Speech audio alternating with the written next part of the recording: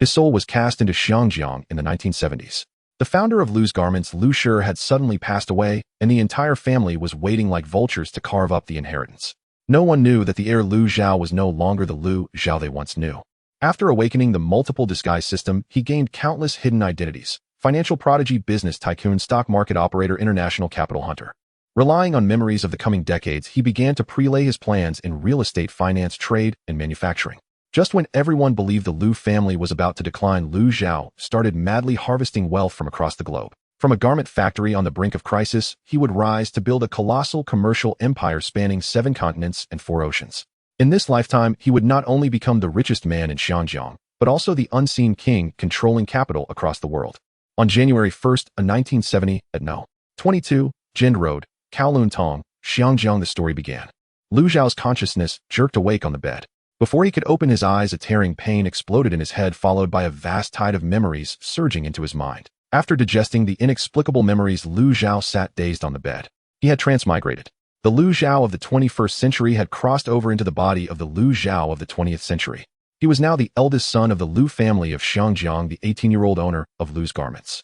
To be precise, he was 18 by nominal age, but in reality, only 16. The Lu clan's ancestral home was in Fujian.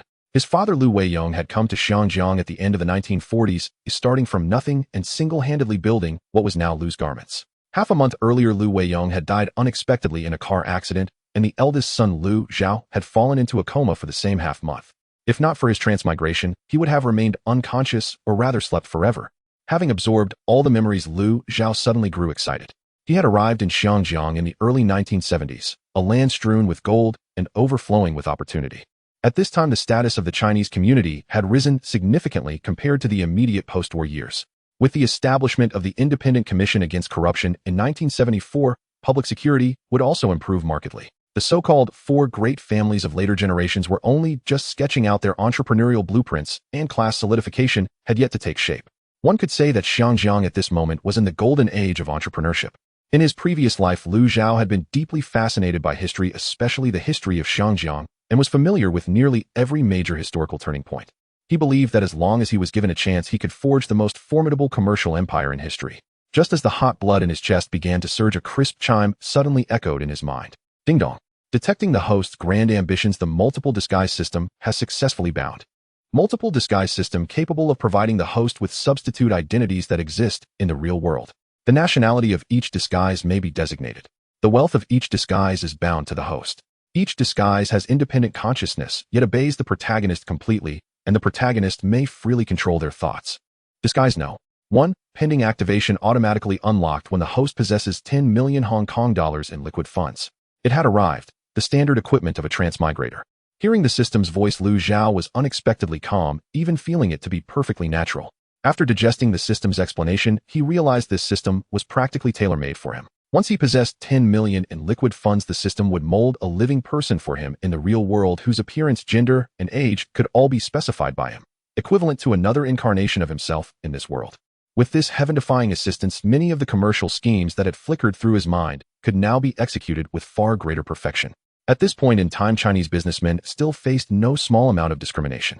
Such prejudice and exclusion would become even more pronounced once business expanded into other countries. If he had a local identity disguise to act in his stead, it would make everything far more convenient. At this moment, Lu Zhao suddenly discovered he could move his eyelids. He slowly opened his eyes to see a weary-faced woman sitting at the side of the bed. Her elbow rested on the edge of the bed, her palm supporting her forehead. Her hair was slightly disheveled, a few strands falling along her cheek. The qipao she wore was wrinkled as though it had not been changed for days. On the bedside table sat a bowl of porridge long since gone cold, with a small plate beside it holding a few slices of fruit, their edges slightly dried out. For this half-month, Fong Ruotang had scarcely left his side. The doctors had said his body was not in serious danger, but no one could say when he would wake. Thus, she did not dare stray from the bed for long, afraid that when her son finally awoke, he would find no one at his side. Lu Zhao recognized her as his mother, Fong Ruotang. Having absorbed all of the original body's memories, he had also inherited the corresponding feelings toward the original's family. The instant he saw Fong Ruotang, a wave of ache and longing surged through his heart. In a hoarse voice, he called. Fong Ruotang jolted as though struck by lightning and snapped her head up to look at her eldest son on the bed, her almond-shaped eyes bloodshot. The doctors had been grim, telling her to be prepared for him never to wake again. Having just endured the pain of widowhood, she could no longer bear the loss of this son. The instant she heard Lu Zhao's voice, Fong Ruitang's tears burst forth. Then she recovered her wits and hurriedly shouted toward the door. Uncle Fu! Uncle Fu! Go quickly and bring Dr. Lu. Zhao has woken up. In the main hall on the first floor of the Lu family mansion, after finishing his meal, Lu Zhao sat as the entire family gathered. Without exception, each face carried a veil of sorrow. A home that had once been lively suddenly lacked its central pillar, leaving an emptiness in everyone's hearts. Although a transmigrator, Lu Zhao had inherited many of the original's feelings and inwardly grieved his father's death. After a long silence, his aunt Lu Weifang spoke. Zhao, your father has been gone half a month. Over at the garment factory, the person in charge has been absent all this time. If we continue to leave it unattended, trouble will follow. She glanced at Fong Ruitang, then looked back at Lu Zhao. Fortunately, these past 2 years your father always took you along. He taught you everything he could, and you've learned much at his side. The people at the factory all recognize you as the young master. Go to the factory tomorrow and take a look. Whatever major decisions need to be made, you must be the one to make them. Fong Ruitang remained silent for a while, then nodded lightly. Your aunt is right, she said, looking at Lu Zhao. When your father was alive, what weighed on him most was whether you could shoulder the factory. Now it is your turn. Lu's Garments had been founded in 1958. When the factory was built, the Kuntong industrial area had only just begun development, and land there was cheap. Gritting his teeth, Lu Weiyong had bought a parcel of land and built a 4-story factory building and a 2-story office block with a row of warehouses erected at the side. 12 years later, it had become one of the most eye-catching factories in Kuntong, not for its sheer size, but because of the cotton tree at its gate. He had planted that tree the year the factory was founded, and now it towered higher than the factory itself. Every spring it bloomed with a crown of red flowers visible from afar. Lu's specialized in contract manufacturing for foreign brands, with its main clients in Europe and America. Its annual output value was around 50 million Hong Kong dollars, with yearly profits of 3.5 to 4 million. Counting the land, equipment, raw materials, and customer relationships, the factory as a whole was worth roughly. These basic facts were already clear in Lu Zhao's mind. The moment his consciousness awoke, he had decided the fate of Lu's Garments. In the Xinjiang of the 1970s, the golden age of the garment industry was nearing its end. Labor costs were rising year by year in Xinjiang, while workers in Korea, Singapore, and the island regions were cheaper. Sooner or later, European and American orders would shift there. Within 10 years, at least half of Xinjiang's garment factories would fail. Thus, Lu Zhao had no intention of pouring his energy into Lu's Garments. Leaving aside Xinjiang's broader prospects, even the internal relationships within the factory were beyond what he could presently hold together. Lu Weiyong's sudden death had left everything unarranged. On the surface, operations continued as usual, but beneath, troubles had begun to brew. Chen Buaheng, who oversaw clients, and Liang Yongchang, who managed production, had each formed their own factions, clearly intending to seize greater influence within the factory. Nearby small factories had also begun eyeing Lu's. Hearing that Lu Weiyong was dead and his son only in his teens, they believed an opportunity had presented itself. Some wanted to poach, offering high salaries to lure away Lu's skilled workers. Some schemed to steal clients, contacting Lu's customers in private. Others simply waited, hoping Lu's would fall into chaos so they could acquire it cheaply. Rather than wasting his efforts on reasserting control over Lu's Garments, it would be better to sell the factory while it was still valuable and invest the money in more promising ventures. Having made up his mind, Lu Zhao looked up at his aunt, then turned to his mother and said, Mom, I want to sell Lu's Garments. Mom, I want to sell Lu's Garment Factory. The dining room suddenly fell into a brief silence. Oh, everyone fell mute. Lu Weifang stared at her nephew in astonishment, hardly able to believe these words had come from his mouth. No. Fong Ruitang's voice was not loud, yet it carried an unshakable firmness. She looked at Lu Zhao not with reproach, but with an unquestionable authority in her tone. Your father guarded that factory for 12 years, and you say sell it just like that. Zhao, before your father passed, the one thing he worried about most was the factory. Back when he negotiated business, he often said that Lu's Garment Factory was the greatest pride of his life. And now the moment your father has just left, you turn around and want to sell it. How is he supposed to rest in peace down below? Sitting beside them, Lu Weifang frowned slightly at these words, her astonished gaze still fixed on Lu Zhao. Lu Zhao had long anticipated such a reaction from his elders. He did not rush to argue back. Instead, he raised the teacup on the table and took a light sip before speaking calmly. Mom, the greatest pride of my father's life was not the factory, but you and us. At these words, Fong Ruitang's eyes instantly reddened. Lu Zhao continued, Mom, Aunt, you've lived in Xinjiang for so many years, you should feel how this city is changing with each passing day. In the 1960s, what did Xinjiang rise on? It rose on entrepot trade, on processing imported materials, on factories blooming everywhere. Textiles, garments, plastics, electronics. People did whatever made money. At that time, labor was cheap, land was cheap, Europe and America were willing to give quotas, and the people of Xinjiang were willing to toil, so everyone made money. But this model will not last much longer. Labor costs in Xinjiang have more than doubled compared to 5 years ago. Workers in Taiwan, Korea, and Singapore are 30 to 40% cheaper than ours. Western clients are not fools. Given the same order, they will always choose the cheaper supplier. In a few more years, once those Southeast Asian countries rise as well, at least half of the garment factories in Xinjiang will go under. What he said was indeed true, making his words all the more compelling. He went on, and that is not even the deadliest part. The deadliest part is that land prices in Xinjiang are going mad, and this trend has barely even begun to show. In the Kowloon Industrial District, land prices have risen by 40% in just 3 years. Think about it, a garment factory earns less than $4 million a year in profit, yet the land beneath its feet is already worth over $30 million. What does that mean? It means the factory itself no longer makes the real money, the land does.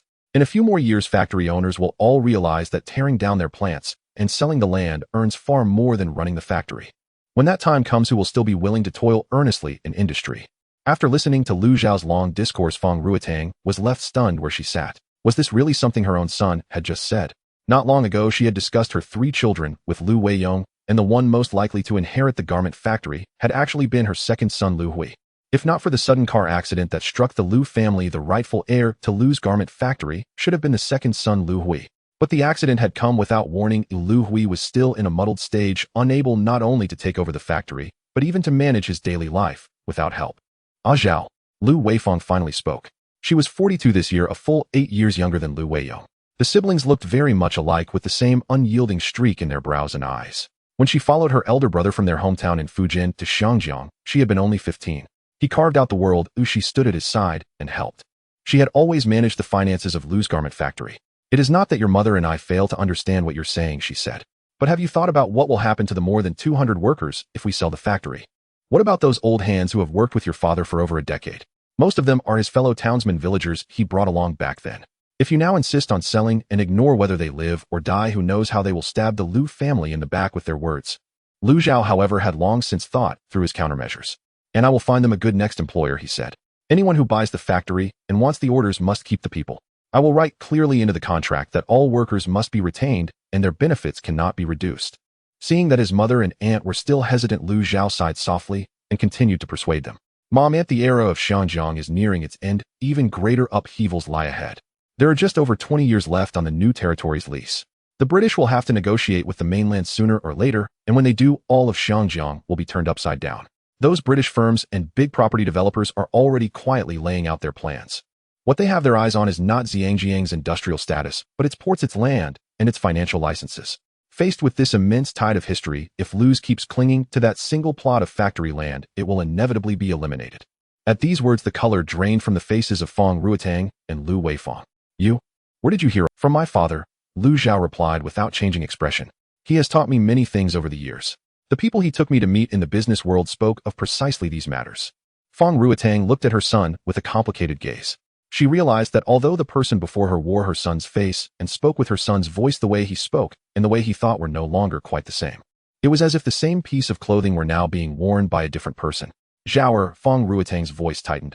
Are you saying that your father's factory is doomed sooner or later? Not doomed sooner or later, he said, but that we must sell while it is still worth something. Right now, Lu's garment factory can sell for over 40 million. With that money in hand, we can do other businesses 10 times better than clinging to this factory. In another 5 years, when orders begin to fall, workers get poached and clients slip away, we won't be able to sell even if we want to.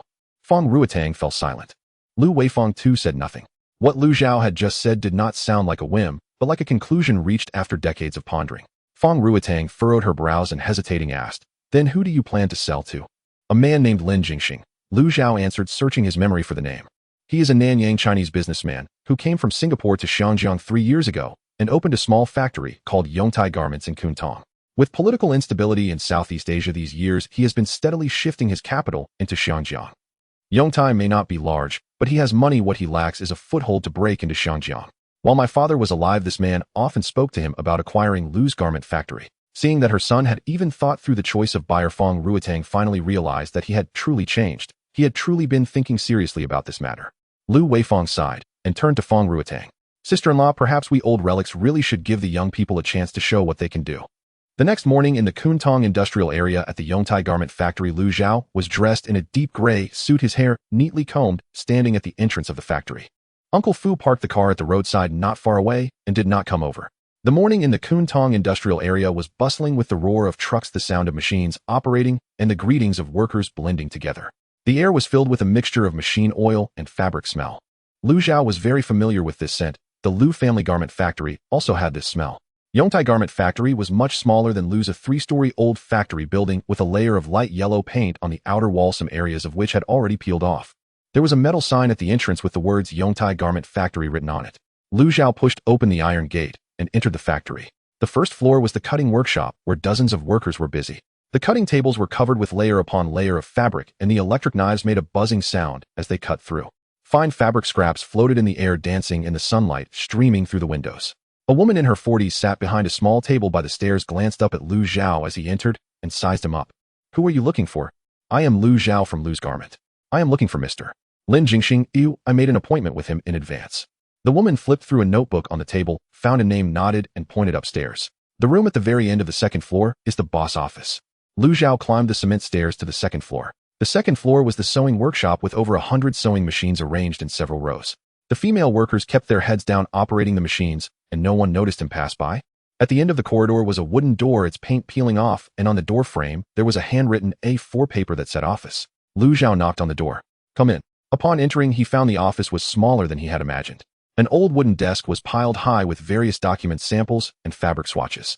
On the desk there was a telephone, a desk lamp, and a chipped enamel teacup. On the windowsill there was a half-dead pothose plant with a layer of dust on its leaves. Lin Jingxing sat behind the desk, engrossed in reading a document. He was just over 50 with graying hair, but he wore a light blue short-sleeved shirt with the sleeves rolled up to the elbows, revealing a slender forearm. "Mr. Lin, I am Lu Zhao from Lu's Garment. We made an appointment yesterday." Lin Jingxing looked up, gave him a glance, took off his reading glasses, and placed them on the desk. "Young Master Lu, please have a seat." He pointed to a folding chair across from him. "My place is small, don't mind it." Lu Zhao sat down, and the folding chair creaked under him. Lin Jingxing leaned back in his chair, hands crossed over his abdomen. "Lu's Garment is much larger than mine. When your father was alive, I visited your factory. A 4-story building, more than 200 people, that's quite large for Kuntong. You flatter me, Mr. Lin. You said you wanted to sell the factory." Lin Jingxing picked up the enamel teacup and took a sip of water. "Can you tell me why?" Lu Zhao smiled and shrugged his hands. "A kingdom that cannot be defended is better sold off early. Moreover, I want to venture into other businesses. Running a factory is not my expertise." Lin Jingxing paused for a moment, his hand holding the teacup frozen in midair. He looked at Lu Zhao, his eyes narrowed. "You are quite open-minded." Lin Jingxing set down his teacup, and his opinion of this young man diminished significantly. His father had just passed, and he was already thinking of selling the family business. He probably was just another second-generation rich kid looking to cash out and indulge. "How do you know I would be willing to take over this deal?" "Because Mr. Lin is not buying a factory, he is buying a ticket to enter the Hong Kong market. Mr. Lin has a foundation in Nanyang, but has been in Hong Kong for 3 years, and Yongtai has never grown. Why? Because there are no existing customer channels, no mature workforce, everything has to start from scratch. Lu's Garment has these things. If you buy it, Mr. Lin can stabilize his footing in Hong Kong by tomorrow." Lin Jingxing smiled, admitting he had underestimated this young man. "Name your price." Lin Jingxing, tired of small talk, went straight to the point. 60 million, Lu Zhao replied without hesitation. Lin Jingxing laughed. "Young Master Lu, if your father were still alive, he wouldn't set this price either." He leaned forward slightly, his gaze sharp. 60 million. "Young man, do you know how much can be done with 60 million? Lu Zhao was aware that the other party would bargain, so he remained calm and laid out his prepared arguments. "Mr. Lin knows that what makes Lu's Garment valuable is not the equipment, but the network. The mature workers, stable customers, and complete supply chain are not something money can instantly create. For Mr. Lin to grow from Yongtai's current scale to that of Lu's, it would take at least 5 years, and there's no guarantee of success. The wasted funds would far exceed 60 million. Buying Lu's now means you can take orders tomorrow and ship the day after." Lin Jingxing smiled and replied, "I acknowledge everything you said, but 60 million is too expensive. Your factory's annual profit is less than 4 million. If I buy it, it would take 15 years to break even. This calculation simply isn't viable. Mr. Lin is not here to calculate the break-even point, Mr. Lin is here to buy time. How much is 5 years worth to you?" Lin Jingxing remained silent. He stood up, walked to the window, and looked out at the streets of the Kuntong industrial area. Opposite was a 4-story factory, its exterior painted in grayish-white with a sign on the roof reading Lu's Garment. That was his father's factory. From Yongtai's window, he could see it perfectly.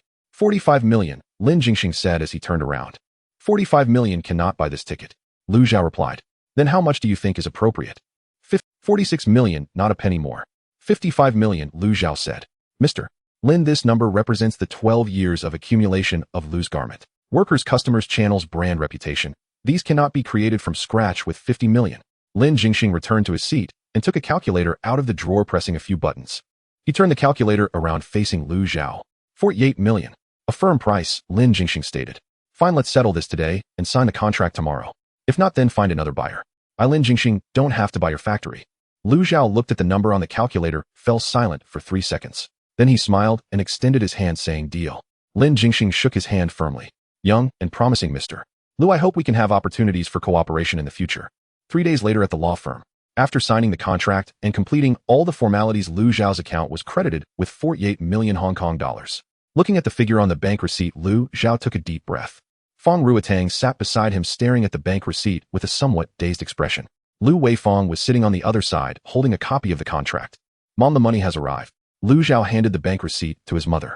Fong Ruotang took the paper, gazed at it for a long time, and finally sighed softly. If your dad knew, I wonder what he would say. Everyone fell silent for a moment, and Lu Zhao shrugged and smiled. It won't be long before you realize how right this decision is. Upon returning home, Lu Zhao immediately went to his system. Ding Dong detected that the host's liquid funds have reached 48 million Hong Kong dollars, meeting the conditions for unlocking the persona. Persona 1 pending. Please specify the basic information of the persona. An electronic screen appeared before Lu Zhao, displaying nationality, name, gender, age, and appearance features. These options were all empty, requiring Lu Zhao to set them himself. The most important aspect was naturally, since he didn't know how many personas the system could create for him, each persona needed careful consideration. Considering the plight of Chinese people in the Western world during the 1970s, Lu Zhao decided to set the identity of the first persona as an American aged 21, a male, with a simple choice of handsome appearance. Ding Dong Persona 1 generated successfully. The host can control it at any time through consciousness. Ding Dong Persona 2 pending unlock condition. Liquid funds reach 100 million Hong Kong dollars. Alex Chase is the first avatar generated by Lu Zhao through the multiple persona system. He possesses an independent body, identity, documents, and surface consciousness, but the underlying consciousness is still controlled by Lu Zhao. Through the first use of the system, Lu Zhao gained a deeper understanding of it. He can switch consciousness at any time and control multiple personas simultaneously. Personas will act autonomously according to preset personality patterns during non-control time, such as eating, sleeping, and socializing. However, they will not make significant decisions like investments. If a persona is killed, it means that persona is permanently disabled, and Lu Zhao loses the opportunity to create that persona. As for whether he can make up for it in the future, Lu Zhao is unsure. January 6, 1970. In the M country at 155 East 73rd Street, Manhattan, in a penthouse bedroom. Consciousness spread slowly and irreversibly like a drop of ink in clear water. At first there was nothingness, then sound, and finally touch. Lu Zhao's consciousness traversed time and space, landing in this brand new body. Knowing there was a time difference, Lu Zhao chose a boarding time of 8 p.m. Hong Kong time. Opening his eyes, he first saw a white ceiling. The plaster molding outlined a simple geometric pattern with a brass chandelier hanging above. Shifting his gaze to the right, he saw a tall, double window with heavy linen curtains, allowing faint, gray morning light to filter through. The curtains were not fully drawn, revealing a section of brick wall and the fire escape of the building across. Alex approached the window and looked outside. On both sides of the street were uniform row houses with limestone facades, dark firewalls attached to the bricks, and Christmas decorations hanging from the wrought iron railings. Today is January 6th, Epiphany. According to tradition, Christmas decorations should be taken down today. However, most families still left them up with strings of faded lights gently swaying in the morning breeze. The streetlights on the sidewalk were still of the gas lamp era with rusty cast-iron lamp posts. The bulbs had been replaced with electric lights, but the glass lamp shades still retained a yellow coating resembling gas lights. A faded poster was stuck to the lamp post featuring an anti-war symbol and the words moratorium. The street was deserted except for an old man dressed in a dark coat. The old man was bending down to pick up that day's New York Times from under the porch. A few cars were parked on the sides of the road, including Cadillacs and Ford Mustangs, but no Japanese cars. In 1970, Toyota and Honda were still marginal players in the M country, and they were hardly seen on the streets of the Upper East Side. New York in 1970. After quickly familiarizing himself with the body of Persona 1, Alex wasted no time, washed up and changed, and headed towards downtown Manhattan. After receiving 48 million Hong Kong dollars, Lu Zhao allocated 20 million Hong Kong dollars to Persona 1 Alex, which amounted to $3,300,000 US. In other words, Alex had $3,300,000 US available to mobilize. In downtown Manhattan at the intersection of Broadway and Wall Street, there is a nondescript office building housing a brokerage firm called Edwards Commodity Futures. This company is known for accepting high-leverage trades with clients primarily consisting of institutions and hedge funds. Alex, dressed in a dark gray coat, pushed open the door to the VIP room. He had already called them in advance and briefly described his needs. Mr. Alex Chase. He was greeted by the company's senior broker David Kellerman, who had been in the futures market for 30 years. Few could leave a deep impression on this seasoned broker, but this young man undoubtedly was one. You said on the phone that you want to open a corn futures account with 20 times leverage, right? After they sat down, Kellerman, that's right. Alex smiled as he placed a bank draft on the table in front of them. This is my initial capital issued by the New York branch of the Swiss bank amounting to $3,300,000. Kellerman picked up the Swiss bank draft, examined it thoroughly, confirming that the amount and signature were both correct. He then placed the draft on the table, lifted his gaze, and paused for a few seconds on Alex's face. This young man's face was too youthful, with short golden brown hair and blue-gray eyes. The faint scar at the end of his brow made him look like he wasn't a completely sheltered rich kid, but at 21 he likely had only seen 2 complete commodity cycles and probably hadn't been taught a harsh lesson by the market. Kellerman pushed the draft to the corner of the table, crossed his hands, and leaned slightly forward. His voice was not loud, but every word was pronounced clearly, as if he wanted to nail these words into the other person's mind. Mr. Chase, I want to make this clear to you, not because I doubt your ability, but because it is my duty. 20 times leverage is just a number on paper, but in the real market what it means, I feel obligated to make you complete. He extended a finger, fixing his gaze on Alex. First, you bring in $330,000 today, and if you choose to open a full margin, putting all your money as collateral, then at a 5% margin rate, the total contract value you can leverage is $66 million. Note that you will not have a single penny left as spare funds. Besides that $330,000 as margin, there will be no extra cash in the account. He paused, then continued, do you know what this means? As long as the corn price drops by 1%, your contract will incur a loss of $666,000 in principal. If the price drops by 2%, you will lose $132,000, evaporating 40% of your principal. If the price drops by 2.5%, you will lose $165,000, leaving only half of your principal. And the threshold for triggering a forced liquidation only requires a drop of 1%. That's right, 1%, because the maintenance margin is usually 80% of the initial margin, which is $264,000. Your principal drops from $330,000 to $264,000, allowing for a loss of $660,000 corresponding to a price drop of exactly 1%. In other words, as long as the market plays a trick on you, a single day of adverse volatility, your account will fall below the maintenance margin line. Then you will receive my call, Mr. Chase, please replenish your margin within 24 hours, or we will liquidate your position forcibly. What will you use to replenish? Your entire money is already in it. If you have no external funds, you can only watch helplessly as we liquidate your position at market price. Your $330,000 may be left with less than $200,000, or even less if the market continues to decline. The liquidation price will be worse. He paused, observing Alex's expression. The young man remained quiet, his blue-gray eyes showing no ripples. Kellerman extended his second finger. Second, opening a full position with 20 times leverage in this industry, we call it naked running. No backup funds, no safety net, no margin for error. Even the most professional institutional traders will leave at least 20% as backup funds when engaging in such operations to cope with daily fluctuations. Do you know why? Because the daily volatility of corn futures is about 1.5%. In other words, after you open the position, you will encounter a situation that falls below the maintenance margin on average every 3 days. What will you do then? Will you use external funds to replenish every time? Or do you actually have no external funds, simply believing that you won't encounter that 1% drop? Kellerman's tone became sharp, his brows knitting together. Third, I have been in this industry for 30 years, starting as a floor trader in Chicago back when we still shouted prices openly, wearing colorful vests, our hands covered in chalk dust. I have seen too many young people, smart, confident, well-read, and well-researched, thinking they can see through the market. They come in here like you, speaking calmly, their eyes firm, their signatures neat and tidy. But the market is not a book. The market is a living beast that will test you, tempt you. And when you think you are most right, it will. I have seen a guy about your age also trading corn, also fully leveraged at 20 times, and on the third day of opening, he encountered an unexpected report from the country's Department of Agriculture. The price gapped down by 2.5%, and his account was forcibly liquidated in the very first second of the market opening. Not only did he lose all his principal, but he also owed the brokerage over $60,000. That young man never appeared in this market again. Oh, I heard he went back to his hometown in Ohio and worked at a gas station. Kellerman took a deep breath, withdrew his finger, and clasped his hands on the table again. So I want to give you a piece of advice, Mr. Chase, not a command, but advice from an old trader to a young trader. If you really decide to go fully leveraged, you must do 2 things. First, ensure you have enough external funds to replenish your margin within 24 hours of receiving a margin call under any circumstances. I mean, anytime, weekends, holidays, even at 3 in the morning while you are asleep. Second, your mindset must be strong enough to persist with your judgment despite consecutive losses. Because fully leveraged means you will frequently receive margin calls, each one questioning your belief. You will begin to doubt your research, doubt your judgment, and question whether the world is against you. At that time, don't hold on. Oh, I am not saying you shouldn't hold on to the margin call, but rather don't hold on to your doubts. If you discover your judgment is wrong, decisively close your position, admit defeat, survive, and leave with the market will not sympathize with you just because you lost a lot. It will only continue to move in the direction that causes you pain. Kellerman leaned back in his chair, waiting for Alex's reaction. The radiator in the office emitted a slight ticking sound. Outside, a truck passed by on Broadway, the low rumble of the engine dragging a long echo against the wall. Alex did not answer immediately. He spun the pen in his fingers, then set it down, raised his head, and his blue-gray eyes showed no hesitation. Mr. Kellerman, I remember your advice.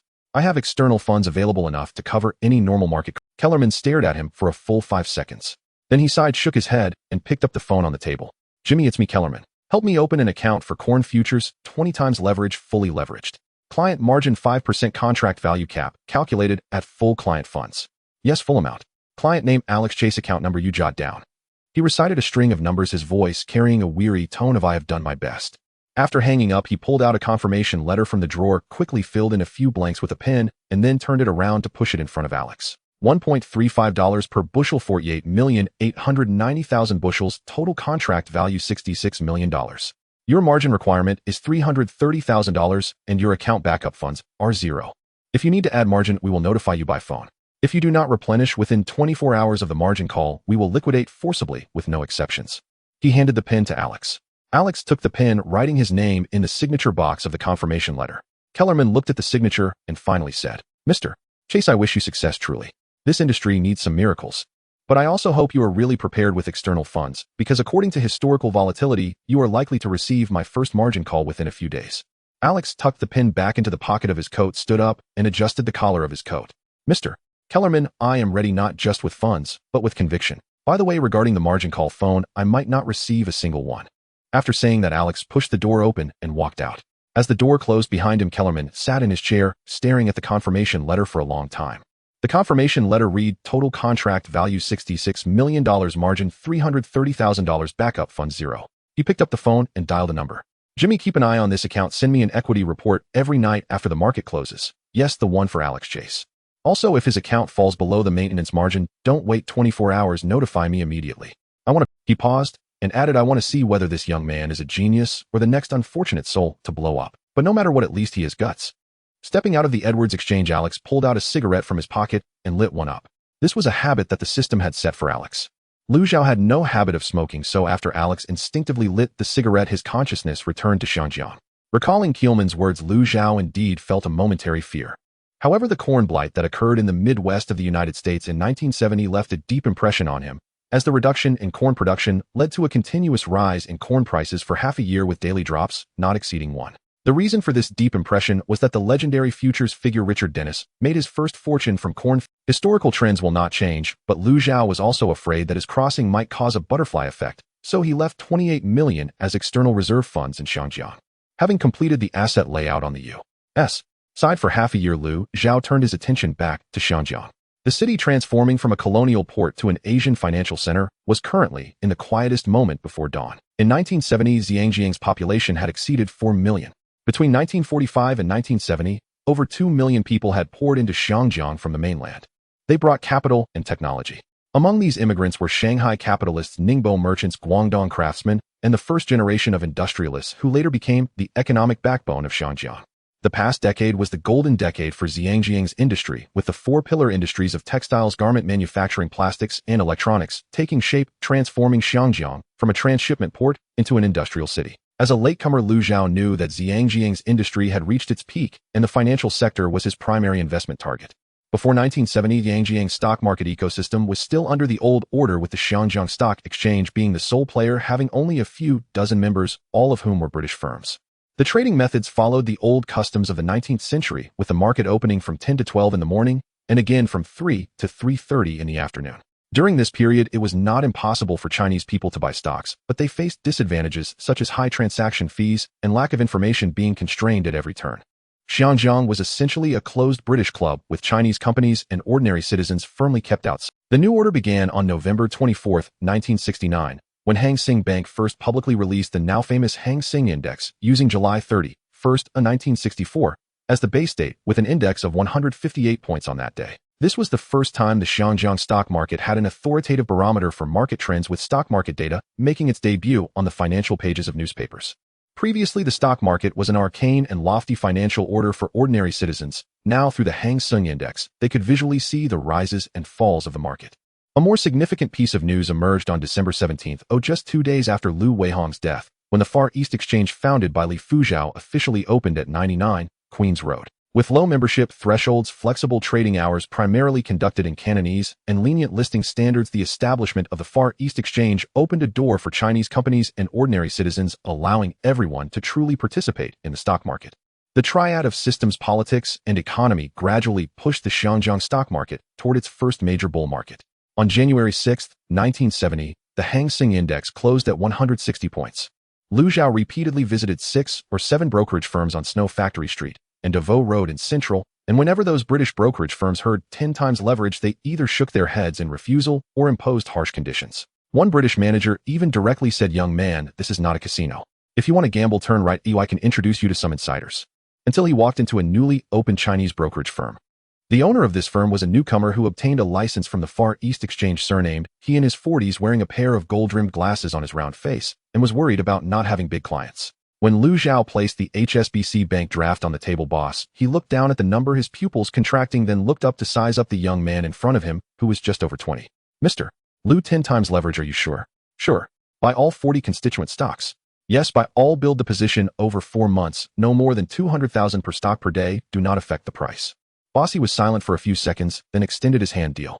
On January 9th, Friday, Liu Zhao, with 28 million in funds, used 10 times leverage to begin purchasing the 40 constituent stocks of the Hang Seng Index. The first order was for HSBC with a stock price of 72.5 Hong Kong dollars, purchasing 5000 shares amounting to 362500 HKD. The numbers flickered on the quotation board before being digested by the market. In the following days, he operated like a precision machine. Every morning at 9:30, he arrived at the brokerage firm sitting in a corner armchair to watch the brokers place orders. At noon, he went out for a bowl of wonton noodles. After the market closed in the afternoon, he verified his holdings. He controlled his daily purchases to around 700 to 800 HKD, spread across 20 to 30 stocks, with the purchased stocks seeping into the sand like water droplets, not alarming anyone. By May 1st, the position was complete. Over nearly 4 months, the 40 stocks had a total holding of 280 million Hong Kong dollars, with an average cost converted to the Hang Seng Index point level of about 170 points.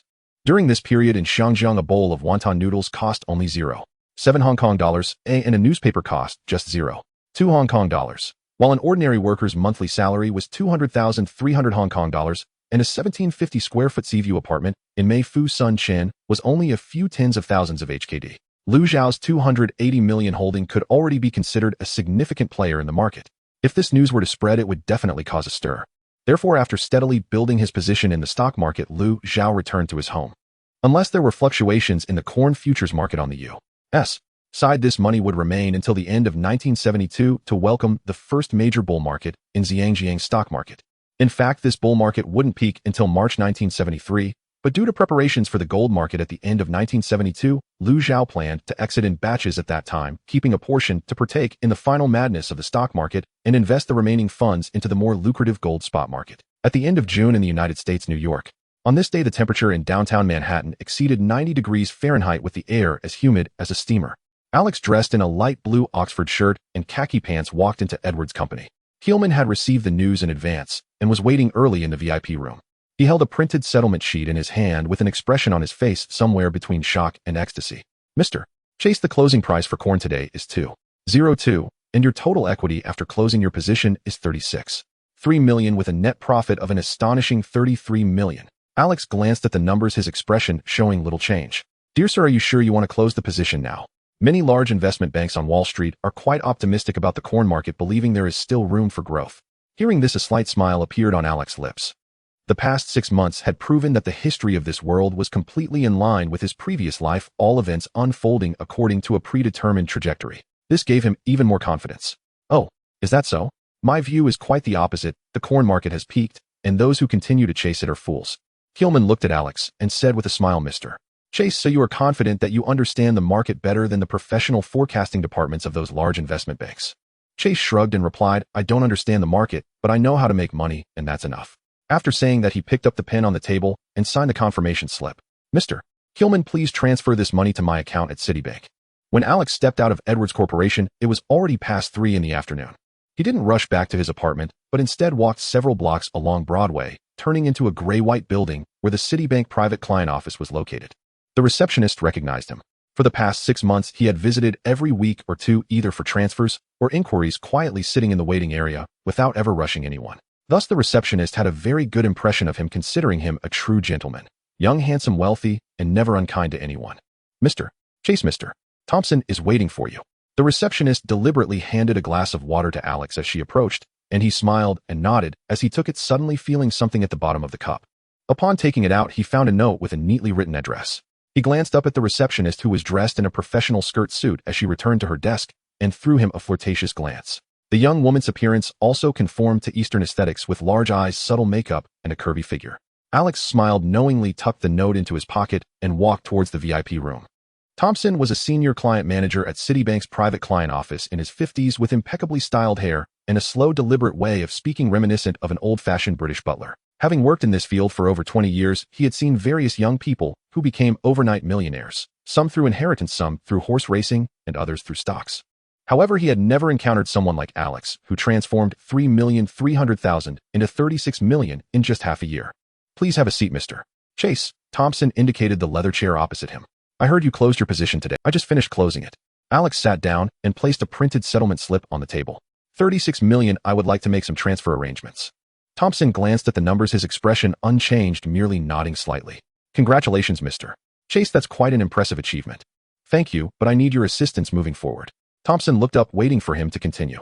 I plan to stay in San Francisco for a while. There are some matters to attend to there. I need a local bank account, either with Wells Fargo or Bank of America, to facilitate my fund transfers.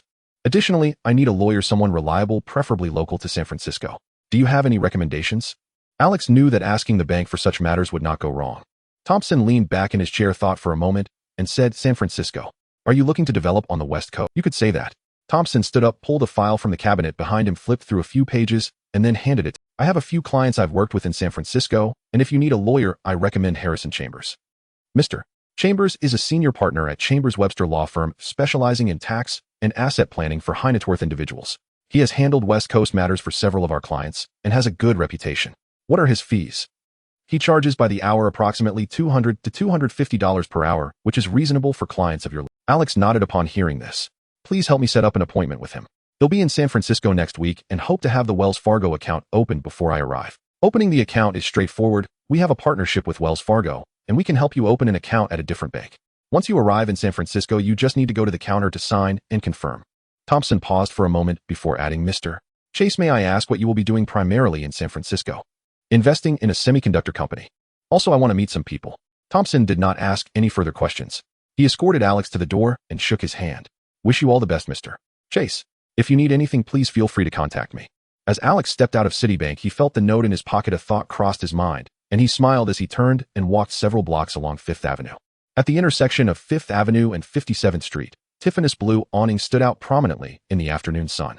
Alex pushed the door open and a sales associate in a black suit approached. She glanced at his age and then at the Omega watch on his wrist, her professional smile transforming into a more eager one. Sir, may I assist you? I would like to buy a gift for a lady. Is it a special occasion? Not really. He paused and added, just a token of appreciation. The sales associate instantly understood his intention. Most wealthy customers buying gifts here had this mindset.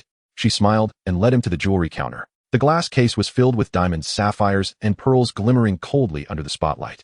Alex glanced at them and found them too complicated. Do you have anything simpler? He asked.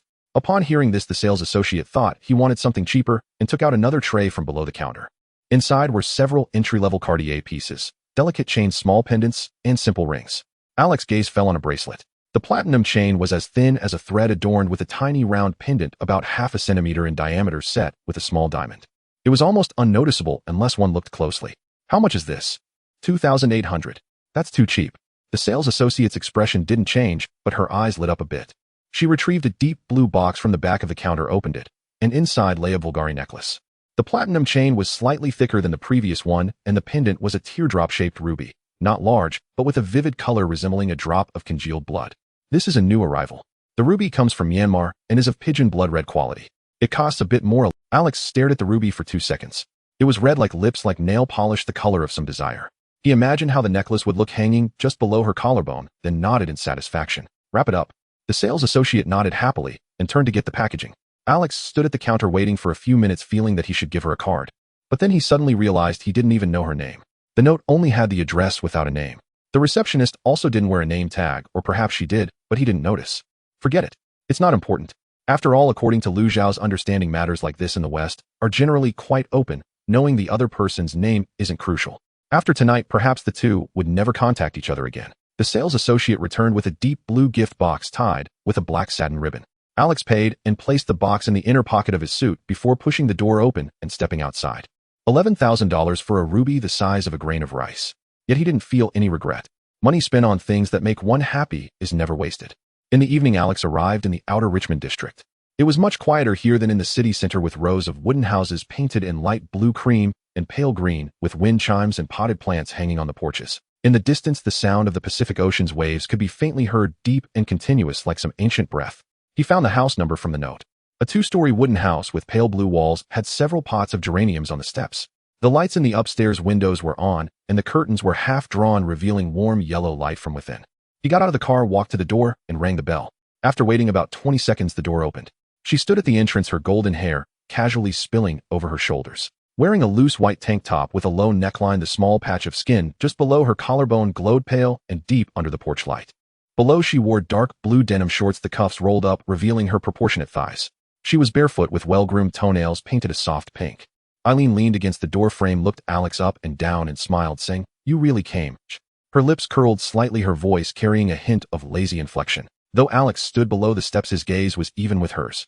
He shrugged and replied, "You gave me the address. I had no reason not to come. I thought someone like you would throw it away.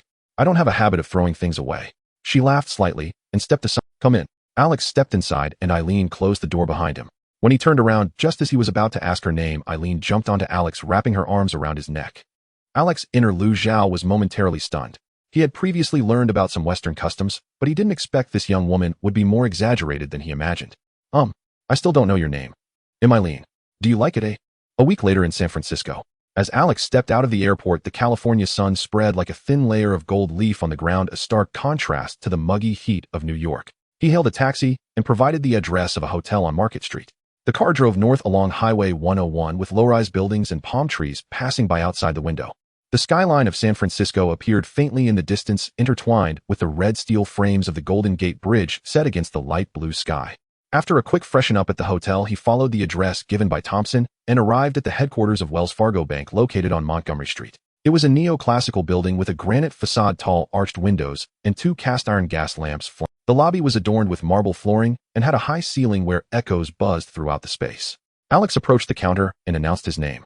The staff behind the counter checked the system and immediately displayed a professional smile. "Mr. Chase, please wait a moment. Manager Carlson will be out to see you shortly." In less than 2 minutes, a man in his 40s dressed in a dark gray suit walked out from the back. He was of short stature with slightly curly hair and wearing a pair of metal-framed glasses, looking sharp and competent. "Mr. Chase. Hello, I am Thomas Carlson, Vice President of the Private Banking Department at Wells Fargo." Alex was slightly surprised, not expecting Thompson to introduce him to a vice president. This kid sure knows how to network. Reliable indeed. He extended his hand for a firm shake. "Mr. Thompson has already briefed me." He led Alex through the lobby into a private meeting room. The room was not large, but was elegantly decorated. A dark walnut desk, 2 leather chairs, and an old map of the San Francisco Bay Area hung on the wall. On the desk lay a pre-printed account opening document. "Please have a seat."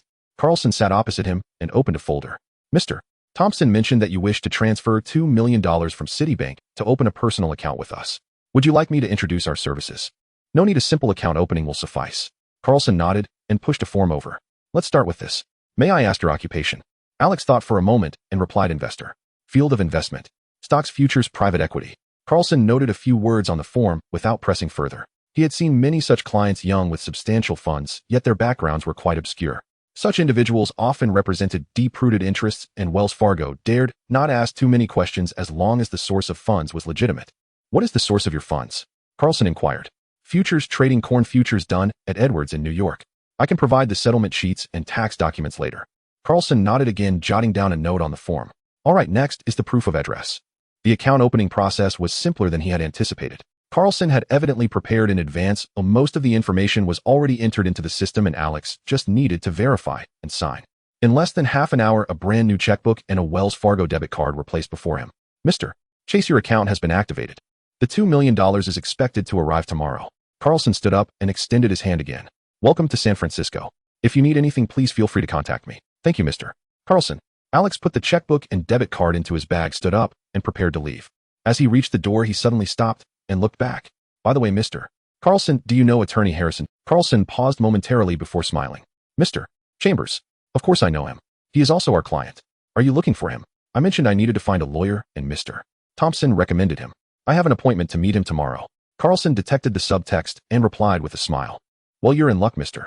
Chambers is one of the best lawyers in San Francisco.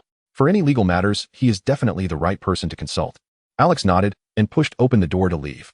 The next morning at 10 o'clock, Alex arrived punctually at the office of Chambers Webster Law Firm. The law firm was located on the 8th floor of an old office building in the financial district with simple yet tasteful decor. The receptionist, a young woman, clearly had received notice. She stood up as soon as she saw him. Mr. Chase. Mr. Chambers is waiting for you. Please follow me. Harrison Chambers' office was twice the size of Carlson's with windows on both sides. One side offered a view of the streets of Montgomery, while the other faced the bay in the distance. Behind the desk was a wall of bookshelves filled with legal tomes and folders. On the desk sat a phone, a green glass lamp, and a framed photograph. In the photograph was a middle-aged woman and two teenagers, presumably his family. Chambers appeared younger than Alex. He looked to be in his early 40s, slender, dressed in a well-tailored dark blue suit with a white shirt and a dark red tie. His hair was dark brown, neatly combed, with some gray beginning to show at the temples. His gaze was sharp, but when he smiled, the wrinkles at the corners of his eyes made him seem much gentler. Mr. Chase, Chambers said as he walked around the desk and extended a warm hand. Mr. Thompson mentioned you. Please have a seat. Alex shook his hand and sat down in a leather chair. Chambers did not return to his own seat, but instead sat in a chair opposite him, separated by a small round table. Coffee, tea, or something else? Just water, thank you. Chambers snapped his fingers toward the door, and within a minute a stunning secretary entered carrying a glass of water and a cup of coffee, placing them in front of the two men. As she left, she cast a lingering glance at the young Alex. Looking at her beautiful face and the deliberately low-cut neckline reminded Alex of Aaron. During the past week, he had been with Aaron experiencing the customs and social interactions of the 70s in Country M. Of course, the focus was primarily on social interaction. Aaron had also introduced Alex to her close friends, providing a unique experience for the soul of Lu Zhao within him. His preconceived notions about the West deepened. Just then, Chambers interrupted Alex's thoughts as he lifted his coffee cup. Mr. Thompson mentioned that you just arrived from New York and are looking to make some investments in San Francisco. Could you share the specifics with me? Alex placed the water cup on the table, looked into Chambers' eyes, and spoke earnestly. Mr. Chambers, since you are my personal legal advisor, I'll speak candidly. I plan to invest in Intel Corporation. I need someone to assist me with legal due diligence, review the investment agreement, and help me arrange a meeting with Arthur Locke. Chambers paused mid-sentence, his hand holding the coffee cup hovering in the air. Mr. Locke. He set the cup down and leaned slightly forward. Are you referring to Arthur Locke? The one from Venture Capital? Yes. Intel, the semiconductor company founded by Noyce and Moore. Are you familiar with them? Chambers smiled, a hint of surprise in his expression. Mr. Chase, I have been a lawyer in San Francisco for 20 years. Everyone in this city has heard of Mr. As for Intel, he shook his head. To be honest, I am not very familiar. There have been quite a few semiconductor companies emerging in the past 2 years. Are you sure you want to invest in them? I am quite certain. Chambers leaned back in his chair, scrutinizing the young man before him. 21 years old, with short golden brown hair and blue-gray eyes, dressed in a light blue Oxford shirt and khaki pants. He looked like a university student who had just stepped out of campus, but the way he spoke was unlike that of a student. Too calm, too certain, as if he had calculated all possibilities. Mr. Chase, Chambers pondered his words. Please forgive my boldness. At your age in San Francisco, holding several $1 million to invest in a semiconductor company that has been established for less than 2 years. I must ask, why do you have confidence in Intel? Alex did not shy away from the question. He knew Chambers needed some introductory words to impress Locke. Because semiconductors are the future of this planet. Because Noyce and Moore are the smartest people in this industry. Because what Intel is doing will change the whole world. He paused for a moment and added, and Mr. Locke has already invested in them. If Locke thinks this is a good deal, then I should take a look as well. Chambers was silent for a few seconds before breaking into a smile. This time his smile was much more sincere than before. It's clear you have done a lot of homework. Well, then I can help you. But I must remind you, Mr. Locke is not so easy to schedule with. His time is precious. He only meets the top figures in Silicon Valley. A 21-year-old young man coming from New York saying he wants to invest in his company. He may refuse. I know, which is why I need your help. Chambers raised an eyebrow. Alex looked him in the eye and said seriously, as you mentioned, you have been a lawyer in San Francisco for 20 years. Surely you know some people who have connections with Locke. Is there any way to get him to spare half an hour amidst his busy schedule? I can guarantee that Mr. Locke will feel that the half hour he spends with you is time well spent in his life. Chambers looked at Alex in surprise. Then he stood up, walked to his desk, picked up the phone, and dialed a number. Sally, please check Mr. Locke's schedule for next week. Yes, Arthur Locke. No need to schedule, just take a look. He covered the mouthpiece, turned back to Alex and asked, how much do you plan to invest? $2 million. Chambers' expression shifted. He placed the receiver back to his ear. Sally, forget about it for now. Oh, I will call you back later. After hanging up, he turned around, his tone much more serious than before. Mr. Chase, $2 million is no small sum. What is Intel's current valuation? About 10 to 15 million. 2 million could secure about 15% equity. Thinking for a moment, Alex added, not too much, just enough to become a significant shareholder without threatening the founding team's control. Chambers nodded with a hint of admiration. You've even calculated this. It seems I have no choice but to help you. I've calculated many things. Chambers sat back down in his chair, hands clasped on his knees. Mr. Chase, I can help you schedule a meeting with Locke. But before that, I need you to tell me a few things. First, is your source of funds completely legal? Second, do you have any legal disputes or potential tax issues? Third, do you intend to hold on to Intel shares long-term, or do you plan to cash out in the short term? My source of funds is completely legal. I can provide all records and tax certificates for my corn futures trading. I also have no legal disputes or tax issues. As for Intel, I plan to hold long-term, at least for 10 years. Chambers listened and slowly nodded. That's good, then I can confidently tell Mr. Locke I have a client 21 years old who made $30 million in the futures market within 6 months and now wants to invest $2 million of that in Intel. He has no legal problems, the money is clean, and he plans to hold long-term. Saying this, Chambers paused, looking at Alex. What do you think Mr. Locke will say? Alex thought for a moment and then shrugged. He will say let him come to see me. Chambers laughed. I thought so too. He picked up a business card from the desk and handed it to Alex. Mr. Chase, I will arrange your request as soon as possible. It will take a few days. In the meantime, if you need any legal assistance, whether for Intel's due diligence or anything else, please feel free to contact me. Alex took the business card, stood up, and extended his hand. Thank you, Mr. Chambers. Just call me Harrison. Chambers shook his hand. How long do you plan to stay in San Francisco? Depends on the situation. It could be weeks or even months. Then I suggest you find a long-term apartment instead of staying in a hotel. In San Francisco, people staying in hotels look like passers-by, while those renting apartments look serious. This may enhance Mr. Locke's impression of you. Alex nodded. Any recommendations? Harrison took out a notepad from the drawer, wrote down a line, tore it off, and handed it to him. Pacific Heights, 2200 Jackson Street. I have a client there who has several apartments specifically for long. If you tell him Harrison referred you, he will give you a good price. Alex folded the note and placed it in his bag. Additionally, Harrison added, how much do you plan to deposit in that Wells Fargo account? $2 million arriving tomorrow. Harrison whistled. Then you can go to the bank this afternoon to confirm that $2 million is in the Wells Fargo account. That's enough for any law firm to treat you as a VIP client. Alex smiled. I already opened the account. Oh, I did it yesterday. Harrison paused, then burst into laughter. You, my friend, do not waste any time. I like that. I believe Mr. Locke will like you too. He accompanied Alex to the door, patting him on the shoulder. Wait for my news, Mr. Chase. It shouldn't be long. Alex walked out of the law firm building, stood on Montgomery Street, and looked up at the sky. The California sun was blinding, and the air had a dry, salty freshness. The Wells Fargo account had been opened. The lawyer had also been found. $2 million would arrive tomorrow. Next, he was just waiting for Harrison's news. He turned and walked toward Pacific Heights, 2200 Jackson Street, the apartment recommended by Harrison. If luck was on his side, he would secure a place to stay today. There was a strange aura in this city. Not hurried, yet with hidden currents. The people on the street walked a beat slower than in New York, but their eyes held an indescribable something. Perhaps the genes of the gold rush still lingered in their blood. 100 years ago, people flocked here from all over the world to mine gold, build railroads, and create cities. 100 years later, gold has turned into silicon, railroads into chips. Yet the impulse to seek the next big opportunity has not changed at all. Alex walked down the street, feeling the essence of the 70s. Kowloon, Tong, Hong Kong, 22, Gonde Road. Lu Zhao had been staying at home for the past few months, hardly stepping outside. Especially after finishing his stock market investments on May 1st, he hadn't gone out even once. He was intensively improving his Cantonese, English, and the writing of traditional Chinese characters at home. With the assistance of memories from his past life, he learned quickly and was already able to communicate fluently in Cantonese with no issues in daily English conversations. However, writing traditional characters was a bit challenging for him, as his previous education had instilled in him the habit of writing simplified characters.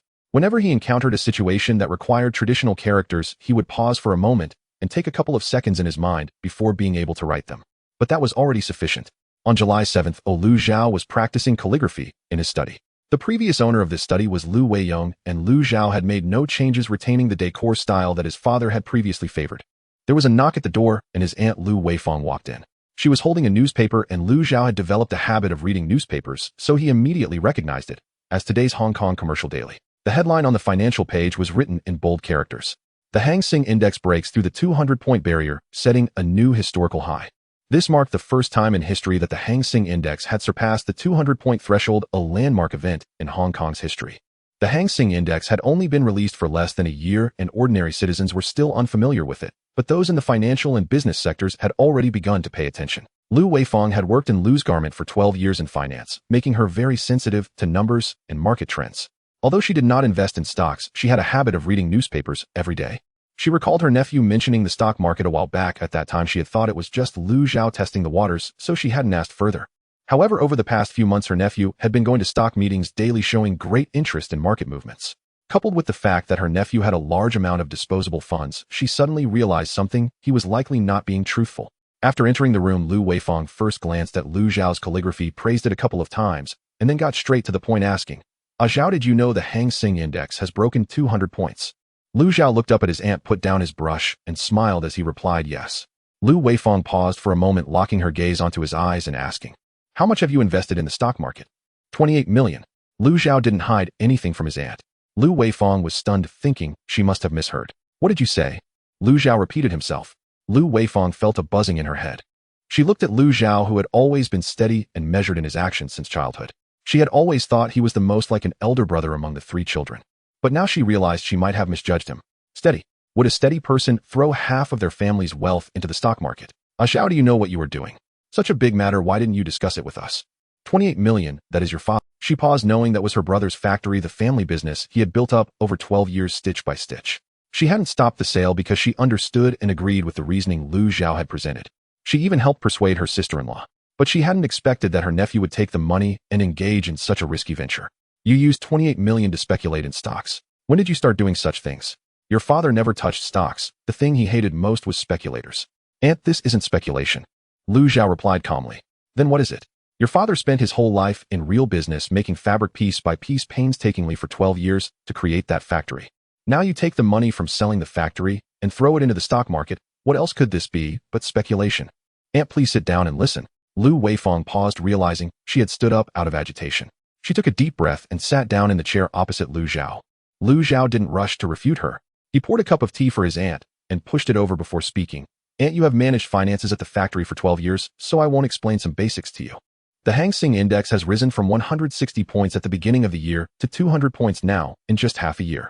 This isn't just luck, it's because the economy in Hong Kong is changing, the population is increasing, land prices are rising, and money is flowing into Hong Kong. I have already made a profit of 5 million in my account. Lu Xiao didn't mention the fact that he was using a tenfold lever. Hearing this, Lu Weifang was suddenly stunned. 5 million was the amount Lu's Garment could earn in more than a year. This young man had made it in less than half a year. Now that you're in profit, you should take advantage of it and quickly cash out your stocks. Lu Xiao shook his head and smiled. Aunt, the Hang Seng Index will continue to rise. I have confidence. How can you be so sure it will rise? Just because you think it will rise, you want to hold on to the stocks. What if it falls? It won't fall. What makes you so certain? You've never touched these things before. Have you? Lu Xiao said decisively. I have been studying for over half a year, and do you think I have been out and about for nothing these past few months? I didn't decide to do this on a whim. Lu Weifang opened her mouth to say something, but swallowed it back. Lu Xiao's account was already up 5 million, as she knew any advice she gave would be futile. If she had earned 5 million at the age of 16, she might have been even more reckless than Lu Xiao. And you can rest assured, this isn't speculation. I have confidence in the market. I can assure you, as soon as there is any sign of decline, I will immediately cash out all my stocks. Lu Weifang stared into Lu Xiao's eyes for several seconds, ultimately compromising. She sighed and said, all right, this is what you said. Xiao, you need to understand that this 48 million is the last hope for our Lu family. Lu Xiao nodded and suddenly remembered something, saying, and can we not tell my mom about this? Lu Weifang naturally nodded after hearing this. She understood her sister-in-law. If she were to tell her about such a big matter, it would likely keep her from eating or sleeping well for a month. After Lu Weifang left, Lu Xiao let out a sigh of relief. The next 2 months were going to be busy for him. Before the stock market profits arrived, he planned to first invest in the entertainment industry. In the Hong Kong film market of 1970, Shaw Brothers still dominated. In 1970, about 120 Hong Kong films were released, with Shaw Brothers accounting for over 70, and Golden Harvest just starting with less than 10, the rest filled by independent producers. The total box office for the year was about 80 million Hong Kong dollars, with Shaw Brothers taking over 45 million.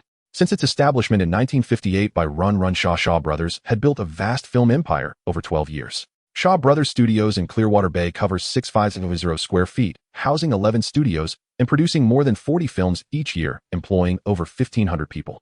Shaw's films were like products on an assembly line producing whatever made money: period dramas, romantic comedies, martial arts films, and risque films. But this machine, which had been running for 12 years, was starting to make unusual noises. The biggest change occurred in April of this year. Sui Hark alongside Ho Kun-chung and Leong Fong left Shaw Brothers to establish Golden Harvest. Sui Hark was the second in command at Shaw Brothers with rich production experience and deep connections. His departure signaled the beginning of a split within the Shaw production system. Run Shaw's reaction was intense. He employed every means at his disposal to blacklist Golden Harvest, threatening theaters not to screen Golden Harvest films and forbidding actors from taking Golden Harvest roles. However, this level of ban did not affect Golden Harvest development because Sui Hark did not leave alone. He took a group of core staff with him along with a force. Run Shaw had not anticipated the creator's desire for creative freedom. Although Shaw Brothers films in 1970 had high output and stable box office, they were beginning to show signs of fatigue. Zhang Qi's martial arts films had been made for over 10 years, and Wang Ye's One-Armed Swordsman series had reached its fourth installment, leading to audience fatigue. Li Hanxiang's romantic films could still sell, but they were already on a downward trajectory. Run Shaw was a shrewd businessman, but he was not a creator. He managed films the way one manages a factory producing content, like an assembly line. This model worked in the 1960s because audiences had no choices. By the 1970s, audiences began to have choices. At the same time, Quan Hung Films had basically ceased production in 1969. This film company, once a competitor to Shaw Brothers, exited the historical stage due to turmoil in management. The vacuum left was being eyed by a group of young filmmakers who would later be known as the Hong Kong New Wave. Now was the best time to enter the entertainment industry. The next 2 months were busy for Liu Xiao. In the second week of July 1970, Liu Xiao registered 5 offshore companies in the Cayman Islands, the British Virgin Islands, and Bermuda. By 1970, the Cayman Islands had already become a British colony with the financial services industry as its economic backbone. The local political situation was stable, with no foreign exchange controls, no direct taxes, and strict adherence to financial confidentiality laws, with company shareholder registers completely undisclosed. The other 2 locations offered the same conveniences. In the first week of August 1970, after establishing the 5 offshore companies and their corresponding offshore accounts, Liu Xiao through Alex transferred 0 to each of the 5 offshore companies. These operations did not require Liu Xiao's direct involvement. Alex, far away in country M, could handle them. Liu Xiao registered 8 shell companies in Xiangjiang, with the 5 offshore companies as shareholders, each with a registered capital of 10 Hong Kong dollars, with the 5 offshore companies holding 20 equity in each shell company. Subsequently, these 8 shell companies collectively registered a company named Xinhua Investment, which would serve as the main entity for Liu Xiao in Xiangjiang. Each of the 8 shell companies held 12.5 equity in Xinhua Investment with a registered capital of 5 million Hong Kong dollars. By holding shares through the 8 shell companies, and with each holding a small proportion, it appeared as if a local consortium was jointly investing, making it more discreet and aligning with the conventional practices of the Xiangjiang business community at the time. To outsiders, Liu Xiao seemed merely to be a frontman responsible for appearances. A slight investigation would reveal that the true power lay hidden behind the scenes. In the first week of September 1970, Xinhua Investment injected $3 million to establish Xiaoyang Investment, which in turn set up 3 subsidiary companies, Xiaoyang Film, Xiaoyang Records, and Xiaoyang Brokerage. The complexity of these arrangements was intended to obscure who exactly was behind Xinhua Capital. When outsiders looked into the shareholders of Xiaoyang Capital, they could only see Xinhua Investment. Investigating the shareholders of Xinhua Investment would only lead them to the 8 local shell companies. Looking into the shareholders of the shell companies would only reveal the offshore companies in the Cayman Islands, Bermuda, and the British Virgin Islands, and unless legally compelled to penetrate the layers, no information about shareholders or controlling persons could be seen. Xinhua Investment and the Xiaoyang system. During these 2 months, Liu Xiao was not only busy with matters in Xiangjiang, but also took the time to inhabit Alex in Country M to complete asset layout there.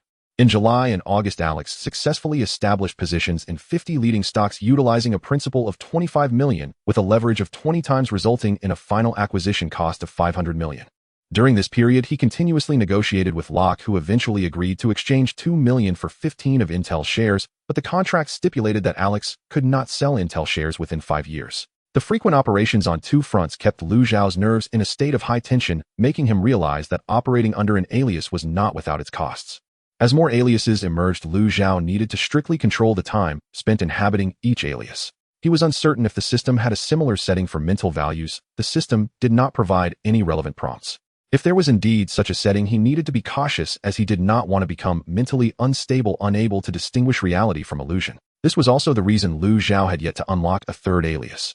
The unlocking conditions mentioned by the system had already been met when Alex closed the corn futures, but he currently had no need for a third alias in his business operations, so he decided to leave it for future use when needed. On September 8, 1970, at the Lu family mansion, Lu Xiao placed 4 green company registration certificates on the coffee table in his study sitting across from Lu Weifang. "And I need your help." Lu Weifang looked at the 4 certificates on the table: Xiaoyang Investment, Xiaoyang Film, Xiaoyang Brokerage, and Xiaoyang Records. She casually flipped through them before placing them back on the table. "Does your mother know?" "Not yet. I want to wait until the company is on the right track before telling her."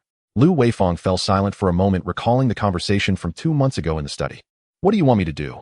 "I need you to be the accountant for Xiaoyang Investment. Do I only trust you for this position?" Lu Weifang did not answer immediately. She looked at the company certificates on the coffee table, then glanced at Lu Xiao. This nephew sat at the position once occupied by his father, using the cup his father had once used, speaking words she had never heard him say before. From the previous stock market to now venturing into the entertainment industry, Lu Weifang felt that Lu Xiao was taking too big a step. Did he dare to touch the film and television industry? Didn't he hear about the recent clash between Jiahe and Shaw brothers at the cinema entrance? She couldn't understand how her nephew had transformed into this after being in a coma for half a month, nor did she know what he intended to do. She wanted to say something, but in the end she merely sighed and nodded, saying, "All right." She paused before adding, "But I will only be responsible for the accounting. I don't understand anything about entertainment artists or management, nor do I want to know." 3 days after the company was registered, Lu Xiao rented an office in Central. It wasn't large, totaling 4,000 square feet. The rent was 20,000 Hong Kong dollars per month, with a deposit of 2 months and a 1-year contract. In fact, Lu Xiao wanted to sign for several more years at this price, but these foreign devils were very shrewd and didn't give him that opportunity. The first week's work for the company was naturally to recruit staff and establish the company framework. Lu Xiao placed a recruitment advertisement in the Industrial and Commercial Daily stating, "Xiaoyang Investment sincerely invites applications for administrative assistants and legal assistants." After the advertisement ran for 3 days, he received over 20 job applications. He personally conducted interviews, and after multiple rounds of screening, ultimately selected 2 candidates. One was an administrative assistant named Zhou Minghua, 28 years old, who had previously worked at a trading company for 5 years, was efficient in her work and straightforward in her speech. When Lu Xiao asked her why she left her last company, she said it had gone bankrupt. Seeing her candidness, Lu Xiao did not press further. The other was a legal assistant named Su Yuzhen, 25 years old, who had just graduated from the law department of the University of Hong Kong, spoke good English, and was quite clever. After recruiting the main personnel, Lu Xiao convened the first company meeting. In the conference room, Lu Xiao sat at one end of the table, while Zhou Minghua and Su Yuzhen sat opposite him with his aunt Lu Weifang beside him, holding a pen and a ledger. "Let me explain the basic situation of the company to everyone," Lu Xiao stated directly. Xiaoyang Investment is the parent company with 3 subsidiary companies: Xiaoyang Film, Xiaoyang Brokerage, and Xiaoyang Records. That's right, as can be inferred from the name of the parent company. Our company is mainly responsible for formulating the overall development direction of the company's entertainment sector, coordinating resource integration, capital allocation, and investment decisions among the 3 subsidiary companies, with a primary focus on the entertainment industry. The 3 subsidiary companies also have clear divisions of labor. Xiaoyang Film Co., Ltd. is positioned as the production and distribution center for film and television content, being the core content production department of the Xiaoyang system. It is mainly responsible for the production of films and television dramas, procurement of audiovisual content, establishing distribution channels, and IP development. Xiaoyang Brokerage Co., Ltd. is positioned as the talent agency and copyright management center, serving as the talent reservoir and copyright asset pool of the Xiaoyang system. Its main responsibilities include signing artists, training, arranging performances, managing copyrights, and fan operations. Xiaoyang Records Co., Ltd. is positioned as the music production and distribution center, serving as the music content production base of the Xiaoyang system. Its main duties include record production and distribution, organizing concerts, managing music copyrights, and developing new singers. Lu Xiao paused for a moment, scanned the 3 of them, and then said, "But for now, these 3 companies are still empty, with no personnel, no projects, and no income." Zhou Minghua glanced at Su Yuzhen, who was busy taking notes. Lu Xiao continued, "Therefore, in the coming months, we have 3 tasks ahead of us. First, erect the structure. Bank accounts, financial regulations, contract templates. These fundamentals must be settled within a month. Auntie will manage finances, Su Yuzhen will handle legal affairs, and Zhou Minghua will take care of administration. Any questions?" The 3 of them shook their heads. Second, find projects. Xiaoyang Pictures will negotiate with TVB, Xiaoyang Talent will sign artists, and Xiaoyang Records will record albums. I will personally handle those negotiations. You will follow up afterwards. Third, Lu Xiao paused, his tone decisive, and without room for dispute, make money. This company is not a charity. How every penny must be spent where it matters. By this time next year, I want to see the company turning a profit. Lu Zhao looked at Zhou Minghua and said, Minghua, there is one more crucial thing: recruiting. I will send you the basic organizational charts for the 3 companies. The core administrative team must be assembled quickly. Zhou Minghua nodded solemnly. Thursday, September 11th, 1970. In Lu Zhao's office, Zhou Minghua was sorting through documents. She wore a light blue blouse, her hair tied in a ponytail, looking efficient and brisk. It was her 4th day at Zhaoyang Investment and her first time accompanying Lu Zhao on business. Bring the contracts. After hearing this, Zhou Minghua took several pre-printed documents from the office drawer. These are for signing Gu Jiahui and Du Xinla. Lu Zhao had contacted Gu Jiahui and Du Xinla in advance and arranged meeting times. In his commercial scheme, the name Gu Jiahui played a pivotal role. So once the company began operating formally, the first thing he did was personally arrange to meet Gu Jiahui. 2 contracts, one a copyright advisory agreement, the other an artist management contract. The clauses were dense and hard for her to decipher, but she understood the sums. Gu Jiahui's signing fee was HK 160000. Du Xianla's signing fee was HK 50000. She inwardly gasped.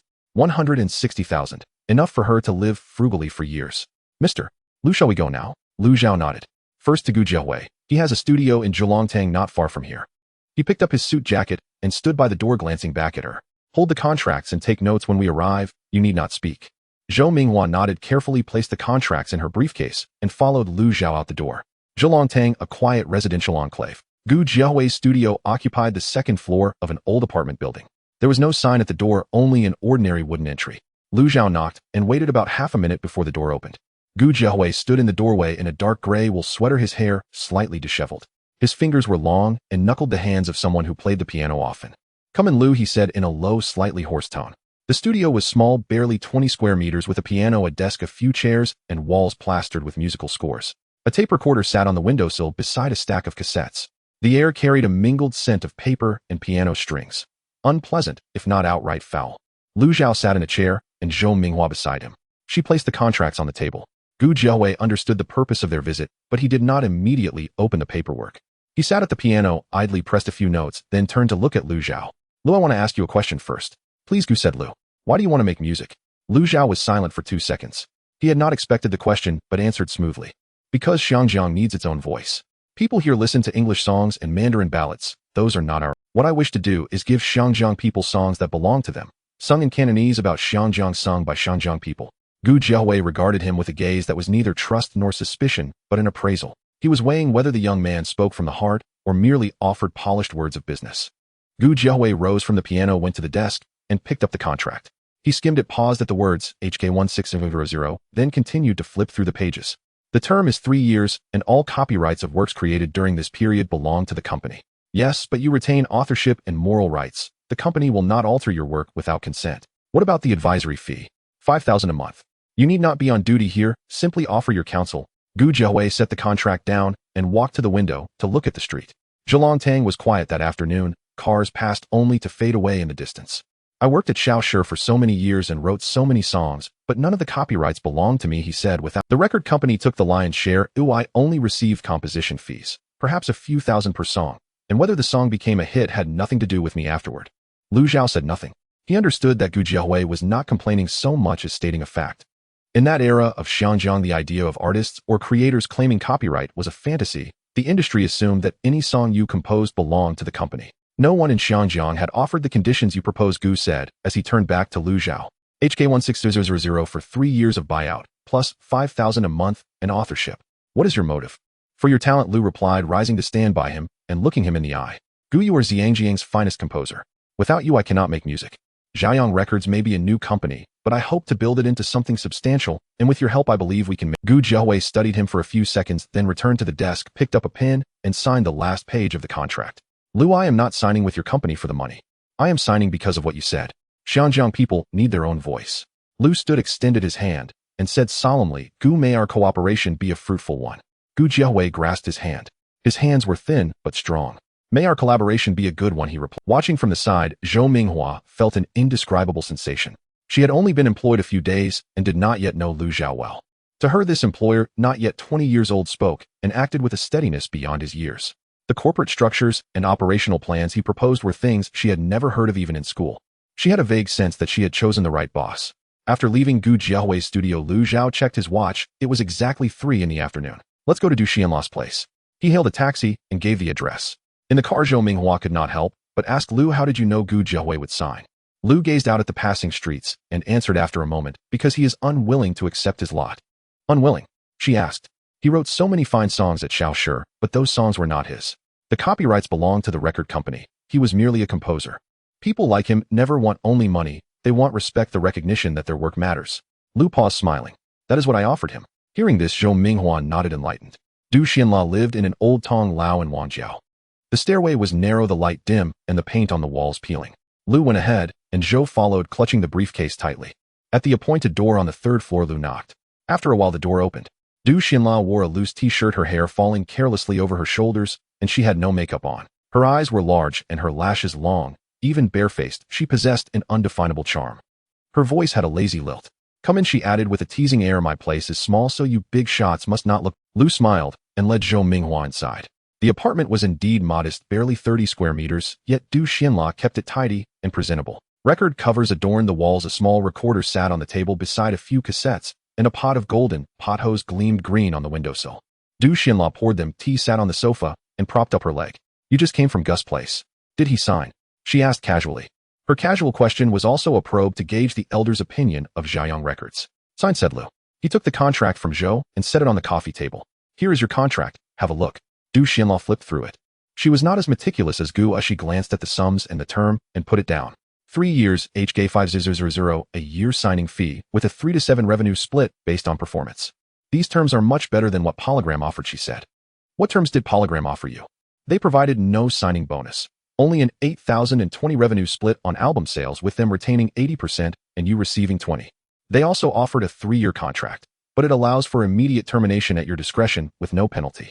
Xian Dula gave a self-deprecating smile. Do you know what immediate termination at your discretion really means? It means they can discard you the moment they deem you valueless. Lu Zhao chuckled, shrugging lightly. In that case, you have even less reason not to sign with me. Xian Dula gazed at him for several seconds before reaching for the pen to sign the contract. Lu Zhao gently stayed her hand. Before you sign, there's something I must clarify with you. Xian Dula set the pen down, leaned back against the sofa, folded her arms across her chest, and fixed her gaze upon him. Go ahead. Do you know which company you're signing with? Isn't it Jiayang Records? No, it's Jiayang Talent Agency. Jiayang Records is a separate entity responsible solely for recording, album production, and distribution. The two companies operate independently, yet you'll sign only one contract. Xian Dula blinked perplexed. What's the difference? The difference lies in scope. Jiayang Talent Agency manages you, your performances, endorsements, television appearances, and commercial engagements. Jiayang Records manages your music, recording sessions, albums, and royalties. Both companies maintain separate accounting ledgers, but you needn't concern yourself with internal divisions. That is strictly our operational matter. Lu Zhao paused briefly. But that isn't my main point.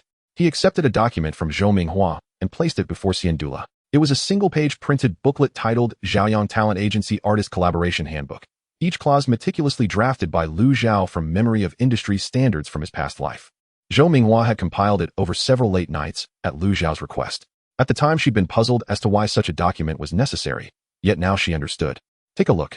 Xian Dula picked it up and began reading. Jiayang Talent Agency Artist Collaboration Handbook. Clause 1. Transparent accounting. A detailed monthly income statement shall be provided to the artist, itemizing each revenue source amount and applicable share percentage. All related contracts remain accessible for review at any time. Xian Dula's finger paused midline. During her 3 years at Polygram, she had never once seen such a statement. Her monthly earnings were dictated entirely at the company's discretion. She didn't even know how many copies of her songs had sold. Clause 2. Copyright ownership. All works created or recorded by the artist during the term and thereafter, including but not limited to songs, recordings, and audiovisual materials, shall remain the perpetual intellectual property of Jiayang Talent Agency. The artist retains perpetual attribution rights. Xian Dula lingered over this clause for several seconds. It states here that even after contract termination, the artist retains perpetual attribution rights. Xian Dula stared incredulously at the page, then lifted her eyes to Lu Zhao. Lu Zhao nodded with a gentle, "You read it correctly, perpetual attribution. Even after you leave the agency, those songs belong to us, but your name will forever appear alongside them." Xian Dula said nothing, turning her attention to the next clause. Clause 3. Tiered revenue sharing. During the contract term, the artist's revenue share increases progressively with annual earnings. Annual earnings under HK 0 artist receives 30, agency 70. Annual earnings between HK20 artist receives 35, agency 65. Annual earnings between HK50 artist receives 40, agency 60. Annual earnings above HK10 artist receives 45, agency 55. Clause 4 Agency obligations. The agency shall actively secure performance opportunities, television appearances, endorsement deals, and recording projects for the artist. Should the agency fail to provide any work opportunity for 3 consecutive months, the artist may terminate the contract unconditionally. Clause 5 Artist obligations. The artist shall comply with all professionally scheduled engagements arranged by the agency and may not refuse without just cause. Unjustified refusal exceeding 3 instances authorizes the agency to terminate the contract and demand repayment of the signing bonus. Clause 6 Termination terms. Should the artist initiate early termination, a termination fee shall apply, calculated as 50% of the agency's projected earnings for the remaining contract duration with a minimum threshold of HK0. After reading the final clause, Xian Dula set the handbook aside and leaned back against the sofa. She gazed silently at the ceiling for a long while. Zhou Minghua sat beside her watching quietly. She observed Xian Dula's shifting expression, from anticipation to scrutiny to hesitation. At last Xian Dula spoke. Mr. Liu, regarding the copyright clause. Once I leave the agency, the songs I've sung remain yours. Yes. May I still perform them? Yes, but each performance requires a licensing fee. That is non-negotiable. Xian Dula bit her lip, sighing helplessly. Your rule is stricter than polygram's. Even they avoid using the word perpetual. Lu Zhao did not deny it. True. Polygram wouldn't raise such matters with you, because they never imagined you could achieve greater stardom later. I am different. Not only do I believe you will rise to prominence, I believe your songs will grow even more iconic with time. Their true value lies not in the present but 5 or 10 years hence, so I intend to preserve them accordingly.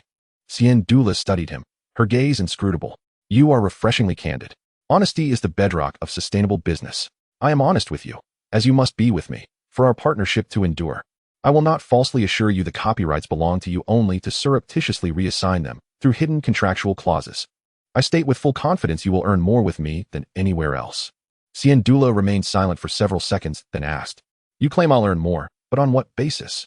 On the strength of my resources and our advanced institutional framework. I am certain Zhaoyang Group's talent management system surpasses its contemporaries by at least half a century.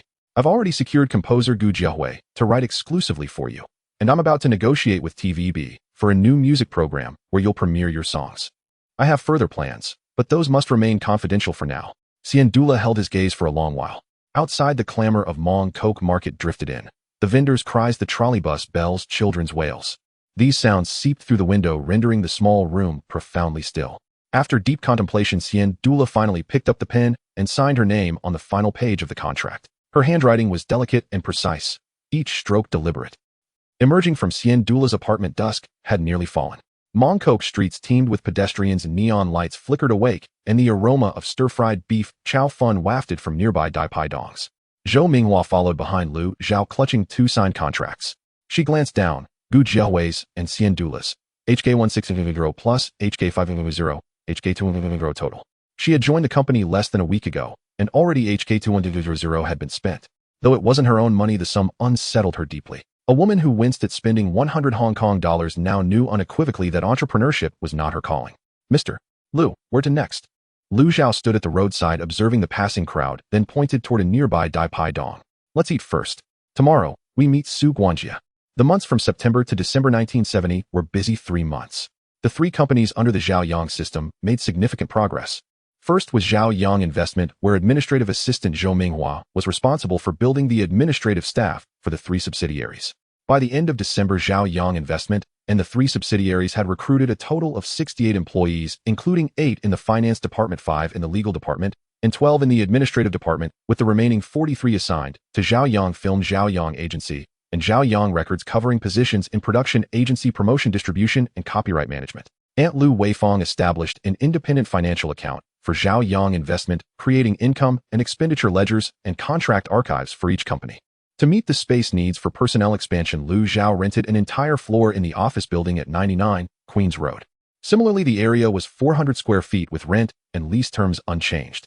Zhaoyang Film was located at 77 Broadcast Road, renting the 2nd and 3rd floors of a 3-story building totaling 2,000 square feet with a monthly rent of 8,000 Hong Kong dollars. The company purchased 2 16mm cameras and a set of editing equipment costing 120,000 Hong Kong dollars and also rented an editing room and a small studio with a total monthly rent of 5,000 Hong Kong dollars.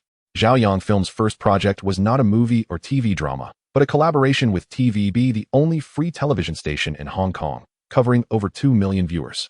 Any company wishing to promote content artists or products through television channels could not bypass it. More importantly, TVB was in a state of content hunger. It aired more than 10 hours a day, yet its capacity for self-produced programs was inadequate, necessitating the purchase of external programs to fill time slots. This provided Zhaoyang Film with an opportunity to enter as an independent production company. Based on this judgment, Zhaoyang Film signed a production agreement for the Golden Songs chart with TVB. The inception of this program stemmed from TVB's lack of a dedicated column to introduce popular music in 1970, while the demand for local Cantonese songs among Hong Kong youth was beginning to emerge. Liu Zhao drew inspiration from the Billboard charts in the United States and the British show Top of the Pops, designing a format that reviewed the top 10 popular songs, weekly played clips, and invited singers to perform live. He personally visited TVB's program director Kai Hepping with sample clips and proposals, persuading him with the condition of trial broadcasting for a month. If ratings are poor, we can stop at any time. The program premiered in early October, airing weekdays at 11:15 at night for 30 minutes each episode, with the copyright belonging to Zhaoyang Film. Meanwhile, Zhaoyang Film completed its first batch of overseas copyright acquisitions. The reason for acquiring overseas copyrights was that Zhaoyang Film, upon its establishment, did not have the capacity to independently produce a large number of TV dramas or films. Purchasing the broadcasting rights for American dramas, our country animations, and Taiwanese variety shows to resell to TVB was a low-risk, quick-return business model. Through M-Country lawyer Harrison and our country agents, Zhaoyang Film bulk purchased the broadcasting rights for 12 American dramas, 8 our country animations, and 5 Taiwanese variety shows for Hong Kong at a relatively low price, with a total procurement cost of 540,000 Hong Kong dollars. Zhaoyang Film then packaged these shows and resold them to TVB, receiving 900,000 Hong Kong dollars in return, with a gross profit of 360,000 Hong Kong dollars. TVB was willing to purchase these overseas copyrights due to its enormous content gap. Self-produced programs could only meet about 1/3 of the time slot demand, and TVB lacked its own overseas procurement network. Directly contacting Hollywood or our country production companies was costly and inefficient. Liu Zhao's Zhaoyang Film effectively addressed their pain points. TVB began to pay attention to this newly. In addition, Zhaoyang Film acquired the film and television adaptation rights for all 15 novels by Jin Yong for 300,000 Hong Kong dollars, valid indefinitely, plus 5% of the profit share. This negotiation took nearly a month, as Jin Yong initially worried that the adaptations would distort the original work and damage its dignity, having previously rejected multiple film companies. Liu Zhao repeatedly emphasized respect for the original work, script review, and perpetual authorship, and agreed to the condition proposed by Jin Yong that Ming Pao can invest 10 in each adapted work, ultimately convincing him to finalize the contract with sincerity. Zhaoyang Agency was located at 28 Kanda Road, Kowloon Tong, renting a 2-story building as a management and training center for artists, totaling 1,500 square feet, with a monthly rent of 5,000 Hong Kong dollars. Zhaoyang Agency signed Gu Jiahui for a signing fee of 160,000 Hong Kong dollars, acquiring all copyright for his future works for 3 years, plus a monthly consultancy fee of 5,000 Hong Kong dollars. They signed Xian Dula for a signing fee of 50,000 Hong Kong dollars with a 3-year agency contract and a 30-70 profit split. They signed Su Guangjie for a signing fee of 30,000 Hong Kong dollars with a 3-year agency contract with permanent copyright belonging to the company. They signed Luo Wen and Jenny with each signing fee of 50,000 Hong Kong dollars. The artist cooperation manual formulated by Zhaoyang Agency clarified transparent settlement, permanent copyright ownership, profit-sharing tiers, company obligations, artist obligations, and termination clauses. This contract somehow leaked out, shocking the Hong Kong entertainment industry. Most companies mocked Liu Zhao as an inexperienced young man who would drive the company to bankruptcy with such a contract. After all, at that time in Hong Kong, artists were still workers living on fixed salaries, and their status was a more absurd. A small number of companies decided to emulate Zhaoyang Agency and also drafted similar artist contracts in an attempt to attract new talent.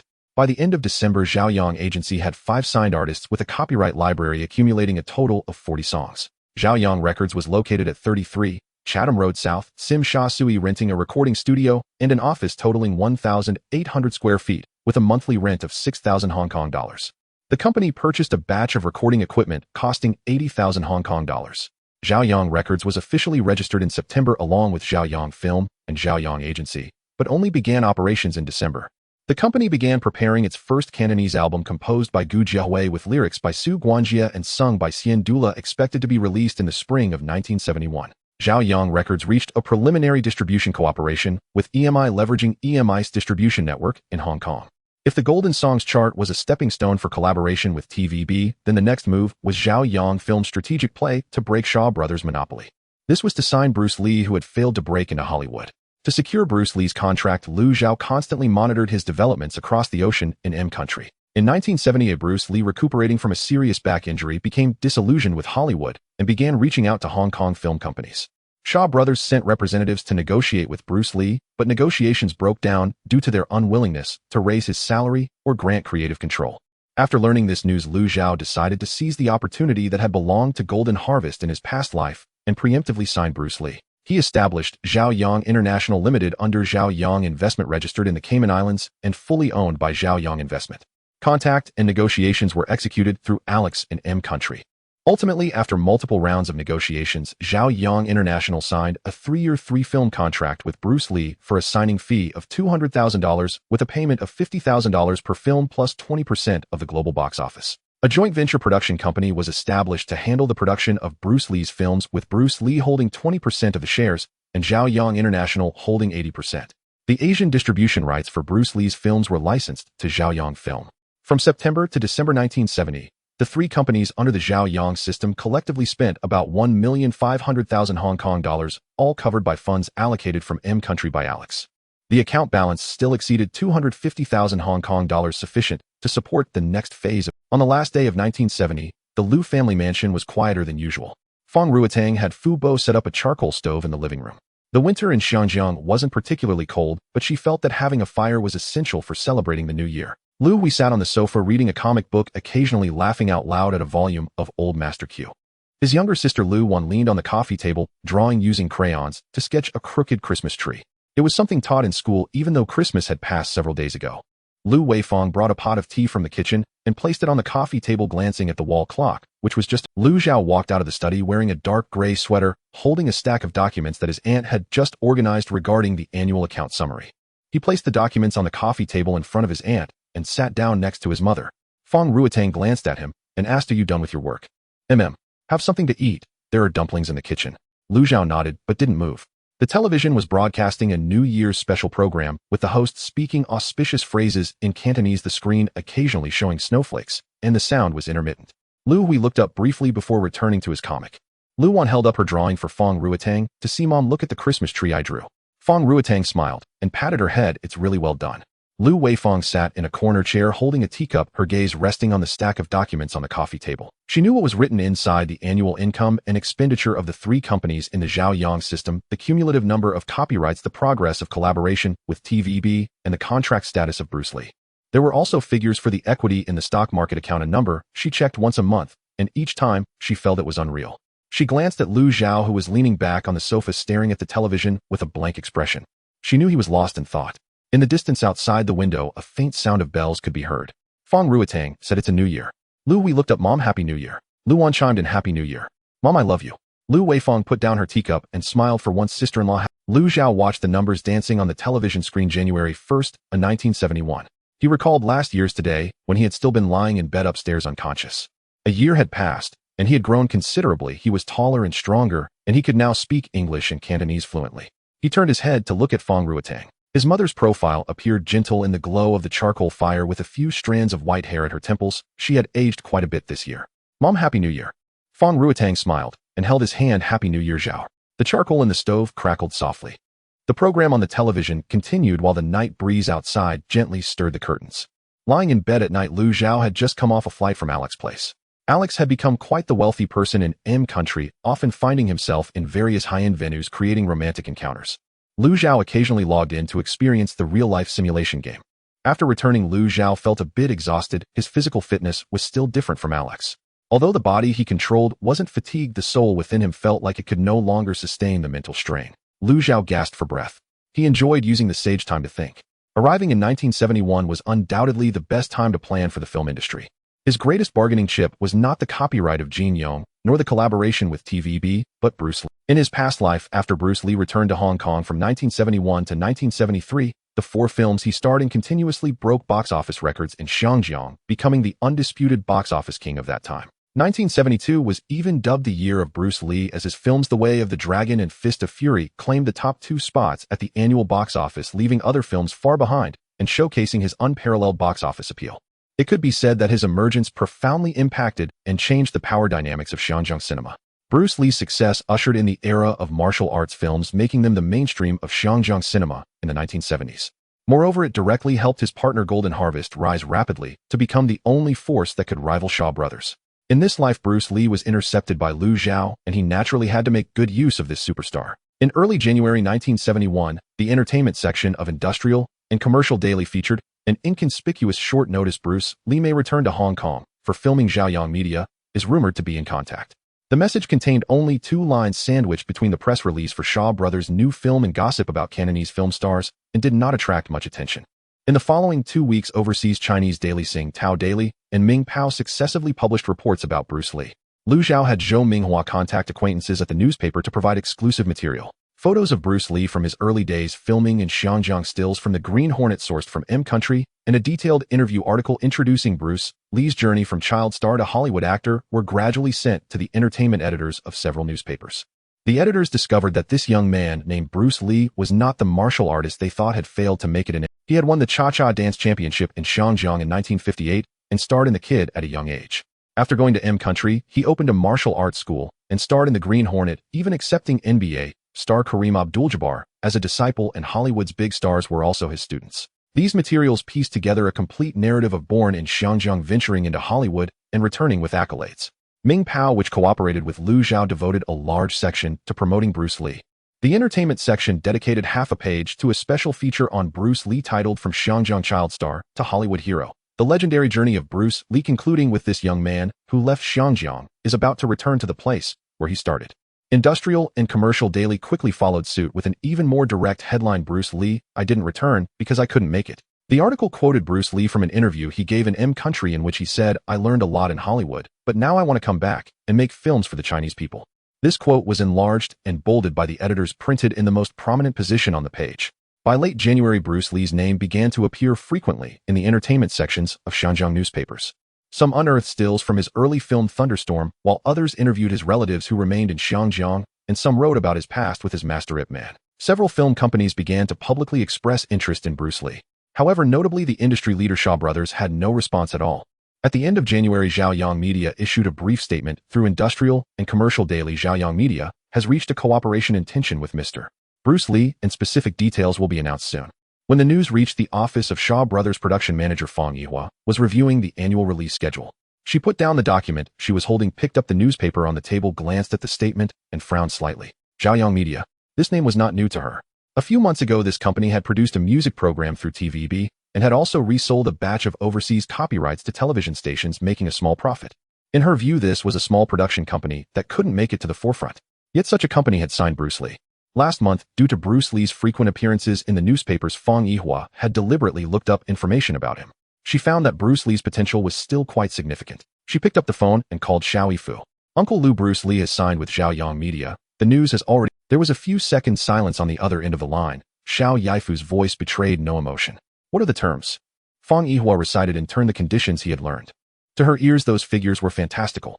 $200,000, enough for Xiao Film to produce several pictures, offered in a single stroke. They even promised him 20% of the box office receipts, a precedent Xiao Film had never set. Let them try, we ought to give the young a chance, came the reply. Xiao Yifu finished and hung up. Fang Yihua sat for a moment, then tossed the newspaper into the wastebasket and returned to reviewing the screening schedule. Xiao Film boasted Li Hanxiang Zhang Che Chu Yuan actors like Di Long Jiang Dawei Yu Hua, and 11 soundstages at King Shuwen Film City. One Li Xiaolong could not by himself unsettle Xiao. For Xiao Film, silence was the best response, and they had the means to remain silent. Within the Jiahe camp, however, the mood was entirely different. When Zhou Wenhuai saw the statement in Gongshang Daily, he summoned He Guanchang to his office. He Guanchang held a copy of the paper. They exchanged a look and understood each other's thoughts. Have you traced it? Zhou asked. He Guanchang shook his head. We could only trace Zhaoyang Film's parent to Xinhua Investment. Beyond that, there was nothing to be found. Too clean for a newly formed company. Zhou fell silent for a moment. To him, Li Xiaolong embodied the tastes of a new generation. His authentic kung fu and rebellious image possessed subversive box office potential. And unlike Xiao, who focused on the local market, Zhou Wenhuai had a broader international horizon. Li Xiaolong's experience in M country could become Jiahe's perfect springboard into the international arena. He had not expected someone else to have seen the same opportunity he had. He had been at Shao for over a decade and had witnessed countless production companies rise and fall, but never one like this, a new firm only months old with no production experience, yet audaciously signing Li Xiaolong. There had to be a mastermind behind it. A $200,000 signing fee. We cannot afford that, Zhou admitted. Jiahe was newly established and cash-strapped. The budget for an entire film amounted to only a few $100,000 Hong Kong dollars. How could they possibly find $200,000 US dollars to sign an actor? When why with Li Xiaolong gone, what shall we do? Zhou walked to the window and stared at the street below. After a long pause, he finally spoke. Keep searching, as Xiangjiang surely has more than one Li Xiaolong. February 7, 1971. Cheetah Airport, Xiangjiang. Lu Zhao had been laying the plans for this day a week in advance. Zhou Minghua contacted a dozen entertainment reporters from newspapers and magazines and arranged for them to wait at the airport when Li Xiaolong arrived. Su Yuzhen drafted a press release detailing Li Xiaolong's itinerary after returning the particulars of his cooperation with Jiayang Film and his views on the Xiangjiang film market. The press release was circulated to the media a day earlier. On the day of his arrival, the arrival hall at Cheetah Airport was packed with reporters. Photographers with cameras, writers with notebooks, radio crews with recording equipment crowded the exit so tightly there was scarcely room to move. Well-informed citizens came too. Some held stills of Li Xiaolong from the Green Hornet, others unfurled banners that read, "Welcome, Li Xiaolong home." When the plane touched down, Lu Zhao stood beside a black sedan outside the arrival hall, flanked by Zhou Minghua and his aunt Lu Weifang. He had grown up watching Li Xiaolong's films in his previous life. The prospect of seeing the man in person filled him with an unexpected eagerness. When Li Xiaolong stepped into the hall, flashbulbs erupted like a rain of light. He wore a black leather jacket and dark sunglasses, holding his wife Lin Da's hand, while cradling his daughter Li Xiangning in his other arm. His stride was brisk and steady, each step infused with muscular assurance. Reporters surged forward, clamoring questions. "Mr. Li, is your return to Xiangjiang for long-term development or merely short-term filming? What are your thoughts on the Xiangjiang film market? You have signed with Jiayang Film, a company newly established. Why did you choose?" Li Xiaolong halted, removed his sunglasses, and scanned the crowd of reporters with a courteous smile. "I learned much in Hollywood, but it is not my place. I am Huaxiao, and I wish to make films for Huaxiao people." His Cantonese carried a faint M country lilt, each syllable enunciated clearly. He put his sunglasses back on and continued. "Jiayang Film has given me creative freedom. This is my film. I will act, fight, and decide for it myself." The reporters hurriedly recorded his words. A reporter pressed on, "What do you make of Shao and Jiahe? Have they approached you?" Li Xiaolong smiled. "Many have approached me, but I have only one choice. Jiayang." He said no more. Zhou Minghua stepped forward to part the press. Lu Zhao stepped down from beside the car, approached Li Xiaolong, and extended his hand. "Mr. Li, welcome home." Li Xiaolong grasped his hand and nodded. The calluses on his palm were slightly coarse, the testament of long training. It was their first meeting in Xiangjiang. Previous negotiations had taken place in M country through Alex. Reporters captured the handshake in photographs. The next day's papers ran that photograph across the entertainment section's front page. The headline read, "Li Xiaolong arrives, signs with Jiayang Film." The subhead, $200,000 signing fee sets local record. News of his return spread like wildfire. For a full week, the entertainment pages of Xiangjiang newspapers were dominated by Li Xiaolong. Gongshang Daily ran a 3-day feature, day 1 on his Hollywood experience, day 2 on his plans after returning, and day 3 on the details of his cooperation with Jiayang Film. The entertainment editor of Mingbao penned a commentary titled, "Can Li Xiaolong break Shao's monopoly?" The public's response was even more fervent than the press. Li Xiaolong's airport photograph was enlarged and pasted in record stores and cinema windows. People recognized him on the street and chased him for autographs. Tea houses and diners buzzed with conversations about him. Some praised his martial prowess, some claimed he had returned because he could not fit in M country, others believed he had come back to make his mark. Jiayang Film's reputation rose accordingly. A company only months old with no production experience had signed the city's most talked-about figure. Speculation swirled. Some suggested a Nanyang consortium funded the company, others pointed to Taiwanese capital, and still others to overseas Chinese investors in M country. No one suspected that the real proprietor behind the company was a youth of virtually 19 years. On February 10, 1971, the 4th day after Bruce Lee arrived in Hong Kong. After 3 days of rest and adjusting to the time difference, Bruce Lee's mental state had fully recovered. That morning, he appeared punctually in the conference room of Chaoyang Films at 77 Broadcast Road, dressed in a light sports outfit. In the conference room, Lu Zhao sat at the head of the table with Bruce Lee on his left and Zhou Minghua, along with several newly recruited production staff, on his right. Several thick documents were laid out on the table. "Mr. Lee, how was your rest in Hong Kong these past few days?" Lu Zhao began with a smile. "Very good. The air in Hong Kong is filled with a vitality that makes one want to throw punches." Bruce Lee leaned back in his chair, his gaze sharp, cutting straight to the point. "Mr. Lu, when do we start working?" My bones are almost rusting. Lu Zhao appreciated his decisiveness and pushed a script in front of Bruce Lee. The reason I invited you today is to confirm our first project. The cover of the script bore 4 bold black characters, Tongshen de Xiong. Bruce Lee picked up the script, opened the first page, and quickly scanned through the plot outline. It is a story set in an ice factory in Thailand detailing how a Chinese youth Zheng Chaoan fights against local bullies to protect the interests of his fellow workers. Thailand Ice Factory, overseas Chinese. Bruce Lee murmured to himself as he read, flipping through the pages. After about 10 minutes, he looked up, his eyes sparkling with excitement. Mr. Lu, the foundation of this story is excellent. Oppression, explosion, and ultimately resolving issues with fists. But I want to confirm one thing: how will the action scenes be shot? That is the reason I brought you here. Lu Zhao looked at him earnestly. The trampoline wire work and peaking opera moves from Shaw Brothers will all be discarded here. What I want is real skill. Every punch landing hard, speed, strength, explosiveness. I want the audience to see what true Jeet Kune Do is. In this film, you are not only the lead actor, but also the action director. All action scenes will be under your command. Hearing the terms action director and under your command, Bruce Lee couldn't help but smile. In Hollywood, he had had enough of directors who knew nothing about martial arts pointing fingers at him. In his brief interactions with Shaw Brothers, the other party had never been willing to relinquish such power. Mr. Lu, you understand me. Bruce Lee lightly punched the table. As long as you give me this authority, I guarantee that the action scenes of this film will make audiences in Hong Kong and all of Asia jump out of their seats. As for the budget, Chaoyang International and Chaoyang Films are jointly investing with a preliminary budget of 500,000 Hong Kong dollars. In his past life, this film cost 600,000 Hong Kong dollars, but Lu Zhao pressed it down. The crew will head to Thailand next week for location scouting. I've paired you with an experienced executive director, but the final decision for action scenes will rest with you. Bruce Lee stood up and reached out to Lu Zhao. Mr. Lu, I can't wait to go to Thailand. The project for Tongshen de Xiong officially kicked off and the machinery of Chaoyang Films began to operate at full speed. In the afternoon, Lu Zhao left Broadcast Road and took a car to Chaoyang Records on Chatham Road South in Tsim Sha Tsui. The film sector had already ignited and the music sector was also nearing results. Pushing open the heavy soundproof door of the recording studio, melodious tunes were emanating from inside. Gu Jiahui, wearing monitoring headphones, sat at the mixing console, his fingers lightly tapping the table to the rhythm. In the glass recording booth, Xian Dula was singing passionately into the microphone with her eyes closed. Meanwhile, on the nearby sofa, Su Guanjia, holding a guitar, was scribbling on paper. Seeing Lu Zhao enter, Gu Jiahui took off his headphones and smiled, nodding. Mr. Lu, you're just in time to listen to this recently recorded version. Lu Zhao put on the spare headphones, and Xian Dula's slightly lazy, yet penetrating voice immediately resonated in his ears. This was a genuine Cantonese song. Previously in Hong Kong, Cantonese songs were often regarded as street ballads or not suitable for the stage, and mainstream record companies focused on Mandarin-era songs or English covers. However, in Lu Zhao's plan, the first album of Chaoyang Records had to be a high-quality, truly popular Cantonese pop album belonging to the common people of Hong Kong. The lyrics are exceptionally well-written. After listening to a segment, Lu Zhao took off his headphones and looked at Su Guan. You're too kind, Mr. Lu. It's because Teacher Guz's composition is excellent, grand yet catchy. I just wrote in the voice of the ordinary workers in Hong Kong. I used to think filling in Cantonese lyrics was difficult and prone to being cliched, but after trying the direction you suggested, I found that as long as it resonates with life, Cantonese lyrics can be very powerful. Sam is very talented, Gu Jiahui praised generously. He combines the down-to-earth vibe of street life with the rhythm of pop music perfectly. Xian Dula's rendition is flawless. Her westernized singing style brings a wonderful sense of modernity to Cantonese songs.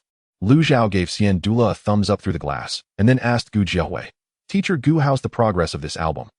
The music for all 10 songs has been completed, and Sam has filled in the lyrics for 6 songs. Our recording for 4 songs has already been finished. At this pace, we can definitely complete post-production by the end of February.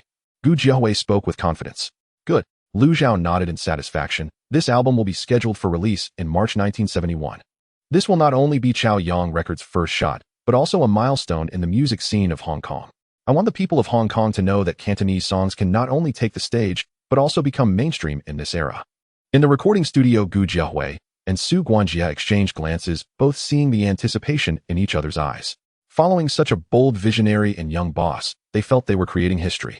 In early March 1971, the recording and post-production of Chaoyang Records' first Cantonese album, Iron Tower Ling Yun, were completed. Gu Jiahui arranged the music, Su Guanjia wrote the lyrics, and Xian Dula sang. The master tape was held in Lu Zhao's hand, stored in a black anti-magnetic box. In central Queens Road Central, the glass curtain walls reflected the glaring sunlight. The Hong Kong branch of Baidai Records occupied 2 full floors of the office building. The corridor was covered with thick wool carpets, making no sound when stepped on. Gold records of the Beatles and various English singers hung on the walls. Lu Zhao walked into the office of the distribution director Richard Martin with Zhou Minghua. The air conditioning in the office was set extremely low. Richard leaned back in a large leather chair, his legs crossed. He was a man in his 40s with a receding hairline and dressed in a well-tailored suit. The reception desk was empty. There was no coffee or tea. Richard casually flipped through the album materials that Zhou Minghua had handed over. A completely Cantonese performance. Richard raised his head, his blue eyes revealing unabashed mockery. Yes, Lu Zhao replied from across the table, having long been prepared for such an attitude. Richard chuckled lightly, tossing the materials back onto the table. Mr. Lu, your Chaoyang Records is newly established and may not understand the rules. The high-end market in Hong Kong only listens to English songs, while the common people listen to Mandarin-era songs. Cantonese songs. That is the pastime of the lower class in Dai Pai Dong, and they simply can't sell. Zhou Minghua stood behind Lu Zhao, his brows tightly furrowed. As a native of Hong Kong, she thought she had become accustomed to the British people's aloofness, yet upon encountering it again, she still felt a strong aversion. This was also the reason she left her previous company. Zhou Minghua glanced at her boss, who showed no visible emotional fluctuations on his youthful face. Lu Zhao looked at Richard, his tone calm. Mr. Richard, with 4 million people in Hong Kong, do you truly understand the consumption potential of these millions of locals? I don't need to understand. I only look at the data. Universal's distribution network in Hong Kong is the best. Considering the preliminary agreement we had, I can allow this record to be released, but the conditions must change. Richard leaned forward, crossing his hands on the table, extending 3 fingers. First, profit sharing. Universal will take 80%. Second, I cannot guarantee you the volume of distribution or shelf space. Third, Chaoyang Records needs to pay an upfront fee of 50,000 Hong Kong dollars for the release. Zhou Mingua's eyes widened. This was not cooperation, it was outright robbery. With 80% of the profits taken away and the 50,000 upfront, Chaoyang Records would not only fail to make a profit, but would struggle to cover costs. Mr. Richard, the preliminary intention letter stated a 50-50 split. Zhou Minghua couldn't help but speak up. Richard didn't even glance at her, his gaze fixed solely on Lu Zhao. That was for a normal record. Ooh, I had no idea you were producing an all-Cantonese album before this. Based on the current market conditions in Hong Kong, this album's sales will definitely not exceed 500 copies. Mr. Lu, if you don't accept these terms, you can take this master tape elsewhere. However, I bet that if we at Universal do not take it, no other record store in Hong Kong will dare to accept it. Richard looked at Lu Zhao with a smug smile. He always maintained this high-handed attitude toward Chinese business people, and they would often respond cheerfully. Moreover, he had no intention of profiting from music made by Chinese artists. Lu Zhao did not argue or get angry. He stood up, reached for the master tape on the table, and handed it to Zhou Minghua. Then he picked up the preliminary intention letter stamped with Universal's seal. Swish. The letter was ripped in half. Swish. The 2 halves became 4.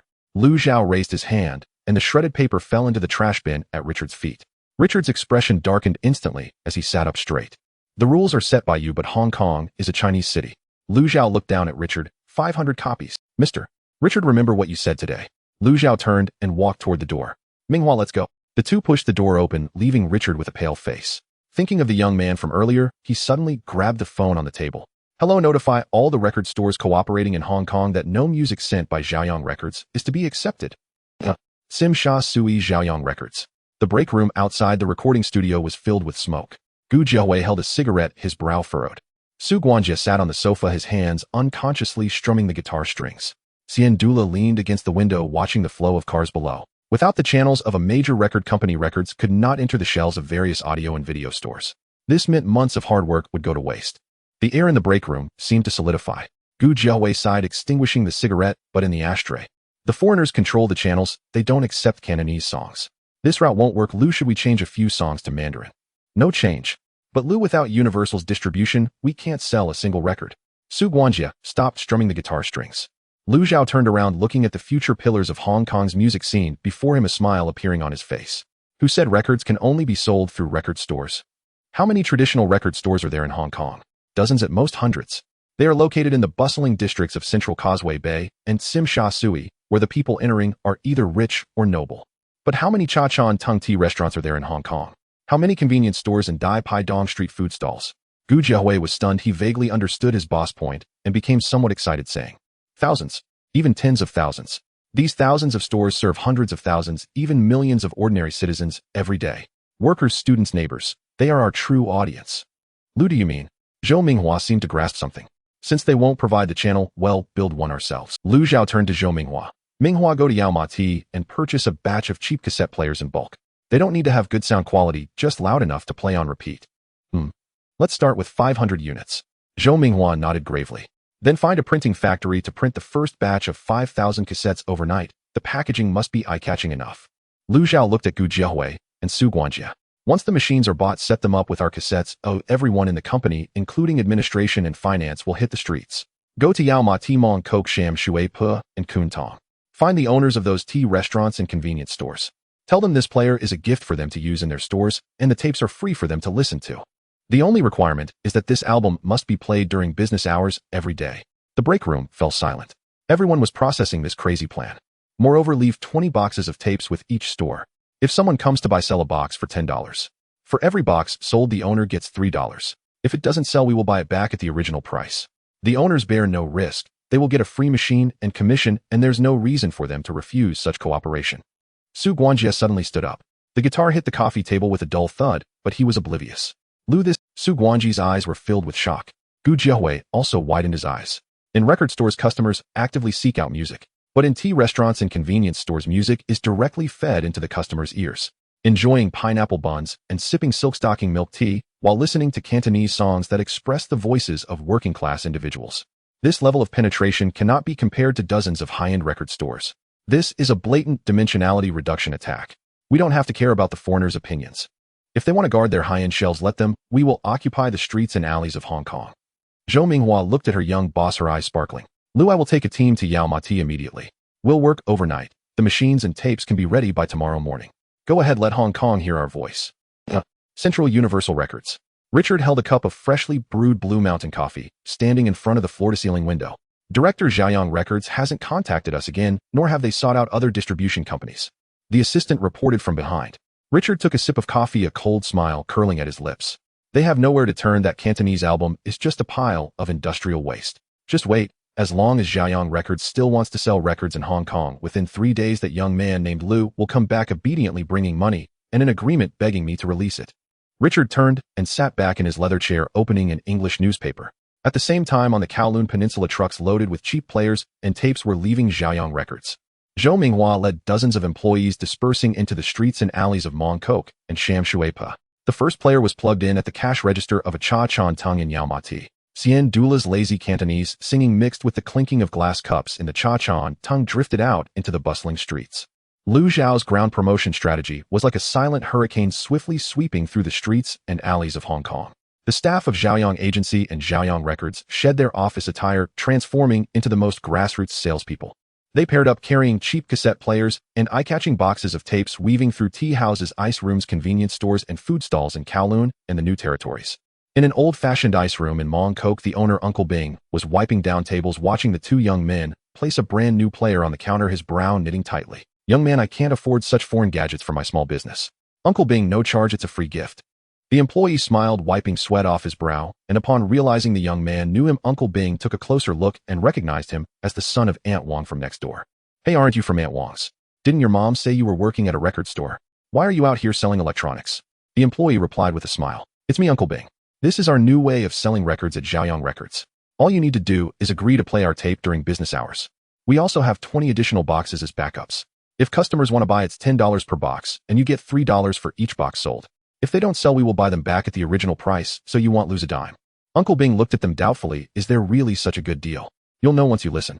The employee pressed the play button, accompanied by a lively strum of the guitar. The slightly languid, yet penetrating voice of Xian Dula echoed through the ice room. The towering tower pierces the clouds, and the faces of joyful people are nowhere to be seen. The fashionable Western singing style, combined with lyrics that resonated deeply with the working class of Hong Kong, instantly captivated Uncle Bing's ears. Not just him, but several neighbors enjoying pineapple buns also paused their actions, gently nodding along to the rhythm.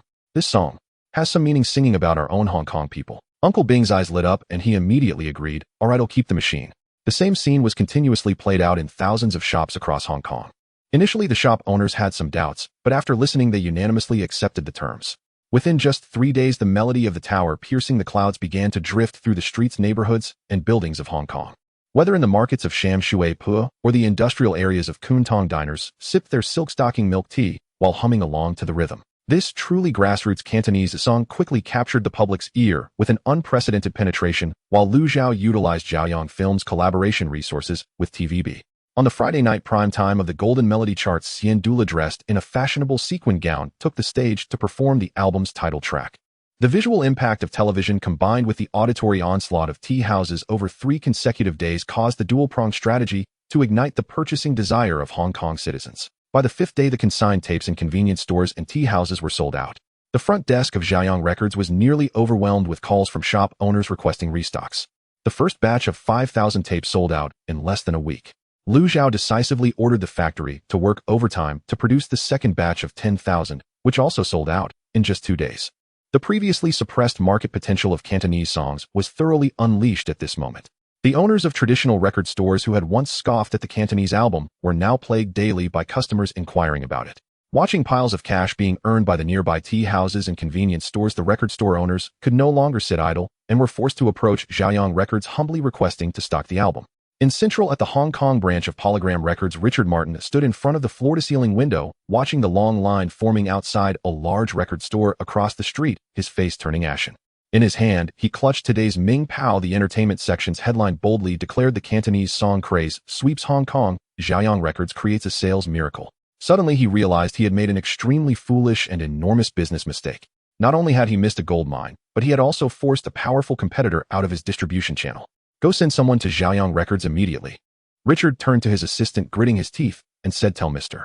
Liu that Polygram is willing to return to the original terms, 5,050 split, to regain the rights to this album and all their future releases. This opportunity only comes once, so let them grasp it." The assistant hesitated for a moment, wanting to say something, but ultimately steeled himself and left the room. Half an hour later, Polygram's assistant returned to the office looking dejected. "Director, Mr. Liu said their current shipment volume no longer requires any distribution company." The assistant reported with trepidation. He also said Zhaoyang Records only collaborates with friends who understand Hong Kong people, and then he kicked me out. Richard slammed his fist on the desk, coffee splashing everywhere. The initial success in the record market boosted the morale of the entire Zhaoyang team. Liu Zhao not only proved the commercial value of Cantonese songs, but also demonstrated to all of Hong Kong the terrifying execution power of the Zhaoyang team, which did not play by conventional rules. However, just as Liu Zhao sat in his office preparing to instruct Zhou Minghua to arrange tonight's celebration banquet, Zhou Minghua rushed in without even knocking. "Mr. Liu, there's been an incident." Her face was pale, tightly gripping a telegram record. "The crew of the Big Boss in Thailand is in big trouble." Liu Zhao furrowed his brows and immediately took the overseas phone handed to him by Zhou Minghua. On the other end of the line came the anxious voice of the executive director of the Big Boss. "Mr. Liu, we were filming at an ice factory in the suburbs of Bangkok when we were targeted by the local." The executive director's voice was clearly panicked. These Thai gangsters surrounded the set, demanding we pay 100,000 Hong Kong dollars for location protection fees, or else not only will they stop the shooting, but they also forcibly detained our 2 expensive 16mm cameras. Liu Zhao's expression turned cold. "Were there any casualties?" "Not at the moment, but I initially wanted to pay to avoid trouble, but Mr. Bruce Lee has too strong a temper. He refuses to back down, and just now almost got into a fight with several armed gangsters on set. The situation is tense, and the crew has been forced to stop working. Everyone has retreated to the hotel." Liu Zhao calmly commanded over the phone, "Listen carefully, don't panic. First, stabilize Bruce Lee. Oh, absolutely do not let him get into a physical confrontation with the local gangsters. A strong dragon cannot suppress a local snake. He cannot take on armed gangs alone. Second, ensure the safety of all personnel. Everyone must stay in the hotel and not go out. Third, absolutely must not allow any private payments." "But Liu Sheng, without the money the camera cannot be retrieved and the film cannot be shot." Liu Zhao replied, "If we compromise this time, future film crews from Xinjiang shooting in Southeast Asia will become easy prey for. I will take care of the equipment issue. You all wait for my news at the hotel." After hanging up the phone, Liu Zhao took a deep. When such a situation arose, the first solution that came to his mind was to hire a group of thugs locally to use violence against violence, as seen in movies from his past life, but upon careful thought he realized that it wouldn't work. In this kind of international gang extortion dispute, seeking help from Zhangjiang's associations would be futile. Distant water cannot quench nearby thirst. He walked to the office door, locked it, and pulled down the blinds. He then sat back in his office chair, closed his eyes, and his consciousness instantly crossed half the globe, switching to Alex in New York, USA.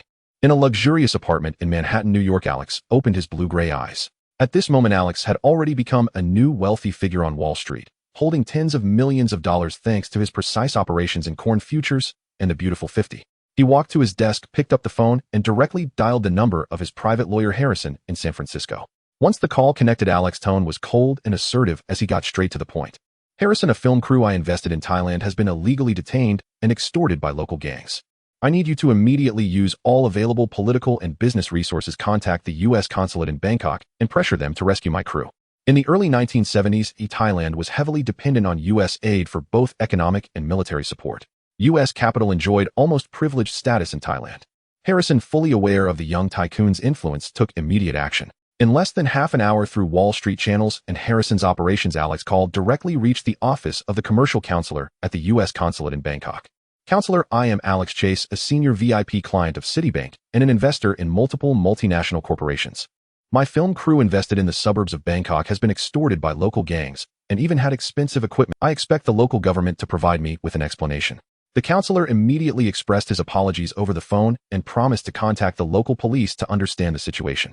Understanding the situation is not enough, counselor. Alex coldly interrupted him. I need to see actual action.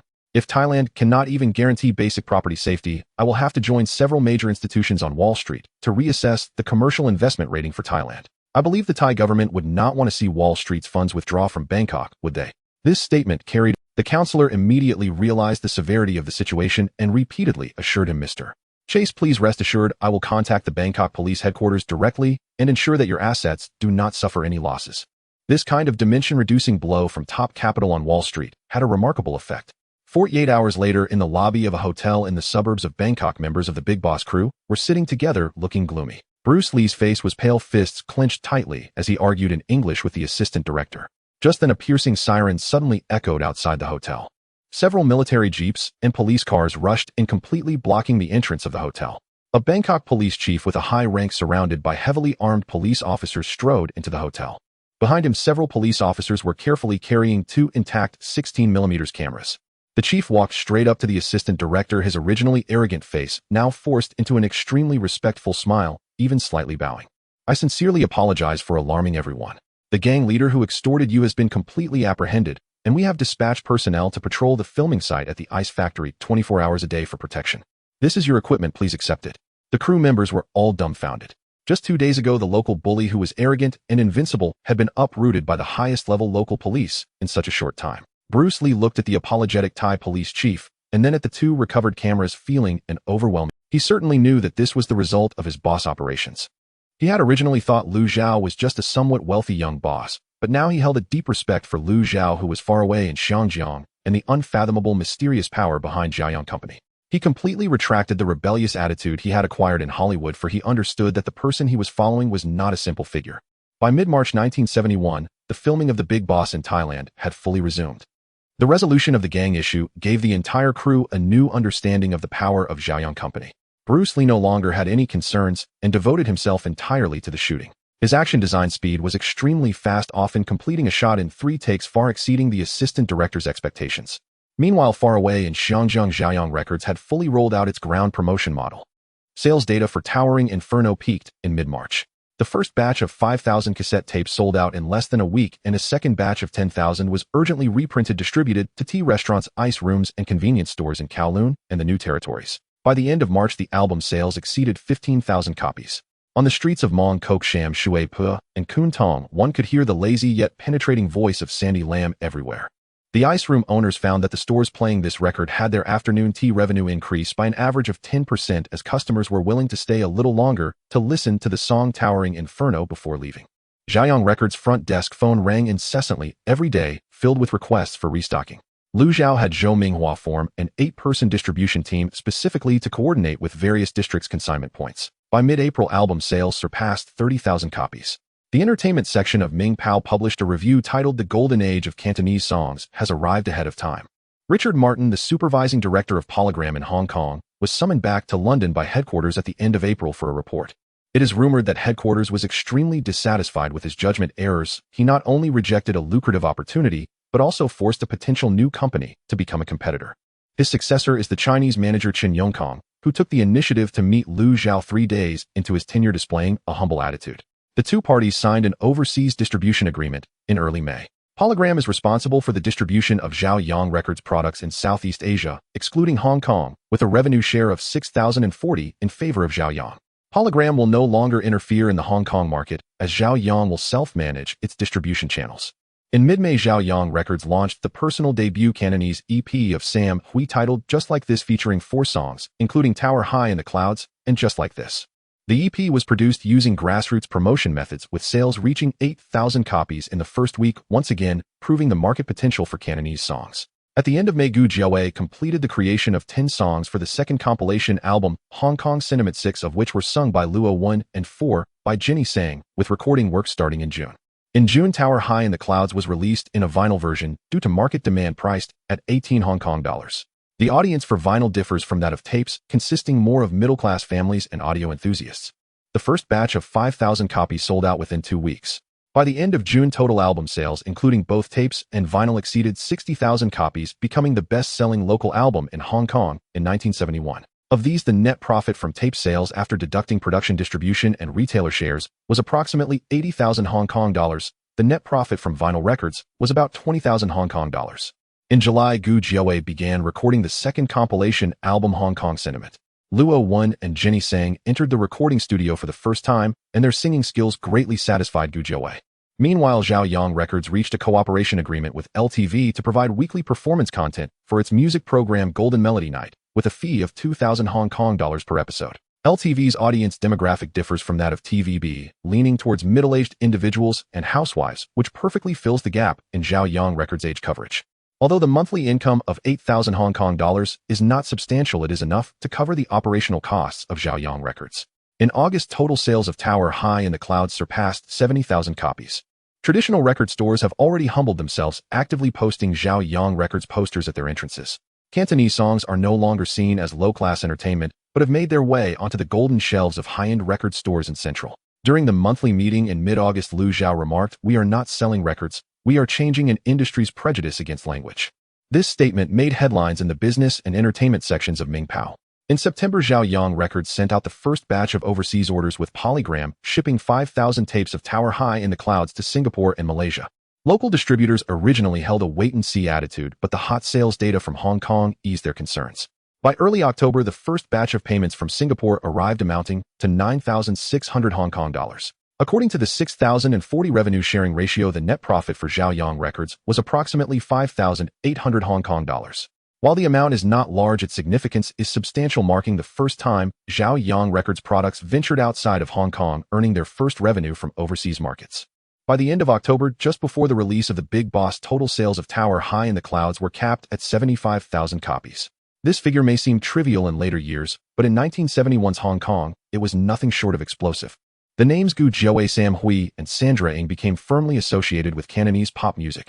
Zhao Yang Films also took frequent actions in the spring of 1971. The Golden Melody chart saw a steady rise in viewership, starting in April. In mid-April, Kai Heping proactively approached Zhou Minghua for a discussion, proposing to adjust the program's broadcast time from 11:15 p.m. to 10 p.m., extending its duration from 15 to 30 minutes, and increasing the production budget to 5,000 Hong Kong dollars per episode. After obtaining Lu Zhao's agreement, Zhou Minghua immediately signed a contract with TVB. This meant that Zhao Yang Films' monthly production income increased from about 15,000 Hong Kong dollars to approximately 25,000 Hong Kong dollars. Following the program adjustments, viewership further climbed. By June, the Golden Melody chart had become a fixed viewing hotspot on TVB from Monday to Friday evenings. Each week, more than 200 requests from viewers for song dedications poured in, and the host Lin Yanis' name began to become well known among the audience. In July, TVB signed a one-year exclusive music program supply agreement with Zhao Yang Films, totaling 400,000 Hong Kong dollars, covering the Golden Melody chart and a new program, Weekend Golden Melody.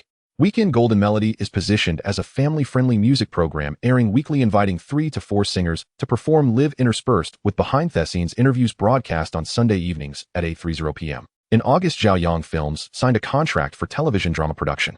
This marked Zhao Yang Films' first foray into television drama production, titled The Jianghu Chronicles, consisting of 15 episodes with a production budget of 20,000 Hong Kong dollars per episode, fully financed by Zhao Yang Films, retaining all rights, while TVB pays the broadcasting fee. According to industry norms, the broadcasting fee is typically 1:2 to 1.5 times the production cost. Lu Zhao negotiated a price of 28,000 Hong Kong dollars per episode with TVB for the 15 episodes, totaling 420,000 Hong Kong dollars. After deducting the production cost of 300,000 Hong Kong dollars, the net profit was about 120,000 Hong Kong dollars. The script was provided by TVB, while the director and actors were assembled by Zhao Yang Films. Lu Zhao regarded this drama as a test project for Zhao Yang Films' transition from program production to long-form drama production. The overseas copyright business also made substantial progress in 1971. In May, Zhaoyang Films signed a long-term cooperation agreement with Toei Animation from our country, purchasing the Hong Kong exclusive broadcasting rights for 10 animated films annually, with prices locked in for 3 years and annual procurement costs of about 120,000 Hong Kong dollars. Toei's works such as Tiger Mask and Devilman entered the Hong Kong market through Zhaoyang Films, becoming important content for TVB's children's programming. Zhaoyang Films bundled these animations for resale to TVB, earning about 180,000 Hong Kong dollars annually, with a net profit of approximately 60,000 Hong Kong dollars. In July, Zhaoyang Films sold a batch of Southeast Asian broadcasting rights for Hong Kong-produced films to the Singapore Broadcasting Corporation and the Malaysian Broadcasting Department, with a one-time revenue of 250,000 Hong Kong dollars and a net profit of about 150,000 Hong Kong dollars. Although this income is not large, it signifies Zhaoyang Films' shift from merely content procurement and resale to content export. In September, Zhaoyang Films completed the sample production for its second variety show, Hong Kong Stars Night. Each episode of the program invites 3 to 4 artists for interviews and talent performances, scheduled to air on TVB on Sunday evenings at 8:30 p.m. starting January 1972. After reviewing the footage, Liu Zhao only suggested one modification to reduce interview time and increase talent performances. He believed that Hong Kong audiences prefer to see artists show off rather than chat. This program is expected to bring in approximately 80,000 Hong Kong dollars in production income annually for Zhaoyang Films. In mid-October, as the release date of The Big Boss approached, Zhaoyang Films launched a large-scale promotion. Advertisements were placed in the Industrial and Commercial Daily and Ming Pao for a week, and a special production feature was aired on TVB's Golden Melody chart, while posters were hung at bus stops in Tsim Sha Tsui Central and Causeway Bay. For the first time, photos of Bruce Lee appeared on the streets of Hong Kong in large numbers, attracting passers-by to stop and watch, with discussions in tea restaurants becoming increasingly heated. Zhaoyang's talent agency also did not stop its expansion in 1971. In April, it signed Lin Zixiang with a signing fee of 80,000 Hong Kong dollars for a 5-year management contract at a 7,030 revenue split. At that time, Lin Zixiang had just returned to Hong Kong from England and had formed a band, yet had not yet made a mark in the mainstream market. Liu Zhao had Gu Jiawei listen to a trial performance by Lin Zixiang, who received high praise afterward. This person's voice is made of gold. He will undoubtedly have a place in the Hong Kong music scene in the future. In June, the agency signed Chen Meiling. She was only 14 years old when she was discovered by a talent scout from Zhaoyang's agency during a campus singing competition. The signing fee was 30,000 Hong Kong dollars, with a 3-year training agreement that would automatically convert to a formal management contract upon completion. Chen Meiling became the first artist signed under the trainee model by Zhaoyang's agency, and the approach of not rushing to release works, prioritizing training before debut, became a model that all talent agencies in Hong Kong sought to imitate. In August, Deborah signed a contract. Deborah, the winner of Miss Hong Kong 1973, received a signing fee of 50,000 Hong Kong dollars and a 3-year management contract, primarily focusing on film and hosting. At that time, Deborah was already a somewhat well-known model in Hong Kong, tall and possessing an outstanding temperament.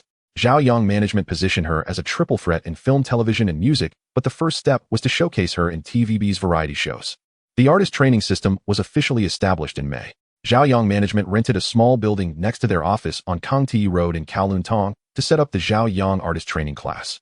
They hired 1 experienced drama teacher, 1 vocal teacher, and 1 dance teacher, with the first batch of 15 students, including already signed artists and trainee performers. The training class held classes 5 days a week for 4 hours each day. Shaw Brothers had the Southern Experimental Theater, and Zhaoyang management also established its own training system. The initial investment in the training class was about 30,000 Hong Kong dollars, with monthly operational costs around 5,000 Hong Kong dollars. In September, the training class held its first public performance. Zhaoyang management invited casting directors from TVB, Least Television, Shaw Brothers, and Golden Harvest to attend. 3 students were offered supporting roles on the spot, with 1 being selected by TVB and signing a 1-year artist contract. Liu Zhao was quite satisfied. The costs of the training class were low, but it was already beginning to yield returns. By the end of October, the scale of the copyright library reached a milestone. A total of 120 songs were collected, including 50 by Gu Jiahui, 25 by Su Guanjie, 12 by Luo 1, and 33 by others. The annual licensing revenue from the lyrics and music copyright was expected to reach 150,000 Hong Kong dollars. This income accounted for a small portion of Zhaoyang management's total revenue, but it represented a form of sleeping income. Once the songs were written and the copyrights secured, money could be earned while resting. In May, Zhaoyang management's Artist Cooperation Handbook was fully published in the entertainment section of Ming Pao, causing a stir in the industry. Most traditional companies scoffed, believing Liu Zhao was spoiling the artists. However, some small companies began to imitate, offering similar conditions to attract newcomers. When Zhou Minghua expressed concern about this, Liu Xiao was unfazed, telling Zhou Minghua, "Let them copy. The more people that copy, the more the industry rules will lean towards us. Once everyone is accustomed to high profit shares, transparent accounts, and copyrights belonging to the company, we will have one." Zhaoyang Management's income mainly came from artist management commissions. By the end of October, the accumulated income from performances, advertisements, and announcements of signed artists was approximately 300,000 Hong Kong dollars, and based on a 70-30 split, Zhaoyang Management's share was about 90,000 Hong Kong dollars. The total signing fee expenditure amounted to 160,000 Hong Kong dollars, currently in the investment phase with the accounts yet to break even. From March to October 1971, the three companies under Zhaoyang Management expanded significantly, with personnel growing from 68 at the beginning of the year to 112. New positions were mainly concentrated in the production department of Zhaoyang Film, the training department of Zhaoyang Management, and the distribution department of Zhaoyang Records. Liu Xiao rented an entire floor again at 99 Queens Road, covering 4,000 square feet, with a monthly rent of 20,000 Hong Kong dollars as a new office area for Zhaoyang Investment. The original floor was designated for the administrative department of Zhaoyang Film. The Hong Kong stock market steadily rose during this year. The Hang Seng Index rose from around 400 points at the beginning of the year, experienced a brief pullback in March, broke through 450 points in June, and closed at around 480 points by the end of October. Liu Xiao's equity holdings also appreciated significantly, with the total value reaching 700 million Hong Kong dollars. His aunt Liu Weifang checked the account reports every month, and as the numbers grew larger, she no longer urged Liu Xiao to exit early, she just kept silent records. In the M country line, Alex holdings in the Beautiful 50 grew from $500 million at the beginning of the year to approximately $650 million by the end of October. In 1971, Intel Corporation launched the world's first commercial microprocessor, 4004, doubling its valuation. Alex's $2 million investment increased in value to approximately $4 million. In September, Alex contacted a COMEX gold futures broker through Harrison, confirming that a 20-fold leverage was available, preparing for gold operations at the end of 1972. His relationship with Aaron gradually faded during the summer as he began dating a socialite from San Francisco.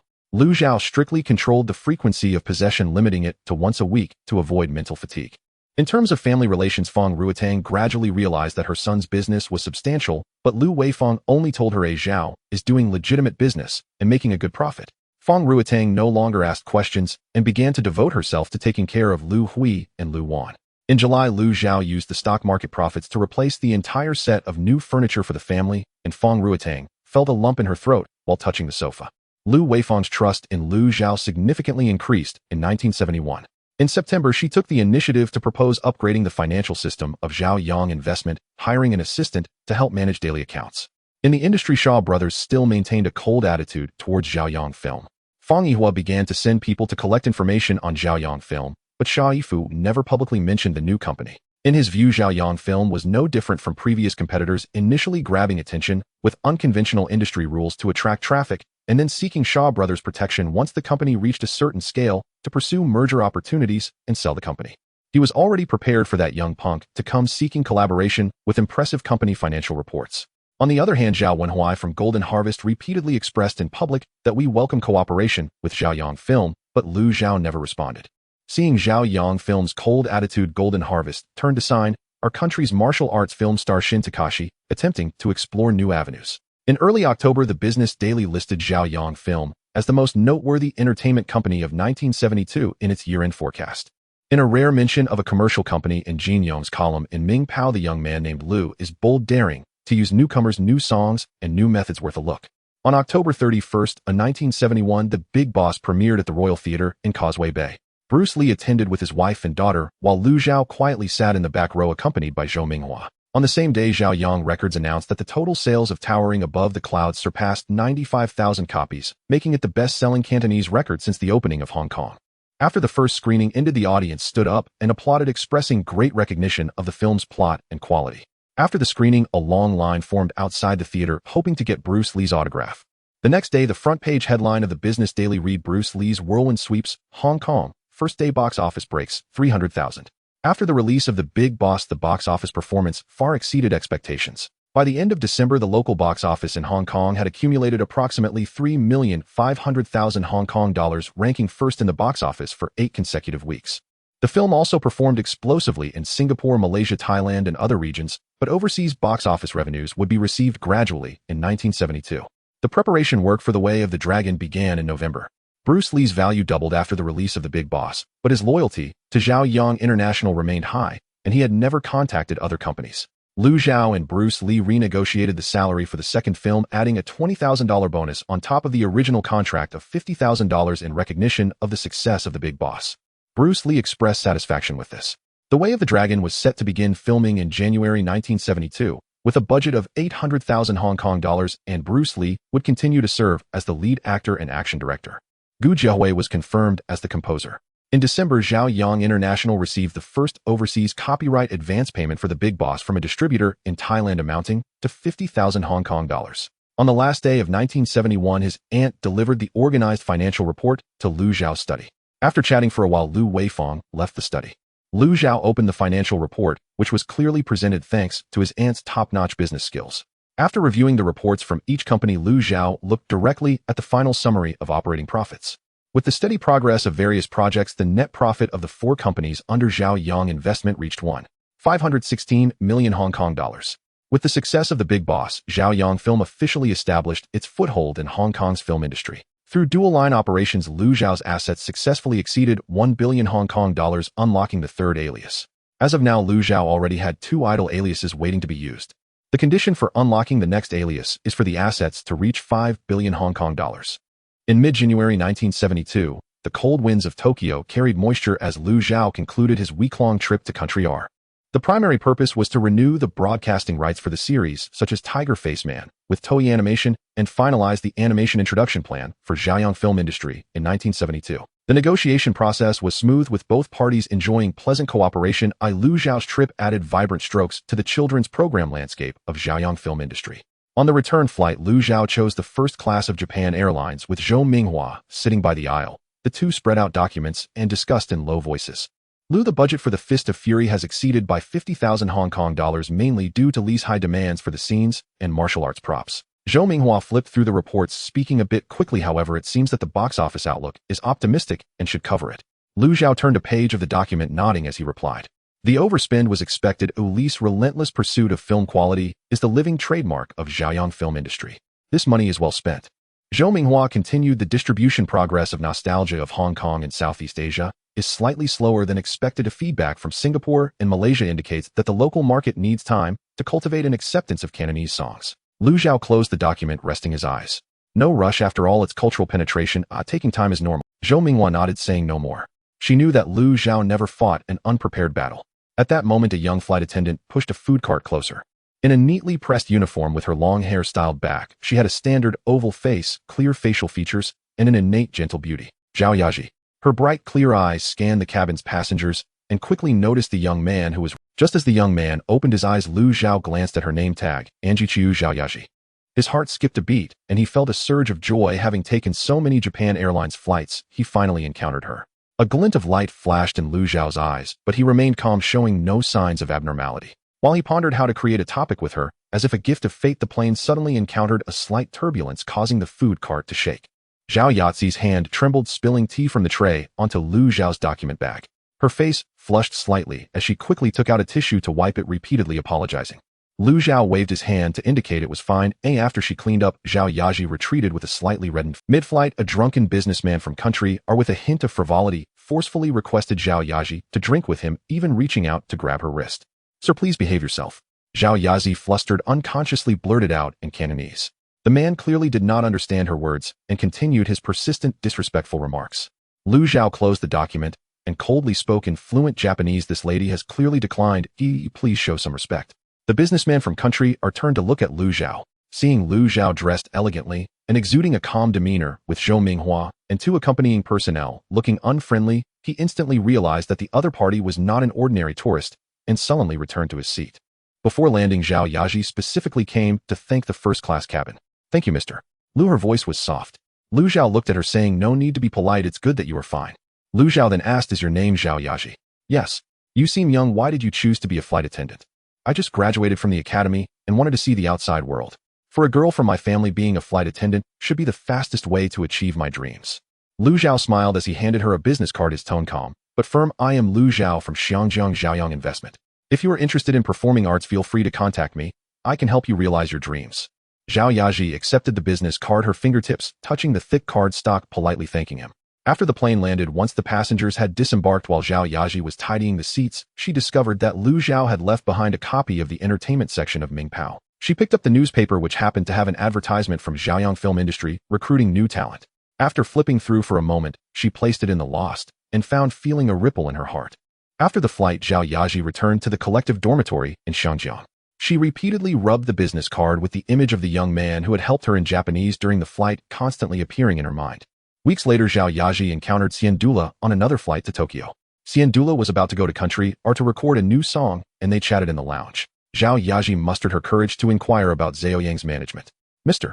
Lu respects artists very much. The revenue sharing is transparent, and the training system is well developed, making it unique in today's industry. Xiandula praised the company without reservation. Zhao Yaji felt an inclination in her heart. She began to pay attention to Zhaoyang investment. In the lounge, she flipped through Mingpao to look for scattered information, her gaze locking onto the recruitment page of Zhao Yang's management, where the phrase "excellent trainees" consigned directly stood out. She recalled her experiences in the school drama club. That feeling of standing in the spotlight resurfaced in her heart, and she enjoyed it immensely. Zhao Yaji hesitated for 3 days in the dormitory. The dull and strict regulations of Japan Airlines clashed repeatedly in her mind with the seemingly broader but unknown world of performing arts. In mid-February, she finally gathered her courage to dial the number on the business card. The person who answered was Zhou Minghua. Zhao Yaji nervously introduced herself. "Hello, I am a flight attendant who met Mr. Lu on the flight. He said I could call him anytime." Upon hearing her mention Lu Zhao's name, Zhou Minghua didn't dare to delay and quickly transferred the call. Receiving Zhao Yazi's call, Lu Zhao was not surprised. After chatting briefly, he calmly said, "If you're interested, come to my company for an interview. You know the address." After hanging up, Lu Zhao personally called Zhou Minghua to arrange Zhao Yazi's interview, stating that he would be there. Having been with him for nearly a year, Zhou Minghua had already figured out the boss character.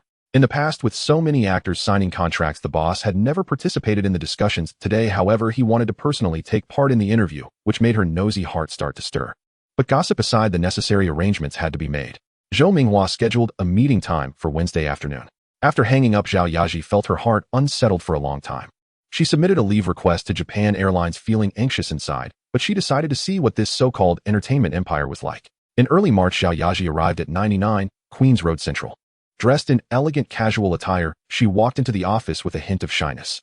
Zhou Minghua was personally waiting at the bottom of the building. She had seen Zhao Yaji on the plane, and her appearance had indeed left a deep impression. Now seeing her without the professional suit, her simple outfit still couldn't hide her brightness. Zhou Minghua smiled and greeted her, then took her upstairs. In the chairman's office, Lu Zhao sat behind the desk, not presenting himself with an air of authority, but instead instructing Zhou Minghua to pour Zhao Yaji a glass of water. Then with a friendly smile, he looked at Zhao Yaji and said, "Miss Zhao, we meet again so soon." Zhao Yaji sat upright in the chair opposite the desk, her hands folded neatly on her knees. This was a professional habit cultivated during her time at Japan Airlines, sitting with proper posture, gaze fixed ahead, always ready to meet the needs of passengers. However, the person sitting across from her was not a passenger, but a boss who appeared younger than her. Lu Zhao did not rush into the main topic. He pushed the documents on the desk aside, leaned back in his chair, and casually asked, "Miss Zhao, how long have you been flying for Japan Airlines?" 1 year and 3 months. Zhao Yazi's voice was a bit tense, her response short and precise. "Which were mainly Tokyo to Hong Kong and occasionally to Osaka and Nagoya. I flew to Honolulu once last November. Do you have a favorite city?" "Tokyo." Zhao Yaji felt these questions seemed unrelated to the interview, but still thought for a moment before answering. "We're in Tokyo. Asakusa Temple." When she mentioned Asakusa Temple, Zhao Yazi's tone suddenly relaxed, like a taut string being gently plucked. "The first time I went was in winter, in the evening, when most tourists had already left and the shops on Nakamai Street were closing. I stood under the Thunder Gate looking inside, the lanterns along the road lighting up one by one, casting a red glow that formed a river on the ground. The air was filled with the scent of grilled senbei mingling with the temple's sandalwood." She paused here, seeming to realize she had gone off topic, and smiled a little embarrassedly. "Sorry, Lu Sheng, I spoke too much." Lu Zhao listened with a smile, not interrupting her. He noticed something as he listened. When Zhao Yaji relaxed, her speech possessed a natural rhythm, neither hurried nor slow, with perfectly timed pauses between sentences. This rhythm was not something trained, it was an innate quality. In everyday life, it was called pleasant speech. In performance, it was called talent. "Miss Zhao," Lu Zhao shifted the conversation, "do you have any acting experience?" Zhao Yaji paused for a moment, then replied, "I participated in the school drama club in middle school." "What did you perform?" "Thunderstorm. I played the role of Sea Foam." "How did it go?" "We won first place in the school performance competition." As Zhao Yaji said this, her tone carried a hint of subtle pride, but it was quickly suppressed. Lu Zhao nodded, leaned back in his chair, and smiled at her, saying, "Then perform a scene for me." "What?" "Any scene you can choose freely." Zhao Yazi's fingers tightened slightly on the hem of her skirt. The office fell silent for a few seconds, and Zhou Minghua, sitting beside, also lifted his head, pen hovering above his notebook. "Now." "Yes." Zhao Yaji took a deep breath, then stood up from her chair, pushing it back slightly to give herself some space. Preparing herself, she closed her eyes and paused for 3 or 4 seconds. When she opened her eyes again, her expression had suddenly changed. No longer was she the flight attendant sitting upright in her chair, but a girl discovering the truth about her origins on a stormy night. "No, it can't be. Mom, tell me this isn't true." Her voice began calmly, like a stone being thrown into a lake. The end of her first sentence trembled slightly, very faintly, almost inaudible, but that unease seeped through. "You're lying to me. You must be lying to me." Her voice began to rise, not in a hysterical scream, but layer upon layer of escalating fear. It was like a person standing on the edge of a cliff, the soil beneath their feet crumbling away, knowing they were about to fall, yet desperately clinging to the last blade of grass. "I don't believe it. I don't believe it." Her eyes suddenly turned red without warning. Tears swirled in her eyes, but never fell. Her lips trembled, her hands instinctively clenched into fists, knuckles turning white. Then suddenly she stopped. All emotions were arrested at that moment, like the tide, receding, revealing traces washed upon the shore. She lowered her head, her voice becoming very soft and slow, carrying a calm that came after despair had reached its peak. "Mom, then what am I?" The last 5 words were spaced half a second apart. That pause was not deliberate, but a genuine reaction of a person whose linguistic function was nearly collapsing under extreme emotion. Zhao Yazi's breathing was still slightly hurried, her chest rising and falling gently. She stood there, uncertain whether to continue or to stop, her face flushed with the emotion of the performance extending into her current anxiety. Suddenly applause erupted in the office, and Lu Zhao nodded with a smile, saying, "Not bad. Your explosiveness is excellent, and you timed your pauses well. For that last line, if it were a trained actor, 8 out of 10 would choose to cry. But you didn't cry, and that made the effect even." Zhao Yaji loosened her grip on the hem of her skirt and let out a gentle breath. She sat back down in her chair, her knees still trembling slightly from nervousness. This was her first time performing in front of others since leaving school, and it was in a situation that could determine her future. Lu Zhao did not continue to comment. He turned around, picked up a document from the desk, opened it, and pushed it in front of Zhao Yaji. It was a contract from Zhaoyang Agency. The white cover bore the company logo, and the terms inside were clear, each one marked with detailed numbering. Miss Zhao, Zhaoyang Agency has a complete training system. Newcomers will first attend a 3-month training course covering performance, vocal training, physical training, and Cantonese pronunciation. All of it must be learned. During the training period, the company will provide trainees with a monthly living stipend of 1,500 Hong Kong dollars. However, no performances or business announcements will be arranged during the training period. Your only task for these 3 months is to learn. 3 months later, the company will give you an assessment opportunity. If you pass, you can officially sign a contract with the company and become a signed artist. Miss Zhao, if you don't pass the assessment after 3 months. Lu Zhao looked into her eyes and answered very directly. If you don't pass, you pack your things and leave. The company does not charge you any fees, and you do not need to return the stipend provided during the training period. Zhao Yaji paused for a moment. This answer was too straightforward, so straightforward that she momentarily didn't know whether to feel relieved or anxious. No fees and no refunds meant the company bore all training risks. But conversely, it also meant the company held the judgment that every person entering the training class was worth investing in. Then what if I pass? If you pass, you'll sign a 3-year formal agency contract. The terms are the same as for other artists in the company, with transparent settlements, tiered distribution, and copyright belonging to the company. Lu Zhao pointed to the 3rd page of the contract. The specific terms are written here. You can take a close look. Zhao Yaji lowered her head and flipped to the 3rd page, her gaze sweeping over the densely packed terms. Transparent settlements, tiered distribution, company obligations, artist obligations, termination clauses. She read every line carefully. Her gaze lingered longest on the tiered distribution section. She had heard those numbers from Xian Dula before, but seeing them printed in black and white in the contract felt completely different from hearing them verbally. In her understanding, contracts for artists in the entertainment industry had always been unilateral. The company decided how much they would take, and the artists had no bargaining power. But this contract at least achieved transparency in its terms. As for whether it was truly transparent in execution, that would depend on the company's sincerity. Zhao Yaji closed the contract, looked up, and pondered before saying, "Lu Sheng, I need to go back and think about it." She paused for a moment, seemingly afraid that Lu Zhao might overthink it, and added, "I am still under contract with Japan Airlines, and if I leave early, I will have to pay a penalty fee of about 10,000 Hong Kong dollars. When she said this, her tone didn't imply a demand, but rather she was stating an objective difficulty. 10,000 Hong Kong dollars is not a small amount for a flight attendant earning just over 2,000 a month. This amount is enough for her to rent a relatively decent apartment in Mongkok for over half a year. Lu Zhao fell silent for 2 seconds, then casually said, "The company will cover the penalty fee as long as you make a decision the company is willing to invest in every potential individual. Zhao Yaji lifted her head, her gaze revealing a moment of surprise. But this money will be considered an advance and deducted from your future income. Zhao Yaji looked at him, her lips moved as if to say thank you, but the words caught in her throat. She felt that saying thank you in front of this person would come off as pretentious. He'll go home and think it over, Lu Sheng, thank you. She reiterated this, then stood up. Lu Zhao nodded, showing no signs of urgency. No rush, Miss Yaji, take your time to think it over. He turned to Zhou Minghua, please see Miss Zhao downstairs. Zhou Minghua stood up and politely extended his hand to Zhao Yaji. Miss Zhao, this way, please. Zhao Yaji followed Zhou Minghua towards the door. Her steps were slow, her footsteps nearly silent on the carpeted corridor. As she reached the door, she instinctively turned to look back. Lu Zhao had already lowered his head, examining another document on the table. His profile appeared sharply defined in the afternoon light, his right hand holding a pen as he wrote something along the edge of the document. It seemed as if the conversation they just had was merely a trivial event in his day. Zhao Yaji turned her head and stepped out of the office. This feeling was too strange. She had encountered too many men who were overly courteous to her, on flights and waiting lounges, and in restaurants in Ginza, Tokyo. Those men looked at her with the same kind of gaze, whether fervent or restrained, yet essentially they were all alike. But this person was different. He offered you sufficient sincerity, yet he completely did not care whether you would leave or not. It wasn't an act of indifference or a strategy of temptation, it seemed he genuinely didn't care. It was as if he had already seen a definite outcome, so each step in the process was not worth his excessive emotion. This unintentional attitude left a deep impression on Zhao Yaji. She couldn't quite articulate what it was. That night, Zhao Yaji returned to the shared dormitory of Japan Airlines in Kowloon City, lying on the narrow single bed, tossing and turning, unable to sleep. The dormitory's curtains were thin, allowing the neon lights from outside to seep and casting a crimson glow on the ceiling.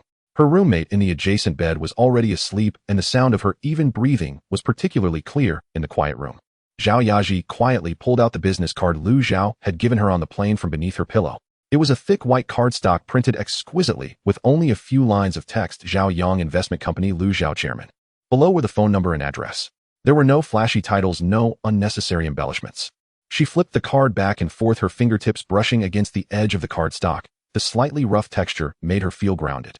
Then she rummaged through the drawer of her bedside table and pulled out a folder.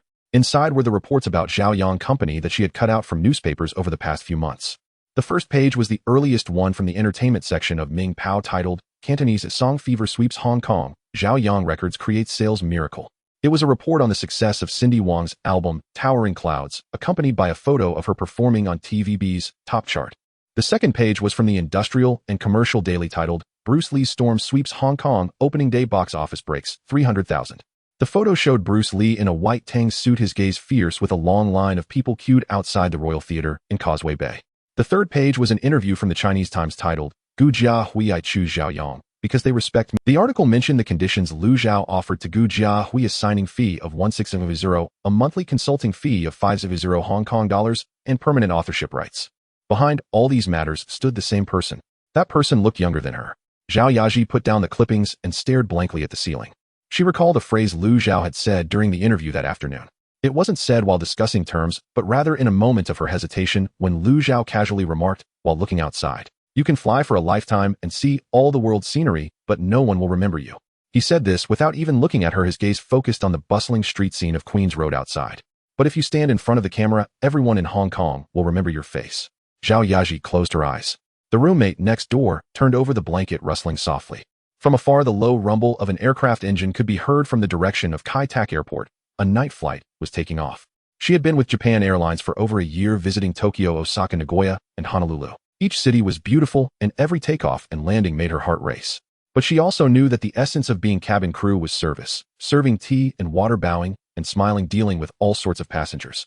She did it well, but she was not content to just be this. She had never forgotten the feeling of standing on stage in her high. When the spotlight shone down, the whole world fell silent, and only her voice remained. That feeling was like flying, but even freer than flying. She then realized how much she enjoyed that feeling. 3 days later, Zhao Yaji appeared again at 99 Queen. This time she dressed more formally than the last. A white shirt fastened at the collar with a small pearl button, paired with a deep blue knee-length skirt and low-heeled black leather shoes. Her hair was not tied up as it had been last time. Instead, it flowed down, her smooth black hair resting on her shoulders, complementing the white shirt, fresh and tidy. She did not go to Lu Zhao's office, but walked directly into Zhou Minghua's office. Zhou Minghua was on the phone, and upon seeing her enter, gestured for her to wait a moment. After hanging up, he stood up, smiling at her. "Miss Zhao, nice to see you again." Zhao Yaji stood in front of her desk, took a deep breath, and then said, "Miss Zhou, I've made up my mind." When Zhou Minghua chuckled, her smile devoid of surprise, unexpectedness, or excessive courtesy. She bent down and took out a printed training agreement from the second drawer on the left side of the desk. In black and white, the terms were clear with the date left blank, awaiting completion. Zhao Yaji stared at the agreement, momentarily stunned. Zhou Minghua pushed the agreement toward her, handed over a pen, and explained, "Lu Sheng asked me to prepare this 3 days ago. He said you would definitely come back." Zhao Yaji received the pen, momentarily taken aback. 3 days ago. This meant that from the moment she left Lu Zhao's office, Lu Zhao had already known she would return. She lowered her head and signed her name on the last page of the agreement. The strokes were neat, each one deliberate. After signing, Zhou Minghua collected the agreement, picked up her coat, and said, "Let's go, Miss Zhao. I'll take you to register for the training class." Seeing the two of them leave one after the other, the two girls at the front desk displayed expressions of surprise. "Hey, how strange, where is Manager Zhou going? Who is that person next to her? She's so beautiful." "Shill. That's the girl who was personally received by Lu Sheng 3 days ago. It said she's a flight attendant planning to sign with our artist training program. Wow, she actually gets to be taken by Manager Zhou herself. It seems like no one has had such treatment for a long time. You don't understand, do you? Someone personally interviewed by Lu Sheng is definitely not simple." After leaving the office building, Zhou Minghua hailed a taxi and reported the address of 28 Quan Tak Road, Kowloon Tong. The taxi navigated through the traffic of Central, heading north along Nathan Road. Zhao Yaji sat in the back seat, watching the streets pass by. Banks, jewelry stores, tea houses, and newsstands, all exuding the unique vibrancy and liveliness of Hong Kong. That question in her heart kept swirling, and she finally couldn't help but ask, "Miss Zhou, how did Lu Sheng know I would definitely come?" Zhou Minghua was flipping through her notebook when she heard the question. She looked up and smiled, saying, "Lu Sheng has a keen eye for people. He said your eyes shine with light. People with light can't hide it." Hearing this, Zhao Yaji nodded in understanding and turned her gaze to the window. The taxi was passing through Mong Kok, where a large poster of Shakira's "Underneath Your Clothes" was plastered outside a record shop, and a young man stood in front of the poster, pointing at the lyrics while humming along. Zhao Yazi's face flushed slightly. She didn't know what expression Lu Zhao had when he said that, nor if he was speaking casually or seriously. But the phrase "your eyes shine with light" felt like a small stone thrown into still water, creating ripples that spread wider and wider. 28 Quan Tak Road, Kowloon Tong, the Zhaoyang Artist Training Class. It was an old 2-story building with the exterior painted in off-white, and a modest brass plaque hung at the entrance. Zhaoyang Artist Training Center. In front of the building was a small patch of land with 2 banyan trees, their shade covering half of the entrance. Zhou Minghua led her into the first-floor hall. The hall was small, but kept very clean. On the left was a full-length mirror with a wooden floor in front of it, serving as the practice area for physical training. On the right were several rows of folding chairs and a small podium resembling a small rehearsal hall. The stairs led to the second floor, which had 2 classrooms and a small recording studio. "Your class schedule has been arranged." Zhou Minghua handed her a printed sheet. "Every morning from 9 to 11 is physical training. In the afternoon from 1 to 4 is acting class. In the evening from 6 to 8 is vocal training and Cantonese pronunciation alternating classes." Zhao Yaji took the schedule and looked it over carefully. 8 hours a day, tighter than the schedule of Japan Airlines. "Your dormitory is the room at the end of the second floor, shared with Di Bola." Zhou Minghua handed her a key. "You can move your luggage over tomorrow." Zhao Yaji nodded and followed Zhou Minghua up to the second floor. The door to the room at the end of the corridor was ajar, and she could hear someone humming an English song inside. After helping her complete the registration, Zhou Minghua left. Zhao Yaji, carrying a small suitcase, pushed open the door to the rehearsal room on the second floor and saw several young people practicing their vocal exercises. The vocal teacher was a woman in her 40s, wearing black-rimmed glasses, holding a baton in her hand, tapping the piano lid to keep the beat. "New here?" The vocal teacher glanced at her and said, "Stand in the last row and listen first." Zhao Yaji put down her suitcase and stood in the last row, her body slightly tense. She secretly studied the surrounding students, most of whom were teenagers and young adults, both male and female, dressed casually, some practicing earnestly, while others were gossiping quietly. "Hey, what's your name?" A voice suddenly emerged from beside her. Zhao Yazi turned to see 2 boys curiously examining her. The boy speaking was of average height and slightly thin, his features still developing, but the prominent tip of his nose immediately caught Zhao Yazi's attention. Next to him stood another boy of similar height, but he was lean and sturdy, with sharp facial features exuding an aura of martial arts. Zhao Yaji smiled slightly and replied, "I'm Zhao Yaji." "Miss Yaji, hello. I'm Chen Gangxing. My stage name is Yuan Lu. This is my good friend Li Qiangquan. He's a future action star." "Stage name? You even have a stage name?" Zhao Yaji looked at him in surprise. Chen Gangxing scratched his head and thought for a moment before saying, He just made it up. Ooh, I heard that having a stage name makes it easier to become popular." Looking at the humorous and witty Chen Gangxing, Zhao Yaji couldn't help but laugh. Seeing Zhao Yaji smile, Chen Gangsheng also laughed, patting his chest. He declared, "From now on, with the two of us protecting you, no one here can bully you." The first physical training class started at 1 p.m. that day. Zhao Yaji changed into a loose training outfit and stood in front of the full-length mirror. The physical training teacher, surnamed Liang, was in his 50s, lean and wiry, but every movement exuded vitality. He had taught physical training at the Shaw Brothers South Country Experimental Theater for 15 years before being lured away by Zhaoyang Agency with a high salary 6 months ago. Teacher Liang stood beside the mirror holding an unlit cigarette and said to Zhao Yaji, "Walk the runway. Walk from this into the other, walk naturally." Zhao Yaji nodded slightly and stepped out. Over a year of flight attendant training had made her posture upright and agile, her steps even gazing forward, shoulders straight like a straight marker. Teacher Liang watched for a few seconds and nodded repeatedly. "The foundation is good." Just as Zhao Yaji was about to breathe a sigh of relief, Teacher Liang followed with the second half of his sentence. "But you're too stiff." He walked in front of Zhao Yaji and lightly tapped her shoulder with the baton. "You're walking, not acting. Walking is about efficiency, acting is about relaxation. Your shoulders are too tense, your waist is too forceful, and your steps are too uniform. It doesn't look like a person walking, it's more like a robot executing a program." Teacher Liang took 2 steps back and walked through it himself. His steps seemed casual, but each one had a slightly different rhythm, sometimes fast, sometimes slow, sometimes shifting to the left, sometimes to the right. It was like a living person contemplating something, using the language of the body to express their inner state. This is called relaxation. When you relax, your body can act, and the audience can feel your emotional changes. Zhao Yaji stood still, silently pondering. She walked through it again, trying to relax her shoulders and slow her steps. "It's better, but still stiff." Teacher Liang shook his head, "But that's okay, take your time. This cannot be rushed." Zhao Yaji walked through it again and again. That afternoon, she walked back and forth in front of the full-length mirror over 40 times until her legs felt weak and trembling. That night, Zhao Yaji met her roommate Di Bola in the lounge on the second floor of the training class. The lounge was small, furnished with 2 sofas, a coffee table, and a small television. In the corner was a bookshelf holding some magazines and a few scripts. Di Bola leaned back on the sofa, her legs crossed, flipping through a copy of the English version of Vogue.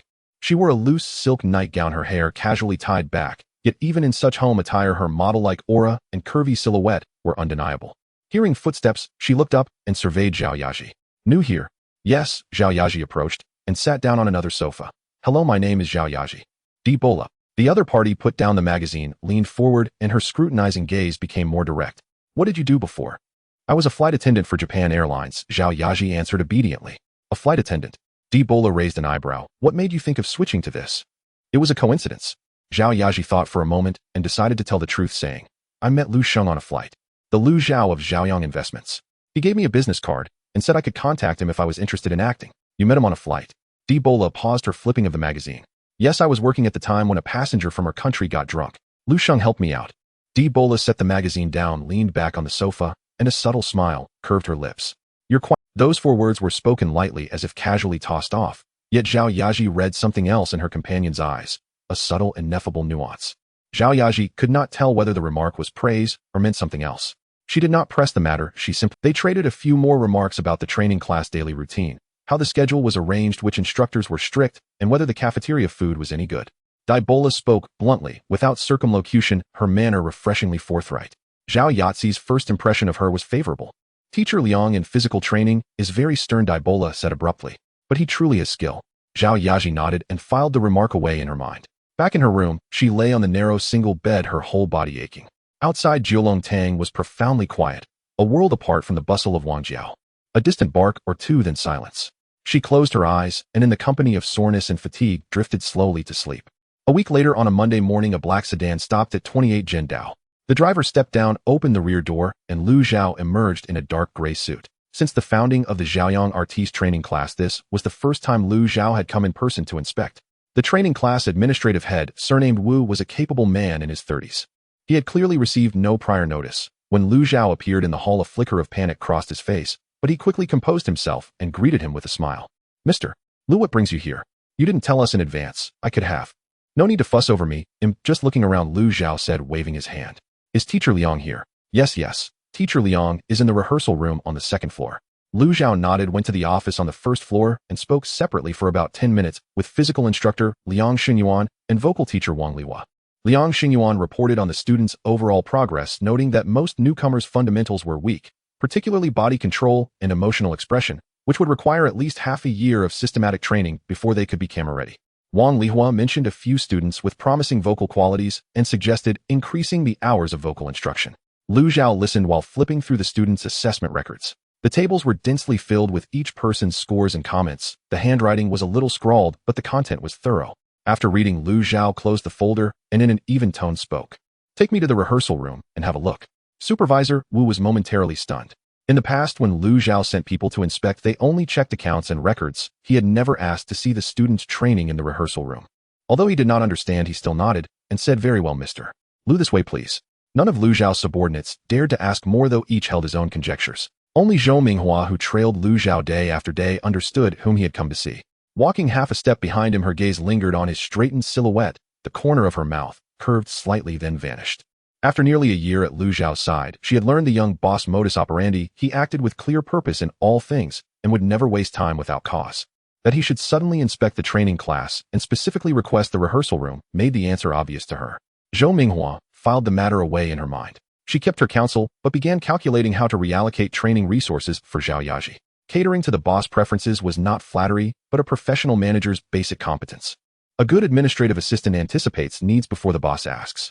The second-floor rehearsal room was rectangular glass on one side and mirrors on the other, with rows of folding chairs set in the middle.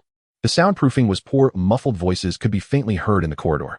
Lu Zhao did not enter, but stood in the hallway peering in through the glass. Inside the rehearsal room, Zhao Yaji was rehearsing opposite a male student.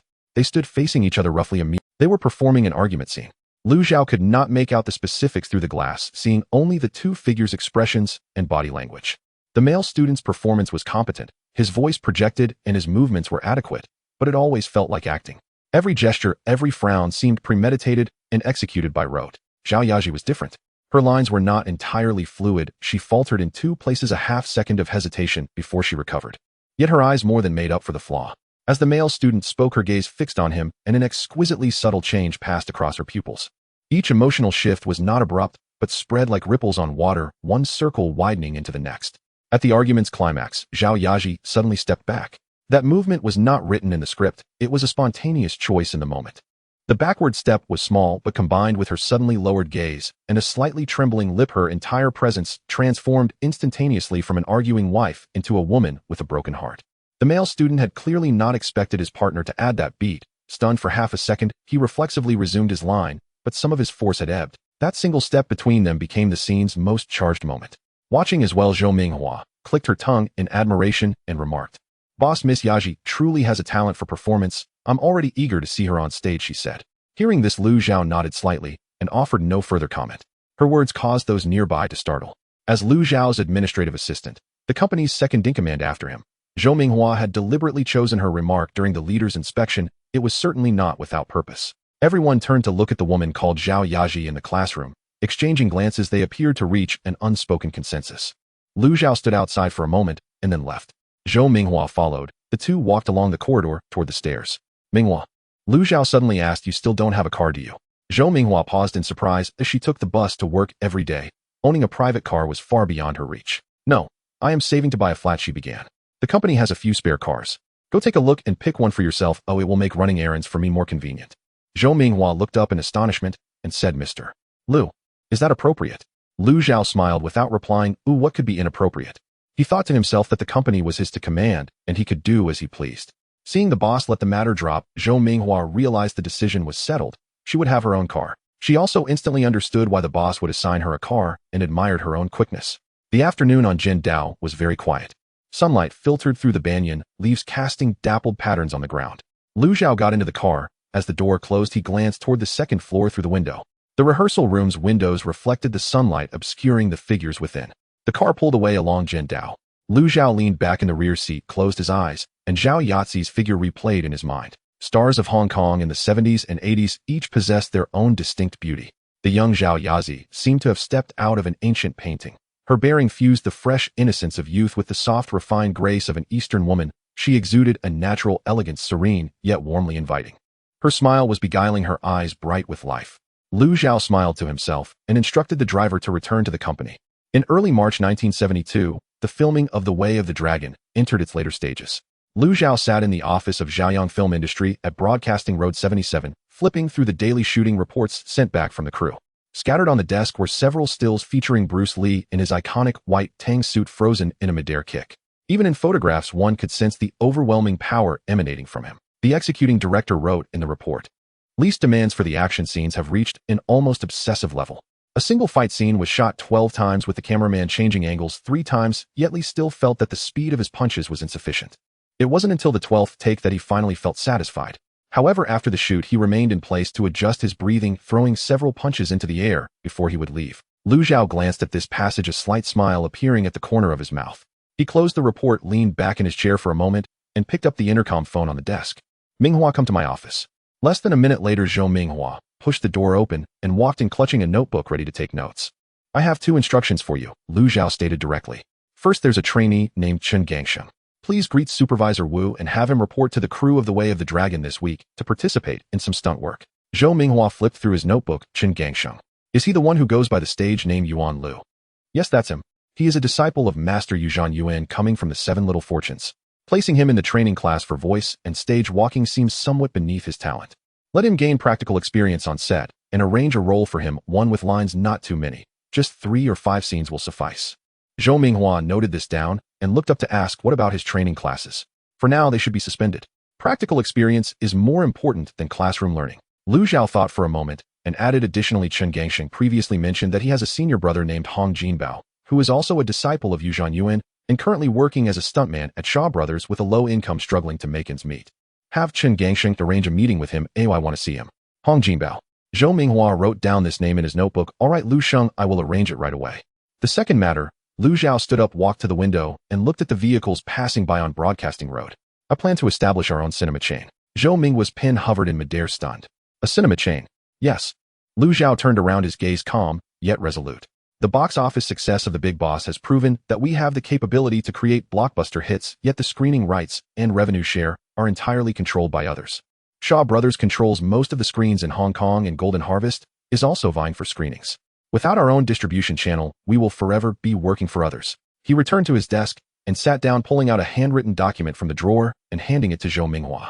Establish Xiaoyang Cinema Line Limited under Xiaoyang Investment with an initial registered capital of 1 million.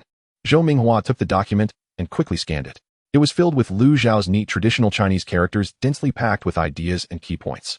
Lu Zhao spoke with confidence. Our core objective is to acquire existing cinema assets. In recent years, it has become increasingly difficult for independent theaters in Hong Kong to operate. Rising rents, film sources monopolized by large companies, outdated equipment. Without funds for upgrades, many owners are struggling to keep afloat. These theaters are located in prime areas with many seats, but prices have already been driven to rock bottom. We should enter the market now and acquire them in cash to minimize costs. Additionally, keep an eye on independent theaters that are on the verge of closing. It's not always necessary to buy out the ownership. Taking over their equipment and lease can also work, so do it as cheaply as possible. As Zhou Minghua listened and took notes, the pen tip danced quickly across the paper. There's also another direction. Both Shaw Brothers and Golden Harvest have quite a few non-core theaters. Some theaters in less favorable locations with low occupancy rates are burdens for them, especially Shaw Brothers. Fang Yihua is very astute. She will eventually optimize the asset structure and eliminate the unprofitable theaters. We can keep a close watch on this trend. Once there's news, we must seize the opportunity immediately. Lu Zhao picked up a red marker from the desk and circled 3 points on the document. I want you to categorize all theaters in Hong Kong into 3 types. First, independent theaters and small cinemas. These are standalone theaters that are struggling but are well located. This will be our primary focus. We will directly acquire them in cash and rebrand them under Xiaoyang Cinema Line. Mong Kok Sham Shui, Pakun Tong, and North Point are the key areas. These locations have dense populations and strong purchasing power, yet the coverage of major cinema chains is low, presenting a significant opportunity. The second category consists of assets that large companies have optimized out, theaters that Shaw Brothers and Golden Harvest are offloading. Such opportunities are rare, but once they arise, we must act decisively without hesitation. The third category includes newly built or renovated theaters. You know about the newly opened Sunlight Theater in North Point, right? Theaters of that caliber with many seats, new equipment, and great locations serve as the flagship for a cinema chain. They are costly to build and cannot be replicated in bulk, but we must at least have 1 or 2 flagship theaters to establish the brand image of Xiaoyang Cinema Line. Lu Zhao set down his pen and looked at Zhou Minghua. Acquisition is just the first step. After purchasing, we need to do 3 things. First, unify the branding. All acquired theaters must change their signage, lobby, and tickets to reflect the Xiaoyang Cinema Line branding. We want audiences to walk into any Xiaoyang Cinema Line theater and see the same brand and standards. Second, standardize the equipment. We will replace each theater's projection equipment with the latest widescreen and stereo sound systems to enhance the viewing experience. Theaters with poor equipment cannot retain audiences, and this is not an area where we can cut costs. Third, establish a central scheduling system. Different regions have different audience preferences. The residents of Mongkok love action movies, young people in Causeway Bay prefer Western films, and white-collar workers in Central lean towards art films. We need to schedule flexibly based on the characteristics of each theater's location and audience to maximize profitability. Zhou Minghua finished writing the last word, raised his head, and had a serious expression. Lu Sheng, this project is massive, staffing, funding, legal procedures, and negotiations with various parties. I know. Lu Zhao leaned back in his chair, speaking at a measured pace. That's why I'm giving you 1 year. Within a year, I want to see Zhaoyang Cinema Line with no less than 5 theaters in Hong Kong covering at least 3 major areas: Kowloon, Hong Kong Island, and the new territories. Zhou Minghua took a deep breath, closed his notebook, and nodded heavily. Understood, Lu Sheng. I will draft a detailed execution plan and a list of acquisition targets and have it on your desk by next Monday. Go ahead. The door closed. The office returned to quiet. Lu Zhao picked up the handwritten document and reviewed it again, placing it satisfactorily in the innermost part of the drawer. The cinema chain is the most crucial link in the entire industry chain. Production, distribution, and exhibition. These 3 pillars support a grand edifice. He already had Bruce Lee and Zhaoyang film industry for production, and the distribution network was being established, but the exhibition side remained a blank slate. Without our own cinema chain, we will always have to rely on Shaw Brothers and Golden Harvest. This situation must be broken. 3 days later, in a tea restaurant in Kowloon City, Chun Gangxing walked in with a tall, sturdy young man. The young man wore a slightly faded dark blue t-shirt, the fabric stretched tight across his solid chest muscles. His arms were thick with calluses at the base of his thumbs, revealing that he was someone who had trained in martial arts for years. With a round face, bushy eyebrows, and a gaze that combined sincerity with a hint of wariness, this was Hong. Lu Zhao had been sitting by the window for a few minutes. He wore a light gray polo shirt with a glass of iced lemon tea in front of him, the ice half melted. Lu Sheng, I'm coming. Chun Gangxing waved from a distance, pulling Hong Jinbao along as he walked back. Senior brother, hurry up, this is Lu Sheng I've told you about. Hong Jinbao was tugged to the table by his junior, slightly bowing. Hello, Lu Sheng, my name is Hong Jinbao. Lu Zhao nodded towards the chair opposite him and raised his hand to signal the waiter. 2 more iced lemon teas and a pineapple bun, please. Hong Jinbao sat down across from Lu Zhao's broad frame, causing the folding chair to creak. He felt a bit awkward, his hands resting on his thighs, unsure of where to place them. Chun Gangxing had no such concerns, plopping down beside him, speaking excitedly. Senior brother, let me tell you, I just came back from the set of The Way of the Dragon. Bruce Lee's punches are really fast. In that fight scene, he kicked me 3 meters away, and I flipped twice in the air before landing. The cameraman was left dumbfounded. Gangxing. Lu Zhao interrupted him, causing Chun Gangxing to immediately shut his mouth. Lu Zhao turned to Hong Jinbao and got straight to the point. Jinbao, Gangxing has told me about your situation. You are Master Yu Zanyuan's eldest disciple, the senior brother of the 7 Little Fortunes, having entered the industry at 10 with a solid foundation capable of fighting, flipping, and choreographing actions. Currently, you are working as a stunt double at Shaw Brothers, earning 120 Hong Kong dollars a day with no fixed contract. You work when there is work and wait when there isn't, am I right? Hong Jinbao's expression changed slightly. He hadn't expected Lu Zhao to know his situation so well. He nodded, his tone calm but tinged with a hint of reluctance. I've been at Shaw Brothers for almost 2 years, doing all sorts of dirty and tiring work, jumping from the 5th floor, being set on fire, headbutting glass, and after the shoot the director doesn't even remember my name. Has Shaw Brothers given you an opportunity to become an action director? Hong Jinbao chuckled bitterly. The action directors at Shaw Brothers are all seasoned veterans. By seniority, it would take at least another 10 years for me to get a chance. Lu Zhao took a sip of iced lemon tea and set the cup down. I won't beat around the bush. Zhaoyang Agency wants to sign you, offering a 3-year management contract with a signing fee of 50,000 Hong Kong dollars. Hong Jinbao's eyes lit up for a moment, then dimmed again. 50,000 Hong Kong dollars was a substantial amount to him, but he had seen too many bosses in the Shaw Brothers circle who made empty promises. What are the conditions? You come to Zhaoyang, start as an action director. After The Way of the Dragon, there will be another Bruce Lee movie and the action team needs manpower. I trust Gangxing's judgment of your skills, so there's no need for further evaluation. Chun Gangxing vigorously nodded beside them, almost shaking his head off. Secondly, in the future, I will give you opportunities to act. Lu Zhao looked into his eyes and said slowly, not only can you fight, but your physique and appearance also have audience appeal. Gangxing told me about a few scenes where you stood in for others on set. Your performance has a certain spirit. You are not just a stunt double who can only flip. Hong Jinbao fell silent for a few seconds. He took a big sip of iced lemon tea, set the cup down, and wiped his mouth with the back of his hand. Lu Xing, I believe everything you said, but I have one question. You may ask. My junior Gangxing has spent a few months in your training class and is now at the Way of the Dragon set. You gave him a role and an opportunity, and I know you genuinely want to nurture him. Hong Jinbao paused, his gaze fixed on Lu Zhao. But I want to know, did you sign me because of Gangsheng's face, or do you really think I am useful at? The noise in the tea restaurant seemed to fade at this moment. Lu Zhao looked at Hong Jinbao, a slight smile curling at the corners of his mouth. Jinbao, I never base my business decisions on favors. Gangsheng is a good seed, but compared to you he falls far behind.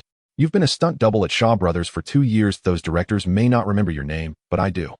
Last year you stood in for T Lung in the new one-armed swordsman, and the shot where you tumbled down the stairs was executed flawlessly. The director didn't even call for a retake. Do you know why? Because you weren't just flipping, you were portraying a person who had been slashed. There is no other stunt performer in all of Hong Kong who can bring that kind of character to a role. Hong Jinbao was stunned. He hadn't expected Lu Zhao to have seen that scene. After that shot, the director only praised T Lung's close-up. No one mentioned the stunt double's performance. Even he hadn't taken it seriously. As a stunt double you finish the job and get paid, so who cares? To be honest, when he first met Lu Zhao and heard his junior call him a kid, half of his hopes were extinguished. He thought Lu Zhao was just some rich young master from a prominent family trying to change the film industry, but in reality, he wouldn't pay attention to the lower-class individuals. However, after speaking with Lu Zhao, his perspective completely changed. Hong Jinbao lowered his head, staring at the lemon slices floating in his cup, remaining silent for quite a while. I've signed a contract. His voice was muffled as if squeezed out from his chest. He raised his head, his eyes slightly reddened, but he was smiling. Lu Sheng, thank you for believing in me. Lu Zhao smiled and extended his hand. Hong Jinbao shook his hand, his palm rough and strong. Shun Gangsheng beside them was grinning from ear to ear, slapping his thigh. Senior brother, I told you following Lu Sheng would be the right choice. Come on, buddy, let's have 3 more pineapple buns. He'll treat. You treat. Hong Jinbao shot him a glance. Where are you getting the money from? I just got my salary this month. Is that little salary enough for a few pineapple buns? The two brothers started bickering, making the tea restaurant lively. Lu Zhao leaned back in his chair, watching the scene unfold, feeling quite pleased. The 7 Little Fortunes, the most remarkable team in the Hong Kong film industry, were each entering his net. At the same time, at 28, Kinder Road and Kowloon Tong in the rehearsal room of the Zhaoyang artist training class, Zhao Yaji was leaning on the table copying lines. She had been in the training class for 2 weeks now. Physical training remained her most troublesome subject. Teacher Liang said every day that she was too tense, but compared to the first day, when she stumbled through the runway over 40 times, she was now at least rated as a little better. Her progress was fastest in the acting class. The acting teacher, surnamed, he in his 40s had played many supporting roles during the Cantonese film era and later switched to teaching.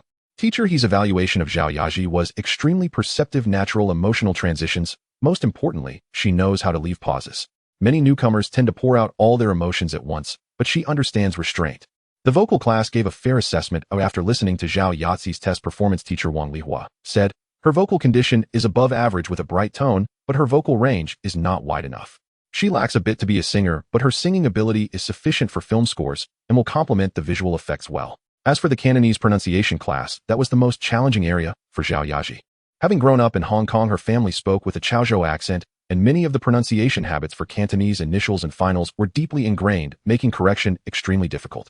Every time the pronunciation teacher corrected her, she had to practice dozens of times, forcing herself to reach the standard even till her mouth felt sore and numb.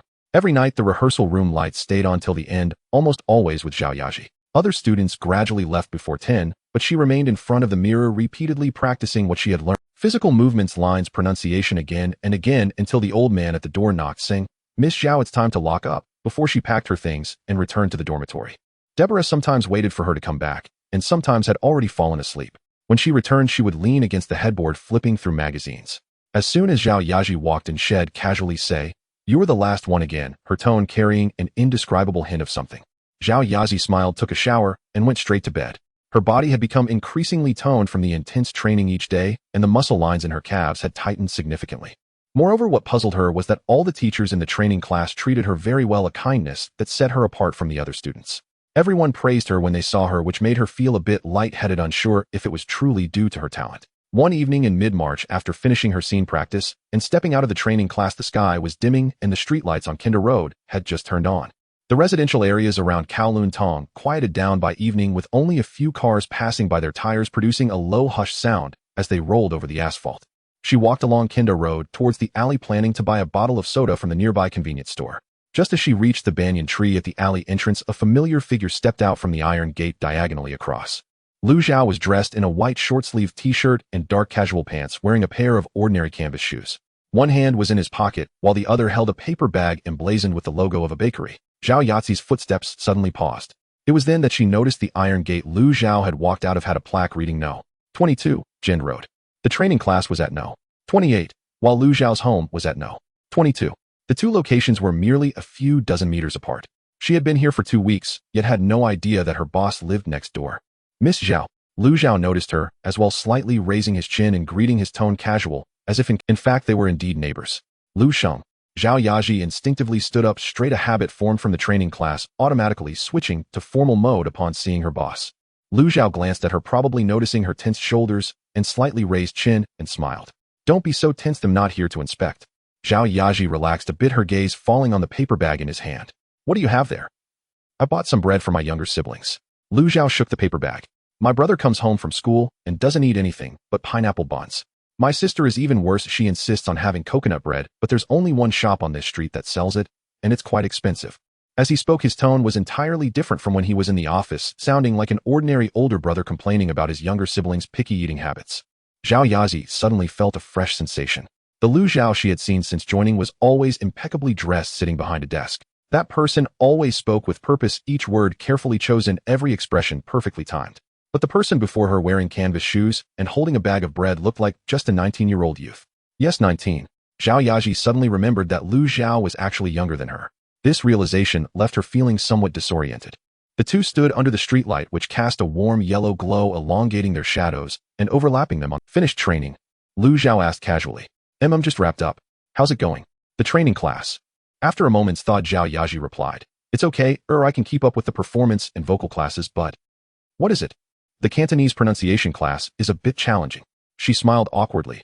I picked up some Cantonese from novels, but my Chaozhou accent makes it particularly hard to correct many initials. The pronunciation teacher said I've been mispronouncing the word street for a while now. Even after 2 days of practice, I haven't passed. Lu Zhao nodded after hearing this. It also took me several months to master Cantonese. Zhao Yaji blinked. Lu Xing, your Cantonese is not. She didn't finish her sentence. She had always thought Lu Zhao was a native Hong Kong. His Cantonese was so fluent and natural that it bore no accent. How could he need months of practice? Lu Zhao didn't explain, but simply smiled and said, just practice more. He lifted the bag of bread, nodded slightly at Zhao Yaji, and turned to walk towards home. Zhao Yaji stood in place, watching his retreating figure. The streetlight stretched his shadow long, extending all the way to the steps of the iron gate. The iron gate opened and then closed again. Zhao Yaji remained standing under the banyan tree. The alley was eerily quiet, with only distant bird calls and the sound of a spatula from a nearby kitchen breaking the silence. She looked down at her shadow beneath her feet, elongated into a thin black line in the streetlight's glow. A vague feeling stirred within her. It was a feeling. She pondered for a long while before settling on the closest word: relaxation. The conversation they had just shared was the most relaxed moment she had experienced since arriving at the Zhaoyang system. She felt as if she had seen a different Lu Zhao. Zhao Yaji stood for a while before heading to the convenience store to buy a bottle of soda, slowly walking back to the training class along Jian Road. When she reached the entrance of No. 28, she glanced back toward No. 22. The iron gate was closed and the light from inside filtered through the gaps between the leaves above the wall, casting a small patch of warm yellow light. She twisted open the soda bottle cap and took a sip, the bubbles bursting on her tongue, cool and sweet. Suddenly she felt curious about what that small patch of warm yellow light might look like. In late March, when Zhou Minghua entered Lu Zhao's office, he was holding a letter from TVB. Lu Sheng, there's an invitation from TVB. What kind of invitation? Lu Zhao was flipping through the acquisition target list for Zhaoyang Film Distribution, not looking up. They need to add a female supporting role for Jiang Huxing. Zhou Minghua placed the letter on the desk for episodes 12 to 15. The role isn't substantial, totaling about 10 scenes across 4 episodes. However, there are a few key scenes with significant interactions. The casting director at TVB hopes we can recommend suitable candidates. Lu Zhao put down the documents he was holding and reviewed the letter. Jiang Huxing was the first drama produced by Zhaoyang Film Industry, with the copyright owned by Zhaoyang Film Industry. The script tells the story of grievances and relationships in the lower classes of Hong Kong society during the 1970s, spanning 15 episodes with a tight pace, featuring a leading actor from TVB. The supporting female character to be added is named Ah Hong, who was the male protagonist's first love during his youth and dies in episode 12 due to involvement in gang disputes. The character does not appear much, but has a 3-minute death monologue scene, which is one of the emotional climaxes of the drama. After reading the letter, Lu Zhao immediately said, "Let Zhao Yaji audition for the role." He closed the folder and handed it back to Zhou Minghua. Zhou Minghua took the folder, his expression calm, but the corners of his mouth couldn't help but curl up. All right, I'll inform her today. 3 days later, Zhao Yaji received the official notification the role was confirmed. She would play Ah Hong in Jiang Huxing. On the same day, Zhou Minghua informed her to go to the company to sign the official agency contract. Lu Zhao had asked Su Yuzhen to prepare the contract a day in advance. The contract terms were consistent with those of other artists, with Zhao Yazi's signing fee set at 30,000 Hong Kong dollars, a 3-year agency contract, and a tiered profit share. Zhao Yaji sat in the reception area of Lu Zhao's office, the contract resting on her lap. She read through every page carefully from the first to the last. Then she closed the contract, picked up the pen on the desk, and signed her name on the last page. Lu Zhao sat behind the desk watching her finish signing, nodded, and smiled as he extended his hand. "Welcome to officially join Zhaoyang Agency, Miss Yaji." Zhao Yaji stood up, handing the contract to Lu Zhao with both hands and slightly bowing. "Thank you, Lu Sheng." Su Yuzhen took the company's copy of the contract, while Zhao Yaji kept her own. The signing fee of 30,000 Hong Kong dollars would be deposited into her bank account within 3 working days. With the contract signed, Zhao Yaji should normally stand up and leave, returning to the training class to prepare for the upcoming filming work. Zhao Yaji was taken aback for a moment and instinctively glanced at her watch. It was 1:30 in the afternoon. She had spent the entire morning rehearsing, and after rushing over to sign the contract at noon, she hadn't had the chance to eat. "Not yet. Then let's go grab something to eat together." Lu Zhao stood up, picked up the jacket on the table, and looked towards the door at Zhou Minghua. "Minghua, you should come along too." Zhou Minghua was pretending to organize the documents in her hands. Upon hearing this, she raised her head, pointed at herself in surprise, and asked me, "Am I going to?" "Lu Sheng." Lu Zhao nodded. Zhou Minghua opened her mouth as if to say something, but held back, and simply nodded, saying, "Okay, Lu Sheng." The 3 of them exited the office building and walked along Queens Road for less than 5 minutes before turning into an old-style tea restaurant tucked away in a narrow alley. The tea restaurant was small, with about 10 tables crammed together, fans whirring. The handwritten menu on the wall was stained with grease. After the lunch rush, only a few tables of guests remained. Lu Zhao walked skillfully to a table deeper inside and sat down, clearly a regular here. "Boss, 1 pineapple bun and a cup of iced milk tea." He shouted to the counter, then turned to Zhao Yaji and Zhou Minghua. "What are you two having?" Zhao Yaji took the menu, glanced at it, and said stir-fried beef ho fun and a cup of lemonade. Zhou Minghua often came here, so she didn't look at the menu and directly said, "I'd like the fresh shrimp wonton noodles." After ordering, the 3 of them sat under the fan waiting for their food. Lu Zhao leaned back in his chair, completely different from his demeanor in the office. Zhao Yaji sat opposite him, her hands neatly resting on her knees, the habits from her training class resurfacing. She stole a glance at Lu Zhao, only to find him staring out the window in a daze, a faint smile playing at the corners of his lips. The atmosphere grew somewhat quiet. Zhou Minghua was the first to break the silence. "By the way, Miss Yaji, when is your first scene after joining the crew?" "Next Monday," Zhao Yaji said, "but Director Zhong asked me to go to the set this week to acclimatize to the environment and get to know the actors I'll be working with." "Then you must prepare well," Zhou Minghua said with a smile. "The male lead of Jianghu Xing is a top star from TVB. I heard he has a bit of a temper and isn't very fond of newcomers." "No way?" Zhao Yaji asked a bit nervously. "Just kidding." Zhou Minghua laughed, and Zhao Yaji shot her a glare before laughing along. In fact, Zhou Minghua wasn't lying. The top star indeed had a reputation for being difficult. However, on the day Zhao Yaji went for her audition, Lu Zhao had deliberately come to watch. When Director Zhong saw Lu Zhao wanting to greet him, Zhou Minghua blocked him. Looking at Zhou Minghua, Director Zhong glanced at Zhao Yaji on stage and understood everything. Thus, no matter how bad the star's temper was, he wouldn't dare take it out on Zhao Yaji. The dishes began to arrive at the table. Lu Zhao's pineapple bun was baked to a golden crisp with a piece of half-melted butter inside. He took a bite, leaving a trace of cream at the corner of his mouth, which he wiped away casually. Zhao Yaji lowered her head to eat the stir-fried beef ho fun. After a few bites, she couldn't help but start talking about her training class. Perhaps it was because she felt relaxed after signing the contract, or maybe it was the casual atmosphere of the tea restaurant, but she found herself talking much more than usual. "Physical training is truly my most troublesome subject," she said while eating. "Teacher Liang keeps telling me to relax, but after 2 weeks of practice, I still can't grasp it. Every time he tells me to relax, I get tenser. The more tense I become, the more rigid I get, and the more rigid I get, the more he shakes his head. It's a vicious cycle." Lu Zhao listened quietly while eating without interrupting. "Until one afternoon I finished my practice and went downstairs and saw that cat at the entrance of the training class. The orange cat that often sits on the wall. It jumped down from the top of the wall." Zhao Yaji put down her chopsticks and gestured with her hands. It jumped down from a wall over 2 meters high, landing with all 4 paws bending slightly, without any unnecessary movements, as light as a leaf.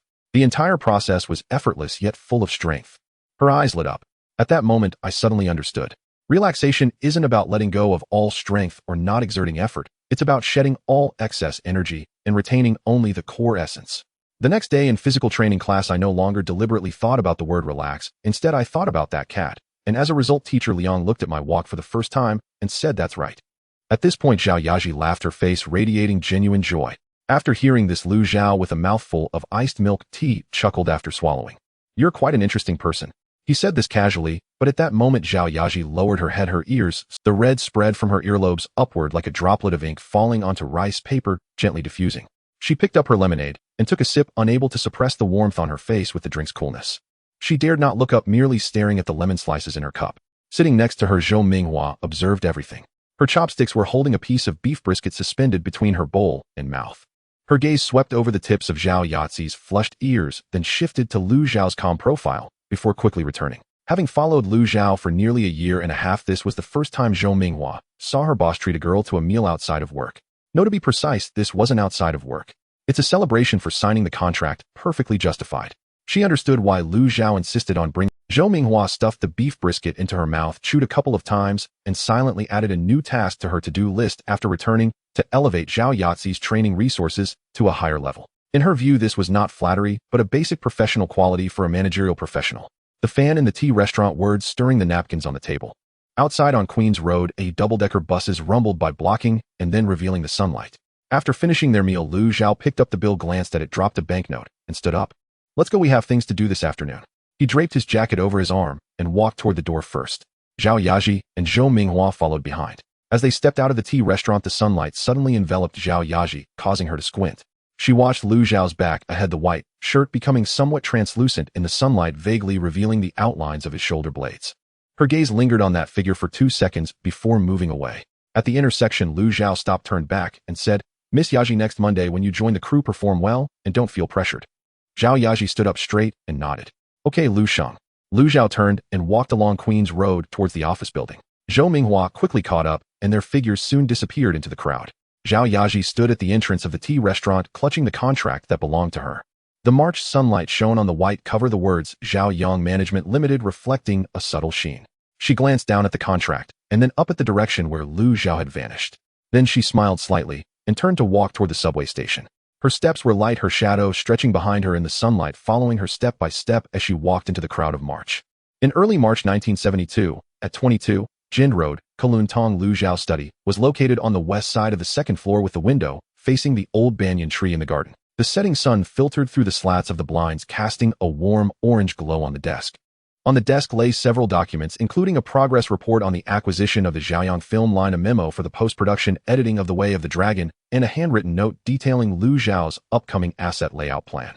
In the 1970s, there were too many speculative opportunities around the world. Without taking note of them, he could hardly keep track of everything. Lu Zhao rubbed his temples, pondering when to arrange for a second identity, hoping it might lighten his burdens.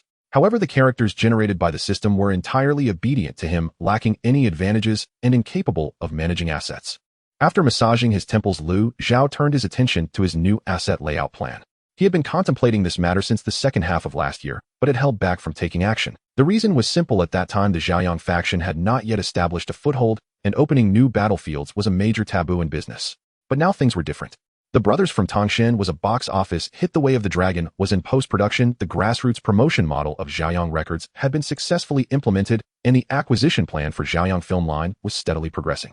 The cash flow of the entire Zhaoyang faction was healthy, the team operated smoothly, and Zhou Minghua had built the administrative system to function like a precision instrument. It was time to lay out new industries.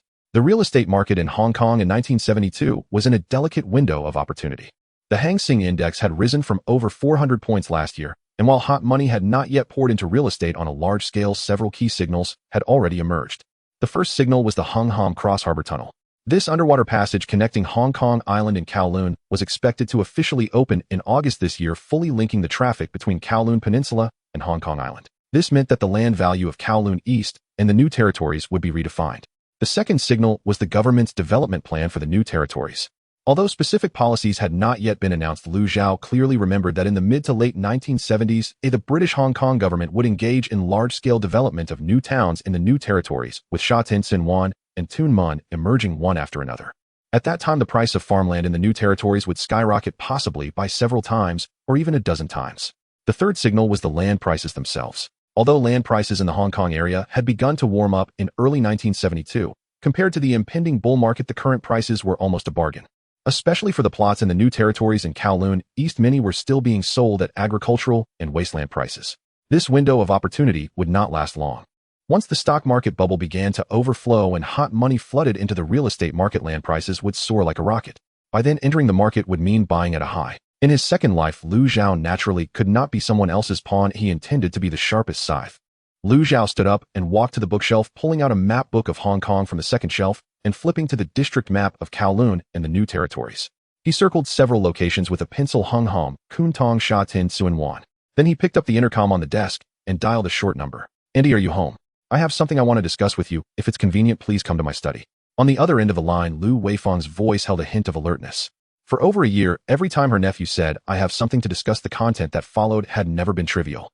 In less than 3 minutes, Lu Weifang pushed open the door to the study.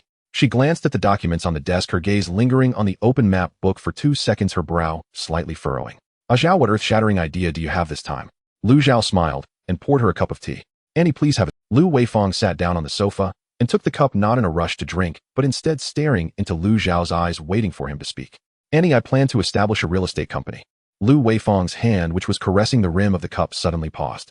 From her understanding of Lu Zhao, once this sentence was spoken, it meant he had already made up his mind, signifying that he was not seeking her opinion, but notifying her instead. Out of respect for his elder, he wrapped his notification in the guise of a discussion. Lu Weifang frowned slightly and said, Zhao, the Zhaoyang faction has just stabilized its footing with film records management and cinema lines running simultaneously. You yourself are busy until midnight. Why rush into real estate? Lu Zhao sat in the chair opposite his aunt, leaning slightly forward. Auntie, I'm not in a rush. The timing is right. He picked up the map book from the desk, flipped to the district map of Kowloon, and placed it on the coffee table. Look here, the Hung Hom Cross Harbor Tunnel will open in August this year. It's one of the largest infrastructure projects since the establishment of the port by the British government. Once the tunnel is opened, Kowloon Peninsula and Hong Kong Island will be fully connected. Previously, people working on Hong Kong Island were reluctant to live in Kowloon because crossing the sea required taking a ferry, which became problematic in typhoons or heavy fog when ferry services were suspended. But after the tunnel opens, it will only take a few minutes to drive from Hung Hom to Causeway Bay. What does this mean? It means that the demand for residential properties in Kowloon East will surge several-fold in the next 3 to 5 years. Lu Weifang lowered her eyes to look at the map, remaining silent. Lu Zhao continued, now look at the new territories. I know the government is working on a development study report for new towns in the new territories. Places like Sha Tin Suan Wan and Tuen Mun are still largely farmland and village houses. However, the population of Hong Kong is growing every year, and the land on Hong Kong Island and Kowloon is already overcrowded. The government will inevitably shift its development focus to the new territories. This is not speculation, but an inevitable historical development. When the government announces the planning for new towns, land prices in the new territories will change dramatically overnight. By then, trying to enter the market will mean carrying others' burdens. Lu Weifang listened to this and remained silent for a long time. She was not ignorant of economics. Having served as the financial director of Zhaoyang Investment for over a year, her sensitivity to numbers exceeded that of most businessmen. She understood every point Lu Zhao made, but her cautious nature disinclined her to take risks. Zhao, I understand the reasoning behind what you said. She took a sip of tea, her tone softening somewhat. But real estate is different from entertainment. The Zhaoyang faction deals in content and people. I admit I had some doubts about your earlier plans to enter the entertainment industry, but you've proven your vision and capability over time. However, real estate is an entirely different industry involving construction planning, government relations, and bank loans. It is far more complex. Having a good eye is not enough. It also requires navigating the nuances of human relationships. Seeing the anxious expression on Lu Weifang's face and her future famous words, Lu Zhao couldn't help but smile and said, Auntie, I may not fully grasp the intricacies of human relationships, but one thing you are mistaken about is that in any industry, if you have foresight, even a pig can fly if it stands in the wind. Lu Weifang furrowed her brow. Things were indeed as she had anticipated. Before she was called in, her nephew had already devised a plan. She had no doubt he would pull a well-prepared proposal from his drawer.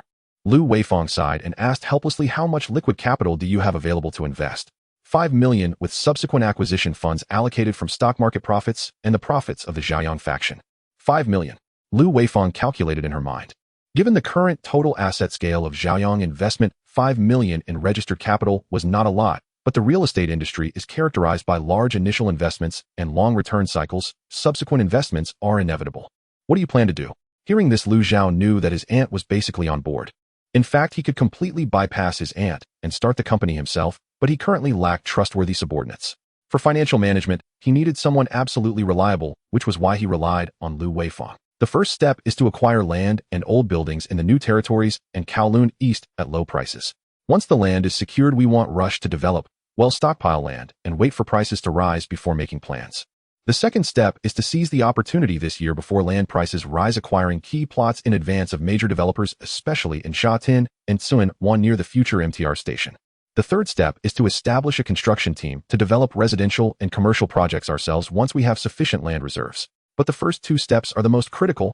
I can assure you the window of opportunity exists only in these 2 years. Once we pass 1973 and land prices soar, even with money, we won't be able to buy good land. Lu Weifang put down her teacup and sighed. Her nephew's thorough nature indeed resembled that of her older brother, but she didn't know whether this was a good or bad thing. Zhao, what do you want me to do?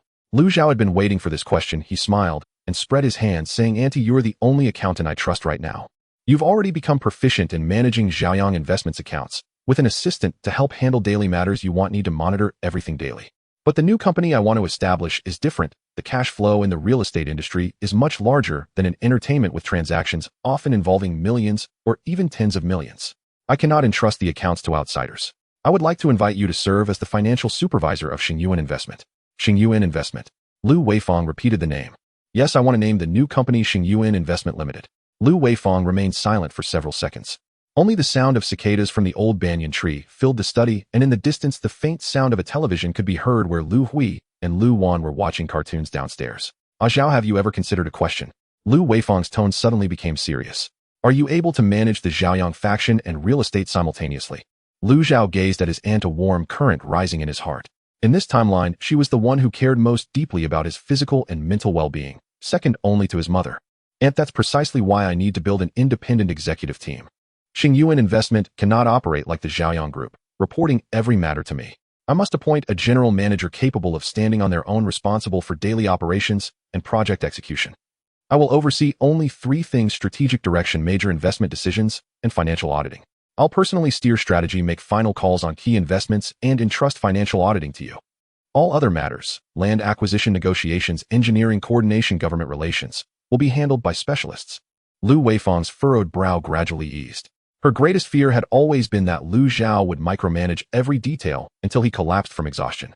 Hearing him speak of delegation brought her cautious relief. So how do you plan to assemble this team? First, establish the company's structural framework: 1 general manager, 1 administrative director, 1 legal counsel, 2 finance officers, and 2 or 3 project development managers. The general manager is pivotal, must possess substantial real estate industry experience, preferably with a major developer, well-versed in operational workflows, and well-connected. The 2 finance officers will report directly to you. Train them rigorously, instill discipline, codify procedures, as you once did with the accountants at Zhaoyang Investment. Lu Weifang nodded thoughtfully before replying, very well, I agree.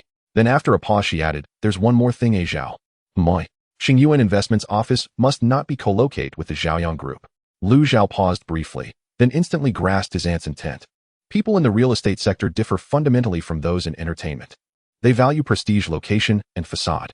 Imagine inviting a land developer into an office adjacent to a record label. How seriously would they take you?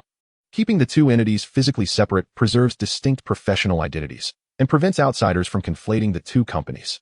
Lu Zhao smiled warmly at his aunt. And if you ever entered business full-time, you'd surely outshine me. Don't try to flatter me. Though her words were sharp, a gentle smile softened her features. She rose, smoothed her cheongsam, and picked up her ledger. Well then, I'm off. Go eat soon. Your mother has prepared your favorite slow-simmered, nourishing soup. Yes, I'll head down right away. The next morning, Lu Zhao arrived punctually at 99 Queens Road Central, the Zhaoyang Investment Office. At 8:30 m, he summoned Zhou Minghua into his office. Minghua, there's a new assignment for you. Zhou Minghua had long grown accustomed to Lu Zhao's frequent new assignments. She opened her notebook, pen poised above the page, ready to transcribe. I'm establishing a new investment firm dedicated exclusively to real estate. Xingyuan Investment Limited. Her pen hovered for a heartbeat, then resumed its steady glide across the paper. After 18 months working for Lu Zhao, she had internalized one immutable truth: every decision he made carried deliberate rationale, and her role was to execute it with maximum efficiency. Registered capital HKD, 5 million. Shareholder structure will follow the offshore channel, as with the Zhaoyang Group. Coordinate closely with Su Yuzhen to prepare the Articles of Association, shareholders agreement, and offshore holding architecture. Do not register the address at Queens Road Central, Lu Zhao added. Xingyuan Investment's office must be physically separate from the Zhaoyang Group, located near Davao Road Central and central within a reputable commercial building. It needn't be large. Around 3,000 square feet for the entire floor will suffice. Interior finishes may be modest, but the facade must project dignity. Real estate professionals judge gravitas by such details. Keep monthly rent between HKD 15,000 and 20,000. Lease terms 2 months deposit 1 month's advance payment 2-year contract. Zhou Minghua lifted her gaze and nodded. Understood. I know Davao Road Central well. I visited several times while negotiating overseas distribution for Xiaoyang Records. Several older commercial buildings there have high vacancy rates. I'll conduct on-site inspections this afternoon. Excellent, Lu Zhao affirmed with satisfaction. Also ensure Su Yuzhen completes all legal documentation by week's end, and you'll handle the business registration. Aim to secure the business license before the end of March. Mr. Lu, may I ask who will assume day-to-day management of Xingyuan Investment? She posed the question deliberately. Managing Xiaoyang Group's administrative affairs already consumed most of her bandwidth, and she feared dividing her focus would compromise both responsibilities. Lu Zhao, clearly anticipating her concern, replied with a gentle smile, Xingyuan Investment requires its own autonomous executive team. It cannot rely on you indefinitely. I'll provide you with a detailed job specification document for each core position. Recruit strictly according to those criteria. Understood, Mr. Lu. Zhou Minghua nodded resolutely, closed her notebook, and departed. In early March, Central bustled with purposeful pedestrians. Starting from Queens Road Central, she walked westward along Davao Road Central. Davao Road Central stands as Central's second principal commercial artery, flanked by banks, insurance firms, import-export houses, and office towers of every scale. Quieter than Queens Road Central, yet no less imposing in stature, she held a vacancy list obtained from a property agency, marking 7 or 8 potential office spaces. The first option, No. 68, Davao Road Central. A 12-story commercial building erected in 1965, its facade clad in deep gray mosaic tiles, marble flooring in the lobby, and uniformed security at the entrance. The entire 5th floor was vacant, approximately 320 square feet, at HKD 16,000 per month. Zhou Minghua rode the elevator upward for inspection. Natural light flooded the space. Windows faced Davao Road, affording views of passing trams and signage on opposite buildings. Layout was symmetrical, though partition walls remained from the previous tenant, easily reconfigured. The elevator, though aging and emitting faint creaks during operation, remained functional, unimpressive, yet not impractical. The second option, No. 112, Davao Road Central, a heritage office tower built in 1962, located less than 300 meters from HSBC's headquarters. 8 stories tall with the 6th floor vacant, approximate 280 square feet, at HKD 18,000 monthly. Smaller in size and higher in rent, but peerless in location. Standing at the window, she looked down. Directly across stood the signboard of a venerable real estate agency. Clients entering for business would see Xingyuan Investment's name immediately upon arrival. This positioning held immense strategic value. She crossed off the third and fourth options. Both unsuitable. One suffered poor natural lighting, the other sat above a noisy gold shop whose incessant hammering reverberated through the floor, entirely unfit for professional work. Ultimately, she circled 2 finalists on her list to present to Lu Zhao for final selection. Mid-March arrived swiftly, and Su Yuzhen moved with remarkable speed. Within 1 week, the complete suite of legal documents for Xingyuan Investment Limited was finalized. Articles of Association, shareholders agreement, offshore holding architecture, each line meticulously reviewed to ensure strict alignment with Xiaoyang Group's equity isolation framework. The offshore architecture followed Xiaoyang Group precedent. At the apex stood a holding company registered in the British Virgin Islands. A intermediate ownership flowed through Xinhua Investment. Ultimately, 100 equity in Hong Kong registered Xingyuan Investment Limited rested with this layered structure. Lu Zhao's name appeared nowhere on any public shareholder registry, yet ultimate control remained securely vested through the offshore arrangement. To outsiders, this architecture functioned as an opaque glass wall. Xingyuan Investment appeared as a legitimate Hong Kong entity, but the figure standing behind the glass remained invisible. Concurrently, Zhou Minghua processed the business registration. On March 22, 1972, Xingyuan Investment Limited was formally incorporated at the Hong Kong Companies Registry. Registered capital HKD 5 million. Registered address 6th floor 112, Davao Road Central. Lu Zhao selected the second option.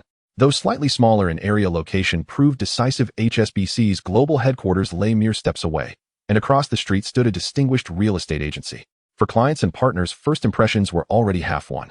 As for rent, Zhou Minghua negotiated 3 rounds with the landlord, reducing it from HKD 18,000 to 15,000 per month, securing a 2-year lease with 2-month deposit and 1-month advance payment. By the final week of March, Xingyuan Investment's office renovation was complete.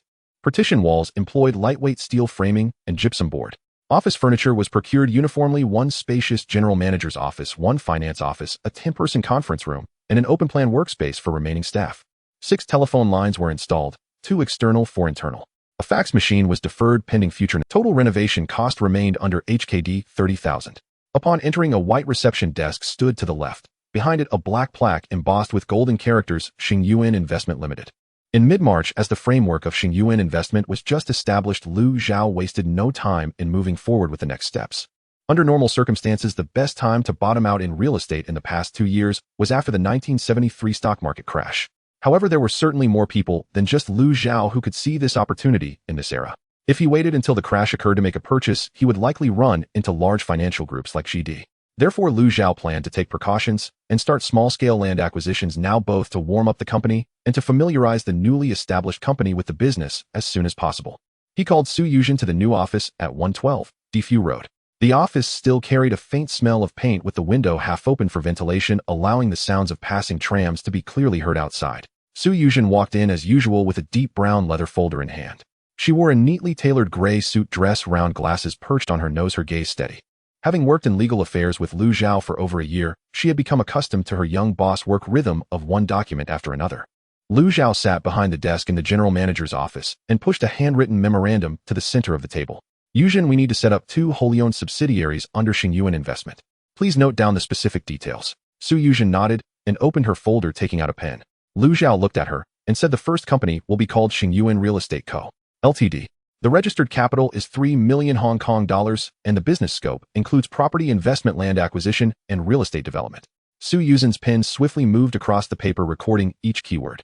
The equity structure will be consistent with Xingyuan Investment, with Xingyuan Investment holding 100 of the shares and no external shareholders. The company's articles of association will be adjusted based on the template of Xingyuan Investment, with the registered address temporarily located here to be changed later if necessary. After finishing her notes, Su Yuzhen looked up to confirm the registered capital of 3 million. Is it a one-time payment or in installments? It will be a one-time payment. Liu Zhao thought for a moment and added, transfer directly from the account of Xingyuan Investment and have my aunt help with the transaction. All right. Su Yuzhen closed her notebook, adjusted her glasses, and said, I will start drafting the company's articles and registration documents this afternoon, aiming to complete the first draft within 3 working days. As for the business registration, given the current efficiency of the registration office, we should be able to obtain the business license in about a week if everything goes smoothly. Liu Zhao nodded. There's one more thing. He picked up another document from the table. Once Xingyuan Real Estate is registered, we need to immediately register the second subsidiary, Xingyuan Construction Co. Ltd. The registered capital will be 2 million, with the business scope encompassing construction projects, renovation works, and project management. Su Yuzhen's pen began to move again. However, there's no rush for this one. We will complete the procedures for Xingyuan Real Estate first. Xingyuan Construction can be registered before the end of the month. Liu Zhao stood up and walked to the window, looking at the traffic on Defu Road. Additionally, Xingyuan Construction also involves the application for the construction company's qualifications, which is more complicated than ordinary business registration. Please research the application process and required materials in advance, and we will handle it all at once. Su Yuzhen thought for a moment and said the application for construction company qualifications requires providing the practicing certificates of registered engineers and a list of relevant personnel. If the company has just been registered and doesn't yet have its own engineering team, we may need to hire external engineers. Zhang Qing nodded and replied, You can discuss this with Zhou Minghua. She is currently hiring, and we can simultaneously advance the engineer issue. Su Yuzhen nodded, quickly jotting down notes. Lu Sheng, there's another question. Once Xingyuan Real Estate begins acquiring properties, each transaction will involve a significant amount of legal work related to property rights verification, drafting, and reviewing purchase contracts and transfer registration. If the number of acquisitions is large, I might find the workload quite overwhelming. Liu Zhao turned to her, nodding in I had already thought of this. You are right. The legal workload for land and property acquisitions is not something you can handle alone. Su Yuzhen watched as her boss returned to the desk, pulling out an A4 sheet from it, as if performing a magic trick. I will have Zhou Minghua contact a law firm in Central to serve as the long-term legal advisor for the Xingyuan Group, charging by project. At that time, the routine property rights verification and contract drafting will be handled by external lawyers, and you just need to take care of the final review. Su Yuzhen took the slip of paper and glanced at it. It listed the names and addresses of 2 law firms, and she couldn't help but think, if you had thought of this earlier, why not say it sooner? Both of these are medium-sized law firms with experience in real estate legal affairs. Please find out their fee structures and the backgrounds of their partners and choose a reliable one. All right, Lu Sheng, I will arrange a meeting tomorrow.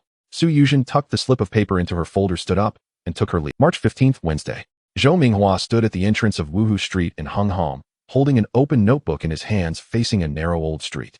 On both sides of the street were old-style Tang buildings tightly arranged with 4 to 5 stories, their grayish walls marked with water stains, balconies adorned with colorful clothes fluttering like flags in the wind.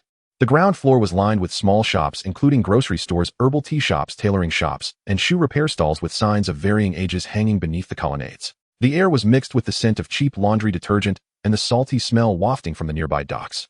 This was an old district at the southern end of the Kowloon Peninsula bordering Victoria Harbor, primarily inhabited by dock workers, small business owners, and immigrant families who had moved south from the mainland after the war. Zhou Minghua took a deep breath and turned to look at the person beside him. Standing next to her was a man in his 30s of medium build and slightly dark skin, wearing a neat light blue short-sleeved shirt with a pair of gold-rimmed glasses perched on his nose. His gaze was scanning back and forth between the buildings on both sides of the street, his expression focused and calm. This man was named Zheng Qianan from Panyu, Guangdong, a graduate of the architecture department at Xiangjiang University, who had worked as an appraiser at a British real estate agency for 5 years. He had just passed the interview last week and became the first official employee of Xingyuan Investment, holding the position of administrative supervisor and project development specialist. Zheng Sheng, you've done your homework on this area, right? Zhou Minghua asked him as she looked on. Zheng Qianan nodded and pulled out a set of materials he had compiled from his. Most of the Tang buildings in the Hongham area were built in the late 1950s to early 1960s, ranging from 4 to 6 stories, and the vast majority lack elevators. The structures are mainly brick and stone, and some of the concrete components of the buildings have already begun to age. He spoke while walking along Wuhu Street, with Zhou Minghua following half a step behind. This Wuhu Street is one of the earliest mixed-use streets in Hongham, with shops on the ground floor and residences above. The property ownership is quite dispersed. Some entire buildings are owned by a single owner, while others are sold in portions. He stopped in front of a Tang building painted in light green, looking up at it. For example, this one has 4 stories with an estimated area of about 800 square feet per floor. The ground floor is a stationery store, and the 2nd to 4th floors are residential. I saw this address listed in the newspaper before, and the entire building is owned by an elderly gentleman with the surname Zhang. Zhou Minghua quickly noted down in her notebook Wuhu Street XX 4-story Tang, building approximately 800 square feet per floor, single ownership, owner surname Zhang. The two continued walking. Now let's look at this building. Zheng Qianan pointed to another 5-story building next door, which had more severe peeling paint, saying 5 stories looks like it has a similar area to the one next door, but the ground floor is a hardware store with a jumble of pipes and iron tubes piled up at the entrance. Acquiring such a property would make the negotiations for relocating the ground floor tenants quite complicated. The two walked the full length of Wuhu Street, then turned onto Gage Street. Gage Street was wider than Wuhu Street, and the Tong Lao buildings lining both sides were somewhat newer, most constructed in the mid-1960s. Zheng Qianan paused before a 3-story aged building. Smaller in scale than the Tong Lao on Wuhu Street, it occupied an excellent location, directly facing a bus stop, ensuring steady foot traffic. This stretch of Gage Street featured several old buildings of 3 or 4 stories situated closer to the anticipated main vehicular corridor after the future tunnel's opening. Adjusting his glasses, Zheng Qianan continued, if the Hongham Cross Harbor Tunnel truly opens in August, traffic volume along this road will surge dramatically, greatly enhancing the appreciation potential of properties lining it. Zhou Minghua nodded and jotted something down in her notebook. Finally, the two arrived at Boking Street. Boking Street ranked among the more bustling commercial thoroughfares in Hongham, its ground floor shops densely packed, restaurants, cha chan tung's pharmacies, and gold shops lined up side by side. Foot traffic here was markedly heavier than on either Wuhu Street or Gage Street. Pointing toward a street-facing shop unit, Zheng Qianan said. This unit currently houses a traditional herbal tea shop, yet its floor area is substantial, approximately 600 to 700 square feet, with ample facade width. Repurposed, its commercial value would be exceptionally high. Throughout the morning, the two traversed all 3 streets, Wuhu Street, Gage Street, and Boking Street. Drawing upon his professional expertise, Zheng Qianan made preliminary assessments of each building's stories, construction year, approximate area, and structural condition. Zhou Minghua meticulously recorded every detail. At lunchtime, they sat face-to-face in a cha-chan tang, and Hongham notebooks spread open for consolidation. After lunch, they split up. Zheng Qianan headed to several real estate agencies near Hongham for individual visits. His business card bore a modest title, Xingyuan Property Co., Ltd. Project Expansion Department, Zheng. The first agency's proprietor, Mr. Liang, was in his early 40s and had worked as a property agent in Hongham for over a decade, intimately familiar with local assets. Xingyuan Property. Never heard of it, Mr. Liang remarked, flipping the card while sizing up Zheng Qianan. A new firm, just registered. Zheng Qianan smiled. Our principal intends to acquire older buildings and shop units in Hongham for long-term investment. Should you have suitable listings, please recommend them. We'll honor standard commission rates without exception. Old buildings in Hongham. Mr. Liang raised an eyebrow. Is your principal planning redevelopment or becoming a landlord? We'll acquire first, subsequent decisions depend on specifics. Zheng Qianan replied calmly and confidently. At present, we're particularly interested in properties along Wuhu Street, Gage Street, and Boking Street. Should any Tong Lao be available for sale in entirety, with clear title and no disputes, please notify us first. Mr. Liang paused thoughtfully, then retrieved a yellowed small notebook from his drawer. Flipping through its pages, he murmured aloud, Wuhu Street. There's a 4-story Tong Lao owned by Mr. Zhang Zhongbanian. I know him. He's had it listed for months across several agencies, yet no sale has materialized. A subtle glint flickered in Zhang Qianan's eyes, though his expression remained impassive. Zhongbanian. What's his situation? He's in his early 60s. His children emigrated to Canada. He lives alone in Hong Kong guarding this building. Tenants are long-time residents paying nominal rents, barely enough to sustain him. Mr. Liang sighed and lit a cigarette before continuing. Recently, he told me he plans to sell and join his family in Canada. What's his asking price? HK 3800, but frankly Old Tong Lao and Hung Hom aren't in high demand now. This price has lingered unsold for 2 to 3 months, suggesting buyers deem it overvalued. Zhang Qianan nodded, committing the information firmly to memory. Mr. Liang, could you discreetly sound out Mr. Zhang's bottom line? If the figure aligns, we'll move swiftly to negotiations. No problem. Mr. Liang's eyes brightened as he tucked the card away, the scent of commission already wafting to his nostrils. I'll meet Mr. Zhang for tea tonight and probe his stance. That evening, Zhang Qianan returned to Xingyuan Investments office at 112, Davao Road Central, and called Zhou Minghua to report. Upon hearing the update, Zhou Minghua immediately dialed the chairman's office. Lu Zhao remained at Zhaoyang Investments office handling matters for the Zhaoyang Group. Mr. Lu, our on-site investigation in Hung Hom has yielded progress. Zhou Minghua concisely summarized the day's findings: 7 potential targets with Mr. Zhang on Wuhu Street exhibiting the strongest selling intent, listed at HK 300, with brokerage now testing his reserve price. Lu Zhao paused for 2 seconds, then asked the 4-story Tong Lao on Wuhu Street, owned by Zhongbanian. Is the asking price HK 300? Yes, Mr. Lu. Is he in a hurry to leave? According to his broker, his children await him in Canada. He's ready to depart once the building sells. Having languished unsold for 2 or 3 months, this Tong Lao likely allows room for negotiation. Lu Zhao nodded. Instruct the broker to counteroffer HK 32000 and gauge their response. As Zhou Minghua prepared to assent, Lu Zhao added, but avoid protracted haggling. Up to HK 3500 is acceptable. Time is critical. The sooner we secure it, the greater our advantage. Understood, Mr. Lu. Zhou Minghua nodded emphatically at her end of the line. Though she didn't grasp the urgency, she trusted her boss's judgment implicitly. A leader who explained everything to subordinates would hardly inspire such loyalty. Hanging up, she checked her watch, then picked up her notebook and flipped to the pages documenting that day's Hung Hom survey before dialing Zhang Qianan. Mr. Lu's instructions are in counteroffer HK 300 from Mr. Zhang's Wuhu Street building. If accepted, proceed swiftly to contract signing. If declined, your upper limit remains HK 35000. Understood, Miss Zhou. I'll contact Mr. Liang first thing tomorrow.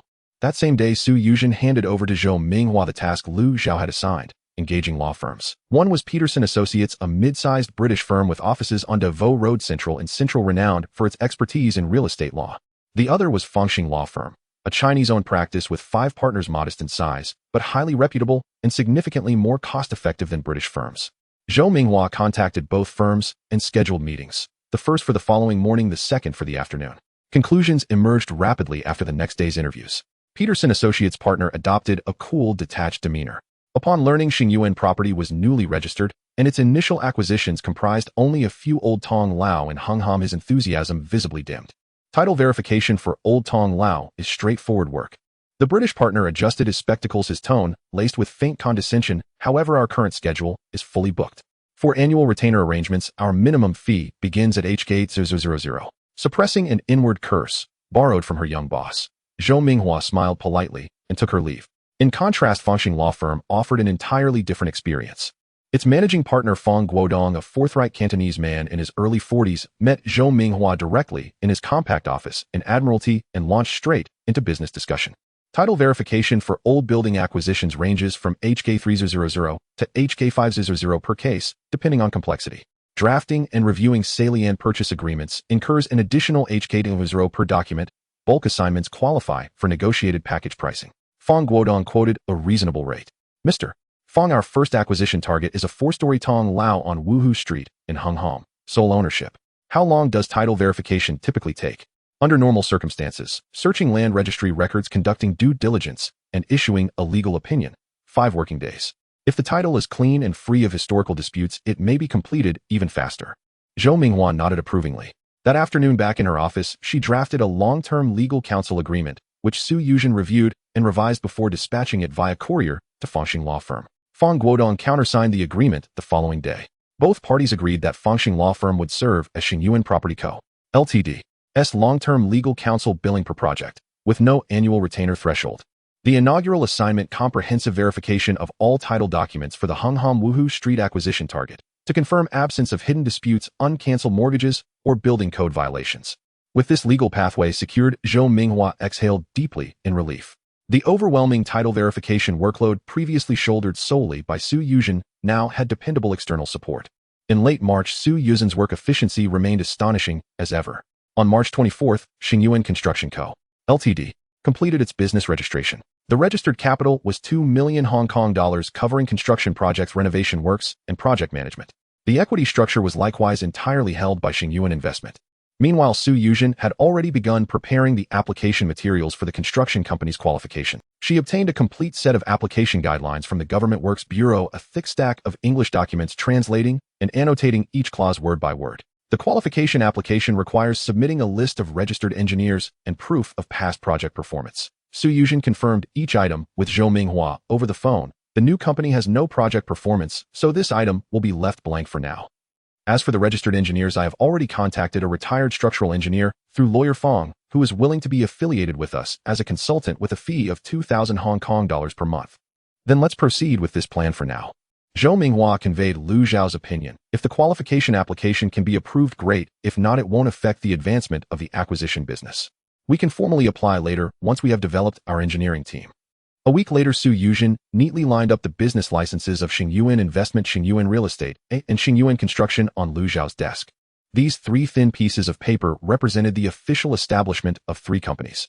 In Lu Zhao's business layout, the basic framework of the Xingyuan system, which would play the most crucial role next, had been completed. Zheng Qianan stood beside the conference table for a while, feeling a subtle sensation in his heart. Having been employed for less than 2 weeks, the company had transformed from an empty office into a real estate investment platform with 3 legal entities, a permanent legal advisor, and multiple acquisition lines. This speed left him feeling both excited and somewhat unreal. On March 27th, Monday, at 10 Wuhu Street in Hungham, Zheng Qianan had only had the call from broker Liang in his pocket for less than 2 hours when he was already sitting in a stationery store on the ground floor of a 4-story Tong Lao with Zhou Minghua. The stationery store was small, with the counter filled with envelopes, pen refills, and various colored erasers. The shelves behind the counter reached the ceiling, the wooden structure slightly tilted, held up by a wire tied to sunlight filtered through the gaps of the colonnade, casting crooked light spots on the terrazzo floor. Zhang Boyan sat in a rattan chair behind the counter. He was a man in his 60s, thinly built, wearing a faded checkered shirt with all the buttons fastened to the top.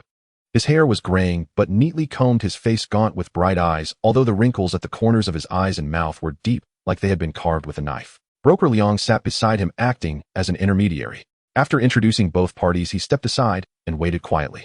"Hello, Zhang Bo. I am Zhou Minghua from Xingyuan Real Estate, and this is my colleague Zheng Qianan." Zhou Minghua smiled as he handed over his business card, speaking in a gentle tone. "We came today mainly to learn about the situation of this building." Zhang Boyan took the business card, glanced at it, then looked at the 2 young men in front of him, adjusting his reading glasses. "Understand the situation of the building." His voice was low, carrying a certain leisurely rhythm unique to old Cantonese people. "There are a total of 4 floors. There's not much to understand." He gestured to the ceiling above. "The ground floor is my own stationery store, which I have run for over a decade. On the 2nd floor there lives a family, surnamed Lee, a couple with a child paying $300 a month. The 3rd floor is an old couple surnamed He, who have lived here for 20 years, paying $250 a month.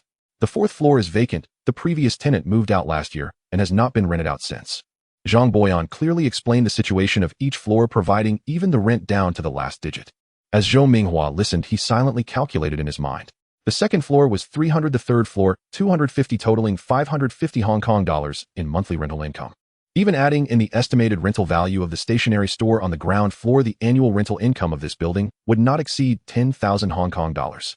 Considering such a rental return rate, the listing price of 380,000 was indeed somewhat high. "Zhang Bo, I must ask directly, this building has been listed for 2 to 3 months without a deal."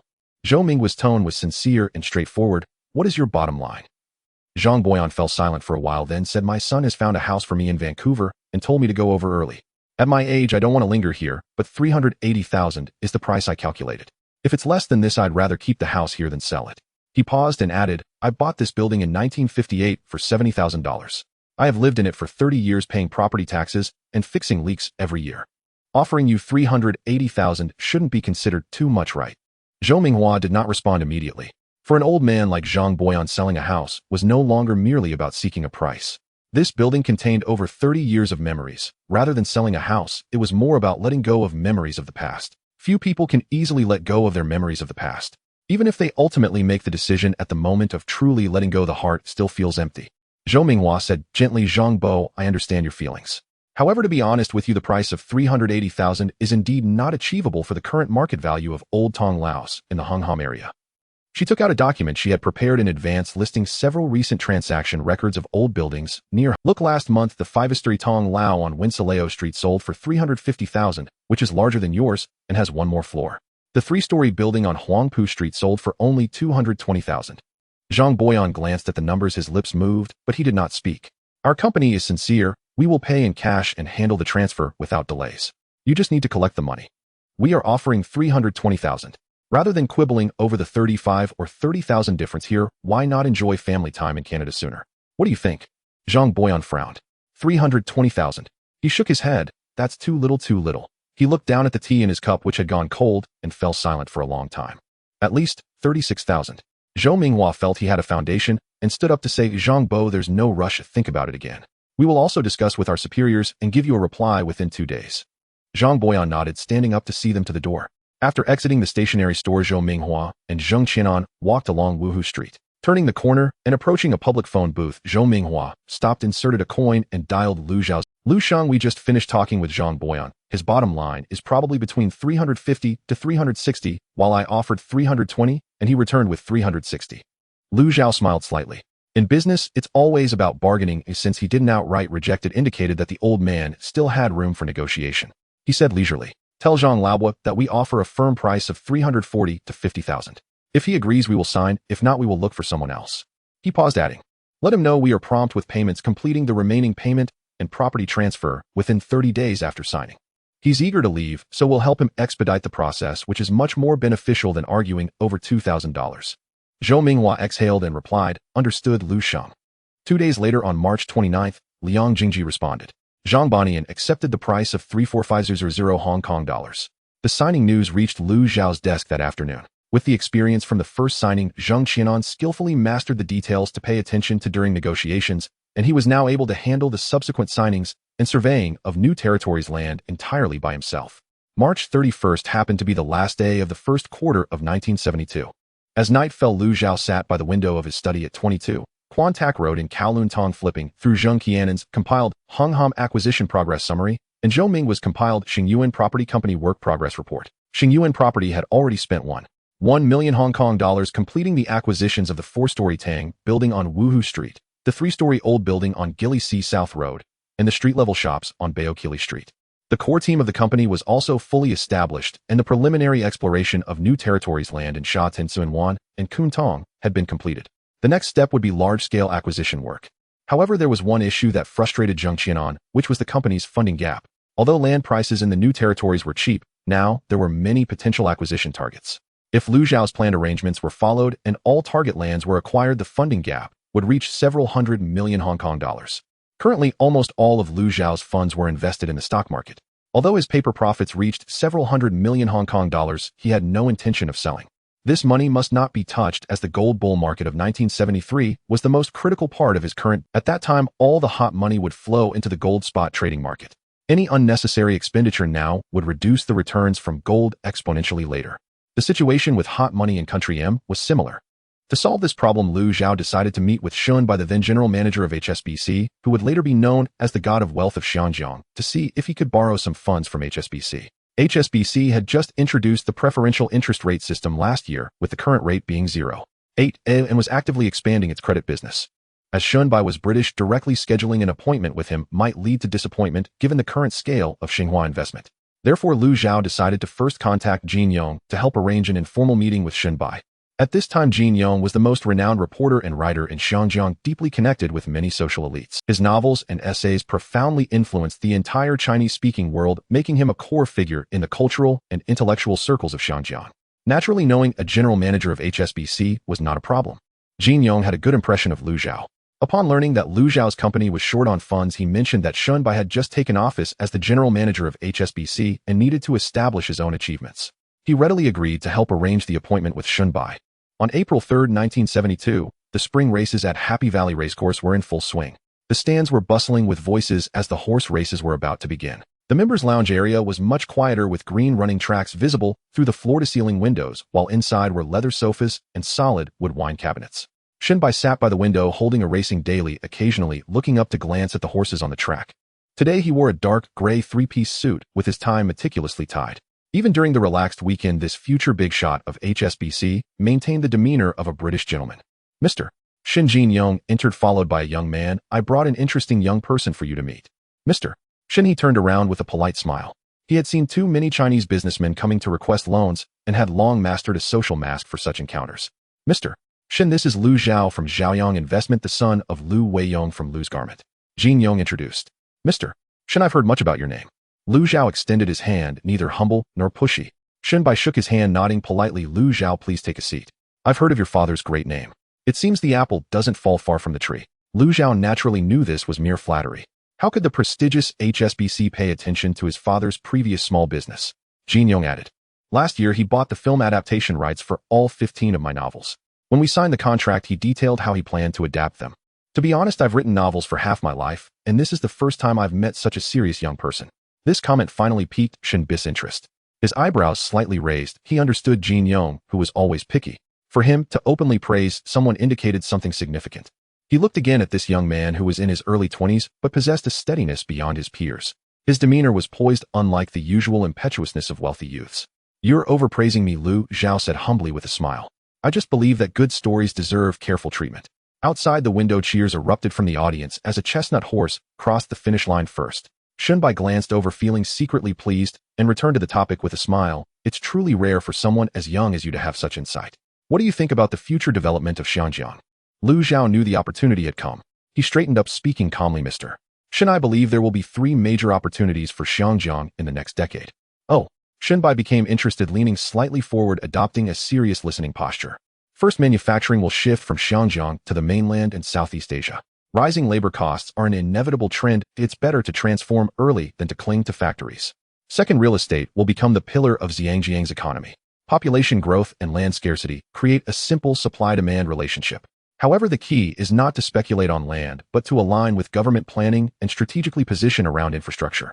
Third, the financial services industry will explode.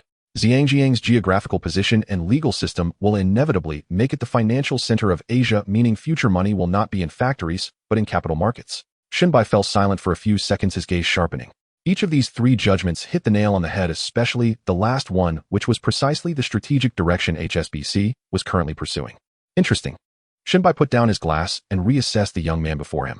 To be honest, his initial willingness to meet was entirely due to his respect for Jin-young and Ming Pao. He thought today would be just another routine encounter, but Lu Zhao's words genuinely elevated his opinion of this young man considerably. He smiled and said, HSBC doesn't lack people who want to save money, but we lack those who can turn money into more money. What you said, Lu Zhao, truly hits the mark. Lu Zhao smiled slightly. HSBC indeed lacks people who save money. What it lacks are those who can turn money into more money. What I am doing is helping HSBC's funds find the best destinations. Shunbai laughed. This young man not only had insight, but also knew how to speak. He decided to conduct a serious assessment. Lu Xing, I have a few questions for you. Shunbai's tone became formal. Please go ahead. How old are you this year? 20 in lunar years. Was your father's factory sold by you? Yes, it was sold for 48 million. What did you do with the money from selling the factory? Most of it is in the stock market and part is invested in records, films, and real estate. Shunbai stared at Lu Zhao for a few seconds, revealing a meaningful smile. Your father has kept the factory for so many years, and you say you sold it just like that. Aren't you afraid others will say you are unfilial? The private room fell silent. Jin-young also put down his teacup and looked at Lu Zhao. Lu Zhao did not evade Shunbai's gaze and confidently said, Mr. Shin, my father kept the factory to provide a good life for our family. However, the golden age of the garment industry has passed. Labor costs rise every year and the profit margins for orders are getting thinner. The factory would eventually be eliminated. I took action when it was most valuable, using this money to do bigger business, which is truly honoring my father. He paused and continued, the standard of filial piety has never been merely superficial. If I use the money from selling the factory to become successful, no one will dare say that what I did before was wrong. Now that the economic prospects of Xiangjiang are so good, if the Liu family still relies on a garment factory to make a living, that would truly be unfilial. After listening, Shunbai showed the first sincere smile of the day. Oh, Liu Sheng is so optimistic about the future of Xiangjiang. Lu Zhao nodded, filled with confidence. Of course. Shunbai raised his glass, turned to Jin Yong, and said with a smile, Cha Sheng, this young man you brought is quite interesting. Jin Yong smiled and, understanding, stood up and moved to the window, leaving space for the two. Shunbai put down his glass, crossed his legs, and said straightforwardly, Lu Sheng, you didn't come to chat today, did you? Lu Zhao felt they had chatted enough and said directly, Mr. Shen, you have a keen eye? I indeed have a request. I want to borrow 50 million Hong Kong dollars from HSBC. Shunbai did not show a surprised expression but calmly asked, what do you have as collateral?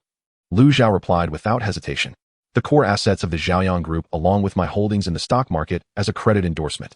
If HSBC requires, I can transfer part of the stock holdings to HSBC for custody, but not for pledge. This way it can provide HSBC with sufficient security while not affecting my continued holdings. Shin Bis' eyes flashed with admiration. This young man not only had courage, but also understood the skills of financial operations. Non-pledging custody demonstrated strength, while retaining flexibility and autonomy.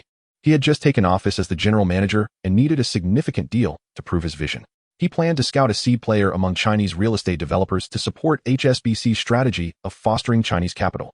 HSBC's previous cooperation with Chinese businesses had mostly been short-term trade financing, lacking long-term strategic partners. This insightful young man gave him hope. Although Lu Zhao was young, he was one of the few Chinese businessmen he had encountered who truly understood finance, the rules, and was genuinely capable. 50 million is not a small amount, Shunbai pondered for a moment. I can consider it, but there are a few conditions. Please go ahead. First, the 50 million will be dispersed in 2 installments. The first installment is 20 million for the business your company is currently operating. The second installment is 30 million to be released after the first installment is used compliantly. Agreed. Second, the interest rate will be based on HSBC's most favorable rate of 0.8 for a duration of 3 years. No problem. Third, Xingyuan Real Estate and Xingyuan Construction must open main accounts at HSBC, and all capital transactions must settle through HSBC. Agreed. Fourth, you must personally provide a joint guarantee. Lu Zhao shook his head. Mr. Shin, I cannot accept personal guarantees, but I can provide guarantees in the name of Xinhua Investment. Shinbai raised an eyebrow. Xinhua Investment. The offshore holding parent company of my company registered in the Cayman Islands. For HSBC, guarantees from offshore companies are legally valid. For me, the risks are also more controllable. Lu Zhao specifically mentioned the parent company to make Shunbai believe that he had a force behind him that understood complex offshore procedures. Shunbai thought for a few seconds and nodded. All right. He then asked another question. How do you plan to develop these lands? Lu Zhao knew that this was the real concern of a banker. Not only needs to look at collateral, but also at the borrower's business model. This was also the key to today's negotiation, so Lu Zhao could not hold back. Moreover, holding back would be useless. From Shun Bis' level and his British identity, he would see much more. I plan to divide it into 3 phases. Phase 1, hold and wait for appreciation. The Hongham property will appreciate with the opening of the underwater tunnel, and the new territory's farmland will appreciate with government planning announcements. In this phase, I will not develop on a large scale. Phase 2, transfer the appreciated land to other developers at market prices for a quick return of funds, repaying part of the loans. Phase 3, retain the core plots and develop residential and commercial projects independently once Xingyuan Construction's qualifications are complete. After listening, Shunbai slowly nodded, praising Lu Zhao's business strategy: hold, transfer, develop, 3 steps, steady, and with imaginative space. He stood up, walked to the window, and looked at the racehorses preparing for the next race. Lu Xing, your layout reminds me of horse racing. A good jockey never sprints from the start, but knows how to control the rhythm between themselves and the horse, knowing when to conserve energy and when to accelerate fully. He turned around and extended his hand to Lu Zhao. I approve this loan. Let your financial director come to HSBC's headquarters next Monday, and we will discuss the specific terms. Lu Zhao stood up, shook hands with Shunbai, and revealed a sincere smile. Thank you, Mr. Shun. No need to thank me, Shunbai smiled. HSBC is in business, not charity. You can make good use of this money. Only then can HSBC make a profit. Outside the window, cheers erupted as the new round of races concluded. Jin Yong returned, raising his teacup. Congratulations to both. May your cooperation be pleasant. A week later, HSBC's credit department conducted due diligence on the assets under Lu Zhao's name. The investigation showed that the financial accounts of Zhaoyang Group and Xingyuan Group were clear, the asset structure was reasonable, and Lu Zhao's personal credit record was good, thus officially approving the loan. The total loan amount was 50 million Hong Kong dollars, disbursed in 2 installments with a 3-year term and an interest rate of P0.5. After the first loan was credited, Lu Zhao immediately summoned Jing Qian to arrange the fund usage plan. 1. Acquisition of the fourth and fifth properties in Hung Hom, approximately 4 million Hong Kong dollars. 2. Large-scale acquisition of farmland in Shatton targeting about 20 plots of farmland with an expected investment of about 8 million Hong Kong dollars. 3. Bulk acquisition of Type B land exchange rights with an expected investment of about 5 million Hong Kong dollars. The remaining approximately 2 million Hong Kong dollars will be reserved as liquid reserves to deal with sudden acquisition opportunities. April 1972 was the busiest month for Liu Xiao. He not only had to manage the operations of the Zhangjiang-based Xingyuan and Jiayang companies, but also had to utilize his identity as Alex in the United States to complete the layout of the personal computer industry. As April began, Jiayang began to make significant moves. On April 1st, Jiayang Records announced a major piece of news planning to create the first large-scale professional singing competition in Xinjiang that everyone could participate in, aiming to make it a talent incubator for Cantonese pop music. This program was spearheaded by Jiayang Records with Jiayang Agency assisting, while Jiayang Film Industry was responsible for the recording of the program and liaising with TVB for broadcasting. Jiayang Records serves as the music production and distribution center, while Jiayang Agency acts as the talent reservoir. This project also marked the first large collaboration among the three subsidiaries since Zhao Yang's investment establishment. Xingyuan Properties has officially begun its farmland survey plan in the new territories. Led by Zheng Qianan, the plan aims to acquire farmland in bulk at a price of 1 Hong Kong dollar per square foot and to purchase Type B land exchange rights at 50 of the price. Land exchange rights were land bonds issued to owners by the British Hong Kong government during the land acquisition in the new territories from 1960 to 1983. According to regulations, every 5 square feet of acquired farmland can be exchanged for 2 square feet of future construction land. The rights can be traded in the secondary market and holders can use them to offset when the government later allocates construction land. This is key to the future land reserve of Xingyuan Properties. The news of the Jiayang Cup Hong Kong singing competition was first published on the front page of the entertainment section of the Ming Pao under the Jin Yong Group, followed by reprints in the Industrial and Commercial Daily, the Chinese newspapers, and the Tsingtao Daily. Within 2 days, this news could be found on every newsstand in Xinjiang. The titles varied, but the content was consistent. Ming Pao's title was the most eye-catching. Jiayang Records invests to create the Hong Kong singing competition, with the champion receiving a signing bonus of 50,000 Hong Kong dollars. The Industrial and Commercial Daily offered a more business-oriented perspective. Jiayang Group's intercompany collaboration, the singing competition, may become a new model for nurturing talent in the Cantonese music scene. The Chinese newspapers took a more approachable route. Everyone can participate. The Jiayang Cup singing competition is open to all professions and backgrounds as long as you can sing Cantonese songs. Once the news was released, the reactions from all sectors in Xinjiang far exceeded Liu Xiao's expectations. No, to be precise, it did not exceed expectations. He knew from the start that this matter would explode. In 1972, Cantonese pop music was in a delicate period. The songs released by Jiayang Records last year, such as Iron Tower Ling Yun and several other Cantonese albums, shattered the prejudice against Cantonese songs being seen as a pastime for lower classes. The EP by Su Guangjia brought Cantonese songs into the limelight. The enthusiasm in the entire market was ignited, but the supply of newcomers who could sing Cantonese songs was insufficient. The singing competition was launched precisely at this sharp moment of supply and demand imbalance. Liu Xiao sat in the office at 99 Queens Road Central, flipping through the first batch of media feedback reports compiled by Zhou Minghua. He only skimmed the newspaper reports briefly. What truly captured his attention were the voices from the grassroots. A staff member in a tea restaurant commented, while serving milk tea, 50,000 bucks. Just for singing a song, I'm going to practice tonight. The housewives on the bus whispered to each other, my son has a great voice, oh, why not ask him to sign up and give it a try? The owner of a record store in Mong Kok even sniffed a business opportunity and proactively posted a sign at the door about the competition registration, adding a line of his own handwriting. Tapes of the competition songs are available for sale in this store. Bob, since you're all right, freshen up and come downstairs to have breakfast with Daddy. Your daddy is waiting for you.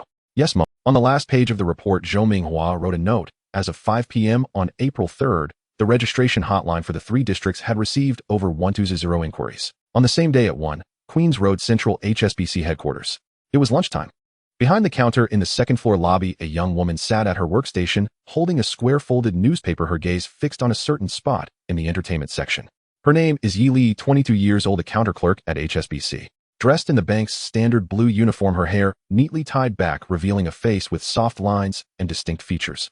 Her features are not stunning, but her eyes, dark and bright, resemble 2 polished obsidian stones, always hiding a certain restless light.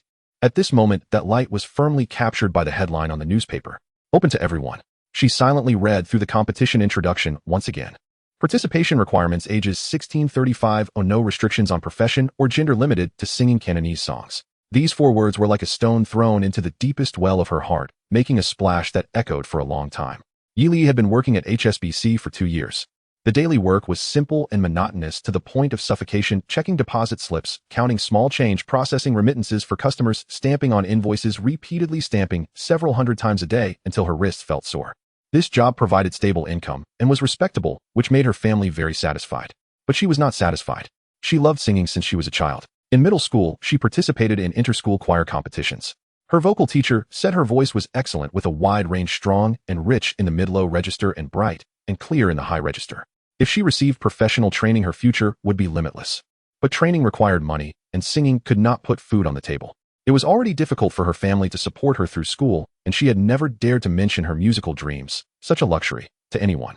So she chose to join HSBC after graduation, settling down to be an ordinary worker. But every day after work, she would hide alone in the bathroom of her dormitory to sing. The echo effect in the bathroom was good, and her voice reverberated between the tiled walls, sounding as if she were in a small concert hall. Her roommate would occasionally pass by the bathroom door, stopping to listen for a while, then tell others, "Yili sings really well. What a pity not becoming a star is such a waste." Yili had heard these words before, and each time she would just smile, then continue to work, stamp and count. Until today, she looked at the lines of black text on the white paper of the newspaper, her breathing quickening slightly. The champion's prize was 50,000 Hong Kong dollars. 50,000 Hong Kong dollars. As a clerk at HSBC, she earned $800 a month. It would take her more than 5 years of frugal living to save that amount. But that was not the key to what excited her. The key was the next sentence. The champion would receive a contract for the production of their first personal album from Jiayang Records. Her own songs, her own name printed on the cover, displayed on the shelves of record stores, played in the devices of millions. Yili's fingers unconsciously clenched the edge of the newspaper, her pale knuckles turning slightly white. "Yili, what are you daydreaming about?" The lunch break was almost over. A colleague next to her nudged her shoulder, and she startled back to reality, hurriedly stuffing the newspaper into the drawer under the counter. "Nothing, just reading the newspaper." She forced a smile, straightening her posture, waiting for the first customer of the afternoon. But her heart was no longer behind the counter. The afternoon dragged on unusually long. Yili mechanically processed the flood of deposit slips while repeatedly calculating the details of the competition in her mind. The competition schedule started with preliminary rounds in May, ending in June, followed by semifinals in July, quarterfinals in August, and finals in September. It was now early April, and if she registered, she would have nearly a month to prepare. Is a month enough? She wasn't sure. She could sing, but had never received formal vocal training. Only the walls of the bathroom knew how good her singing was. Standing on stage, facing the judges, competing against thousands of contestants, she felt a tinge of fear. More importantly, she was still working. HSBC was not a place where one could take casual leave. It would be fine if the preliminary rounds were scheduled on weekends, but what if they fell on a weekday? She couldn't possibly tell her supervisor, "Sir, I want to take a day off to participate in a singing competition," could she? Thinking about this, she suppressed the surge of enthusiasm that had just arisen. Forget it, it's impractical. Just do her own job well and live a stable life. This had been her life philosophy for the past 22 years. But at night, when people are most prone to think too much, Yili tossed and turned in her dorm bed, unable to sleep. She took the newspaper from her handbag and, with the light of the street lamp outside, read the competition announcement again. The newspaper featured a photo of Siendula performing on TVB's Top Hits. In the picture, Siendula wore a sequin gown, standing under the spotlight, her expression confident and poised. Looking at that photo, a complex feeling surged within Yili. Was she envious? Of course she was. It's hard to say. She was just thinking about what it would be like if she were the one standing in that position. Then she put the newspaper down and closed her eyes. Outside the window, the sound of a tram bell rang out, tinkling a few times before falling silent. Yili opened her eyes in the darkness, staring at the ceiling, softly humming a song. The next day at noon, Yili took advantage of her lunch break to run to a newsstand in Central, buying all the newspapers that published the competition information. She squatted beside the newsstand, flipping through the papers for a few minutes, reading every piece about the competition. The report in Ming Pao was the most detailed, providing not only the basic schedule and prize information, but also interviewing personnel from Jiayang Records. The article quoted a statement that, although not attributed to anyone specific, sounded very authoritative. "This competition is not a talent show, it selects talent. We do not consider appearance or background, only one thing. Can your voice move people?" Yili took a deep breath, folded the newspaper neatly, and stuffed it into her handbag, walking briskly back to HSBC. From that day on, an additional activity filled her daily life. After work, she no longer returned to her dorm to days. She would find a secluded spot by the seaside in Victoria Park to practice singing. The sea breeze filled her throat, salty and slightly irritating to her vocal cords, but the sound of the waves could drown out her singing, so she didn't have to worry about being stared at by passersby. She practiced Sien Dula's Iron Tower Ascending. She had listened to this song countless times, and was already intimately familiar with every transition and breath. But when she actually opened her mouth to sing, she discovered that her version was completely different from Ciendula's. Her voice was thicker and deeper than Ciendula's, with a natural magnetism in the mid-low range like velvet brushing against piano strings. However, the high notes were a bit strained, and when she pushed for them, her voice would tighten, losing its transparency. The high notes aren't good enough. She frowned at the sea. It's okay, there's still a month. Is a month enough? Only practice will tell. On April 5th, the method of registration for the competition was officially announced in the newspaper. 3 registration points were set up at Zhaoyang Records office in Causeway Bay on Hong Kong Island, the Zhaoyang Management Office in Mong Kok, Kowloon, and a temporary registration location in Tsuen Wan New Territories. The registration fee was completely waived, one only needed to bring identification and a recent photo. When Yi Li saw the words registration fee waived, the last shred of hesitation finally vanished. She made a decision in her heart, but she didn't tell anyone. On the same day in Kowloon, Homan Tin, on the 3rd floor of a regular tenement building, several pairs of sneakers and a half-worn wooden guitar were piled at the entrance. The living room was small and sparsely furnished, with a square table, a few chairs, and a corner bookshelf cluttered with textbooks and records. An old-fashioned radio sat on the top shelf, its antenna crookedly pointing at the ceiling. Tan Yonglin sat at the square table. In front of him lay an admission notice from Singapore Polytechnic next to a cup of lemon tea that had gone cold. 22-year-old Tan Yonglin wore a cream-colored polo shirt, the sleeves rolled up to his elbows, exposing his muscular forearms. His facial features were deep-set, with a high nose bridge and slightly pursed lips, exuding a unique stubbornness and unwillingness typical of youth. He had read the admission notice 3 times, each time feeling increasingly agitated. Studying in Singapore was supposed to be his fallback plan. 3 months ago, his self-formed band, Ulcers, officially disbanded. There were many reasons for the disbandment. Philosophical differences among members, decreasing performance opportunities, and meager income that barely covered rehearsal space rent. But the fundamental reason was that this market did not recognize Cantonese singers. No, to be precise, it hadn't previously recognized them. Since Zhaoyang Records emerged, the status of Cantonese songs began to rise rapidly. The success of Su Guanjia and Ciendula proved that Cantonese songs not only had a market, but a substantial one. But that was the halo of Zhaoyang Records, unrelated to Ulcers. When Ulcers disbanded, they had not even released a single decent record. Tan Yonglin flipped the admission notice over and pressed it against the table, leaning back in his chair, staring blankly at the ceiling. Alun, open the door. A flurry of hurried footsteps and knocking echoed in the hallway. Tan Yonglin frowned, stood up, and walked to the door to open it. 2 people stood outside the door. One was Peng Jinshin, a year younger than Tan Yonglin, wearing round-framed glasses, holding a crumpled newspaper, his expression one of someone who had just hit the jackpot. The other was Yi Jiqiang, dressed in a t-shirt printed with English letters, slinging a guitar over his shoulder, standing excitedly behind Peng Jinshin. What's going on? Why are you making such a racket early in the morning? Tan Yonglin rubbed his eyes. Look at this. Look at this. Peng Jinshin shoved the newspaper directly in front of him, pointing excitedly at a certain spot in the entertainment section, his voice trembling with excitement. Zhaoyang Records is holding a singing competition. The champion wins $50,000, plus an album contract. Tan Yonglin took the newspaper, glanced down, and the words Zhaoyang Cup Hong Kong singing competition caught his eye, followed by a dense array of competition details. His gaze lingered on several key pieces of information for a few seconds. Open to all professions. Limited to Cantonese songs. Champion signing bonus of 500 HKD, plus a contract for the first personal album with Zhaoyang Records. The top 10 would receive training opportunities with Zhaoyang management. After reading, Tan Yonglin folded the newspaper and placed it on the table, his expression relatively unchanged. What next? What next? Peng Jinshin grew anxious, snatched the newspaper back, and spread it open, reading the text one by one. Zhaoyang Records. Do you know what Zhaoyang Records is? Ciendula's Iron Tower Ascending is produced by them. Su Guanji's albums were also produced by them. I know. Tan Yonglin leaned against the doorframe, arms crossed, his tone indifferent. You know, and you're not excited. Yi Jiqiang peeked out from behind Peng Jinshin. Alun, this is an opportunity that fell from the sky.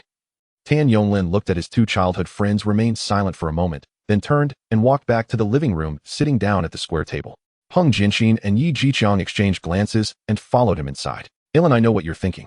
Peng Jinshin sat down opposite him, spreading the newspaper neatly on the square table, pressing down on the admission notice from the Singapore Polytechnic. Ulcers disbanded. You feel embarrassed, think you're not good enough, and want to go to Singapore to hide for a bit. Tan Yonglin's brow twitched slightly, but he did not refute. Peng Jinshin continued, but ask yourself, do you really want to go to Singapore to study? Ever since you were a child, the last thing you wanted was to study. You know in your heart what you truly like. The living room fell silent. The radio in the corner had been turned on at some point, playing an old English song, the melody melodious with the singer's voice echoing in the small space. Tan Yonglin looked down at the table. The newspaper covered the admission notice, revealing only a corner with the emblem of the Singapore Polytechnic printed on it. Alan. Yi Jiqiang walked over and sat down in the chair beside him, unusually serious. I'm going to say something unpleasant. The disbandment of ulcers is not because you're not good enough, but because the timing wasn't right. In the past, Cantonese songs had no market in Xinjiang, and we couldn't compete with those Western bands when singing English songs. It wasn't shameful to lose. But look at it now. He pointed to the name of Zhao Yang Records on the newspaper. The era of Cantonese songs has arrived. Zhao Yang Records proved within a year just how significant the market for Cantonese songs is. We've sung together since we were kids. What songs haven't we sung? If we don't even try, we'll regret it later. Tan Yonglin still kept his head down and said nothing. Peng Jinxin glanced at Yi Jiqiang, then at Tan Yonglin's side, and changed his tone. Alan, do you remember when we three first sang together? Tan Yonglin raised his head and glanced at him. In the third year of middle school at the school's Christmas party, you played the guitar, I played the drums, and a Chong sang. We sang the Beatles' Let It Be. After we finished singing, the whole audience applauded. You stood on stage laughing like a fool, and when you returned backstage, you hugged the guitar and said you would definitely become a singer in the future. Peng Jinxin extended his right hand, fingers spread out, resting it on the newspaper. Back then, Tan Yonglin was not someone who would run off to Singapore to study because of a minor setback. The living room fell silent again. The English song on the radio ended and changed to a Cantonese song. It was Sam Hughes' The Iron Tower and the Clouds. The familiar melody played in the small living room. Sam Hughes' voice was lazy and carefree, singing lyrics about faraway places and hometowns. Tan Yonglin listened to the song, his fingers unconsciously tapping lightly on the table in time with the rhythm. His fingers were long with calluses from years of pressing strings. After the song finished, Tan Yonglin took a deep breath and then slowly exhaled. Do you really think we still have a chance? When he spoke these words, his voice was slightly hoarse. Peng Jinxin and Yi Jiqiang both smiled at the same time. Of course we do. Peng Jinxin slapped the table. But it's not enough with just the three of us. What do you mean? Tan Yonglin looked up. Although this competition is said to be an individual contest, the registration form states that band combinations are also allowed. Yi Jiqiang pointed to the details on the newspaper. If we form a band to participate, we'll have the advantage of instrumental accompaniment and harmonies, plus having a few people together is better than going up alone. But ulcers is already disbanded, Tan Yonglin said. Then let's regroup, Peng Jinxin said firmly. With a new name, we'll start fresh. A new name? Yes, the name ulcers was never auspicious. Loser, who would want a band called Loser? Yi Jiqiang couldn't help but laugh. Indeed, I felt there was something wrong with that name for a long time. Tan Yonglin was also amused, the corners of his mouth finally curling up. So what shall we call it? The three of them looked at each other, and for a moment no one had any ideas. Peng Jinxin adjusted his glasses, thought for a moment, and suddenly said, how about winners? Winners? Tan Yonglin repeated, chewing on the taste of the word. From ulcers to winners, from loser to winner, this time, we won't be losers. Yi Jiqiang nodded, good name, very imposing. Tan Yonglin was silent for a few seconds. Winners sounds. He raised his head, his gaze becoming clearer. Using Cantonese homophony, how about Wenna? Wenna. Temperature's 1, and Na means to take a prize. Tan Yonglin stood up, walked to the corner, picked up the old wooden guitar, plucked a string, and the empty sound of the guitar echoed in the living room. Wenna band. As he said these 4 words, his entire aura changed.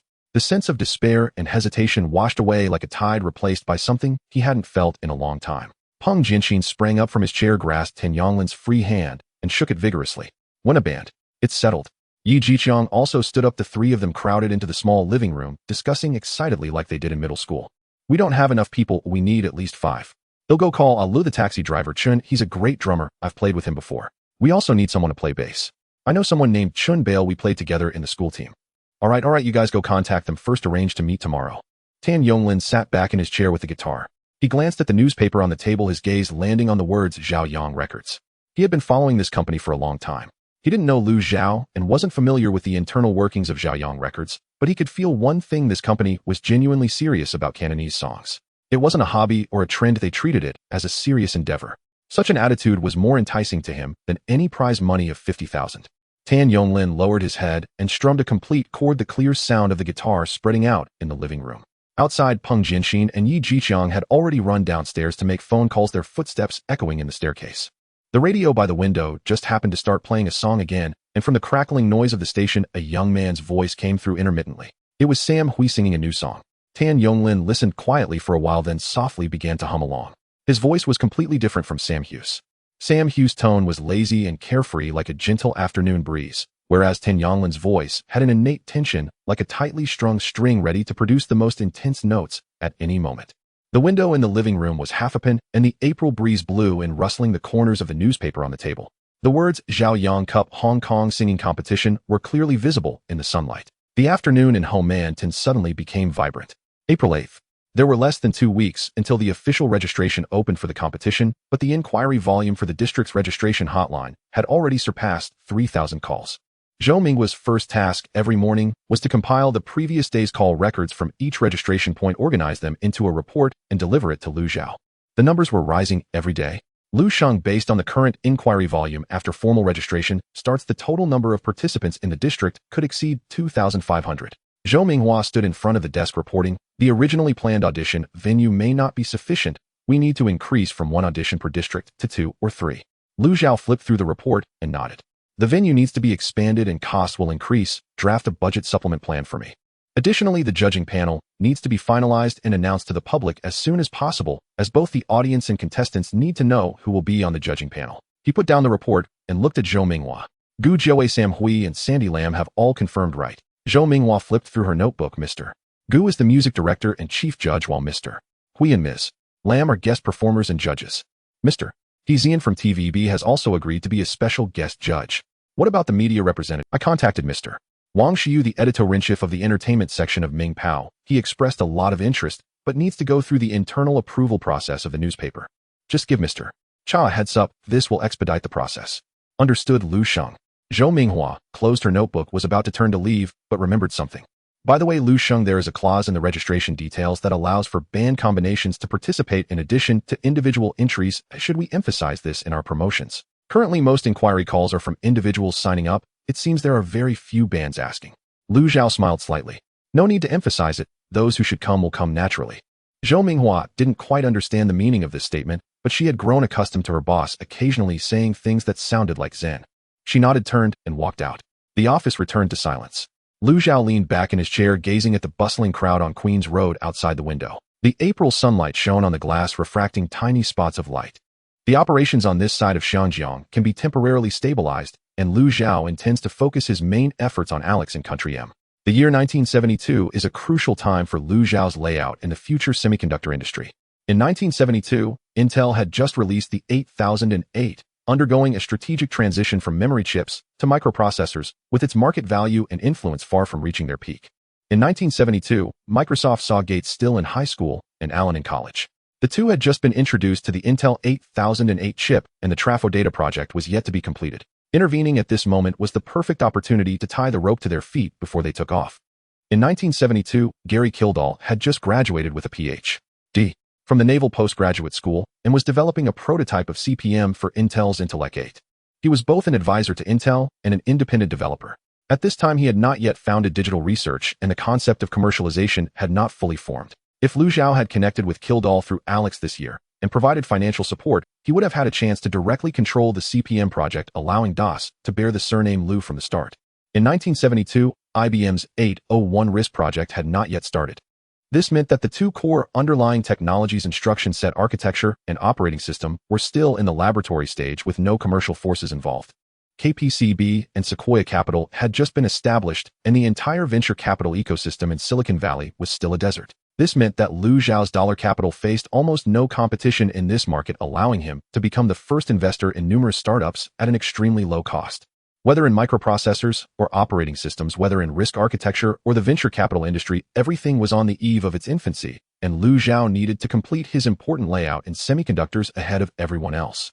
Without the alias provided by the system, Lu Zhao would have had no capital to enter the semiconductor industry. Lu Zhao sat in the office at 99 Queen's Road, signing off on the final approval for the budget of the Zhaoyang Cup singing competition venue.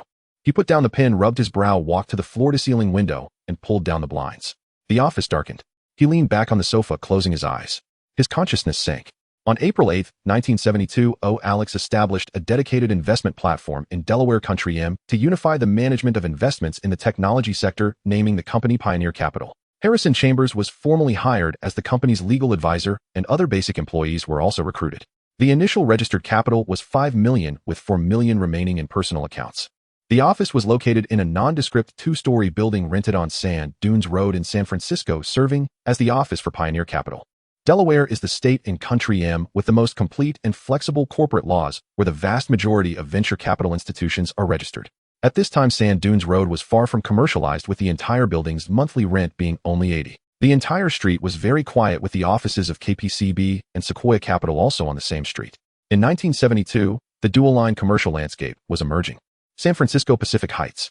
On the large bed of a luxurious apartment, Alex opened his eyes. The phone on the bedside was ringing incessantly. He sat up and grabbed the receiver. "Alex, it's me, Chambers." On the other end of the line came the voice of lawyer Harrison Chambers. "It's all set. Robert Noyce and Gordon Moore have agreed to meet you at 2 p.m. today at a private cigar club in the Bay Area." "Well done, Harrison." Alex glanced at the wall clock, which showed it was now 1:30 p.m. See you in the afternoon. After hanging up the phone, Alex walked into the bathroom for a shower, changed into a smart, deep blue custom suit, and chose a dark red tie. The young man in the mirror had golden hair and blue eyes with deep features and a gaze that conveyed a depth beyond his years.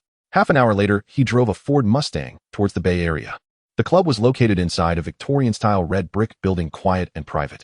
Alex was guided by the waiter through the corridor and pushed open the heavy wooden door of the cigar bar. 3 people were seated on a leather sofa in the corner. Chambers stood up immediately to welcome him as soon as he entered, and the other 2 also got up. "Alex, let me introduce you." Chambers turned sideways. "This is Mr. Robert Noyce, the CEO of Intel. And this is Mr. Gordon Moore, the Vice President. I've heard much about you." Alex extended his hand, having actually seen the 2 before, but not formally met. The 2 only knew Alex's name, aware that he was the largest investor in the company thus far. Noyce was in his 40s, dressed in a casual suit with an approachable smile, but keen eyes. Moore appeared more reserved, wearing glasses and exhibiting a strong scholarly aura. The 4 took their seats, and the waiter served coffee and cigars.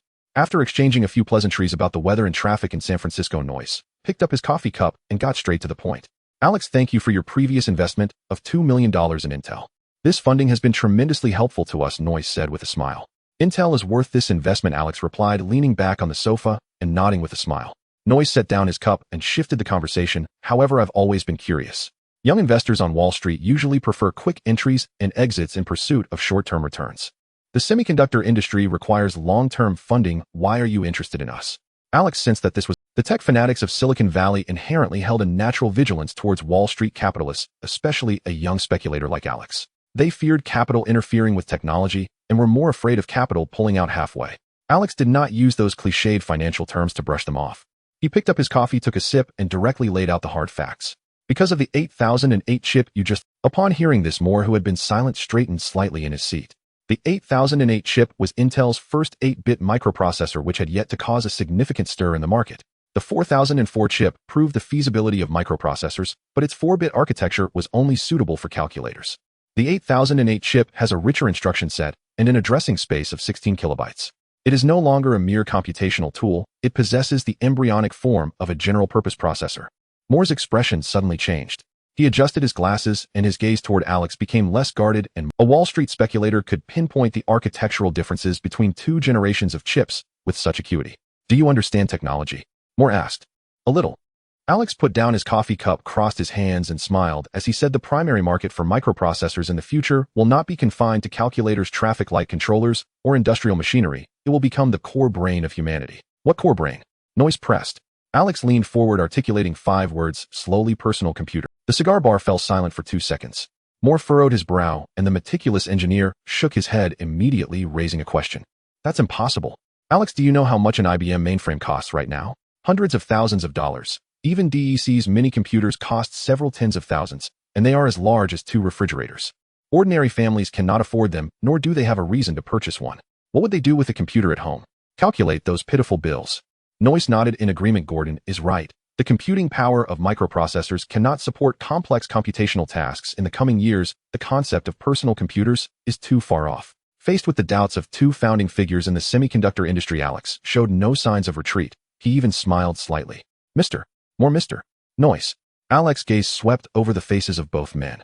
"Do you know how the largest telegraph company, Western Union, evaluated Alexander Bell when he invented the telephone? They said, this toy is of no use to us. Who would want to install a wooden box at home that can only transmit sound?" Alex's tone carried a hint of mockery, "just like you now feel that no one needs a personal computer." These words struck like a bolt of lightning, cutting through the somewhat dull atmosphere of the cigar bar. Moore was taken aback. Noyce's polite smile vanished completely as he re-evaluated the young man before him, who was barely in his 20s.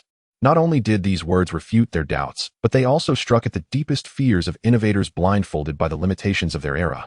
"The size of hardware will shrink and cost will decrease. This is your proposed Moore's law. When a computer shrinks to the size that it can fit on a desktop and its price drops to $1,000 or $2,000, why wouldn't ordinary people need it? It can be used for processing text, playing games, and managing information." He leaned back against the sofa, delivering his final conclusion. Computing power will be liberated from the data centers of large companies, reaching the desktops of every ordinary person, and Intel must become the one providing the heart of this revolution. A silence stretched for half a minute. Noyce and Moore exchanged a glance. In that glance there was shocked contemplation and a spark of ambition ignited. "You're not just here to give us a lecture today, are you?"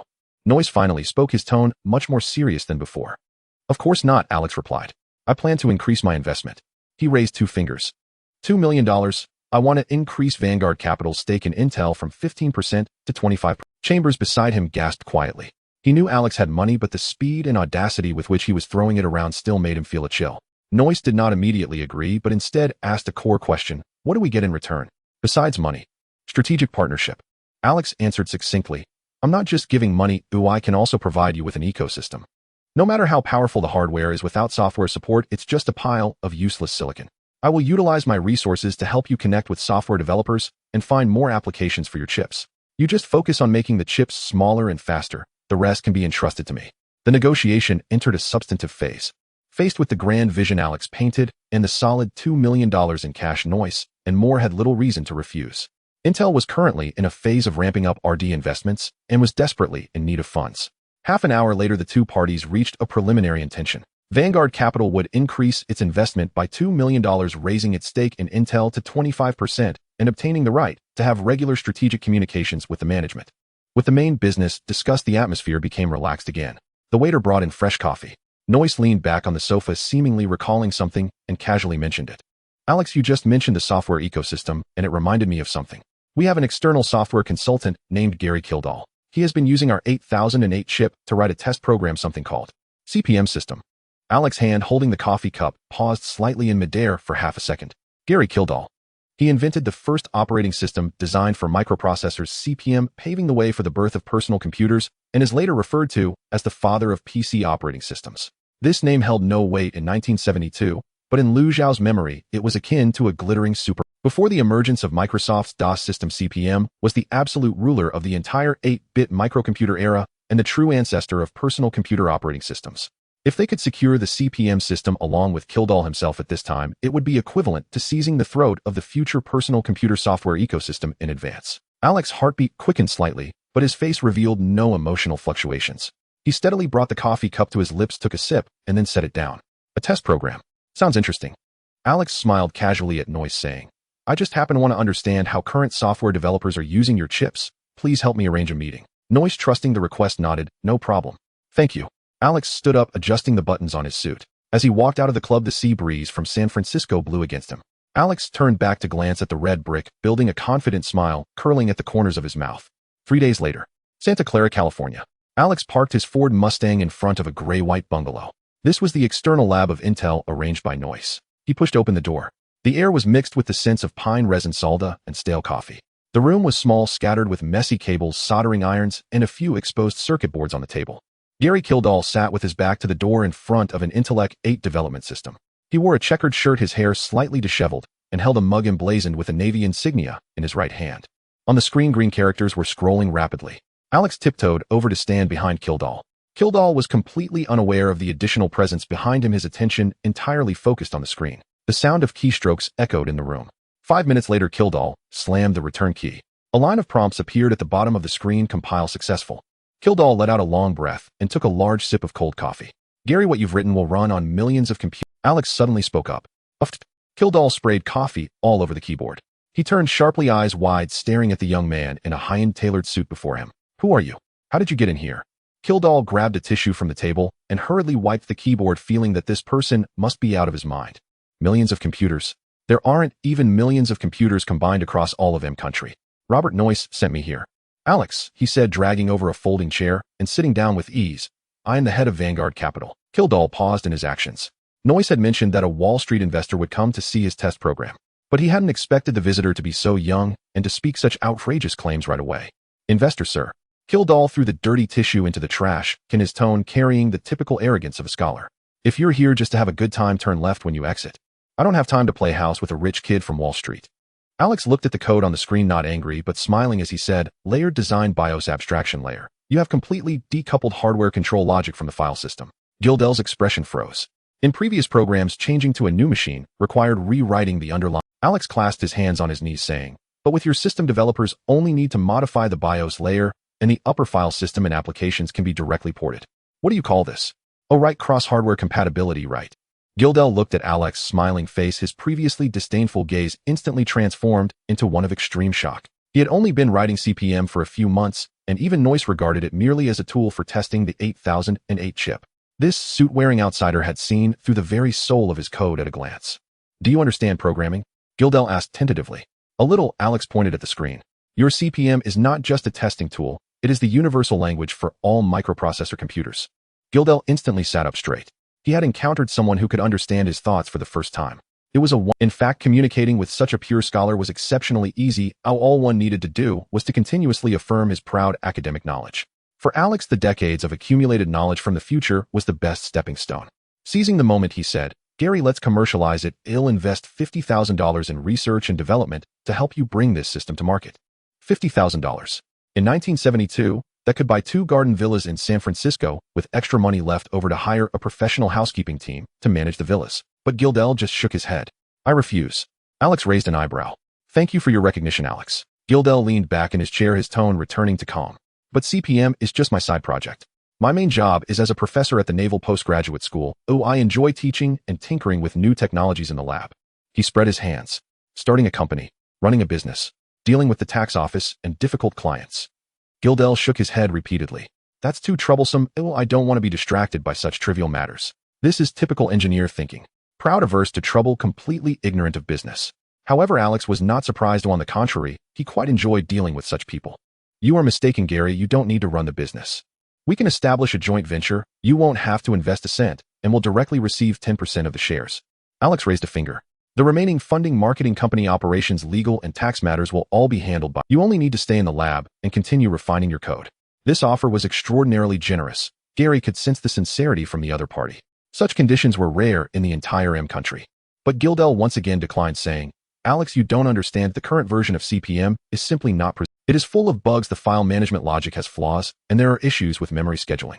I cannot sell an unfinished product. That would be a desecration of technology and a disservice to you. Alex looked at Gildel's conflicted face and smiled helplessly. Talking about money, shares, and markets with a pure tech geek was completely like talking to a chicken about ducks playing the lute to a cow. They do not care about money. What they care about is the perfection of the code and the dignity of themselves as creators. Alex put away his smile, stood up, and walked in front of Gildel, leaning over the table and looking down at him.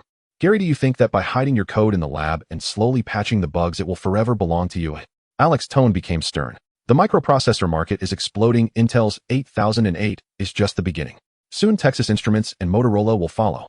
With hardware in place, the software ecosystem is the next battleground. Gildel frowned. So what? What if one day IBM or DEC set their sights on this market? Alex threw out the names of the 2 giants. They have thousands of engineers and hundreds of millions of dollars in R&D budget. Alex stared into Gildel's eyes. They will directly buy out your CPM, or they will write a similar system themselves and use their hardware monopoly advantage to lock it within their machines. Hearing this, Gildel's expression suddenly changed. He had never considered these issues. He always thought that whoever wrote the code first owned it, and others could not steal it. But he overlooked the creative and plagiaristic abilities of those giant companies. Once the market shows any signs of opportunity, those people will swarm in like crazy. At that time, who would still care about his achievements? Seeing the dramatic change on the other person's face, Alex pressed on. At that point, your cross-hardware compatibility will be nothing but a joke. Your code will be stamped with IBM's label, locked away in a black box. You will no longer see your code running on other computers. The final fate of your brainchild will be to become an inconspicuous accessory on a big company's financial report. The lab was left with only the humming sound of the mainframe fan. Gildel's breathing became rapid. Alex's words had precisely pierced through his bottom line as a geek. Code being closed off, monopolized by big companies, losing the freedom of open source and cross-platform compatibility. This is the nightmare that every programmer fears the most. Alex straightened up and adjusted his tie. Gary, I am not here to buy your code. He looked at Gildel, throwing out his fun. I am here to help you make it the standard for the entire world. I want every computer produced in the future to run your. I want to help you etch your name at the beginning of the entire computer software history. Gildel suddenly turned his head. He looked at the flickering green cursor on the screen. The cursor blinked. He remembered the countless nights he had stayed up to write that segment of BIOS-level code. He recalled the universal software world. He dreamed of one that did not require reinventing the wheel. A full minute passed. Gildel turned back to Alex, a rare glimmer of shrewdness appearing on his lips. How can you guarantee you won't be like those vampires, taking my achievements and then abandoning me? Alex smiled, spreading his hands as he replied. Gary, we are in a joint venture. You also have shares in the company. Unless the company ceases to exist, as long as you don't sell your shares, your name will forever be attached to this company.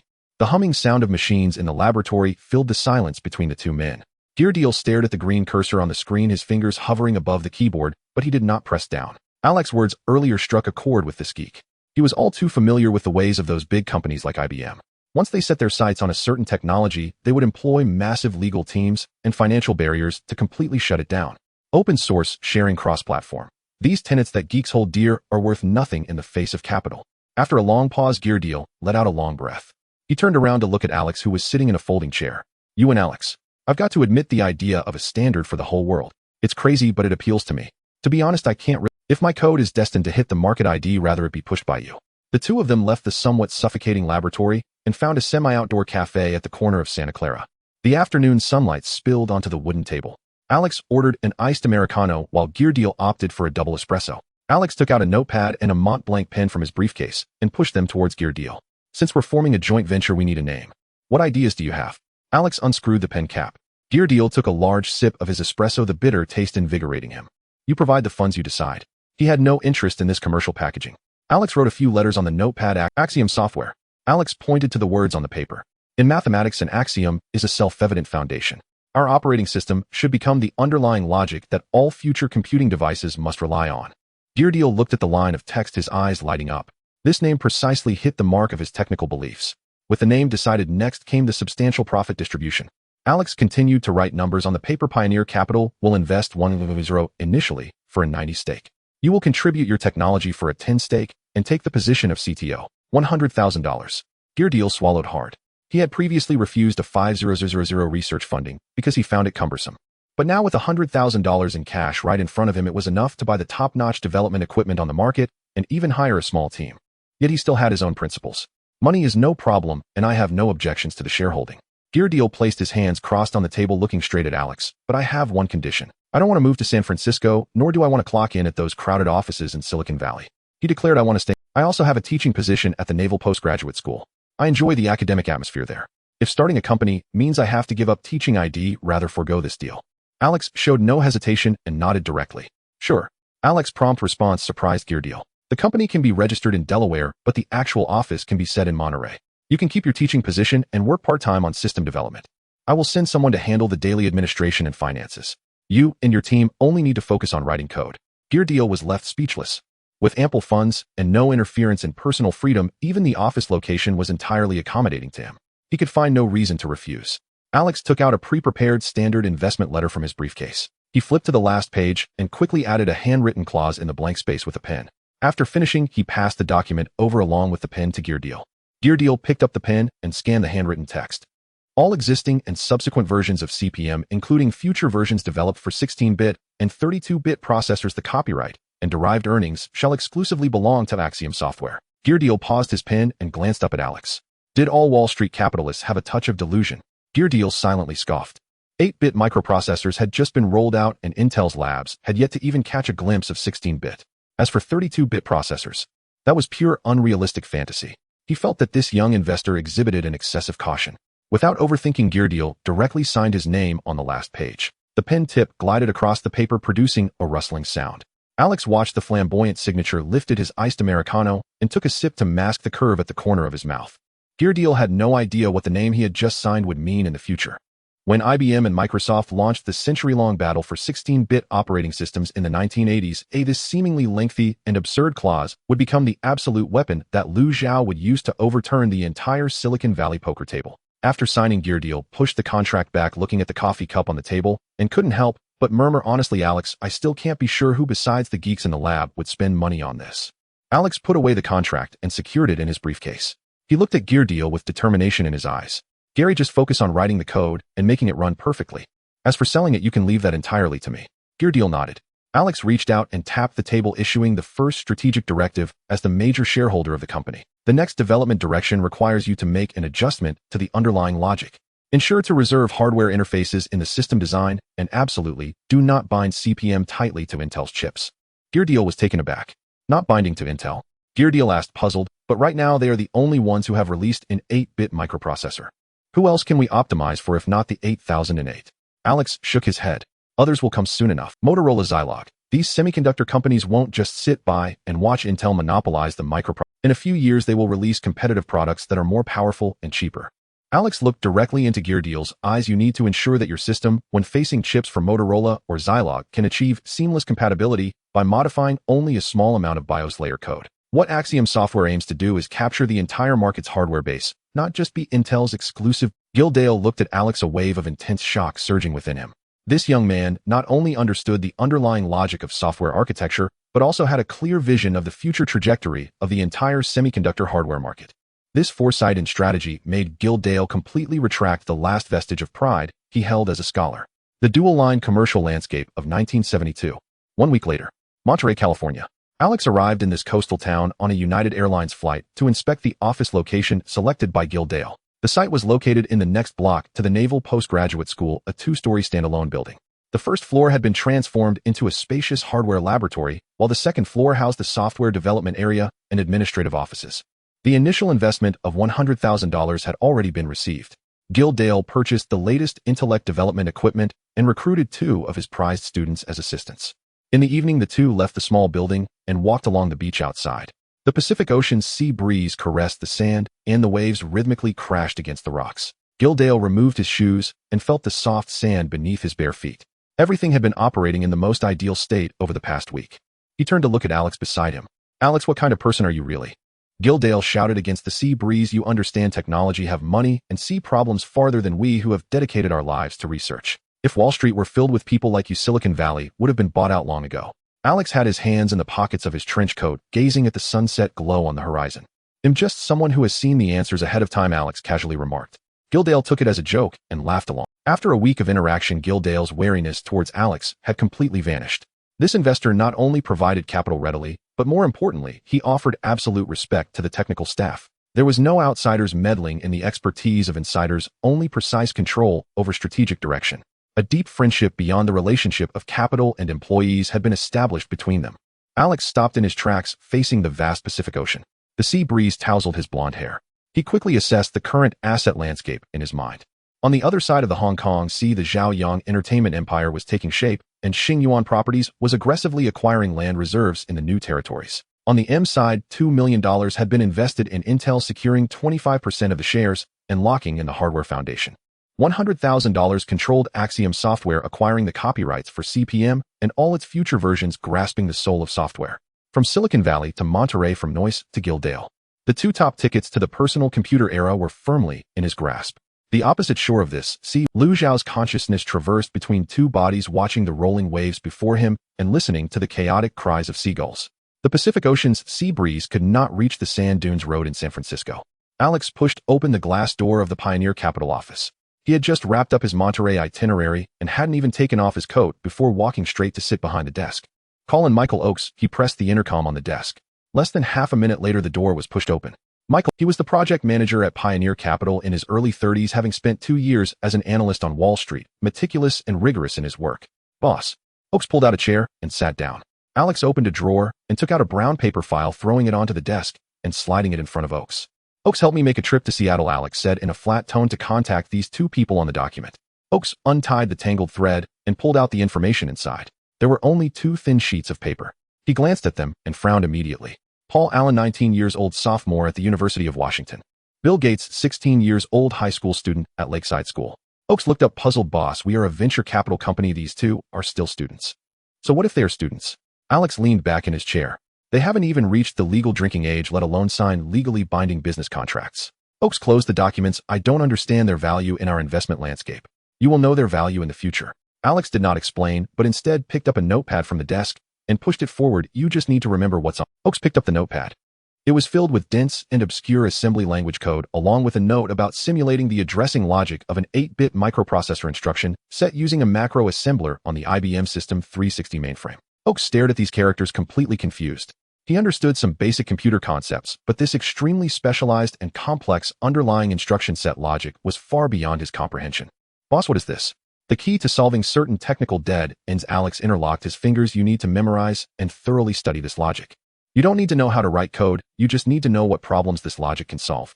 Oakes opened his mouth, but ultimately chose to remain silent. He was well paid, and executing orders was his duty. Your cover identity is a special commissioner for the Intel Developer Support Program.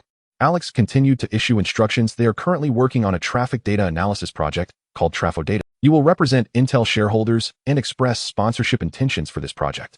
In fact, Alex initially intended to go himself, but Gates was not of age, and contacting them rashly could raise unnecessary attention and alertness. Understood. Oak stood up, putting the notepad and documents into his briefcase. Don't mess it up, Michael. Alex looked at him. These two young men are more important than you think. 2 days later, Seattle. Oaks checked into a hotel. He did not immediately approach the targets, but instead spent an entire day getting acquainted with Lakeside School. The computer lab of this private school was well known in the local geek community. Oaks found the lab manager and spent $100 to obtain the recent movements of the two young men. The two students had recently pulled together $376 to purchase an Intel 8008 microprocessor chip. $376 was not a small amount in 1972, enough to buy a used Ford sedan. The two students spent this money on a chip the size of a fingernail, which caused a stir in the local computer enthusiasts. Upon learning of this matter, Oaks vaguely understood his boss' intentions. He returned to the hotel and spent the entire night committing to memory the logical principles written on the note given by the boss, while also reviewing a vast amount of materials to forcibly grasp the underlying mechanisms. Friday afternoon at 3 o'clock, at an old-fashioned hamburger shop near Huban Middle School, Oaks, dressed in a casual suit, sat at a window-side table. A cup of black coffee sat on the table. His gaze was fixed on the glass sliding door of the hamburger shop. 3:30. The door swung open. Two young men walked in. The one in front was tall and slender, wearing a checkered shirt with slightly curly hair. He was 19-year-old Paul Allen. The one following behind was slightly shorter, wearing thick black-framed glasses with messy hair and a face full of freckles. He was 16-year-old Bill Gates. The two walked up to the counter to queue for their orders. Oaks remained still, quietly observing while holding his coffee cup. Paul, I tell you, trying to convert the 8008's instructions directly using the PDP-10 assembler just won't. Gates' voice was loud, carrying the characteristic rasp of his voice change. The register mapping is completely incompatible. We'll waste all our time on memory overflow. Then what do you suggest? Allen frowned. We only have access to the IBM System 360. If we don't write an emulator, we won't be able to test the 8008 code on the mainframe. That $376 chip is useless. I know, Gates said, irritably raking his hair. I tried to write an addressing conversion logic using a macro assembler last night, but it crashes every time it hits the interrupt vector. The IBM architecture is too closed. It simply isn't compatible with the stack pointer of this 8-bit microprocessor. The two of them took their trays and sat down at an empty table not far from Oaks. Gates hadn't even touched his hamburger. He pulled out a stack of punched paper tape and several sheets of code-filled draft paper from his backpack, spreading them on the table. Look here. Gates poked the paper with his pen tip. As soon as the carry flag is triggered, the entire addressing logic goes haywire. I can't find a way to bypass the memory protection mechanism of the IBM mainframe. Allen stared at the draft paper, furrowing his brow, unable to utter a word for a long time. Oaks sat nearby, listening to the two argue. A storm of emotions surged within him. The technical difficulties these students were discussing were astonishingly aligned with the obscure knowledge written on the note by the boss. The boss was far away in San Francisco and had never even seen these two students, yet he had anticipated the low-level coding obstacles they would encounter while developing the Trafo Data project. What level of insight is this? Oaks took a deep breath, suppressing his shock. He adjusted his suit jacket, held his coffee cup, and stood up to walk towards the table piled with draft papers. Gates was still biting the pen, staring intently at the failed addressing code. Tap, tap. Oaks reached out and gently knocked twice on the table. The two young men looked up, simultaneously puzzled at this well-dressed adult. Your thinking has been wrong from the start. Oaks smiled, his gaze falling on Gates' draft paper. Who are you? Gates looked at him warily. Oaks did not answer, but pointed to the segment of macro assembly code on the draft paper. The memory protection mechanism of the IBM System 360 is page-based. Oaks spoke slowly, reciting the logic he had memorized verbatim from the night before. You are attempting to directly map the stack pointer of the 8008, which will trigger the mainframe's boundary interrupt. Gates and Allen were stunned. The solution is simply not to touch its physical address. Oaks looked directly into Gates' eyes. Build a virtual 16 kilobytes contiguous memory pool in the macro assembler and redirect all of the 8008's program counters and stack pointers to this virtual pool. Use the base register plus an offset to simulate addressing, separating the state of the carry flag and maintaining it with a general-purpose register. The hamburger shop was quiet save for the sound of the jukebox playing country music. Gates' mouth hung open slightly. Allen's eyes widened in disbelief. The two stared intensely at Oaks, their faces filled with incredulity. For a full half-minute, silence reigned at the table. Gates suddenly lowered his head, grabbing a pen and frantically calculating on the draft paper. The tip of the pen scratched rapidly against the paper. In less than 2 minutes, it works. Gates lifted his head, his eyes gleaming with fervor behind his glasses. The logic is completely sound. This way it won't trigger the mainframe's interrupt protection. Alan also reacted, looking at Oaks with a tone of evident respect. Sir, are you an IBM systems engineer? Oaks pulled out a chair beside him and sat down calmly. No. Oaks took out a business card from his inside pocket and pushed it in front of the two. I am a project manager at Pioneer Capital representing the Intel Developer Support Program. Gates and Alan exchanged glances. Intel. They were the manufacturers from whom they had spent heavily to purchase that 8008 chip. Someone is very interested in the Trafo data project you are working on. Oaks looked at the two young men, casting out a bait. He asked me to ask if you need a grant that doesn't need to be repaid. Gates tightened his grip on the pen slightly. Not just funding. Oaks added, we can also provide you with unpublished chip technology documents from Intel and help you overcome code barriers that you cannot surpass on your own. Alan swallowed hard. Who is that person? Gates stared at Oaks. Oaks lifted his coffee cup and took a sip. A person who can see into the future. Oaks set down the cup, uttering this line he himself firmly believed. Gates looked at the business card on the table, then glanced at the draft paper with modified logic and cautiously asked the most critical question. Sir, what do we need to offer in return? What do we need to give in return? Gates stared at Oaks, the 16-year-old boy's eyes glinting with a shrewdness far beyond his peers. Oaks calmly pulled out a pre-drafted agreement from his briefcase and gently pushed it in front of the two, just a simple sponsorship agreement and an option for future investments. Gates snatched the agreement, his eyes rapidly scanning the dense English clauses. His brain functioned like a high-speed computer, quickly extracting the core information from the document, furrowing his brow one moment and relaxing it the next, mentally calculating the gains and losses of the deal. Paul Allen leaned in to read the terms carefully. Soon his finger pointed to the third page of the agreement and his priority investment rights and a 10-year validity. Allen raised his head, his tone laced with obvious caution and concern. Mr. Oaks, this agreement states that Vanguard Capital has the right to purchase no less than 30% of shares at a valuation not exceeding market price in the first round of financing for any company we establish over the next 10 years. Isn't this condition far too long-term? Although young Allen was not ignorant of business logic, a 30% priority subscription right meant that their future efforts would be significantly diminished right from the start by this little-known venture capital firm. Though he wasn't sure if he would establish a company in the future, such terms were clearly predatory. In the face of Allen's questioning, Oaks maintained a professional smile and patiently explained. Allen, please pay attention to the additional clause. This is a non-exclusive priority matching right. We do not restrict you from collaborating with any other investment institutions, nor do we interfere with your valuation. Vanguard Capital only asks for the right to follow up with priority under equal valuation and conditions. Oaks paused, leaning slightly forward.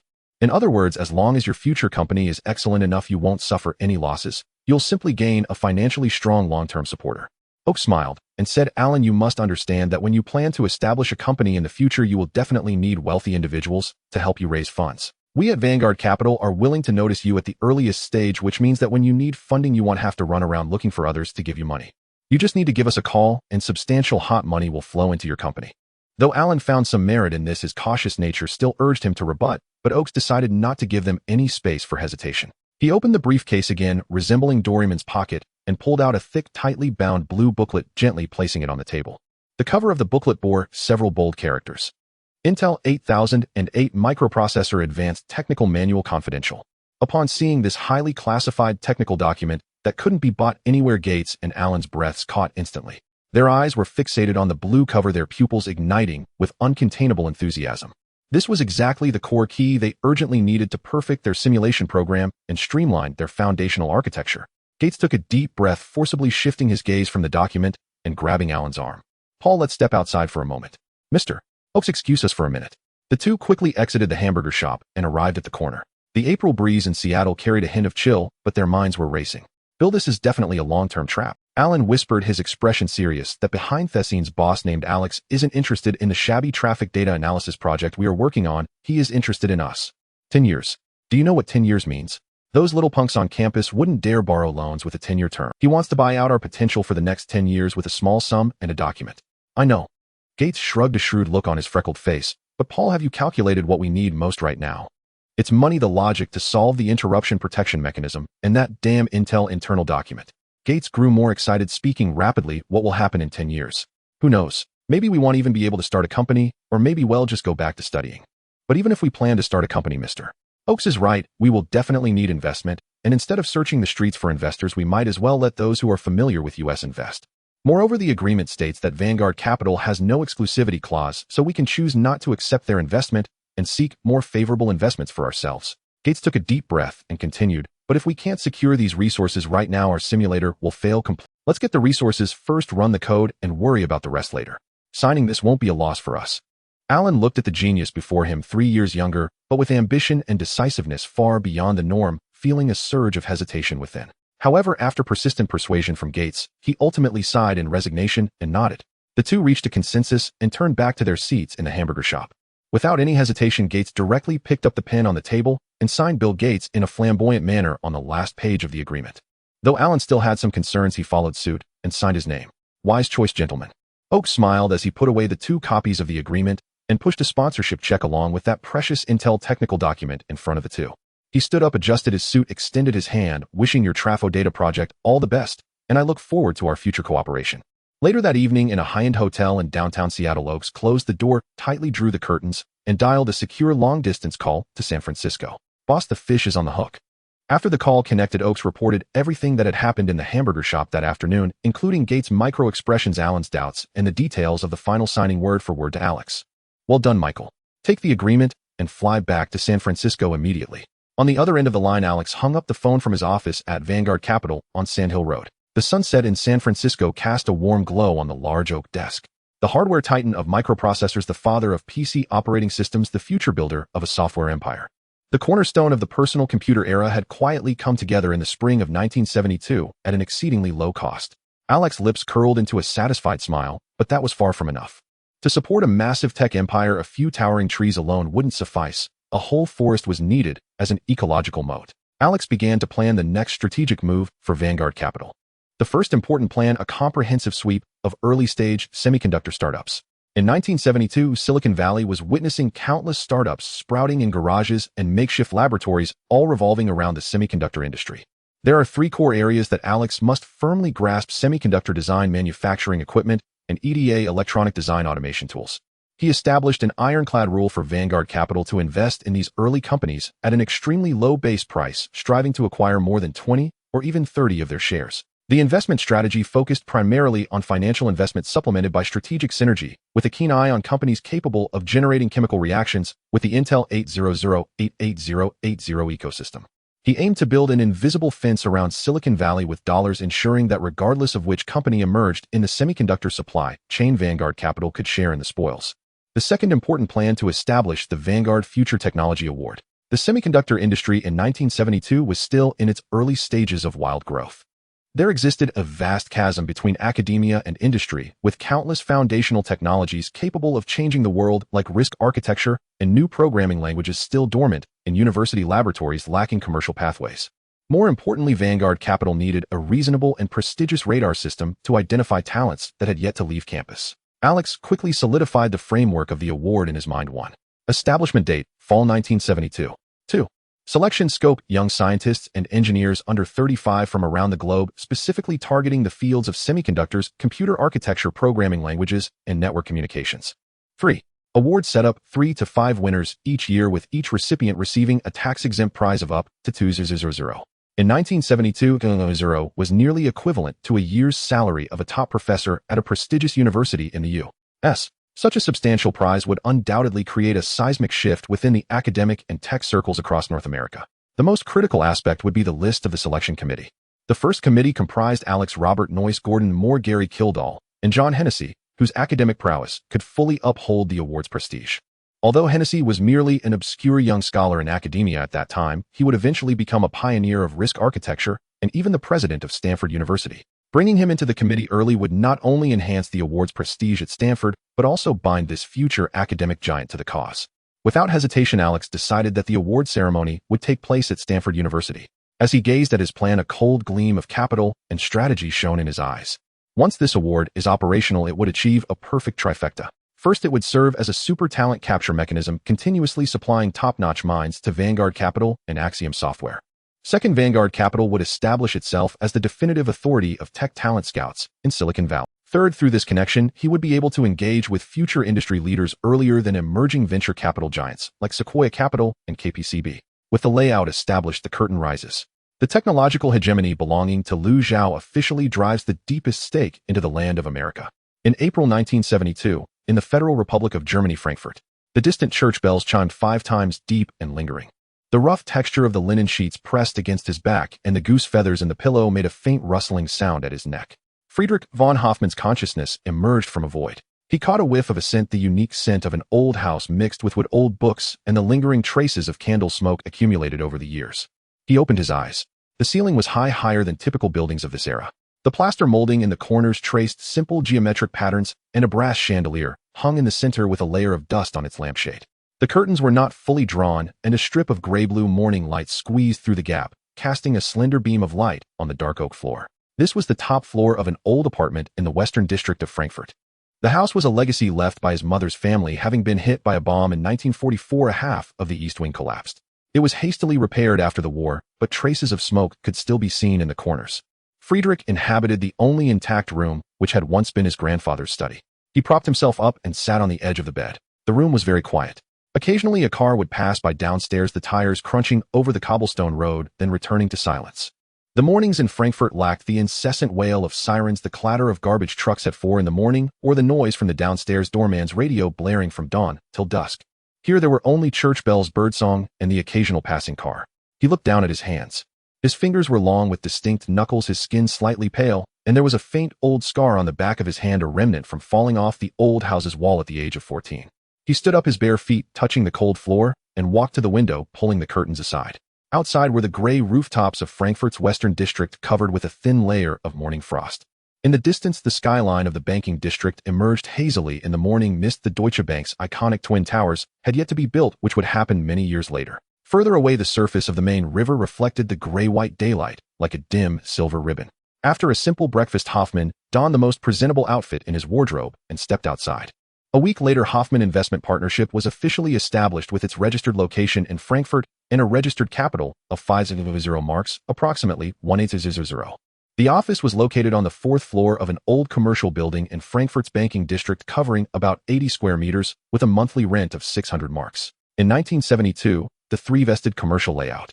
In mid-April 1972, Frankfurt's banking district. Friedrich sat in the new office of Hoffman Investment Partnership. On the mahogany desk lay that day's Frankfurt report. The newspaper's headline was an analytical article about the slowdown in West Germany's economic growth. He did not read it closely, simply pushing the newspaper aside. The company had just been established. There was a registered capital of 500 marks on the books, approximately 180000. This amount would not stir any waves in Frankfurt's financial circle. He did not attend those financial parties filled with champagne and cigars. There were no real opportunities to be found in those places. His gaze was fixed on Mannheim, 80 kilometers away. Lu Zhao accurately pinpointed a time node through memories from the future. Just over 10 days ago, on April 1st, 5 former IBM employees established a company in Mannheim. The full name was Systems Analysis and Program Development Company. In the future, this company would bear a globally renowned name, SAP. This was the perfect time point for bottom fit. They had just left their jobs, the company had no funds, and they hadn't even written the first line of official business code. Friedrich picked up the car keys from the desk. After putting on a tailored dark gray suit, he went downstairs. He got into a Mercedes sedan parked by the roadside, started the car, and drove onto the A5 highway heading straight for Mannheim. The original owner had studied business economics here. This academic background was the perfect springboard for him to penetrate the targeted circle. He needed a reasonable reason to approach those 5 tech enthusiasts without raising any suspicion. 40 minutes later, the vehicle entered Mannheim University. Friedrich skillfully navigated the corridors and arrived at the faculty lounge of the economics department. He knocked on the door, and a familiar voice came from inside. "Please come in." Friedrich adjusted his collar and then pushed the door open. The lounge was filled with the rich aroma of coffee beans. Professor Muller sat in an armchair by the window holding an academic journal. He was in his 60s with gray hair, gold-rimmed glasses, and impeccably dressed in a 3-piece suit. This was the typical demeanor of an old-school German scholar. "Friedrich," Professor Muller raised his head, adjusted his glasses. "It's quite rare to see you. You seem a bit different from..." "Good day, Professor Muller." Friedrich stepped forward and sat down on the sofa opposite. He took out a delicate aluminum cigar box from his inner pocket and pushed it onto the coffee table. "This is a Cohiba brought back from Cuba by a friend. Please give it a try." Professor Muller glanced at the cigar box and did not refuse. He closed the journal and took a sip from the coffee cup on the table. "Why are you back at school instead of managing the family business in Frankfurt?" Professor Muller got straight to the point. "Germans do not like to beat around the bush." Friedrich clasped his hands on his knees, leaning slightly forward. "Professor, I just registered an investment partnership in Frankfurt." Friedrich spoke calmly. "I currently have a sum of family funds, and I hope to leverage your local connections to help me find some startups with technical potential." Upon hearing this, Professor Muller frowned, immediately put down his coffee cup, and shook his head, saying, "Investing in young people nowadays are too impulsive. The economic miracle of Germany was built on steel, chemicals, and machinery, yet you all are always thinking about making quick money." Friedrich did not refute this. He maintained a listening posture. Professor Muller sighed and casually mentioned your timing is unfortunate. Just last week a few alumni who recently left IBM also came to see me, Professor Muller said, clearly dissatisfied. Dieter Hopf, also Plattner. They were earning quite high salaries at IBM, and yet they just quit to huddle in a garage doing something called software that is detached from hardware. Friedrich's eyes flickered. Software that is detached from hardware. He pretended not to understand and timely raised a question. This is utterly absurd. Professor Muller snorted. They ran around the Rhine-Neckar region's banks, and the credit manager at Deutsche Bank specifically called me to ask what software actually is. I told him it was just a bunch of holes on a punch tape, and the credit manager immediately tossed their loan application into the recycling bin. Friedrich nodded. No factory, no machinery, no visible collateral. Professor Muller raised a finger and sternly warned Friedrich. In Germany, bankers only recognize these things. Those guys ran around for a month without borrowing a single mark. They don't even have a definite client. Professor Muller looked into Friedrich's eyes, delivering a verdict in the tone of an elder. Never get involved with such castles in the air without tangible assets, Friedrich. Your family funds should be invested in businesses with chimneys and assembly lines. That is true wealth. Friedrich appeared respectful and receptive. He slightly lowered his head, displaying an attitude of humility in accepting guidance. You are absolutely correct, Professor. Friedrich spoke sincerely. Without any tangible collateral, this is an absolute pitfall in financial risk control. Professor Muller was satisfied with this response. He picked up the cigar box from the coffee table, opened it to take a look. Friedrich deftly shifted the conversation. However, I actually need such cases. Friedrich looked at Professor Muller. I have just entered the venture capital industry, and the theories and textbooks are ultimately not enough. I need to understand this typical counterexample in practice to see how they fall into a deadlock without funding and market, which would be very helpful for me to accumulate risk control experience. He paused for a moment and made a request. Professor, could you help me arrange a meeting with them? Professor Muller was momentarily taken aback. He looked at Friedrich, seemingly evaluating the validity of this reason. Just to see a counterexample. Professor, just to take a look, Friedrich answered without hesitation. I assure you I won't waste a single penny of the family funds on. Professor Muller sighed. He felt that this young man was somewhat stubborn, but out of respect for their mentor-student relationship coupled with the box of expensive Cuban cigars, he ultimately stood up. All right, consider it a vivid lesson on business risks. Professor Muller walked to his desk and opened the directory. He picked up the black rotary phone and dialed a number. After a few rings, the call was answered. Dieter, it's me, Muller. Professor's tone was quite stiff. I have an old student here. He is doing investment in Frankfurt, and he wants to meet you. Yes, this afternoon. At the old beer house next to the university. 5 o'clock. After hanging up, Professor Muller turned around. Professor looked at Friedrich. Go take a look, see how those impractical dreamers are crushed by reality. Thank you for the introduction, Professor. Friedrich stood up, slightly bowed, then fastened his suit buttons. 5 o'clock. Friedrich left Mannheim University and drove to the agreed location. It was an old-fashioned beer house with a history of over 100 years. The outer wall was covered in ivy. The wooden letters on the sign had faded somewhat. Friedrich parked the car by the roadside. He did not get out immediately, but sat in the car, hands resting on the steering wheel, organizing his thoughts for the upcoming negotiation. He was well aware of the difficulties of this negotiation. The scale of funding was not the issue at all. 500,000 marks was a substantial amount in front of SAP at this time. The real difficulty lay in how to break through the inherent stubbornness and wariness of the German engineers. These 5 individuals were top-tier tech enthusiasts. They left IBM to escape the bureaucratic systems of large companies and the constraints of outsiders guiding insiders. They were extremely proud, yet also extremely sensitive due to their repeated failures. If he directly threw a check at them, adopting a condescending capitalist demeanor to shower them with money, these individuals would absolutely tear the check apart and throw it back in his face. Money should not be discussed. Shares should not be discussed. At least not at the start. They must use a language they can understand. They must directly address the technical and commercial pain points they are facing. Organizing his thoughts, Friedrich pushed the car door open and got out. He straightened his tie and walked toward the beer house, pushing open the heavy oak door. The brass bell on the door emitted a dull sound. The light inside the beer house was somewhat dim. The air was filled with the mixed scents of malt fermentation, roasted pork knuckles, and cheap tobacco. Traditional Bavarian accordion music softly echoed in the background. It was not the peak dining hour. There were only a few scattered patrons in the hall. Friedrich's gaze swept across the room. He quickly spotted his target. At the far corner, 5 men were seated at a long wooden table. They wore somewhat wrinkled shirts, their ties loosened. Each expressed an unmistakable fatigue. On the table there were no roasted pork knuckles or sausages. Only 5 empty beer glasses. They didn't even have spare money to order a second beer. Beside the empty glasses were piles of draft papers printed from a typewriter filled with flowcharts and code lines. Dieter Hopf was vigorously marking something on the paper with a red pen. Otto Plattner sat with his head in his hands, staring blankly at the table. Klaus Zickler was smoking, oblivious to the ash falling onto the table. Werner Hector and Klaus Wellenruther were engaged in a low-key debate over some technical detail. future European software giants, creators of a tech titan valued at hundreds of billions of euros. Yet at this moment, they were just a group of unemployed individuals who couldn't even afford a second beer.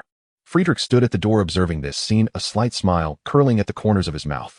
He slowed his pace, stepping onto the wooden floor, and walked toward that corner. Friedrich walked steadily through the dimly lit beer hall, making his way directly to the oak table piled high with draft papers at the far end. He looked at the 5 weary men before him and spoke in precise German, "Good afternoon, gentlemen. I am Friedrich von Hoffmann, a venture capitalist." Dietmar Hopp put down the red pen in his hand and stood up. The two briefly shook hands. Hopp's gaze scrutinized the well-dressed young man before him with evident caution and scrutiny. Over the past 2 weeks, they had met many local bankers and investors from West Germany. Most had left shaking their heads before even finishing a cup of coffee after hearing the concept of standardized software. Also, Plattner was more direct. Leaning back in his chair, he asked bluntly, "Mr. Hoffmann, from Frankfurt. To be honest, we are already quite tired today. Do you have any successful investment cases?" Clearly, he had no expectations for this young man from Frankfurt. If it weren't for the recommendation from their school mentor, they wouldn't even have considered meeting. Friedrich did not let their He calmly pulled out a vacant chair and sat down without any unnecessary small talk, directly throwing out his opening statement. "I am from Frankfurt, but my partner is in country M." Friedrich placed his hands crossed on the table. "We specifically invest in companies that traditional bankers do not understand." This statement was like a stone thrown into still water, momentarily pausing the actions of the 5 founders. Hopp reached out to press down the draft papers on the table that were about to be blown away by the wind, turning to Plattner to signal him to introduce the project. Plattner straightened his body and began to explain the core concept. Currently, multinational enterprises generally rely on IBM's customized development. Plattner spoke rapidly. The costs are exorbitant and the timelines are long. Financial production and human resources departments have incompatible systems, creating data silos. IBM's OS 360 system is bloated.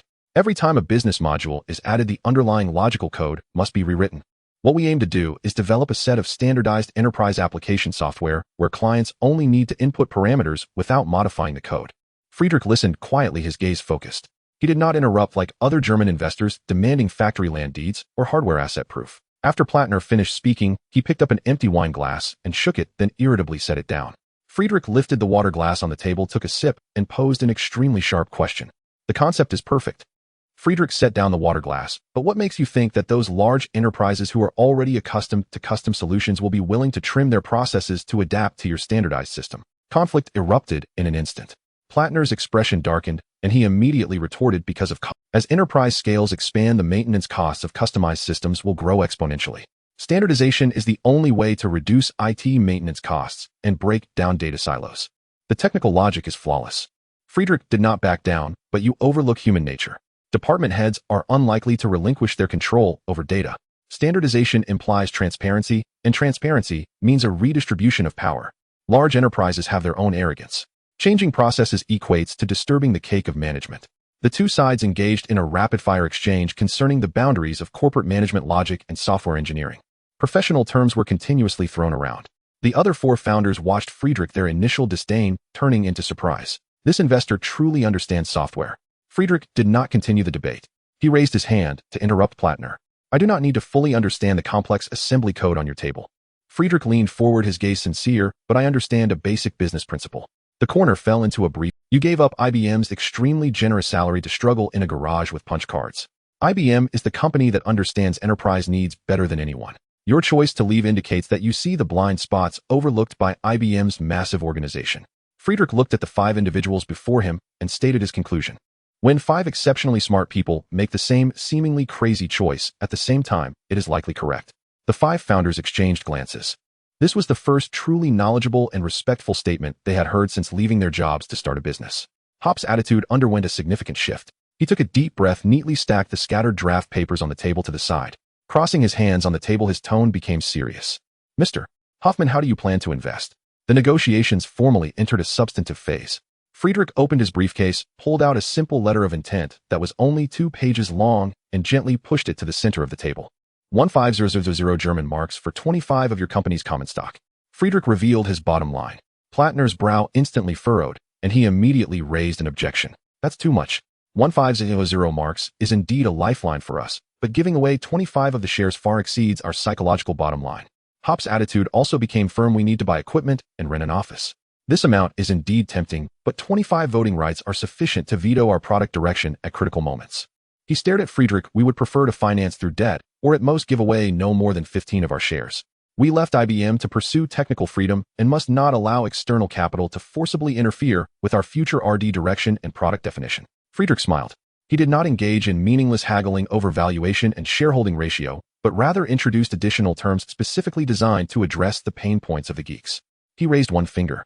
First, the Hoffman investment commits to a share lockup period of at least 7 years. Software development requires time, and I offer you absolute trust and the time for trial and error. Hop was taken aback. Friedrich raised a second finger. Second, the agreement will include standard anti-dilution clauses allowing me to proportionately participate in any subsequent financing rounds to safeguard my rights. He looked directly into Hop's eyes, raising a third finger. The third point, and the most important one, is that I only require one board seat for the right to be informed. I can write into the contract that I will not interfere with any operational management or technical decisions. With these 3 conditions laid out, the defenses of the 5 founders were significantly lowered. In West Germany in 1972, no traditional investor would be willing to grant a software company without any products a 7-year lockup period. Watching the expressions of the group waver, Friedrich quickly threw out his final trump card. If SAP's future products mature and there are plans to enter the market in Country M. Friedrich leaned back. Hoffman Investment will leverage the connections of our partners in Country M to pave the way for you. My partner just invested $2 million in Silicon Valley, and he knows all the venture capital firms there. The market in Country M. For a software company aiming for global reach, this is a strategic resource that purely German capital cannot provide. Hop and Plattner lowered their heads and held a low-voiced discussion with the other 3 for a few minutes. A 7-year lockup period, even Deutsche Bank doesn't approve loans for 7 months. Klaus Sakira lowered his voice. And he won't interfere with technology. Plattner gritted his teeth. As long as this clause is written into the contract, 25 of the shares would just be a dividend certificate. We have no other choice. The allure of the market in Country M, along with the extremely rare non-interference clause, ultimately shattered their concerns. Hop raised his head, extended his right hand, and firmly shook Friedrich's hand. Happy cooperation, Mr. Hoffman. There were no unnecessary formalities. 5 pins signed their names in turn on the simple letter of intent on the oak table of the beer hall. The first angel investment in SAP's history was thus finalized. Friedrich put away the letter of intent, secured it in his briefcase. The funds will be transferred to your designated account tomorrow. Friedrich stood up. Gentlemen, go enjoy a good beer, my treat. He turned and approached the front desk, paying a hefty sum, then turned and walked out of the beer hall. Outside, the sunset bathed the streets of Mannheim in a reddish hue. Friedrich got into a Mercedes-Benz. The software giant of Europe was already secured, and the hardware foundation and system soul of Silicon Valley were also in place. Lu Zhao's consciousness briefly withdrew across half the globe. The business landscape of 1972. The cold drizzle of Frankfurt receded like the tide, mingling with the clamor of the old beer hall, as Lu Zhao's consciousness swiftly withdrew from the void spanning half the globe, re-anchoring itself within his body. He slowly opened his eyes, and the sunlight of early May 1972 streamed through the slats of the blinds in the office at 99 Queens Road, casting a dance of light and shadow across the wide oak desk. Lu Zhao rubbed his slightly swollen brow and took a sip from the now lukewarm coffee on the table. From the entertainment and real estate landscape in Hong Kong to the soul of semiconductor hardware and systems in Silicon Valley, and finally, to the European software giant recently secured in Mannheim, a vast and secretive web of multinational capital was quietly tightening under his control. This solid feeling of having the threads of a future era firmly grasped in his hands brought a faint smile to the corner of his lips. Knock, knock. The sound of knocking interrupted Lu Zhao's thoughts as Zhou Minghua entered holding several copies of the latest business reports. Lu Sheng, the registration for the Zhaoyang Cup singing competition in Hong Kong has officially surpassed 5,000 participants as of yesterday. Zhou Minghua handed over the report, her tone brimming with barely concealed excitement. The audition venues in Kowloon and Hong Kong Island have all been set up, and the schedule for the judging panel has been finalized. We can start the competition at any time. Lu Zhao glanced over the report and nodded. Proceed as planned. Security and on-site order must have contingency plans in place. Understood. Zhou Minghua put away the documents, but instead of leaving immediately, she stood there, a hint of hesitation flickering across her expression. Is there something else? Lu Zhao keenly sensed her unusual demeanor. Lu Sheng, it's about the Jianghu Xing. Zhou Minghua considered her words carefully and stated indirectly. Yaji seems to have encountered some trouble. In fact, such trivial matters didn't even need to be reported to Lu Zhao. The normal workflow required the artist to feedback to Zhaoyang Entertainment, and then the company would decide whether to intervene. However, considering Zhao Yazi's uniqueness, Zhou Minghua took the initiative to report this matter to Lu Zhao. It turned out she had not misjudged. After hearing this, Lu Zhao set down his pen, furrowed his brow, and asked, "What exactly happened?" Zhou Minghua sighed and reported truthfully, "Jianghu Xing is a co-production project between our Zhaoyang Film and TV and TVB, and there is a senior deputy director sent by TVB named Wang Sun on set. This person is a veteran on the set, often showing off in front of newcomers. A couple of days ago, he used his position to suggest that Yaji accompany a few investors to a nightclub for drinks after work, but Yaji politely declined. This was actually told to me by D. Bolin. Yaji is quite stubborn and would rather endure this situation than... Since then, Wang Sun has been targeting her on set, deliberately nitpicking.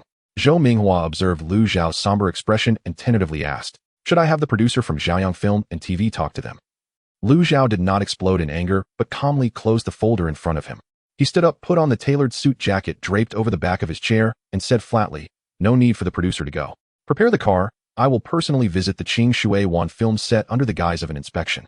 I want to see just how much clout this deputy director Wang really has." The atmosphere in the Qing Shui Wan film set was extraordinarily oppressive. Splash. The crew's water truck relentlessly sprayed artificial rain. In front of the camera, Zhao Yaji, dressed in a thin Republicara costume, was filming a scene where she was pushed down and fell into the mud during a night shoot. Bang! She crashed into the mud, heavily splattering mud all over her face.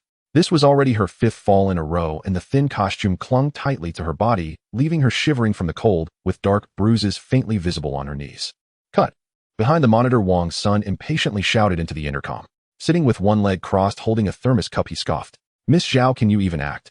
Your emotions when falling are not sufficient. You are a discarded woman. Where is your despair? Do it again. Prepare for take 6. A few veteran actors in the same group exchanged glances, unable to bear it any longer, but due to Wang Sun's deep connections and experience at TVB, none dared to speak up. Everyone understood that Wang Sun was deliberately making things difficult.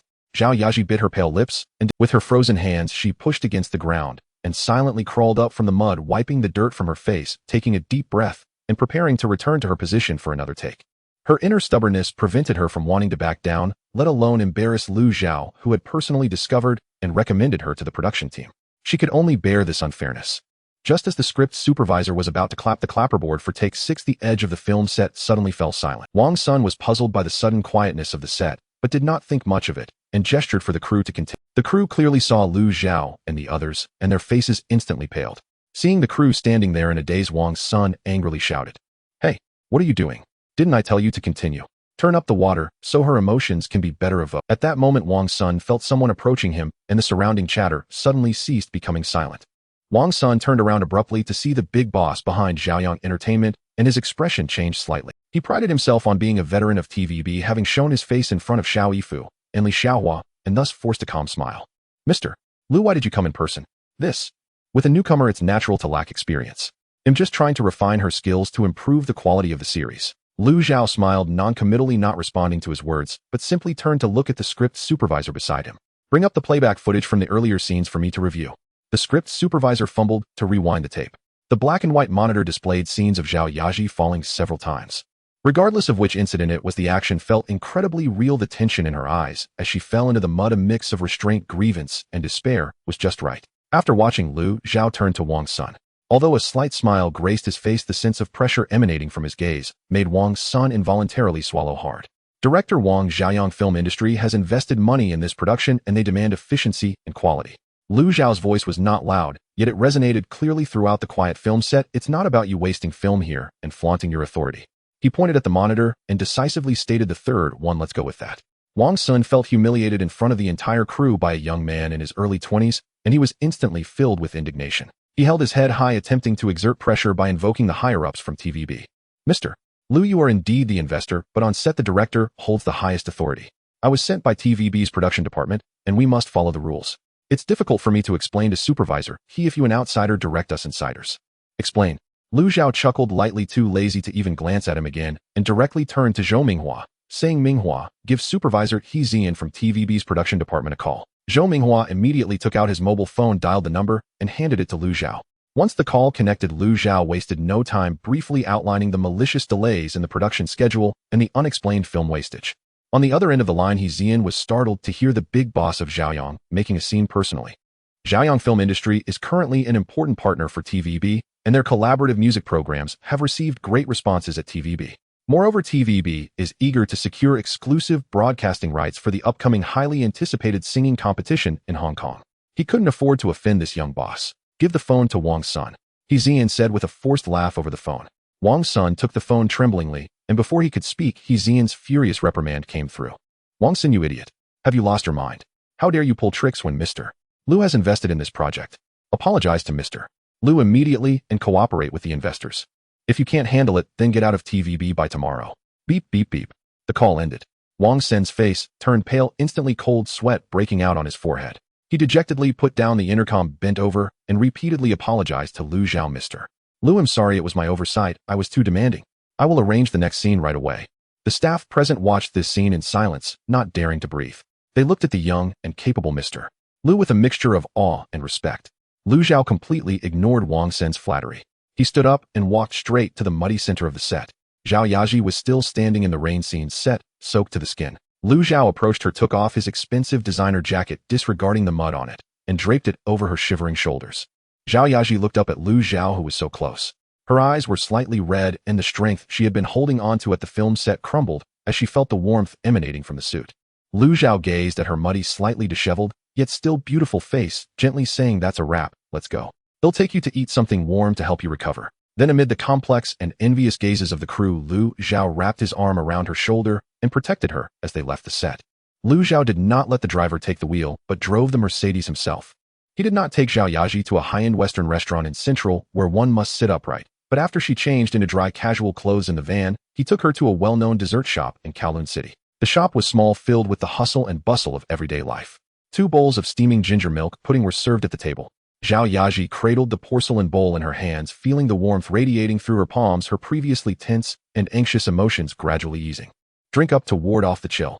Lu Zhao stirred his bowl with a spoon, jokingly saying, "If the reporters catch you falling like a muddy monkey on set earlier, it would ruin the reputation of Zhaoyang management."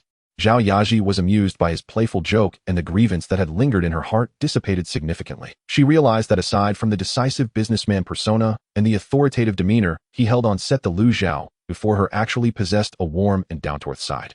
After dinner, Lu Zhao drove Zhao Yaji up to Fei Yi Mountain. The gentle breeze of May 1972 brushed over the mountaintop, bringing the coolness of early summer. Standing on the viewing platform, the dazzling night view of Victoria Harbor was like an inverted sea of stars, all within their sight. Zhao Yaji leaned against the railing, fell silent for a moment, and finally took the initiative to speak. "Mr. Lu, today, thank you for helping me out. Calling me boss feels too formal. Right now it's after work hours." Lu Zhao leaned against the car door, lighting a cigarette while looking at her. Zhao Yaji bit her lip, honestly expressing her inner unease. "Actually, I'm quite scared. You took me away in front of the whole crew today, and tomorrow there will definitely be a lot of gossip on set. They will say I relied on the boss to rise to the top, negating all my previous efforts and persistence." Lu Zhao paused slightly while holding the cigarette. He extinguished it and walked in front of Zhao Yaji, putting away his playful demeanor. He turned to her, gazing deeply into her eyes, and seriously said, "Yaji, I came to the set today to protect you, not because you are an employee of Zhaoyang, nor to showcase the power of the investment, but because I don't want to see the girl I like suffer."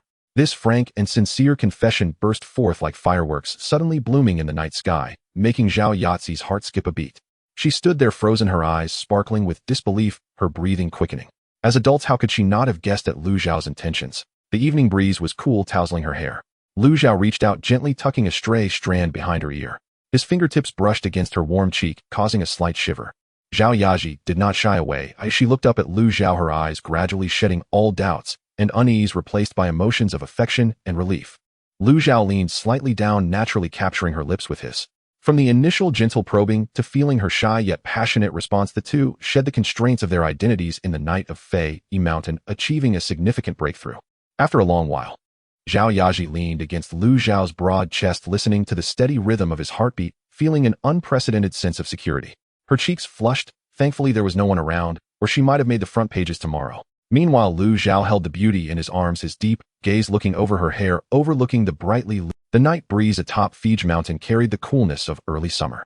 Lu Zhao started the Mercedes-Benz, the tires rolling smoothly over the asphalt road as he entered the narrow streets of Kowloon, Homan, stopping beneath an old tank-style building. The interior of the car was dimly lit, and the atmosphere felt somewhat thick.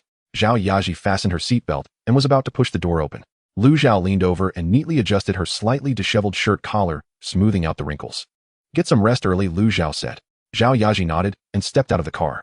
Just as her feet touched the ground, a broad hand grasped her wrist. Lu Zhao exerted a slight pull, bringing her back to the car door, and leaned down to kiss her lips again. The two lingered briefly in the shadows of the street lamp before parting. "See you tomorrow." Lu Zhao released his grip. Zhao Yaji turned and headed upstairs, her steps a bit unsteady. Lu Zhao sat in the driver's seat, rolled down the window, and watched her figure disappear into the dimly lit hallway. Meanwhile, he shifted into reverse, turned the car around, and drove out of the street. On the third floor of the Tang building, a partially opened window revealed 16-year-old Zhao Yamei leaning on the windowsill, her eyes wide open. "Oh my God!" Zhao Yamei covered her mouth, gasping.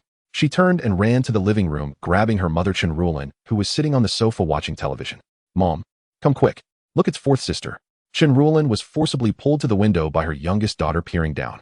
The taillights of the Mercedes-Benz had just disappeared around the corner. "What is it?" "I'm watching TV," Chen Rulin complained. "I just saw eldest sister kissing a man. That man was driving a black Mercedes." Zhao Yamei lowered her voice, excitement apparent in her tone. "What a fancy car." Upon hearing Mercedes, Chen Rulin's eyes lit up immediately. She knew all too well what that kind of car represented. There were hardly any in Homan 10. "Your eldest sister has finally come to her senses."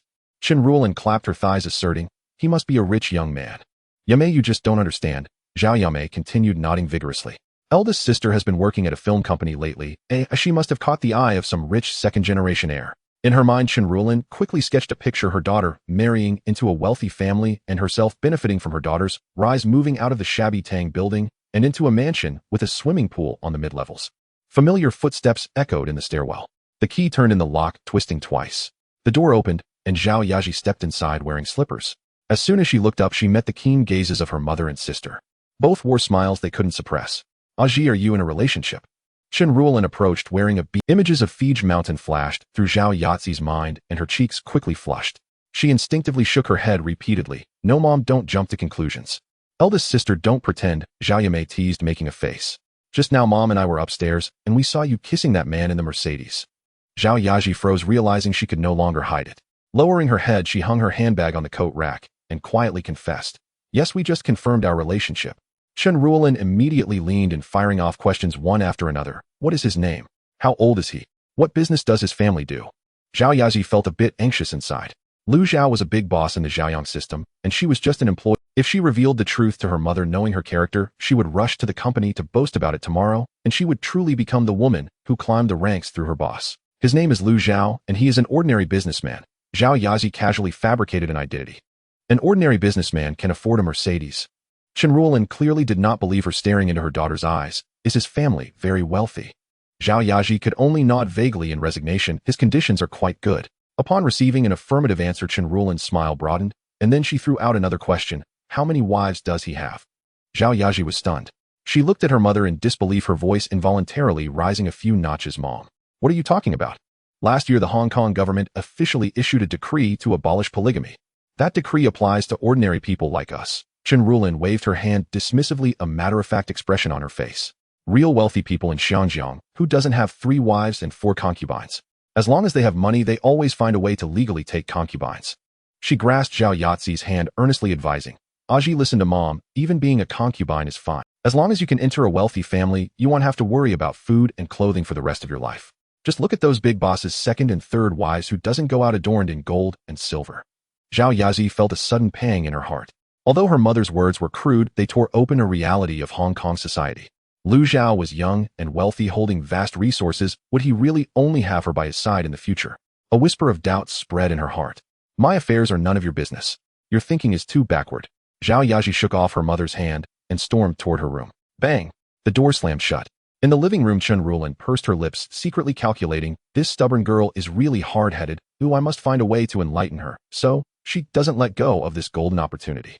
Just then the master bedroom door opened, and her father Zhao Shoujing walked out in his pajamas. Adjusting his black-framed glasses, his face was pale. "What nonsense were you just saying?" Zhao Shoujing pointed at Chen Rulin. "Are you encouraging your own daughter to be someone else's mistress? You are ruining her life." "Am I ruining her?" Chen Rulin placed her hands on her hips, retorting defiantly. "I'm helping her see reality.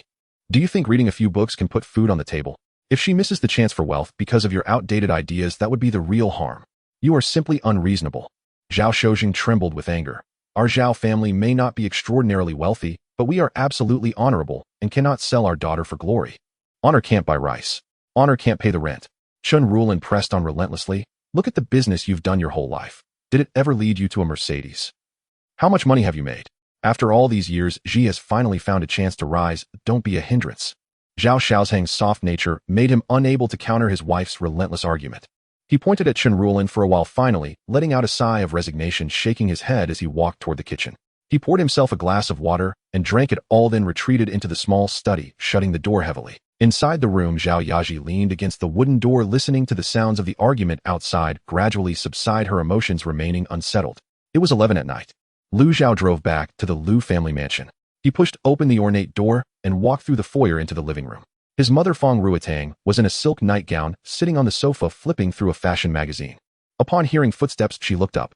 Fong Ruotang's gaze was sharp as it swept over her son's slightly disheveled collar and the remnants of a relaxed demeanor at the corner of his mouth. Zhao. Fong Ruotang closed the magazine, standing up with a smile. You're back so late, and still in such a good mood. Have you been dating outside? Lu Zhao was slightly taken aback. Indeed, nothing could be hidden from his mother. He sat down beside the sofa, and without hiding anything, he nodded generously. Yes, I just started dating a girlfriend. Which family's girl? What does she do? Is she pretty? When are you planning to bring her home for a meal? Mom, are you interrogating me? Lu Zhao poured himself a cup of tea and smiled helplessly. She's an actress and very beautiful, but for now we are still in the girlfriend phase. Our feelings need to develop slowly, and I don't have any plans to take her home yet. Upon hearing she was an actress, Fong Ruotang furrowed her brow slightly, but quickly relaxed. The Lu family was no longer a traditional conservative family, since her son could sell a clothing factory worth 50 million at while having a star as a girlfriend was not a big deal. All right, I won't meddle in your young people's affairs. Fong Ruotang earnestly patted Lu Zhao on the shoulder. But Zhao, now that you've started dating, you must take responsibility. Our Lu family's men must never let a girl down. Listening to his mother's teachings, Lu Zhao appeared unfazed on the surface, but inside, he began to calculate. With his current pace of capital expansion, once he built a business empire spanning real estate, entertainment, and technology, there would be no shortage of beautiful companions surrounding him. If he were to take responsibility for each one and bring them all back to this mansion, his mother would probably be busy managing a whole family of in-laws, and just resolving disputes would be a great burden for her. Don't worry, I know what I'm doing. Lu Zhao smiled and nodded, readily agreeing. He stood up, adjusted his coat, and said, I still have some documents to look over at the office. I'll head to the study first. You should also get some rest early. As the night deepened, a desk lamp remained lit in the study of the Lu family mansion. Lu Zhao leaned back against the broad mahogany chair, flipping through the final preparatory report for the Zhaoyang Cup Hong Kong singing competition. The black rotary phone on the table rang abruptly, and he picked it up casually. Lu Sheng, it's me. A steady voice came from the other end, that of Zhou Minghua. The major audition venues in Kowloon and Hong Kong Island have all been set up, the equipment has been tested and is functioning properly, and the security personnel have already arrived on site to scout the area. Good job. Lu Zhao replied calmly, his gaze lingering momentarily on the security budget in the report. He specifically reminded Minghua, remember that the security work must employ licensed security companies. Even if the costs are a bit higher, it doesn't matter. We absolutely cannot cut corners by hiring those with gang affiliations. This competition is under the spotlight of Hong Kong, and what we need is official credibility and an absolute brand image. We cannot afford to be tainted by any underworld practices. Understood, Lu Sheng. I have personally verified the qualifications of the security companies. There will be no mistakes. After hanging up the phone, Lu Zhao closed the report and gazed out at the profound night sky. The foundation of the entertainment empire has been laid, and now it's just a matter of waiting for the storm to sweep across Hong Kong.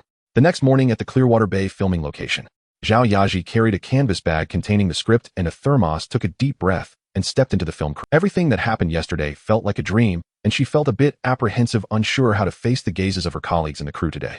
However, the moment she walked into the filming site, she found the atmosphere completely different. The previously domineering assistant director Wang Sun had vanished, rumored to have been transferred from the crew overnight by TVB's production department. The new director was a slightly chubby man in his 30s who, upon seeing Zhao Yaji, immediately approached her with a beaming smile. Miss Zhao, you are here. The new assistant director was so polite that it bordered on flattery, personally leading her to the rest area. You got caught in the rain yesterday. I'll make sure you don't catch a cold. I've arranged for a separate resting chair for you and brewed some hot ginger tea. Please sit and rest for a while. I'll call you when the set is ready. It wasn't just the assistant director, the crew members passing by, the lighting technicians, and even the veteran actors who usually like to nitpick on newcomers now looked at Zhao Yaji with less disdain and more evident respect and curiosity. Zhao Yaji looked at the specially padded folding chair and felt a mix of sweetness from being protected and a strong sense of unreality. She understood clearly that all these changes were due to that man's words and actions from yesterday. However, she did not become arrogant because of it. Zhao Yaji smiled and declined the hot tea offered by the assistant director, giving the folding chair to an older. Then, holding her script, she walked to an inconspicuous corner of the filming site, pulled over a dilapidated wooden box to sit on, and began to earnestly study her lines for the day. Deep down, she possessed a stubbornness. Lu Zhao had given her dignity and opportunity, and she could not let anyone think she was merely a vase relying on her boss for advancement. She aimed to prove herself with solid acting skills, never to disappoint Lu Zhao's expectations. Meanwhile, in a Tong Lao and Homan, Tin Chenrulin was sitting in front of her dressing table, feeling increasingly anxious, as if a cat's paw was scratching at her heart. Although her daughter had been vague last night that extravagant Mercedes-Benz was undeniably real, she firmly believed her eldest daughter had definitely caught a well-off son-in-law. No, this stubborn girl is tight-lipped. Do I need to investigate myself? Chenrulin plotted. She walked into the living room, coaxing her younger daughter Zhao Yamei with 2 pieces of chocolate, quickly extracting the name and address of Zhao Yatsi's company, 99, Queens Road Central, Zhaoyang Investments. Chenrulin immediately rummaged through her belongings and found a decent dark red cheongsam she had worn when she got married, then applied a thick layer of powder on her face, carefully dressing up. Carrying an old leather bag, she boldly boarded the bus to Central, contemplating how to extract some benefits from this future son-in-law. By 10 in the morning, the scene of the Zhaoyang Cup audition in Kowloon was packed with people, the atmosphere reaching a fever pitch. In the waiting area behind the stage, Tin Yonglin held a guitar and took a deep breath.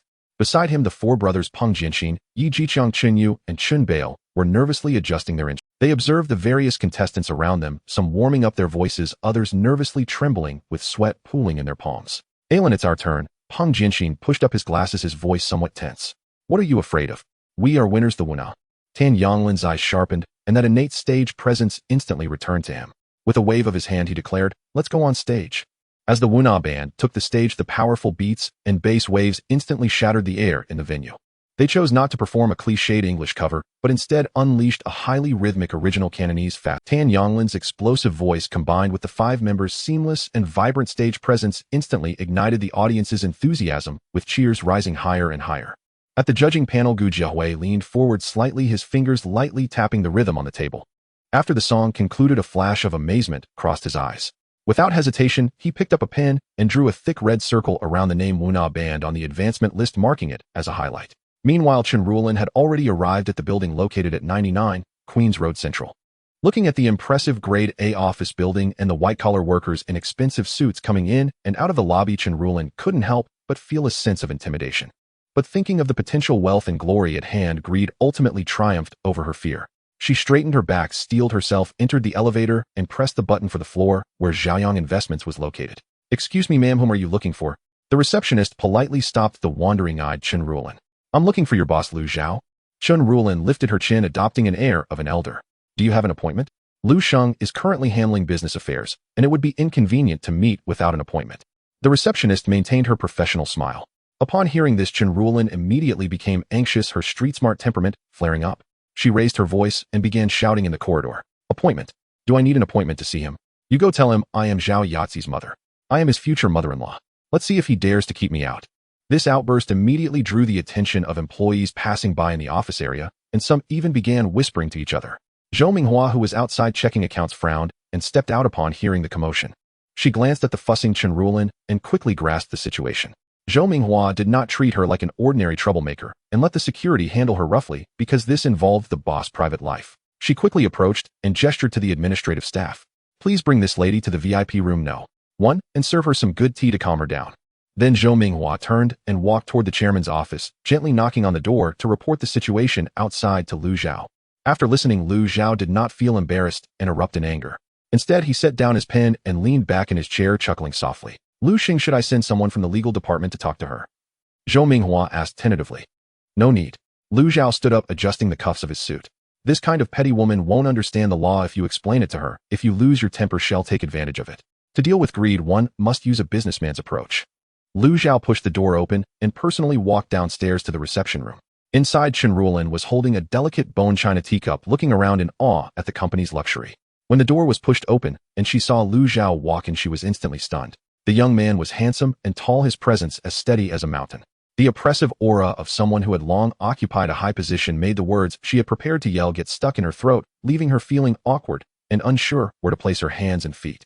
Auntie, hello, I am Lu Zhao. Lu Zhao sat down on the sofa opposite her without any airs. Chenrulin chuckled awkwardly. Lu. Boss Lu, I came today just to see where our Ji works. Auntie, let's not beat around the bush. Lu Zhao interrupted her pleasantries, his tone flat, yet piercing.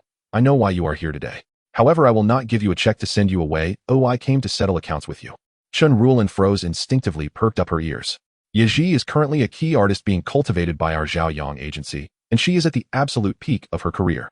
In the future, she will become the most dazzling movie star in all of Xinjiang, filming movies and taking advertisements, earning money hand over fist. Her income will be 10 times or even 100 times what it is now. This means that as long as you keep your head down, the wealth that Yaji can bring you in the future will far exceed the meager benefits you can obtain now. Chen Ruolin swallowed, a glimmer of greed flashing in her eyes. However, Lu Zhao's tone suddenly turned cold. If because of your outburst at the company today, any negative rumors damaging to Yaji's image emerge, it will ruin her future. Then, according to the management contract Yaji signed, the legal department will file a lawsuit directly demanding that she and her immediate family bear a penalty of up to several million. Lu Zhao leaned back in his chair, watching the color drain from Chen Ruolin's face, and added casually, "Andy, do you want to live in a hillside villa in the future, or do you want to be burdened with a lawsuit of several million right now, losing the Tang building in Homan Tini?" This combination of benevolence and menace hitting right at her soft spot completely stunned Chen Ruolin. She was so frightened that she waved her hands repeatedly, even cold sweat breaking out on her forehead. "Lu, Mr. Lu, please don't misunderstand. I absolutely won't make things difficult. I came today just to see where she works. They'll leave right now. Chen Ruolin didn't even dare to finish her tea and hurriedly fled out of Zhao Yang Investment's door. By evening, after a day of shooting, Zhao Yaji heard about her mother's disturbance at the company. She was so ashamed that she couldn't face anyone. Not even having removed her makeup properly, she hurried to Lu Zhao's office. "Mr. Lu, I'm sorry." Zhao Yaji stood in front of the desk, her head bowed deeply, her eyes red and teary. "My mom. I apologize on her behalf, and if she caused any losses to the company, I am willing to take responsibility." Lu Zhao looked at her pitiful and self-reproachful appearance, a smile curling up at the corners of his mouth. He stood up, walked to her, and handed her a tissue. "Wipe your tears, it's not a big deal." Lu Zhao's tone was gentle and understanding. "She is she, and you are you. If I can't even handle this minor trouble, how can I be your boss, and how can I be your man?" These words instantly relaxed Zhao Yazi's tense nerves, and she couldn't hold back her tears any longer. Lu Zhao gently lifted her chin, looking at her with a pitying expression that was utterly endearing. Lu Zhao revealed a mischievous smile and said, "However, what your mother did today did cause me some trouble. As her daughter, shouldn't you pay a price?" Outside the office in the secretary's room, Zhou Minghua glanced at the wall clock and then at the door of the boss office, which had been shut for 2 hours. As an adult, she could probably guess what was happening inside. At that moment, a young man from the finance department named Xiao Li suddenly walked over and greeted Zhou Minghua before preparing to push open the chairman's office door. Zhou Minghua was startled and hurriedly stopped him, asking, "Don't go in yet, the boss is dealing with something urgent. You, just give it to me first." Xiao Li scratched his head, somewhat confused as to why Zhou Minghua was so anxious, but he obediently handed over the documents in his hand. "Director Zhou, this is the budget application form for Zhao Yang Film Industry for this month." Zhou Minghua blushed slightly and was about to speak when the door to the chairman's office suddenly opened. Zhao Yaji came out, looking down, her face flushed, and hurried towards the elevator. Lu Zhao followed a few minutes later, and upon seeing Zhou Minghua asked, "Is there something wrong?" Zhou Minghua was taken aback for a moment before quickly realizing and replied, "Mr. Lu, this is the budget application form for Zhao Yang Film Industry requiring your personal review." Lu Zhao nodded and said, "Just put it on my desk." Then he thought of something and immediately added, "Forget it, just give it." After taking the document, Lu Zhao closed the door to the chairman's office and casually gave a few instructions before heading towards the elevator. After Lu Zhao left, Xiao Li looked at Zhou Minghua with a curious expression and asked, "Hey, Director Zhou, why do I feel like that girl just now looks a bit familiar? Is she an actress?" Zhou Minghua nodded. "How did she come out of the boss office? And her face is so red. Ew, I noticed her walking seemed to..." Zhou Minghua's expression suddenly changed, and she looked at Xiao Li sternly. "Xiao Li, Miss Zhao Yaji is an artist that our company is focusing on cultivating. She cannot have any negative news associated with her. Mr. Lu wouldn't want any unfavorable news about her to emerge from our company, otherwise things could get serious. Do you understand what I mean?" Upon hearing this, Xiao Li immediately realized he had said something he shouldn't have, quickly apologized and assured that to prevent any accidents, Zhou Minghua gave him a few more serious reminders before letting him leave. Returning on the road, soft Cantonese old songs played in the carriage. Lu Zhao held the steering wheel with one hand, while gently holding Zhao Yazi's hand resting on her knee with the other. The two chatted softly in the car about the interesting happenings on set and future plans, the previous awkwardness and shame completely dissipating in this warmth, and their feelings took a significant step forward. The next morning, Lu Zhao's attention returned to his vast business empire. Knock, knock, knock. The office door was knocked on urgently, and the appraiser from Xingyuan Real Estate, Zheng Qianan, hurriedly walked in with a serious expression. "Mr. Lu, there has been an issue with the land acquisition plan in Shatton New Territories." Zheng Qianan didn't even bother to drink water and directly slapped a report on the desk. Lu Zhao frowned slightly. "What's going on?" "Several core plots we are planning in Shatton have encountered serious obstacles." Zheng Qianan gritted his teeth and said, "The local big gentry, led by Lin Yaozu, have united against us. They not only refuse to sell us the rights for land exchange, but also incited several villagers who blocked the roads with tractors and dirt piles, obstructing our engineering personnel from entering for surveys. Lin Yaozu has made it clear that if Xingyuan Real Estate wants to acquire land from them, the purchase price must be tripled from the market price, not a single cent less. The attitude is extremely arrogant. After hearing the report, Lu Zhao remained silent. He picked up the report on the desk, scanning the names of Lin Yaozu and others on it. In New Territories 1972, the influence of the gentry was deeply rooted. These individuals, relying on their local power, had long been a headache for real estate developers. After Zheng Qianan finished speaking, the office fell silent for a few seconds. Lu Zhao picked up the report, flipped through a couple of pages, and casually tossed it back onto the desk. Lin Yaozu wants 3 times the price. Yes, he said he wouldn't negotiate unless it's 3 times, and he also made it clear that the land in New Territories is not something we outsider companies can just buy. Lu Zhao took a sip of his coffee, smiled, and said, then let's not buy it. Zheng Qianan was taken aback, doubting his own. Lu, are you saying? To pause. Not a pause. Lu Zhao put down his cup. Immediately halt all acquisition plans in Shatin, withdraw all surveying personnel and negotiation representatives, and shut down the temporary office. Zheng Qianan's face changed, and he said anxiously, Lu, if we stop now, all the preliminary work will be. We've already built a reputation in Hungham, and we've just started in the New Territories. If we pull out now, how will others see us? They'll think Xingyuan Realty is afraid of the local gentry, and everyone will come to bite us. Lu Zhao looked at him and calmly replied, you know that once this kind of thing happens, everyone will come to bite a piece. Zheng Qianan was stunned.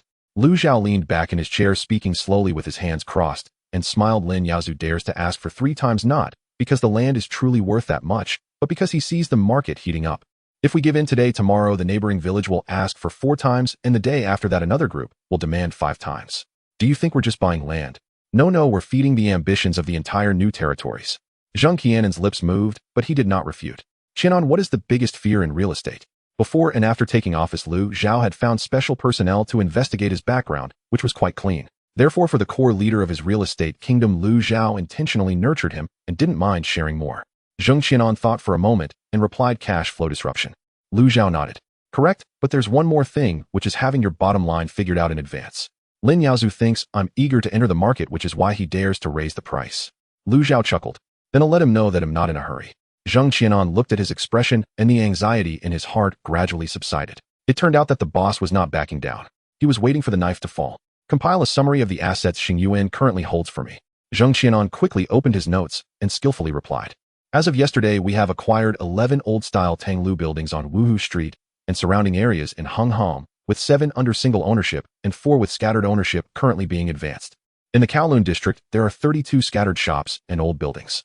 In the New Territories, there are a total of 196 acres of farmland on the outskirts of Shatin and a total of 340 acres in Yuanlong and Tunman. We have already obtained 127 land exchange rights documents. The first batch of 20 million loans from HSBC has already utilized more than 16 million, and the remaining funds can still support the completion of Hungham and some low-priced rights acquisitions. Lu Zhao nodded and said that's enough. Zheng Qianan paused. Enough.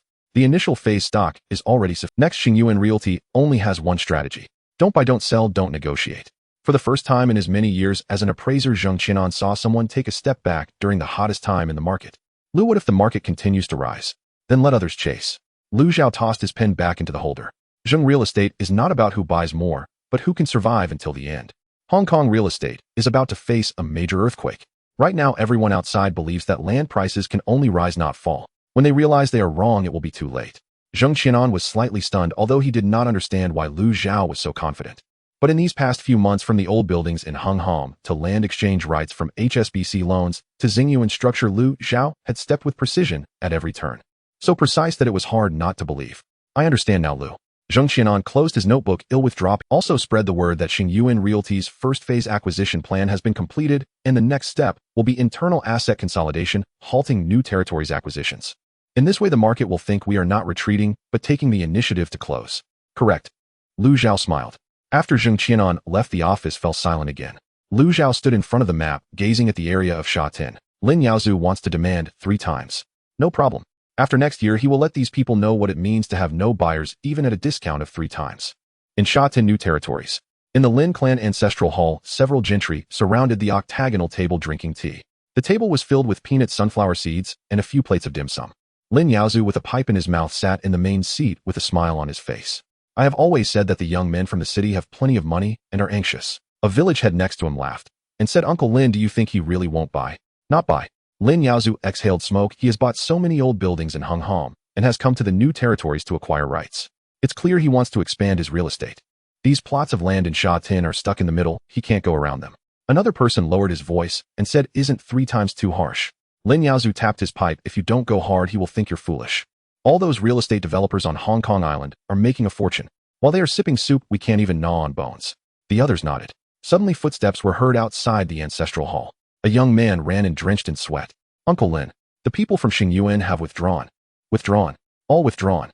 The surveying equipment has been taken away and the office is locked. A notice has been posted at the door saying the acquisition plan has been completed and new territories operations are temporarily suspended." Suddenly there was silence in the ancestral hall. Several village heads exchanged glances. Someone's face didn't look good. Lin Yaozu set down his pipe and snorted coldly. "It's just a scare tactic. It's a strategy of luring with false retreat." He picked up the teacup, took a sip, and his voice steadied a bit. "Young people love to play this game.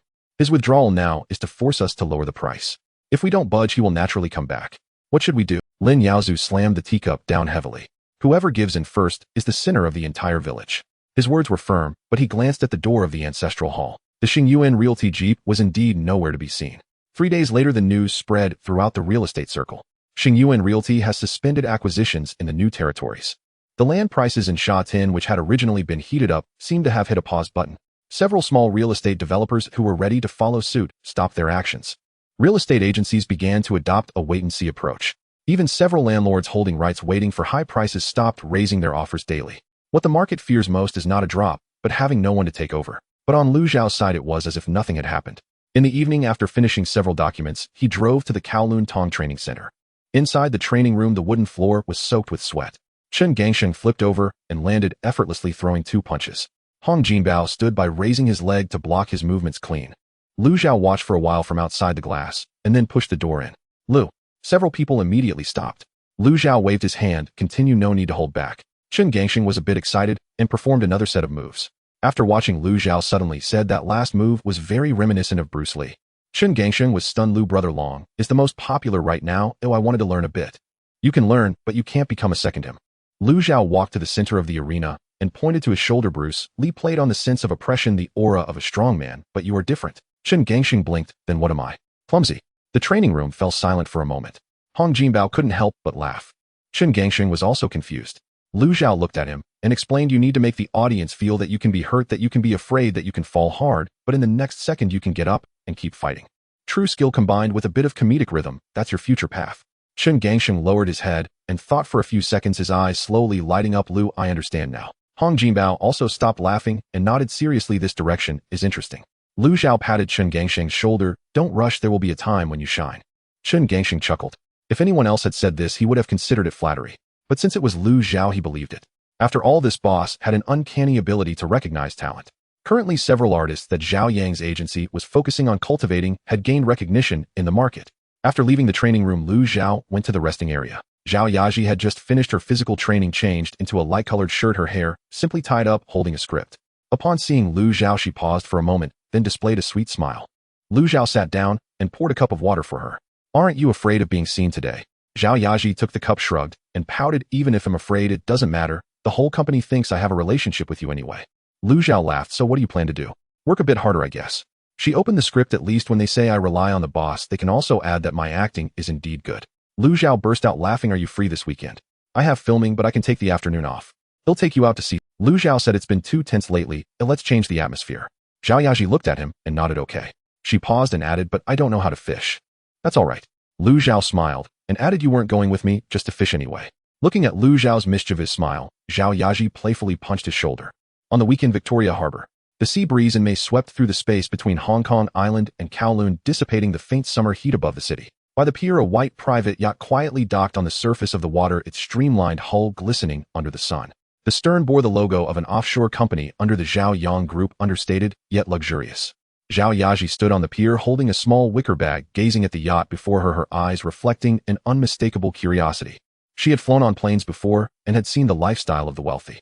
Yet this private yacht, meant for just two, still gave her a sense of stepping into another world. Lu Zhao extended his hand towards her from the deck, saying, "Come up." Zhao Yaji looked up at him, the sunlight falling on his shoulder, his white shirt slightly billowing in the sea breeze.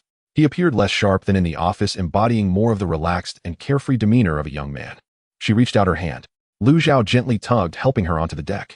The yacht quickly departed from the pier, leaving behind the tall buildings on both sides of Victoria, Harbor, the dock, the cargo ships, and the ringing of trams. As the sea expanded before them, the noise of the city seemed to be gradually blown away by the wind. Zhao Yaji stood by the railing of the deck, letting the sea breeze brush her cheeks, her hair slightly tousled. She closed her eyes, taking a deep breath of the salty air. So comfortable. Lu Zhao stood behind her, watching her relaxed expression, a smile tugging at the corners of his mouth. During this period, whether it was the Zhaoyang Cup real estate layout or the dark lines connecting the M nation and Germany, it felt like an invisible net compressing him to the point where he had hardly any moments of true relaxation. At this moment, standing on the sea and seeing Zhao Yazi's unguarded smile, he suddenly realized that he hadn't been able to empty his mind in such a pure way for a long time. After the yacht sailed to a secluded area away from the shipping lanes, it slowly came to a stop. The crew prepared fishing equipment for the two of them, then discreetly retreated to the other side. Lu Zhao picked up a fishing rod and handed it to Zhao Yaji. Do you know how to fish?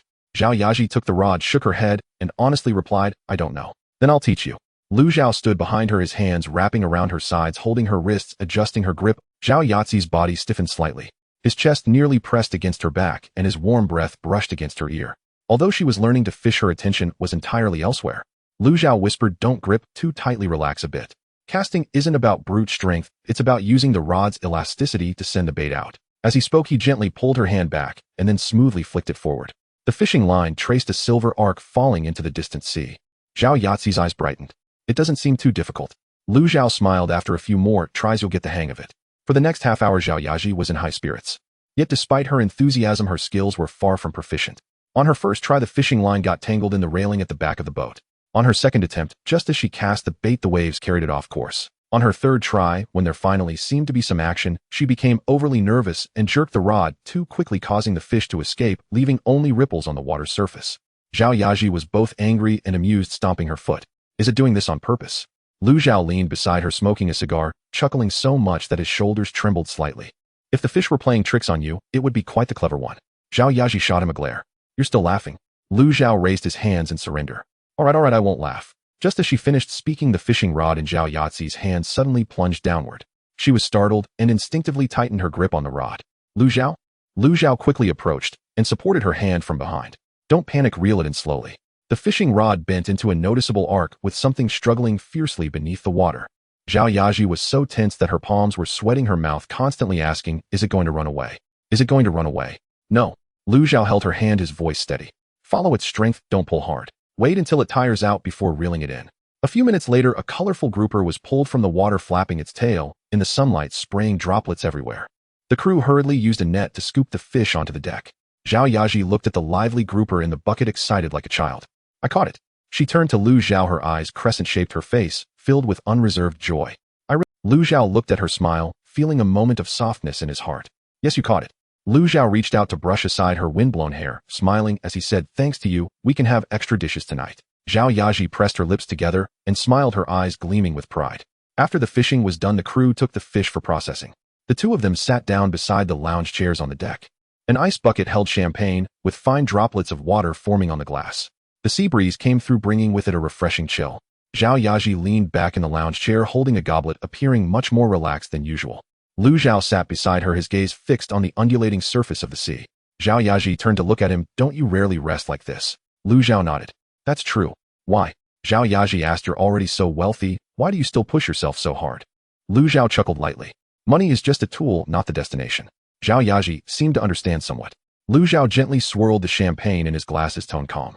The current Zhaoyang film industry, Zhaoyang Records, and Xingyuan real estate may seem impressive, but in front of real financial conglomerates, we are still just starting out. Hong Kong is too small. What I want is not just to produce a few hit films, promote a few pop stars, or buy a few plots of land. Zhao Yaji looked at him. In that moment, Lu Zhao's gaze returned to the familiar depth and sharpness she knew. In the future, Zhaoyang will have its own cinema chains, its own television production systems, its own record distribution networks, and even sell content to Southeast Asia, our country, and Europe and America. The real estate side is the same as Xingyuan will not be satisfied with just buying old buildings and farmland. When the time is right, it will develop residential complexes, shopping malls, and office buildings on its own. Lu Zhao paused for a moment, then turned to look at her. As for you, Zhao Yazi's heart raced slightly.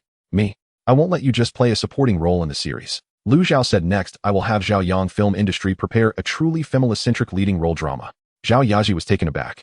In this era of the Hong Kong film industry, no matter how popular a female actress is, she often serves merely as an embellishment in men's stories. Beautiful, gentle, infatuated, and suffering. This is the framework that most female characters cannot escape. A leading role drama. She repeated in a daze. Yes, Lu Zhao affirmed with conviction, not just a pretty face, not just a supporting role, but to make the audience remember your gaze, your emotions, and your destiny. Zhao Yaji tightened her grip on the wine glass, a surge of indescribable excitement swelling in her heart. She entered Zhaoyang because she wanted to be remembered by all of Hong Kong. What Lu Zhao was saying at this moment was exactly what she dared not easily hope for. I'm afraid I won't perform well. That's why you need to practice. Lu Zhao smiled lightly. You're still inexperienced, your lines, camera sense, and body control all have shortcomings. But you possess something very rare. What? Audience appeal. Lu Zhao looked at her earnestly, saying the camera tends to favor certain people, and you. Zhao Yaji felt her cheeks flush from his words, lowering her head to sip from her champagne. The cool liquid slid down her throat, bringing a slight dizziness. The sea breeze champagne the deck far from the city, and the powerful, yet determined man before her made it all too easy to become entranced. But just as this sweetness began to spread, Zhao Yaji suddenly recalled what her mother had said a few days ago. The real wealthy people in Hong Kong, aren't they all with multiple partners? Even being a concubine is fine as long as she could enter a noble family. She wouldn't have to worry about food and clothing for the rest of her life. Those words were crude and realistic, yet like a tiny thorn they kept piercing her heart. Zhao Yaji fell silent for a moment, borrowing the slight intoxication from the wine. She finally asked Lu Zhao, will you marry me in the future? The moment the question slipped out, she was taken aback herself. The sea breeze seemed to pause for an instant. Lu Zhao turned to look at her. Zhao Yaji lowered her head, her fingertips unconsciously rubbing the bottom of the glass, her voice very soft. I'm not putting any pressure on you. I just want to know how you view our relationship. Lu Zhao did not answer immediately. He looked at Zhao Yaji. Her face still bore the blush from the wine, but her eyes were clear. Within that clarity was a mix of anxiety, pride, and insecurity typical of her age. If it were an ordinary man, he might say some gentle and pretty words at this moment. For example, that he only liked her, or that he would definitely marry her in the future, or to give him a little time. These words are the easiest to pacify a woman. But Lu Zhao did not want to deceive her. He set down his wine glass, his tone very calm. As these words fell, they were like a sudden cold wind that instantly chilled Zhao Yazi's heart, which had been warmed by champagne. She lifted her head to look at Lu Zhao, her eyes flashing with an unmistakable hint of disappointment. Lu Zhao noticed the change in Zhao Yazi's emotions, but his voice remained steady. I will have more and more industries, more and more collaborations, and more people surrounding me. At that time, fame, power, and emotions will all be intertwined. I cannot give you a simple and clean promise like an ordinary man. Zhao Yazi's lips moved slightly, but Lu Zhao looked at her and said calmly, but I can tell you one thing. Every woman who follows me will not be. I will provide resources, a good life, and dignity. I will support those who should be supported. I will protect those who should be protected. I will not let anyone trample on you, nor will I allow you to suffer grievances while by my side. I truly have feelings for you, this is real. But I will not deceive you into believing that this affection will exclude everyone else. Zhao Yazi's fingers slowly tightened, her knuckles turning slightly white. She knew Lu Zhao was speaking the truth. And it was precisely because it was the truth that it was particularly painful. If he were to deceive her, she might still indulge in a false sweetness. But he had laid the most realistic and cruel part of the future directly before her. Zhao Yaji lowered her head, remaining silent for a long time. The joy and happiness she had felt when catching the grouper earlier seemed to be gradually swept away by the waves, leaving only a hollow silence. Lu Zhao noticed her disappointment, but he did not offer comfort. He simply picked up the champagne and took a calm sip. Some things had to be understood by her. Lu Zhao could offer her resources, protection, and affection, but he would not make a false promise that he knew he could not fulfill. The atmosphere on the deck fell into a subtle stalemate. At that moment, a sudden urgent ringing of a phone echoed from inside the yacht. A crew member quickly walked out looking somewhat tense. Lu Sheng, it's an emergency call from the company. Lu Zhao put down his glass and stood up to walk inside. Zhao Yaji remained seated on the deck, gazing at the undulating sea in the distance, her eyes somewhat moist, staring blankly as if lost in thought. Inside, Lu Zhao picked up the ship's wireless phone. Lu Sheng, it's me. A rarely anxious voice from Zhou Minghua came through the line. Lu Zhao frowned slightly. Speak. There was an issue with the acquisition plan for the Zhaoyang Film Company.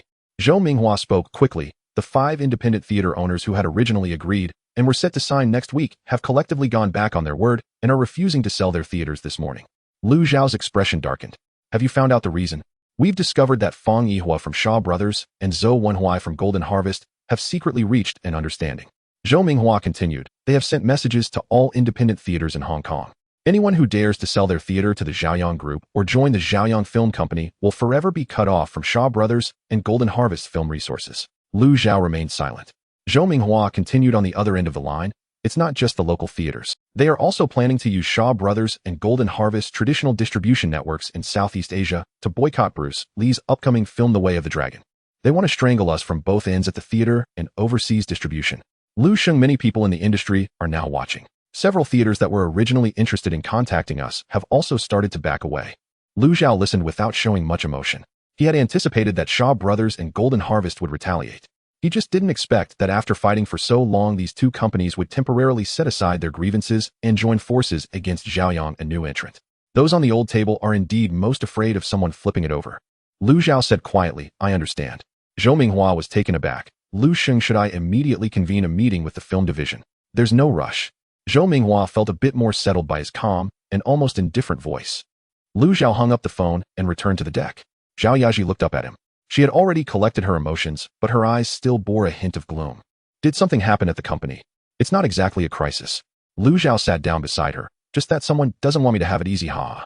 Zhao Yaji did not press for more details. Lu Zhao also did not continue discussing business matters. He reached for a thin blanket and draped it over her legs. Zhao Yazi watched his actions, feeling a mix of grievance and complexity rising within her. This man was indeed cruel, but his tenderness was also real. She suddenly realized that she could no longer simply judge him as good or bad. During the afternoon, the two of them did not revisit the unfinished topic. The crew prepared the grouper as steamed and served a few simple seafood dishes. Zhao Yaji ate little, but her mood had improved significantly compared to earlier. In the evening, the setting sun painted the sea with vast stretches of golden red. The yacht prepared to head back. Lu Zhao stood at the bow about to instruct the crew to sail back to the dock when Zhao Yaji suddenly walked up beside him.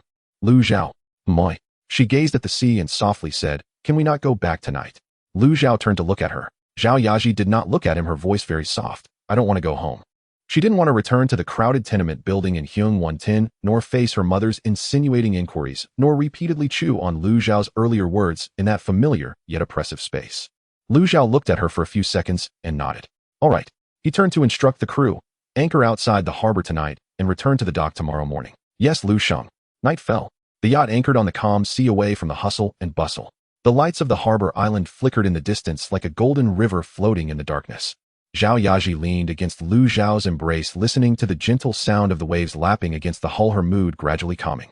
She did not forget what Lu Zhao had said during the day, nor had she figured out whether she could truly accept it. But at least at this moment, she did not want to leave. Lu Zhao looked down at her peaceful profile, saying nothing more. The next morning, as the yacht returned to the dock, the sky was just beginning to brighten. Zhao Yazi, wearing a wide-brimmed hat, disembarked with Lu Zhao one after the other. There were not many people at the morning dock, only a few porters busily working in the distance, and no one noticed them.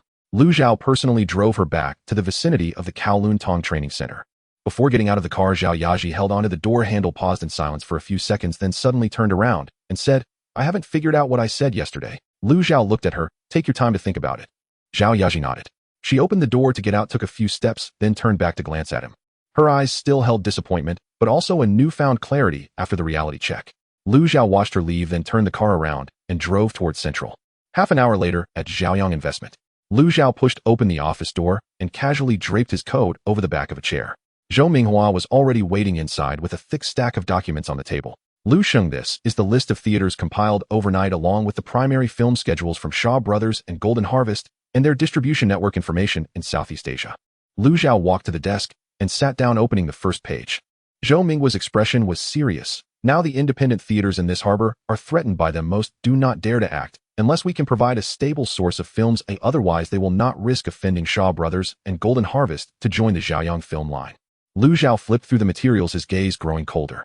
They think that the Hong Kong film industry cannot do without the sources from Shaw Brothers and Golden Harvest. Zhou Minghua said, indeed, the attendance rate of the major theaters in Hong Kong largely depends on the film libraries and schedules of those two companies. Lu Zhao closed the materials, raised his head to look at her, and said confidently with a smile, then I will let them see what a true source of films looks like. Zhou Minghua was taken aback momentarily, not understanding what he meant. Lu Zhao opened the drawer and took out a contact list written in English. It contained some connections that Alex had accumulated in Country M through Wall Street, lawyers' banks, and the San Francisco Capital Circle, including Hollywood distributors, independent distributors, insurance companies, theater consultants, and equipment suppliers.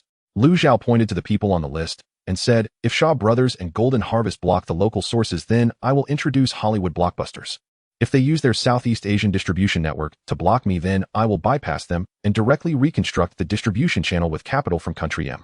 Zhou Ming was heart shook. Having followed Lu Zhao for so long, she never knew her boss had such vast resources.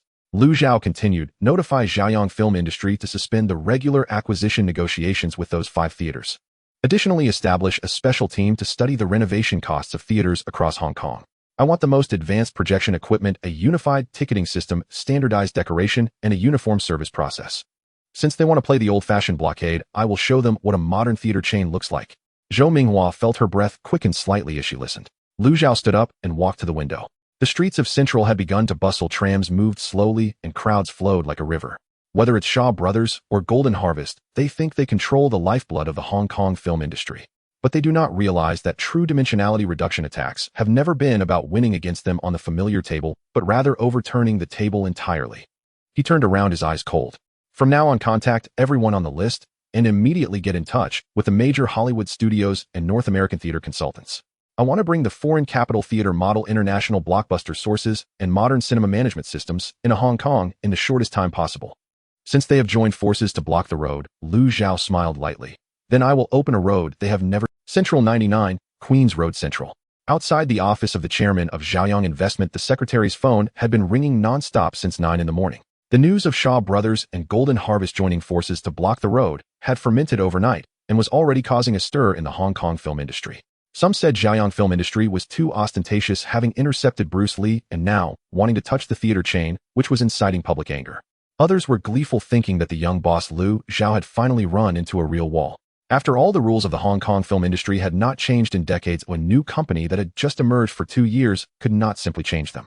At 10 in the morning, the conference room of Zhaoyang Investment was already filled with people on both sides of the long. Zhou Minghua, the general manager of Zhaoyang Film Industry, Su Yuzhen from the legal department, Lu Weifang, the head of the finance department, several key members from the distribution and production teams of Zhaoyang Film Industry, and Liang Jiejun, the cinema engineering consultant who had been called in by Zhou Minghua, were all present. When Lu Zhao pushed the door open and walked in, the conference room instantly fell silent. He did not engage in small talk and walked straight to the main seat, throwing a thin planning document onto the table. After a brief exchange of pleasantries, Lu Zhao directly got to the point. Starting today, the plan for Zhaoyang Film Line will be fully adjusted. He scanned the room, his tone calm, yet carrying an undeniable authority. The previous strategy of acquiring old theaters at low prices and gradually piecing together the screening network will be temporarily halted. The expressions of several senior executives in the conference room changed slightly. Zhou Minghua sat up slightly straighter. Lu Zhao continued, we will no longer follow the old rules set by Shaw Brothers and Golden Harvest. The future of Zhaoyang Film Line will adopt a 3-legged approach. He raised one finger. First, holding flagship stores. Zhaoyang will directly hold several core theaters as model stores and brand faces. He raised a second finger. Second, franchise renovation. For independent theaters that are unwilling to sell but willing to cooperate, we will not force purchases, but will instead exchange screening rights and brand usage rights through equipment management, renovation, and sourcing. He lowered a third finger. Third, binding sources. The theaters that join Zhaoyang Film Line will have priority in obtaining screening rights for Zhaoyang Film Industries, self-produced films, Hollywood, imported films, and future sources from Southeast Asia and Country R. After he finished speaking, the conference room fell into a brief silence. Everyone exchanged glances. Having received the news yesterday, they, as the direct executives of Zhaoyang Film Industry, had already anticipated some changes in the Hong Kong film industry. During this time, Zhaoyang Film Industry had forcefully opened a gap in the monopolistic Hong Kong film industry, with Bruce Lee as its golden sign, gaining some prestige and market share. However, the counterattack came so swiftly that it left everyone feeling startled and anxious. After all, the opponent was Shaw Brothers, Shaw Yifu. As people in the Hong Kong film industry, they had a natural fear of this giant. What the boss said today was no longer simply about acquiring a few theaters. He was aiming to rebuild a set of theater rules. Zhou Minghua opened the planning document in front of her, frowning more tightly the more she read. Having followed Lu Zhao the longest, she understood best how fast the Zhaoyang system had expanded in the past 2 years. Music, film, brokerage, real estate. Every line was burning cash. Now, adding the modernization of the theater line, the cash pressure would instantly become very heavy. Zhou Minghua raised her head, speaking cautiously. Lu, this model direction is very advanced, but the investment will be heavier than the previous acquisition of old theaters. If we directly hold flagship stores and also provide equipment renovation and management systems for franchise theaters, the cash flow will be heavily constrained in the short term. Especially with theaters being heavy assets, the return cycle is not short. If the Hollywood sources do not materialize in time, or if the audience does not accept higher ticket prices, the company could very well be dragged into a quagmire. The finance head Lu Weifang also nodded. She looked at Lu Zhao as his aunt. Her tone was more direct and severe. Zhao theater companies are not like record companies. If records lose a few tens of thousands, it's not a big deal. but if a theater is invested in it, could easily be hundreds of thousands or millions. Xingyuan Real Estate just took on a loan from HSBC. You can't let everything become too full. Lu Zhao did not immediately refute. He stood up, walked to the whiteboard at the front of the conference room, and picked up a black marker to write down 3 words: box, merchandise, advertising. After finishing writing, Lu Zhao put down the pen and turned to look at everyone in the conference room. Your concerns about costs are valid, but you are currently calculating cinema revenues based on only one line. He pointed the tip of the pen at the words box. Old-style Hong Kong theaters have only known how to sell tickets for decades. One ticket sold means the audience sits down, watches, and leaves. They think the cinema's income is entirely from the box office. That is why they treat the audience like cattle, stuffing them into dilapidated, stuffy, dirty screening rooms. Lu Zhao's tone was not heavy, yet it struck true. The seats are so narrow that legs cannot stretch. The floor is sticky with soda stains. The restrooms reek, and if the projector shakes, the image looks like it's covered in dust. Audiences pay for tickets only to suffer in return. Such theaters cannot possibly charge high ticket prices. He turned and circled the words merchandise on the second line of the whiteboard. But what if the audience is willing to arrive half an hour early to the theater? What if they are willing to buy sodas, popcorn, candies, movie posters, and star photos in the lobby? What if a young couple treats watching a movie as a date and considers entering Zhaoyang Cinema as a decent entertainment expenditure? Lu Zhao circled the word advertising on the third line. There are also ads before the film starts, a minute of ads for foreign bank soda, watches, and clothing before the movie begins. The cinema owners in Hong Kong right now are completely unaware that those few minutes before the screen is the golden time when the audience's attention is most concentrated. In the future, the Zhaoyang film line will not be merely a cash machine relying on box office revenue. The box office is just the entry point. The real profit comes from the secondary consumption generated after enhancing the audience's experience, as well as brand premiums. The expressions of the people in the conference room gradually changed, especially Zhou Minghua. She had initially regarded the cinema chain merely as a terminal for film distribution. However, with Lu Zhao's revelation, she suddenly realized that the boss' ambitions extended far beyond just a few theaters. He aimed to reshape the entire viewing habits of the people in Xiangjiang, transforming from finding a place to watch a movie to going to the Zhaoyang cinema for consumption. If this system truly runs smoothly, the independent cinema owners would no longer merely be vassals within the Shaw Brothers and Golden Harvest supply chain. They would discover that apart from the films provided by Shaw Brothers and Golden Harvest, there exists a complete new model that could allow them to earn even more money. Lu Zhao took a seat and pointed to the documents that had been placed on the conference table by his secretary earlier. This is the Zhaoyang Cinema Standard Manual I printed out last minute, containing my preliminary ideas. Please take a look and see if there's anything you would like to add or modify. Upon hearing Lu Zhao's words, everyone noticed the book placed in front of them and began to pick it up.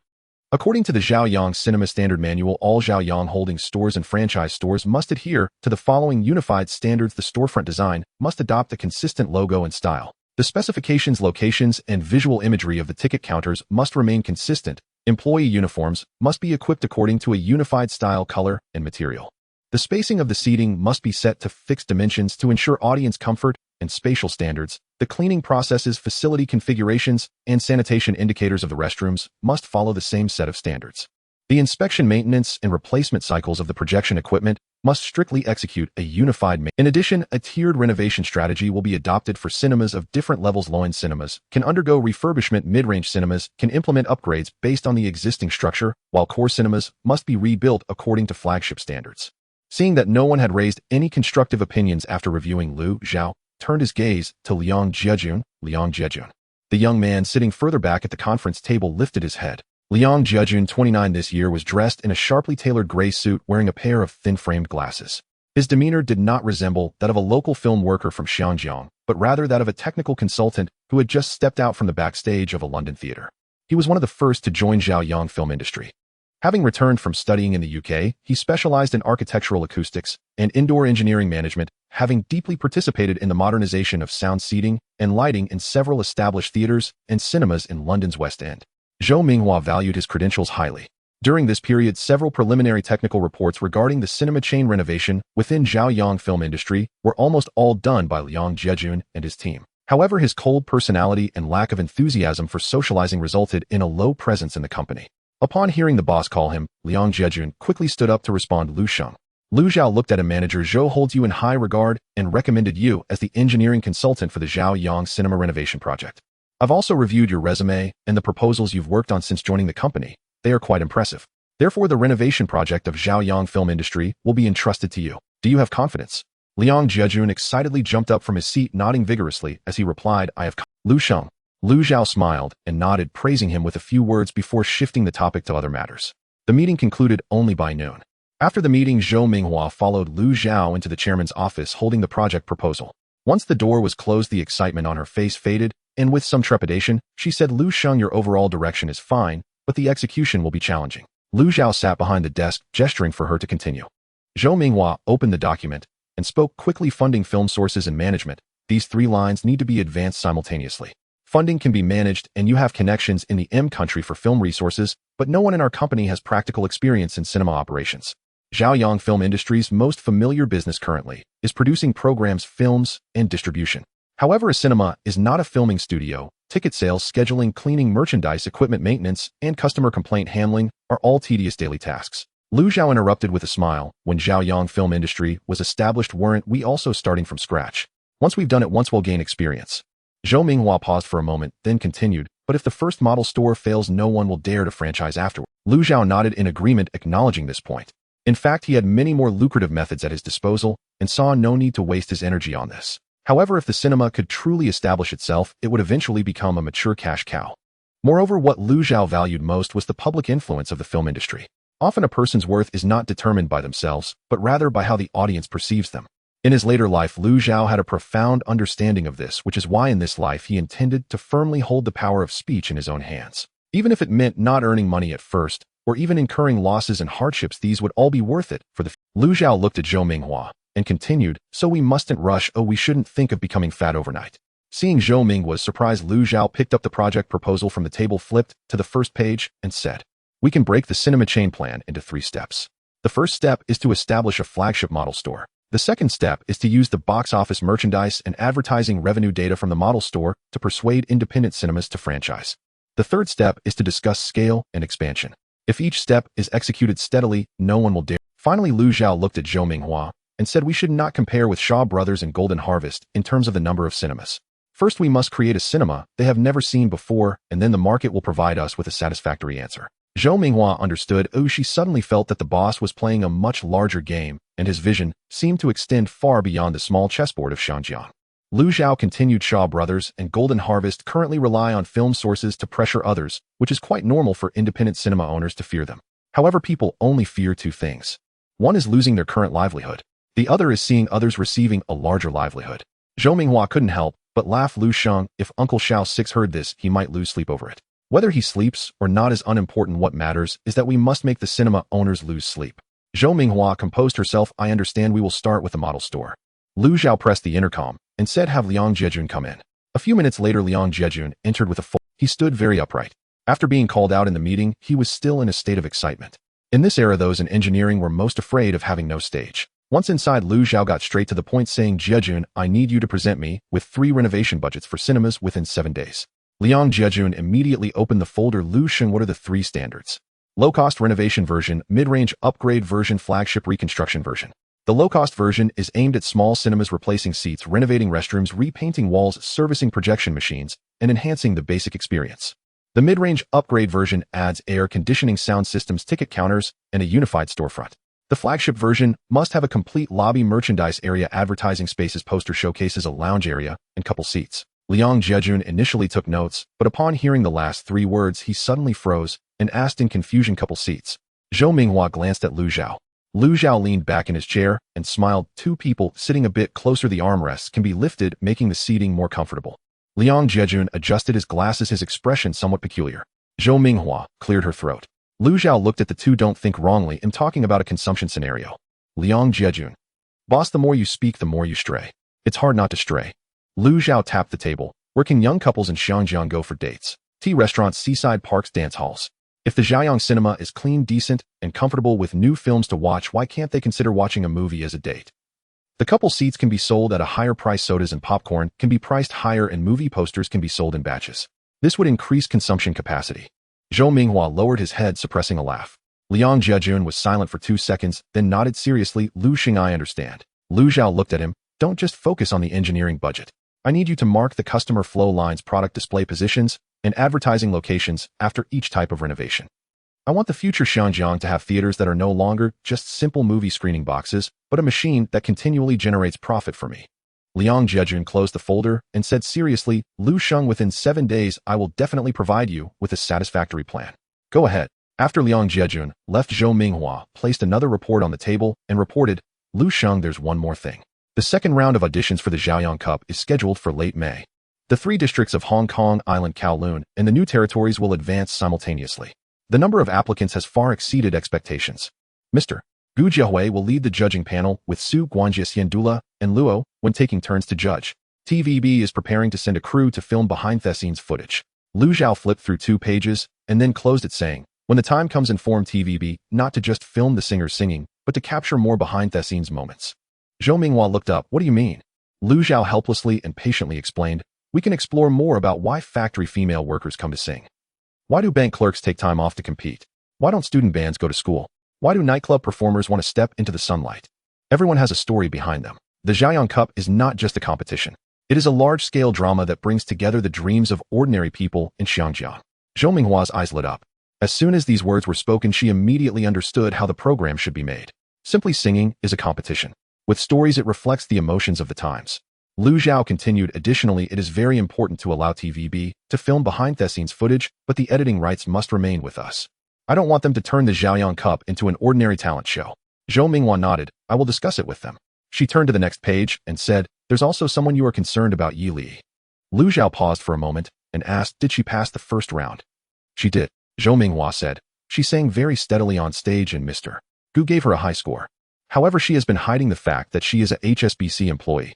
After singing on the day of the competition, she left immediately, unwilling to accept interviews or leave too much information behind. Lu Zhao smiled and expressed understanding. These matters are not important. There is no need to pressure her. Zhou Minghua was somewhat surprised. In her view, Yi Li receiving Lu Zhao's early attention meant that as long as she signed with the company, she would be a key training object. Lu Xing, shouldn't we package her in advance? Lu Zhao shook his head. No need. Authenticity is more powerful than any packaging. A bank clerk sits behind the counter counting money during the day and stands on stage singing her fate at night. This is better than us crafting 100 promotional phrases for her. Zhou Minghua whispered, understood. Lu Zhao closed the report, rubbed his temples, and summarized, Minghua, you must always remember we are not just doing a music program. I have high expectations for this competition. I hope it can have a 2nd and 3rd edition. I want to make it the most influential singer selection competition in Xiangjiang. So you need to work towards making the Zhaoyang Cup a flagship goal of the Zhaoyang system. Let the whole of Hong Kong see that we can do more than just throw money to support stars. We can turn ordinary people into stars. The office fell silent for a moment, and Zhou Minghua nodded seriously. After confirming some details with Lu, at 3 in the afternoon the secretary knocked and entered, handing Zhou Minghua a note. After reading it, her expression changed slightly, and she immediately went to the chairman's office. Lu Sheng He Jiqing from the Jindu Theater sent word that he is willing to meet with us. Lu Zhao was somewhat surprised and looked up to ask Jindu. Zhou Minghua nodded and said, previously we contacted an old theater in Kowloon which has a good location, but the facilities are very old and business has been terrible in recent years. Originally, he was one of the sellers intending to sell the theater, but after Shaw Brothers made a statement, he changed his mind and did not dare to approach us in public. This time the note was delivered by his wife indicating a request for a private discussion, but it absolutely must not let Shaw Brothers know.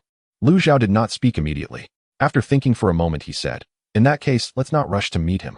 You first check the accounts. I want to know the ticket sales, rent, maintenance costs, film source ratio, and outstanding debts of the Jindu Theater for the past 3 years, as well as whether He Jiqing has gambling debts, external debts, or gang connections. Zhou Minghua immediately took notes. Also check his screening equipment. If the air conditioning, seats, and projectors are all in bad condition, then he is not looking to join, he is on the verge of collapse. Zhou Minghua said, how should we respond? Tell him Zhaoyang is willing to talk, but we need to see the real accounts before negotiations. Lu Zhao said in a calm tone. If he truly wants to survive, he will present them. If he wants to fish, he will delay. Zhou Minghua nodded, understood. In Kowloon at the Jindu Theater, in the office on the 2nd floor, the ceiling fan creaked as it turned. He Jiqing sat behind an old wooden desk, repeatedly reviewing the preliminary renovation materials sent by Zhaoyang. The paper contained no flowery language, only detailed figures. Costs of replacing seats. Budget for air conditioning repairs. Estimates for lobby product display profits. Advertisement pricing models. Even future profit projections had already been laid out for him. It was clear that the other party was very sincere. However, he felt a slight dryness in his throat. Voices of discontent from the screening room below could be heard. The air conditioning is broken again. It's suffocating. The chairs are all broken, yet you charge full price. I won't come again next time. He Ziqing's face twitched. He had heard these words far too many times over the past 2 years. In the past, relying on Shaw Brothers film sources was still manageable. Now with Zhaoyang and Jiaha rising, film rentals have increased and audiences are becoming more discerning. His old theater is deteriorating day by day. This document sent by Zhaoyang seemed to close one door while opening another window for him. He had just picked up the phone ready to dial out when there was a knock on the office door. Before he could speak, the door was roughly pushed open and a middle-aged man in a gray suit walked in. He Ziqing recognized him. It was Chao Yongchong from the Shaw Brothers distribution department. Two men followed him, one bald and the other scarred, both notorious local thugs. In the past, He Ziqing had dealt with these two and paid a considerable amount in protection fees. Mr. Chao, what brings you here? Please have a seat. He Ziqing had just been thinking about defecting to Zhaoyang Pictures when he did not expect Chao Yongchong to come in. He could only awkwardly smile and welcome the other in. Chao Yongchong glanced at the Zhaoyang materials still lying on the desk with an oddly smiling expression. Bossy, business has been tough lately. You don't need to rush to find a new doc, right? He Ziqing stood up, forcing a smile. Mr. Chao, it's a misunderstanding. This was sent over by others and I haven't had the chance to discard it. I haven't looked at the contents yet. Chao Yongchong placed a cigarette on the table and slowly sat down. The two thugs directly blocked the doorway. The office suddenly felt crowded. Chao Yongchong tapped the Zhaoyang materials on the table and said with a smile, Mr. Shaw asked me to convey a message. The reason the Jindu Theater has survived over the years is because of whose films. I hope Bossy is clear about this. He looked up at He Ziqing, his tone still polite. If you want to go with Zhaoyang in the future, not a single foot of film from Shaw Brothers will enter Jindu. The scarred man grinned, revealing a mouthful of yellow teeth. Mr. Chao speaks politely. We locals can be a bit rough around the edges. Bossy, the theater's air conditioning can be repaired. If a person breaks a leg, that would be troublesome. He Ziqing's face turned pale. Chao Yongchong stood up and closed the Zhaoyang materials for him. Bossy, the rules of the Xinjiang film industry are not for young people to change at will. You better think it through. He turned and walked out. When he reached the door, he paused again. Give me a reply by the last show at the Golden City Theater was coming to an end nearing midnight. The lights in the downstairs screening room turned on and dozens of disgruntled audience members shuffled out. With the air conditioning broken like this, how can they still charge full price? The springs in the chairs are digging into my backside. Next time I'll just go to Xinguang instead. He Ziqing stood at the doorway of the second-floor office listening to the murmurs and sighed. He waited until the footsteps faded away before returning to the office and turning off the creaking ceiling fan. The room was lit only by a dim yellow bulb. On the table lay the renovation materials sent by Zhaoyang Film Industry. He flipped through them again. The detailed, targeted renovation plan showed that Zhaoyang was sincere and not just making empty promises. However, the more he thought about it, the more uneasy He Ziqing felt. If the Golden City Theater continued to operate as it had, it would be out of business within 2 years. He really wanted to seize this opportunity to collaborate well with Zhaoyang Film Industry. Their business approach was more advanced and the films and box office were guaranteed. But the attitude of the Zhou family was very clear. Even now, there were two thugs blocking the entrance of his theater, staring at the second-floor windows. He sighed helplessly, closing the materials and pressing his hand on the cover. The opportunity for a turnaround was right before him, yet he felt powerless. It was as if a knife was at his throat, making every step he took precarious. How had such a promising business ended up like this? When would the chaos of Xinjiang settle down? The next afternoon, He Ziqing went to the school to pick up his daughter as usual. Students in blue and white uniforms streamed out of the school gate, while parents crowded outside the iron railing calling out names. At this time, his daughter He Xiaomin would usually be standing by the right stone steps with her red backpack waiting for him. But today he couldn't see her anywhere. He Ziqing scanned the crowd, carefully searching for his daughter. Suddenly he spotted her. He Xiaomin was being held in the arms of a man. The man had an old scar on his face, slanting from the corner of his eye to his cheekbone.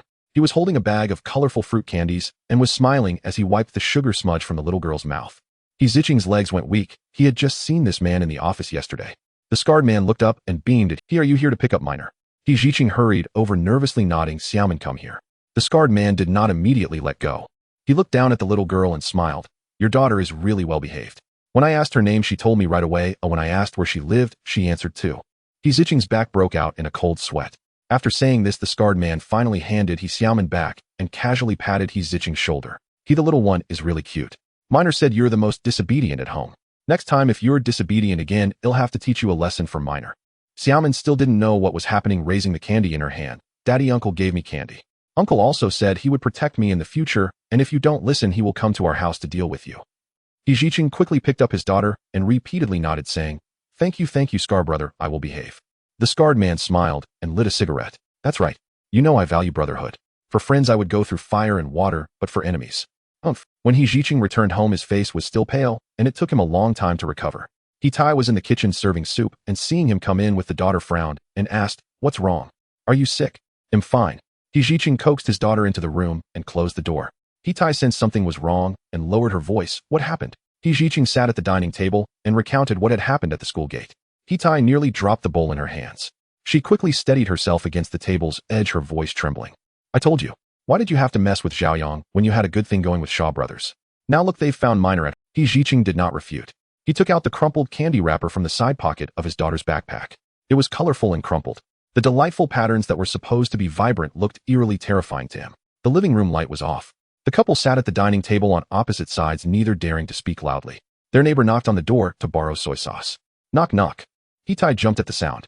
He Ziqing pressed her hand down, grinned at her, and it took her a few seconds to react before she got up to open the door. The neighbor chatted amiably, but he did not catch a single word. After closing the door, he Tai, with red-rimmed eyes, said, Ziqing, is business more important or our daughter? Please don't contact Xiaoyang anymore, okay? He Ziqing wiped the sweat from his forehead and nodded helplessly, okay. The next morning, the investigator sent by Xiaoyang Film Industry to the Golden City Theater was turned away. The once enthusiastic staff now stood at the back door stammering, sorry for making the trip, but the boss isn't. Oh, it's fine. We had an appointment with he said we could come directly to take the accounts. The staff shook his head helplessly, saying, our boss said he doesn't want to be contacted for accounts anymore. He's lost all interest in collaborating with your Xiaoyang Film Industry. Please leave. The investigator wanted to say something, but was directly ushered out of the back alley. Just as he was about to speak, another investigator nudged him in the ribs, signaling him to look across the street. They looked across the street and saw two thugs leaning against the wall smoking. They had barely taken a few puffs, but were staring intently at this side. The investigator's heart sank, and he instantly understood the situation. He did not linger any longer and turned to leave. In Central Xiaoyang Investment, Zhou Minghua's expression darkened after hearing the report. Did he Ziqing change his mind?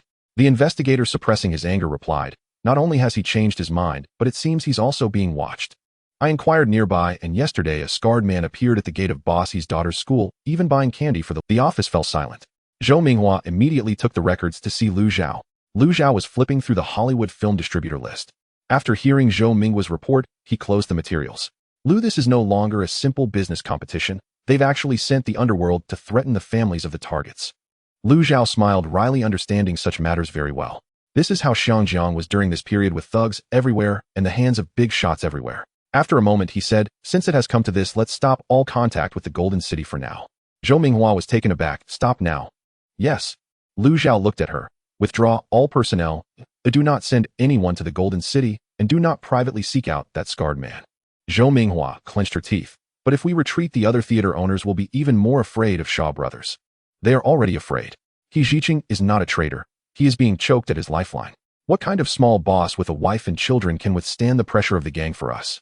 Zhou Minghua fell silent. Lu Zhao continued, the more Shaw Brothers rush to use such means, the more it shows that our plan has struck at their sore spot. If Zhaoyang's theater line were merely a joke, they would not resort to such lowly tactics. Lu Zhao sighed and added, Minghua, draft a new theater cooperation process. Zhou Minghua promptly sat down, knowing that during such times the boss was usually about to discuss important matters. She took out paper and a pen to prepare to take notes. First, all interactions with independent theaters must be conducted in a layered manner. Private negotiations with the boss, account reviews, and project evaluations must be separated, ensuring no one from the outside can tell who is negotiating with us. Second, have all relevant personnel sign confidentiality memorandums. Although this may not have much effect, it can still have some impact. Third, establish safety protocols. If the families of the opposing party are threatened, we must cease all actions and not force them into any situation to avoid counterproductive outcomes. That night, in the study of the Lu family mansion, Lu Zhao sat alone under the desk lamp, gazing at the world map on the wall, lost in thought. Today's events served as a reminder. In the 1970s, Xiangjiang couldn't just rely on brains and money to get by. The film industry, real estate, docks, night scenes, and transportation, all industries were entangled in a gray order. He could use HSBC's funds to acquire land. He could leverage Hollywood film sources to pressure Shaw Brothers. But if someone were to directly use threats like the scarred man did with family members, many business models would become ineffective. Lu Zhao leaned back in his chair, closing his eyes for a moment. He realized he should establish a security company. However, right now, Zhaoyang Xingyuan and M Country were all burning through cash. Funds from Hong Kong stocks couldn't be touched, and those from American stocks needed to be preserved for next year's gold bull market, which would be his main battlefield. There was simply no money to set up a security company. It seemed he could only cultivate an underground force using a cover for now. Originally, in his plan, he would invest funds to establish a security company after next year's gold bull market. This way he could avoid such incidents. After all, as he aimed to grow, stronger public image would be very important. Once it was revealed that he was associated with organized crime, even a slight disturbance could have an unavoidable impact on his image. Sham Shui, Penanchang Street. 1:30 in the morning. The street lamps cast a yellow glow, and the pavement still bore traces of water splashed by vendors during the day. A wooden cart was parked at the alley entrance with a charcoal stove bubbling with broth, while radishes, pigskin, and fish balls simmered in an iron pot.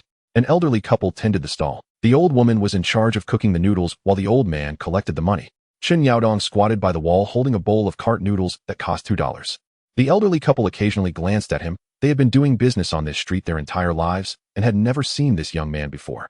However, after chatting, the young man claimed he had lived on this street for over 20 years. It was only after he mentioned many details known only to longtime residents that they began to believe he truly grew up here. Seeing that he looked rather down and out, the elderly couple generously added extra noodles and meat to his bowl. Chen Yaodong wore a faded blue shirt with the cuffs of his pants rolled up halfway, revealing several old scars on his calves. He picked up the last piece of radish and chewed slowly. At that moment, 3 young men walked into the alley. Their hair was slicked back and their shirts were unbuttoned, exposing tattoos on their chests. The leader wore a gold chain around his neck with a pendant shaped like a tiger's head. The moment the old woman saw them, her hand involuntarily trembled. The arrogant leader approached, slapping the wooden cart and calling out, "Old woman, where's this month's special fee?" 150. The old man laughed nervously, saying, "Tiger brother, didn't we just pay 50 last week? It used to be 50, so why today?" In the past, it was the past. Tiger brother impatiently interrupted the old man. Now the 14K is protecting you from the wind and rain. Is 150 too expensive? You've made money here for so many years, can't you spare 150? The old woman whispered, "Business is bad, we only sold a dozen bowls tonight." Another thug reached out and grabbed a handful of fish balls, eating while cursing, "Damn it, if you don't have money, don't set up a stall and block others from making a living." The old man was about to say something when Tiger brother kicked the cart. The wooden cart jolted violently, and the charcoal stove tipped over, spilling scalding soup onto the ground. Some of it splashed onto Chen Yaodong's calf. His skin immediately turned red. The old woman screamed and fell to the ground in fright. Chen Yaodong glanced down at his leg. Though it hurt, he did not move. He simply steadied the bowl and finished the last 2 mouthfuls of noodles. It was then that Tiger brother noticed a young man nearby. Seeing the other man look over, Tiger brother raised an eyebrow and asked, "What are you looking at?" Chen Yaodong looked up, memorized his face, and then lowered his head without speaking. Tiger brother scoffed, thinking he had encountered a hero standing up for justice, and then cursed waste. The 3 of them took the change from the stall and swaggered away. The old woman hurried over, saying, "Young man, are you burned? I'll get you some cold water." "No need," Chen Yaodong replied as he set down the bowl, helped the elderly couple upright the cart, and took out 2 cents to place on the wooden box. The old man quickly pushed it back, saying, "This bowl is free." Chen Yaodong said nothing, simply placing the money properly before turning and walking into the alley. The old woman watched his retreating figure and sighed. In this world, honest people suffer the most. The next day, Chen Yaodong did not go to the dock as usual. He used his last few dollars to buy a pack of the cheapest cigarettes and squatted across from the Nanchang Street Market. From 9 in the morning until 6 in the afternoon, he observed the vendors making payments. He watched the patrolling police collect bribes. He noted which thugs emerged from which alley and where they headed. This marketplace had its own unique order. Fish stalls paid more, while vegetable stalls paid less. Night stalls suffered the most, even the passing dogs could step on them. At 4:30 in the afternoon, 2 14K thugs came to collect money. One held a notebook while the other collected cash. After collecting, they left without lingering or eating. Chen Yaodong squinted. From their behavior, he judged that their gang was severely understaffed. He glanced over at the herbal tea shop across the street. The wooden sign read, "He G Herbal Tea." Behind the counter sat a short, chubby man holding a teacup, always wearing a cheerful expression. However, all the thugs entering and exiting the herbal tea shop would lower their heads while speaking to him. Chen Yaodong asked the old man selling cigarettes next to him, "Who is that chubby guy?" The old man glanced at him. "New here. Yeah, from the dock. He's Brother G." The old man lowered his voice. This street used to deal with him for payments. He's a reasonable man, and no matter how prices rise, he still collects the same amount. Unlike the 14K who recently crossed the line, damn those guys, they collect multiple times, making life harder for us. Friday afternoon. The weather was gloomy with a damp smell in the back alley of Nanchang Street. Chen Yaodong arrived half an hour early. He placed a section of the clothes-drying bamboo pole behind a trash can and pressed a brick in the corner. Then he found a spot to squat down and lit a cigarette. Chen Yaodong coughed twice and muttered softly, "The cigarettes these days are quite strong." At 4:50 in the afternoon, 2 14K thugs entered the back alley. One was none other than Tiger brother with the gold chain. The other held the money he had just collected, counting as he walked. Not a bad day today. These poor souls in Sham Shui Pa always have some oil to squeeze out. Seeing the 2 approach the trash can in the alley, Chen Yaodong stood up. "That one with the gold chain." The 2 were stunned and turned to look into the alley. "Who are you? What do you want?" Tiger Brother asked cautiously.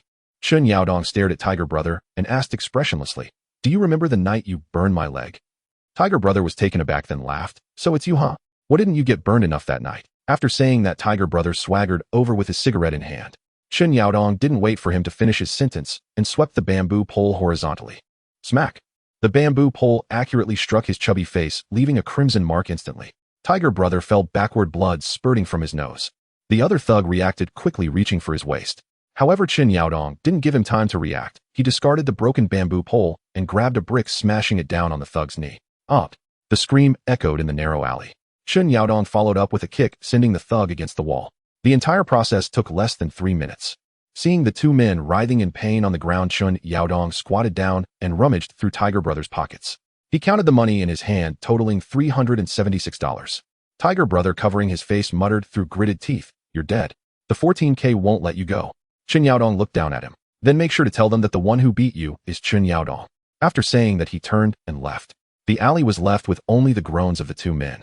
At 9 in the evening, He Herbal Tea Shop had not closed yet. Brother G sat behind the counter peeling an apple with a small knife. Two thugs sat on round stools chatting. Chun Yaodong walked in, and the two thugs stood up simultaneously, looking at him cautiously. "Buying herbal tea." Chun Yaodong didn't look at them. His gaze fell on Brother G. "Brother G, I'm here to see you." Brother G looked up at Chun Yaodong, unsure of what the young man wanted from him. Recently, he had been quite well behaved, not showing any signs of protest, even under the pressure from the 14K. Chun Yaodong continued, "The two people in the back alley, I was the one who beat them up." After this statement, the herbal tea shop suddenly fell silent. Chun Yaodong went on, "The money on this street was originally yours. I've taken it back from them as a greeting gift." After saying this, Chun Yaodong took out all the money from his pocket and laid it in front of Brother G. Brother G stopped peeling the apple. He knew what had happened in the back alley today, and the 14K would come looking for trouble. However, his people were all known on this street, and it wasn't them who got beaten. The 14K just cursed and left. Brother G looked up, sizing up Chun Yaodong, and asked with a smile, "You alone took on too?" The knife that Ji Gu used to peel the apple paused in midair. On the counter, 376 yuan lay pressed beneath an old newspaper. The bills were somewhat wrinkled, carrying a scent of sweat and oil smoke. This was the money extracted from the street vendors of Nanchang throughout the day. Ji Gu looked up at Chun Yaodong and smiled. "Are you saying you took down both of them by yourself? With such clean hands and feet, which path have you roamed before?" Two henchmen standing beside him had already changed their expressions. Anyone who could beat up 14K members like that and still dared to come forward with money was either a madman or someone with a solid background. No matter which type they were, they weren't particularly welcome here. Chun Yaodong stood before the counter, the hem of his clothes still dusted with grime from the alley. "I haven't roamed before. I've just carried bags at the docks and grew up in Sham Shuape, having never roamed, yet you dare to take on 14K. Ji Gu said slowly as he peeled the apple skin. Chun Yaodong glanced at the money on the counter. "They crossed the line. Taking money is one thing, but they were too oppressive and pushed me to my limit." There was a moment of silence in the herbal tea shop. In the back room, the sound of mahjong tiles clashed before quickly stopping again. Ji Gu's smile grew wider. "Young lad, you speak quite well." Chun Yaodong reached out and pushed the stack of money forward by half an inch. "This is not private money I robbed.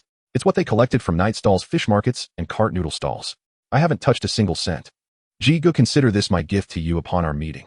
Ji Gu stared at him. "Do you know what happens to someone who beats up 14K? Chun Yaodong nodded. "I know. That's why I came to see you first, Ji Gu. Otherwise I would have to run tonight."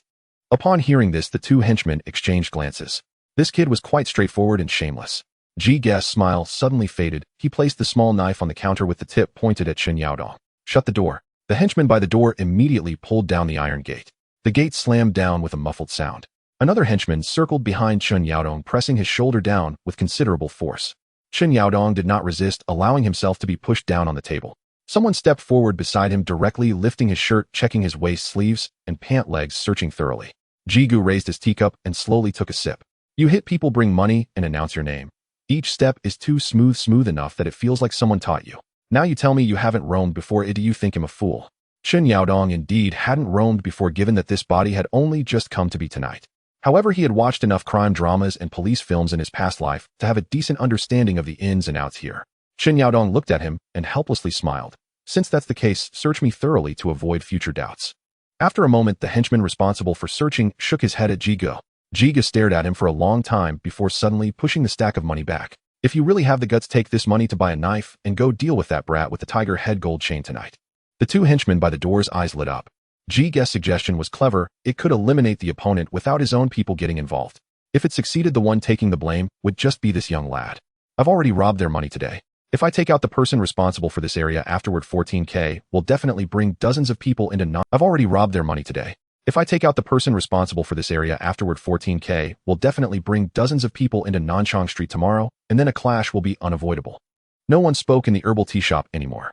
This was also the first time Jiga looked at him with serious eyes. This young lad had some substance. He wasn't just a brute who knew how to smash knees with bricks. Jiga leaned back slightly. So what do you suggest? Chen Yaodong took out a crumpled little booklet from his pocket and placed it on the counter. The cover of the booklet had bloodstains on it. Ji Guess expression darkened. Where did you get this? From Tiger Guess little brother. Chen Yaodong opened the first page. On it a list of stall names was written. Chen's Fish Stall 30. Aqian's Vegetable Stall 20. Lin Pas Night Stall on Nanchang Street, 150. Next to it were dates and price markings. Jiga picked up the booklet, flipping through the pages. His expression gradually darkened. A henchman by the door leaned in, and upon seeing one of the names immediately cursed. Damn it. My uncle's roast meat stall is on this list too. Little brothers from the back room gathered around as well. Did they take over the entire street? They don't have enough manpower. During the day with G Guess people around, they would bypass this place. They only come out at night to bully the elderly small stalls and unlicensed vendors. A portion of the collected money might not even be handed over. They're not working for 14K. They're using 14K's name to make quick money. Ji Gu closed the booklet. This thing was worth much more than 376 yuan. Ji Gu looked at Chen Yaodong. What do you want to do? Chen Yaodong pointed at the booklet and said, first return the money according to the booklet. Let the vendors know this money was retrieved by Ji Gu. Then everyone will remember Ji Guess kindness. A little brother couldn't help but say, and 14K. Chen Yaodong glanced at him. If they really wanted to take over Nanchang Street, they wouldn't just send 2 outside henchmen to collect from the night stalls. What they want now is an excuse, a legitimate excuse to act. After all, Ji Gu has been protecting Nanchang Street for quite some time now. Even if they're not afraid of Ji Gu, they will still fear others. So we can't give them that excuse. Ji Gu fell silent, and after a while he chuckled. You young lad, you sound more like an accountant than a gangster. Chen Yaodong shrugged and said, fighting also costs money. When a gang grows larger, it needs to develop towards becoming a legitimate force. Ji Gu was taken aback, then suddenly burst into laughter. Several little brothers in the back room laughed along. Just as the atmosphere lightened a bit, the sudden sound of a motorcycle screeching to a halt was heard outside. The iron gate was knocked on. Ji Gu opened the door.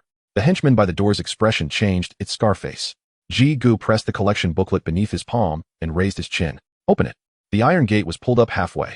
Scarface bent down and squeezed in, followed by 2 14K henchmen. As the 3 entered the space of the herbal tea shop, immediately felt cramped.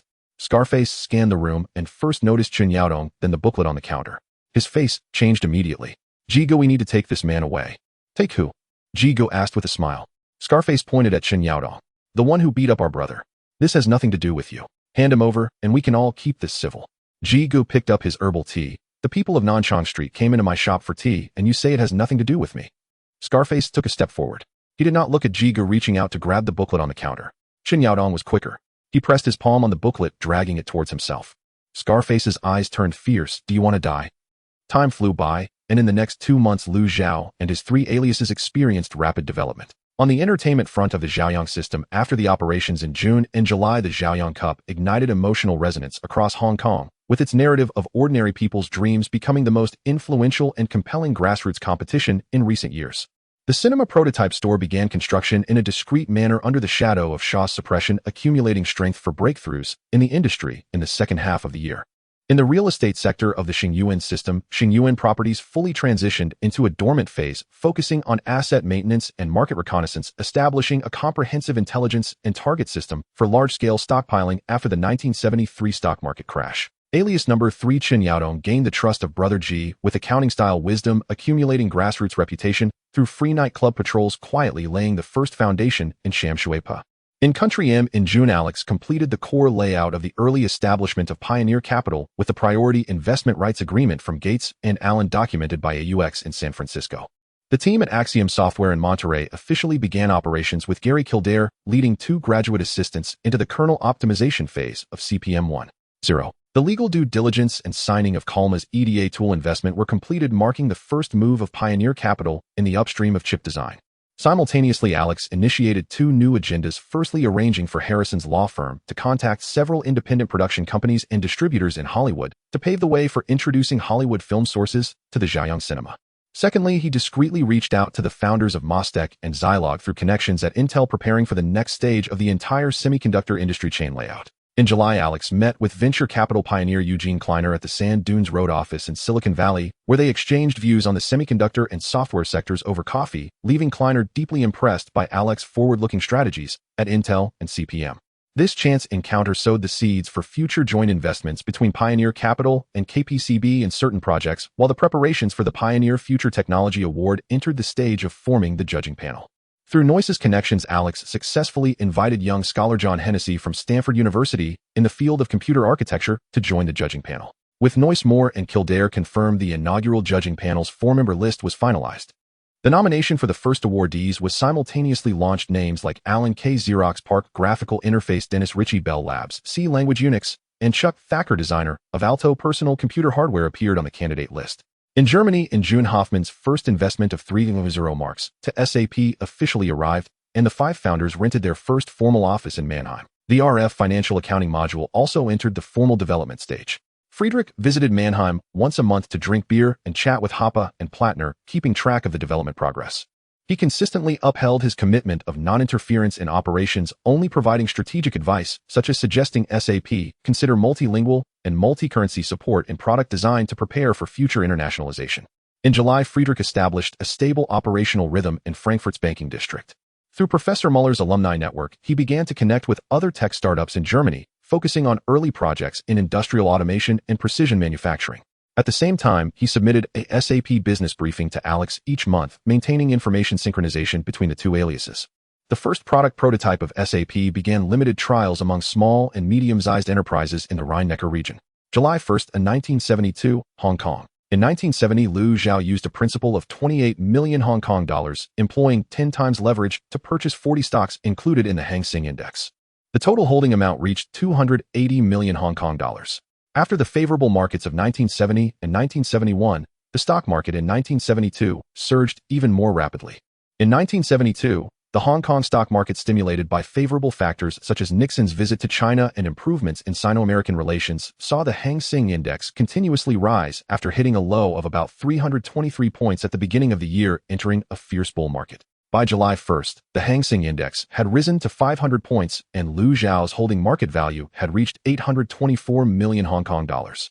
With the market value of his holdings rapidly expanding, all operations under the unified account were completed through the same brokerage and the same seat, making it easy for opponents to detect adjustments. Thus, Liu Xiao planned to proportionally split his stock holdings into two independent accounts. Account A would account for 60 of the capital scale, while Account B would account for 40. This would facilitate his subsequent capital operations and layouts for the golden bull market of 1973. A week later, the internal account splitting was completed, and Liu Xiao summoned the brokers for accounts A and B to Zhaoyang Investments, issuing them relocation instructions. The liquidation targets were set on industrial and trade stocks that had already seen high increases, while the accumulation targets were set on real estate and banking stocks. Additionally, Liu Xiao instructed the broker of Account B to start buying milk company stocks in batches within the price range of 95,110 Hong Kong dollars per share, emphasizing a discrete accumulation strategy, with daily purchase volumes not exceeding 8 of the total trading volume to avoid alerting the market. Zhou Minghua noticed that the boss was buying a large amount of milk company stocks and found it somewhat unusual, as this dairy company was not usually active in pricing. Liu Xiao merely smiled and did not explain. Zhou Minghua thought there must be a reason for her boss' actions, so she secretly went to the securities company and invested all her modest funds of 2.0 Hong Kong dollars into milk company stocks. On August 2nd, the Hungham Cross Harbor Tunnel was opened, causing property prices along the Hungham area to surge, validating Liu Xiao's previous judgments. The general manager of Xingyuan Properties reported that the company's holdings in 5 Hungham properties had already seen a floating profit of over 20. Meanwhile, the relocation work for accounts A and B was nearly completed, and the accumulation of milk company stocks was steadily advancing. On August 5th, the Hong Kong stock market suddenly plummeted, with milk company stock price rapidly dropping from 115 Hong Kong dollars to 100 Hong Kong dollars, experiencing a decline of over 10 during the trading session. Immediately, Liu Xiao instructed the broker of Account B to increase their positions, with the day's purchase volume far exceeding the usual amount. While Liu Xiao was calmly accumulating, Zhou Minghua was in a panic. Seeing milk company stocks fall by 10, she was startled and began to doubt whether her boss had misjudged this time. All her savings from years of work were in this stock account, and unable to suppress her anxiety, she went to Liu Xiao's office during her break to inquire about strategies. Hearing that Zhou Minghua had also bought milk company stocks, Liu Xiao couldn't help but smile. Zhou Minghua's work ability and loyalty had been validated, and Liu Xiao didn't mind sharing a little information with her, assuring her not to panic and that he would inform her in advance when it was time to sell. After hearing her boss words, Zhou Minghua felt much more at ease.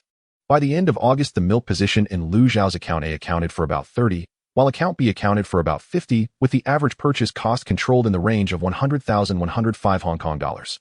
In September, the market continued to be exuberant, with several new stocks surging several times on their first day of listing, and shark fin rice became a common catchphrase among the citizens, reaching a fever pitch of speculation in the stock market. Surrounding people were mostly discussing the booming stock market. Even her generally laid-back mother Fong Ruotang came to ask Lu Zhao whether she should try investing a bit in the stock market.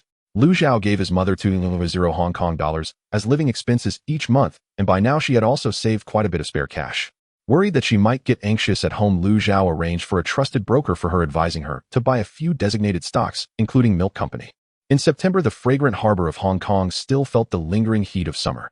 The results of the second round of the Zhaoyang Cup had just been delivered to Lu Zhao's desk. The properties along the newly opened Hung Hom Tunnel owned by Xingyuan Properties were steadily increasing in value. Although the ban from Shaw Brothers and Golden Harvest still remained, the renovation of Zhao Yang's first model cinema had quietly begun in Kowloon. With everything going smoothly, the tension that had been stretched for half a year suddenly felt a moment of relief. Recently, Zhao Yaji had been busy shooting on set, and a thin layer of fatigue showed on her face. Lu Zhao noticed this and left the company early on Saturday evening to drive to Broadcasting Road to pick her up after work. She wore no makeup, just changed into a plain dress. Once in the car, she leaned back against the seat, too lazy to speak. "I'm taking you to eat something." Zhao Yaji turned her head and asked Central. "We're not going to those formal places today." Lu Zhao turned the steering wheel and drove away from Broadcasting Road. "We're going to Sham Shui Pao to eat cart noodles." Zhao Yaji blinked, thinking she had misheard. Lu Zhao did not elaborate, only saying he wanted to take her to experience some local delicacies. The Mercedes-Benz smoothly drove through Kowloon Tong, turning from Prince Edward onto Chung Shawan Road and then into Nam Chong Street. The streetlights gradually lit up, and the road still bore traces of the water splashes from the daytime market. On both sides, the old tenement buildings, grocery stores, herbal tea stalls, and fruit stands were closely packed together, with the air mixed with the scents of charcoal, herbs, and fresh produce. Zhao Yaji gazed out the window, her fatigue fading, slightly replaced by curiosity. Growing up in Homeland, the bustling atmosphere here brought back a sense of familiarity she hadn't felt in a long time. After getting out of the car, Zhao Yaji looked at a row of stalls by the street. Light bulbs hung from bamboo poles, swaying in the wind. In an iron pot, broth bubbled, mixing the flavors of fish balls, radish, pig skin, and beef brisket. Some people squatted by the roadside, eating noodles. Others walked by with bowls, cursing the stock market. It had been a long time since she stood among a crowd like this. Lu Zhao bought a straw hat from a nearby stall and placed it on her head. Zhao Yaji touched the brim of the hat and said, "It's so ugly." "Ugly but safe. Lu, your taste seems only to apply to making money." Lu Zhao chuckled, pulling her to sit down in front of a cart noodle stall. The stall owner was an elderly couple. The old woman glanced at them, noticing their clean clothes, and smiled as she asked young folks, "What would you like to eat?" Lu Zhao replied, "2 bowls of cart noodles, one with more radish and one with less spice." The old woman moved quickly, and the 2 bowls of noodles were served in no time. Lu Zhao took the bowl and used chopsticks to separate the noodles. Zhao Yaji watched him sitting on the low stool and suddenly found it quite fresh. "You, Lu, can actually sit by the street and eat noodles.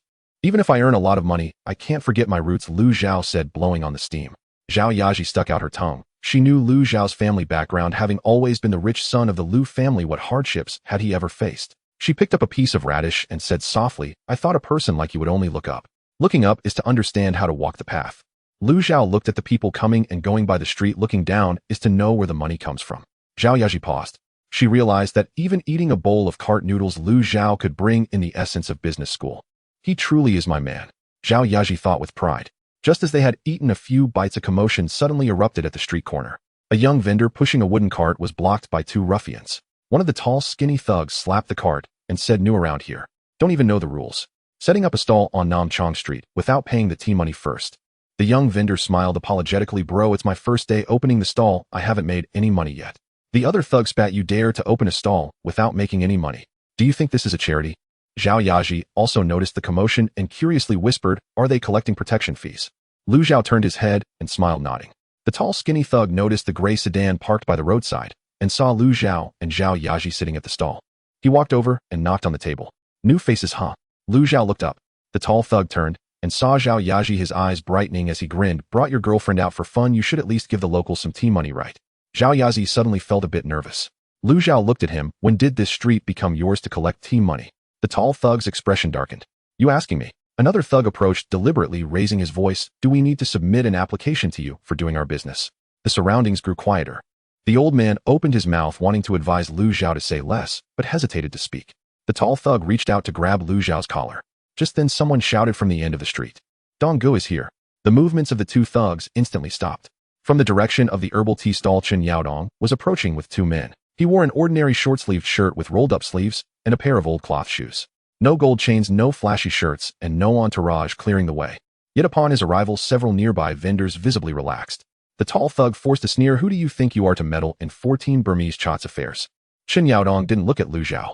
His gaze fell on the young vendor's wooden cart, then swept over the two thugs. Who allowed you to collect money on Nam Chong Street? The thug cursed you deaf. We're 14K. Chen Yaodong nodded. Exactly. The tall thug was taken aback. What do you mean exactly? Chen Yaodong raised his hand, and the two men behind him charged forward. The three worked together seamlessly, and before the tall thug could react, he was pinned to the ground. The other thug tried to run, but was kicked back next to the stall by Chen Yaodong, hitting his forehead against the wooden board with a painful cry. Chen Yaodong squatted down and patted the tall thug's face. Go back and tell your superiors that I, the one who beats up 14K, will cut off your feet if you dare to cause trouble in Brother Jazz territory. The tall thug gritted his teeth. You dare to hit someone from 14K? Chen Yaodong stood up, straightened his clothes, and looked down at him, saying, I am indeed hitting someone from 14K. The two thugs exchanged glances, unsure of what to think, and helped each other leave. After they left, Chen Yaodong merely glanced at Lu Xiao before turning and leaving with his men. In the past 2 months, they had not had small skirmishes with 14K, but they were all minor conflicts. However, last night, Brother Ji informed him that the leadership of the 14K territory had changed and there might be a fierce battle ahead. He needed to be prepared and not let the enemy infiltrate first. Zhao Yaji watched Chen Yaodong's departing figure and said softly, this person seems to carry a lot of weight here. Before he arrived, these vendors didn't dare to look at those two thugs. After he arrived, it's like those vendors had gained a backbone and dared to point fingers. Lu Xiao nodded with a smile, praising Zhao Yaji for her keen observation. Zhao Yaji glanced at him and then at Chen Yaodong, puzzled as she said, the way you look at him is like you're looking at a very capable manager in your company. Zhao Yaji watched Chen Yaodong's departing figure and whispered, his gaze seems to resemble that of a very capable manager in his company. Lu Xiao smiled helplessly and said something inexplicable. What if he really is my manager? Zhao Yaji showed a surprised expression, opened her mouth, and then felt it was unlikely. How could Lu Xiao have any connection with such a scoundrel? Lu Xiao chuckled and ruffled her hair, changing the subject. Eat your noodles, if you don't they will turn mushy. Zhao Yaji did not ask further. The longer she spent time with Lu Xiao, the more she understood one thing. There were always shadows around this man that she could not see through. This was true for Zhao Yang investment. It was the same for Xingyuan investment. The Chen Yaodong from earlier was also like this, but she did not pursue it further. A wise woman knows when to ask and when to pretend not to see. Nanchang Street quickly returned to its lively state. Vendors pushed their wooden carts again, stall owners continued to shout, and the old lady added another ladle of soup to her pot. The earlier conflict was like a brief gust of wind in the night market. It passed, and life had to go on. After finishing their cart noodles, Lu Xiao stood up to pay. The old lady lowered her head to count the money, 2 bowls of noodles plus extras, a total of. Lu Xiao placed several banknotes down, telling her not to give change. The old lady was taken aback and hurriedly went to find change. Too much, boss, too much. Lu Xiao waved his hand and walked with Zhao Yaji towards the cart. The old lady stood there holding the banknotes, watching Lu Xiao and Zhao Yaji leave, and did not know what to say, only seeing him bow slightly towards Lu Xiao. Once in the car, she took off her straw hat and placed it on her lap. Lu Sheng, today's cart noodles were even better than the food at the hotel. Then I'll bring you again next time. Will we encounter bad guys collecting protection fees again next time? Lu Xiao started the car and casually smiled. That depends on whether Chen Yaodong can manage this street well. Zhao Yaji looked up at him. Lu Xiao did not continue. The car lights cut through the night as they drove out of Nanchang Street, merging back into the traffic of Kowloon. The next morning, Zhao Yang Investment. The secretary delivered several financial newspapers to the chairman's office. There were also 2 sealed documents in brown paper on the desk. The secretary only knew that these 2 documents were classified as top secret. As for what was inside, she did not dare to ask, nor could she. Lu Xiao opened the documents, which contained the status of his A and B accounts. He first looked at the holdings table and then the transaction records. After confirming there was nothing abnormal, he turned his attention to today's newspapers, his gaze sweeping over several inconspicuous news items. The stock price of GD reached new highs. Capital movements were frequent among companies under He. Huiduo Li had recently participated in multiple real estate financing projects. These news items seemed inconspicuous when seen separately, but Lu Xiao, who was aware of the future trends, instantly sensed something unusual. If one were to choose an absolute protagonist for the bull market of 1973, it would undoubtedly be the GD company under He. As one of He's twin wings, the GD Group occupies the most expensive location in Central, holding the most dazzling office buildings in the entire city. If GD could be considered second in the Hong Kong real estate scene, then no other company would dare to claim the first position. The GD Group never engages in low-end projects, with their projects starting from at least several billion. Every year, they pump a massive cash flow into the parent company, EE Group acting as the cash cow. Although the dairy company is a food company that sells milk and makes food, what truly attracted GD to the dairy company was its vast land reserves, which could make real estate developers drool. GD had no vacant land left in Central. If they wanted to expand into the Eastern District, they could not avoid the dairy company. At 10 in the morning, Zhou Minghua knocked and walked in. She was holding 2 briefing documents. Lu Sheng, the promotional plan for the top 30 of the Zhaoyang Cup, has been finalized and TVB has agreed to give us the editing rights. The cinema prototype store is also in progress. Liang Jiejun said the first batch of seats and air conditioning equipment will be coming next week. Lu Zhao nodded, still focusing on the quotation paper. Zhou Minghua glanced a few times, hesitated for a long while, and finally couldn't help but ask, Lu Sheng, the dairy company hasn't made any public announcements recently. Have you discovered something? Is that why you're tracking its stocks? Lu Zhao looked up at her, thought for a moment, and handed her the newspaper. What do you see in today's newspaper? Zhou Minghua took the newspaper and studied it earnestly. 5 minutes later, she frowned. The stock price of GD is very strong. The real estate market is also very hot. He has indeed been quite active recently. She flipped back to the dairy company section. But what does this have to do with the dairy company? Lu Zhao smiled, realizing it was normal for Zhou Minghua, who lacked a macro perspective, not to see the underlying issues. As the general manager of Zhaoyang, Lu Zhao intended to nurture her, so he smiled and explained, before the announcement comes out, the information in the market is always fragmented. A smart investor must learn to find the answers you need from these scattered pieces of information. Zhou Minghua knew Lu Zhao was teaching her, and she listened attentively without speaking. Lu Zhao picked up a pen and circled several points in the newspaper. What does a real estate company's expansion require? Land. What is the most valuable thing about the dairy company? Zhou Minghua paused. Land. Correct. Lu Zhao pushed the newspaper back to her. Some things become too late to grasp once the announcement is made. It's okay if you don't understand it now. Oh, just remember one thing, don't mess with the stocks in your hands. On October 27th, after the market opened, the stock price of the dairy company suddenly exhibited unusual movements.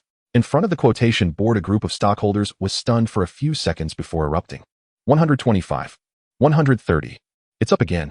135. Damn, I complained about it being slow yesterday and sold it to buy new stocks. I'll skip a meal of shark fin today. The phone in the brokerage firm rang incessantly. The brokers shouted prices until their throats became hoarse. The dairy company surged all the way, finally closing at 137 Hong Kong dollars, an increase of 14 Hong Kong dollars in a single day. GD also strengthened synchronously, closing at 95 Hong Kong dollars, reaching a new high. Most stockholders regarded this as just another celebration in the bull market. Now there are people making money in the Hong Kong stock market every day. Which stock rises seems to be no surprise. Most people saw the dairy company's stock rise to $137 and hurriedly sold their stocks, believing that the dairy company had no further upward potential. Only a few astute and seasoned investors sensed something was amiss and began to quietly enter the market to see. In the afternoon, Zhou Minghua received a call from her broker. Upon hearing the content of the call, she beamed with joy and immediately rushed into Lu Zhao's office with the records. Lu Sheng, the dairy company has risen today. Lu Zhao took the transaction slip, looked at it for a few seconds, and then put it down. It's only risen $14. Oh, why are you so excited? Was that just $14? She had invested her entire 200,000 capital into it, and the day's floating profit had already surpassed her salary for several months. Only then did she experience why so many people still gamble in the stock market even after losing their fortunes, and she understood why so many people went to gamble in casinos. Once one experiences the thrill of making money hand over fist, it becomes challenging for a normal life to satisfy their threshold for excitement. Only by continuously engaging can they obtain a constant stream of dopamine feedback. Lu Zhao noticed her nervousness and excitement, opened the drawer, and spread some documents on the table. Come here. Zhou Minghua approached. Lu Zhao pointed at the documents with a pen and said, the value that GD sees in the dairy company is not its food business. What truly captivates is its land reserves. GD needs to expand, tell a story, and sustain its stock price, which requires a larger asset pool. The core properties in Central have already brought it benefits. Now it needs new land. Zhou Minghua looked at the numbers, her breathing slowing. Lu Zhao continued, the trading volume of dairy has not been large in the past few months, but the chips are changing. Someone is testing the waters. Someone is collecting. Today's unusual movements are not ordinary speculation, they reflect the confirmation of chips by funds within the market. Zhou Minghua suddenly understood something and asked in a low voice, so GD is really going to take action? Lu Zhao nodded. It's not that they want to act. It has already taken action. Zhou Minghua tightened her grip on the documents in her hand. She suddenly understood. The boss is not just randomly betting on an obscure stock. He had already connected the dots between the land equity acquisition logic and market changes. She previously thought she was just following the boss and buying stocks. Now she realized that she was merely standing at the stern of the boat catching a few splashes. After Zhou Minghua left, Lu Zhao immediately dialed the phones of two brokers. He instructed the brokers of accounts A and B to continue holding positions as planned, prohibiting any early selling due to price rises or conspicuous actions in the market. On the other end of the phone, the broker hesitated, saying, "Lu Sheng, the floating profit is already substantial. Should we reduce some now? It's safer to take some off the table." "No reduction." Lu Zhao's tone was very calm. "Do not chase high prices, do not rush for shares, do not create noise. After the market closes daily, send over the real-time valuation sheets for GD and dairy." Another broker made the same suggestion. Lu Zhao simply replied, "Follow the plan." He hung up the phone and leaned back in his chair. The real big fish have yet to bite. If they reel in now, it would mean all the preparation was in vain. On the morning of October 30th, major newspapers in Xinjiang suddenly published full-page advertisements simultaneously. GD Group officially announced the appointment of Yifu and Huazhuoli as financial advisors, adopting a strategy of exchanging 2 shares of GD for 1 share of the dairy company to acquire its stocks completely. To gain the trust of shareholders, GD Group specially published asset revaluation figures in the advertisement amounting to 1.75 billion Hong Kong dollars. Once this figure was released, all securities firms in Hong Kong went crazy. The phones were ringing off the hook. Huazhuoli was crowded with shareholders. Some were asking how to exchange shares with the newspaper in hand. Some slapped their thighs, regretting not getting on board earlier. Some cursed themselves for selling too soon last week. GD is really going to acquire the dairy company. What do you know? They have land. If I had known, I would have put my wife's gold bracelet on the line. At 9:15, Zhou Minghua stood at the door of Lu Zhao's office with a newspaper in hand. She even forgot to knock and pushed the door open directly. "Lu Sheng, GD really took action." Lu Zhao looked up at her and smiled. "Not knocking at the door, General. Zhou now carries the aura of the board of directors, huh?" Only then did Zhou Minghua realize and hurriedly turned back to close the door. "Sorry, I was too anxious." Lu Zhao took the newspaper and glanced at the advertisement. All the words were as he had anticipated. However, seeing them actually printed in the newspaper still put him in a good mood. This is the red envelope that the Times grant to the prophets. And it is an exceptionally large red envelope. That day, the stock price of the dairy company was driven up crazily by funds.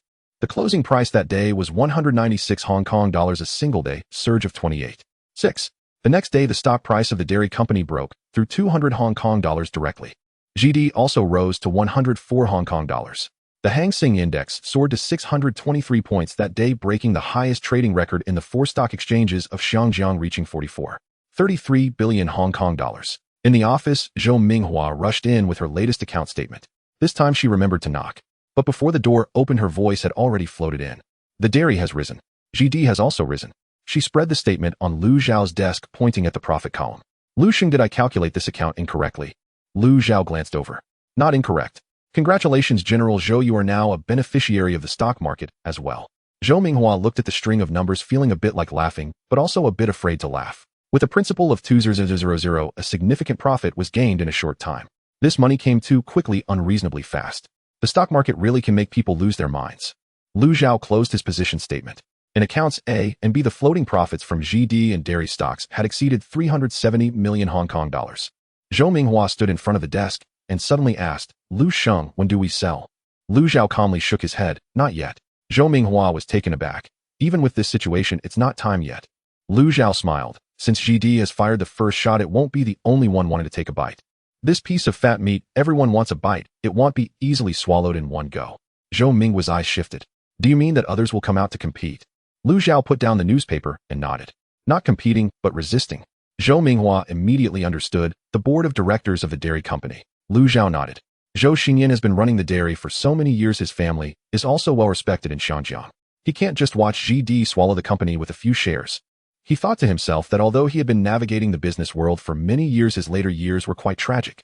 After his passing, his 2 sons fought over the inheritance, bringing their stepmother to court, causing the Zhou family's long-standing dignity to collapse before the public. After listening, Zhou Minghua nodded repeatedly. Over these months, she was no longer the manager who only understood administration and entertainment companies. Having followed Lu Zhao for a long time, her perspective on reading newspapers had changed. Previously, she only looked at stock price fluctuations. Now she would ask, who is behind the scenes? But GD is backed by Yiha.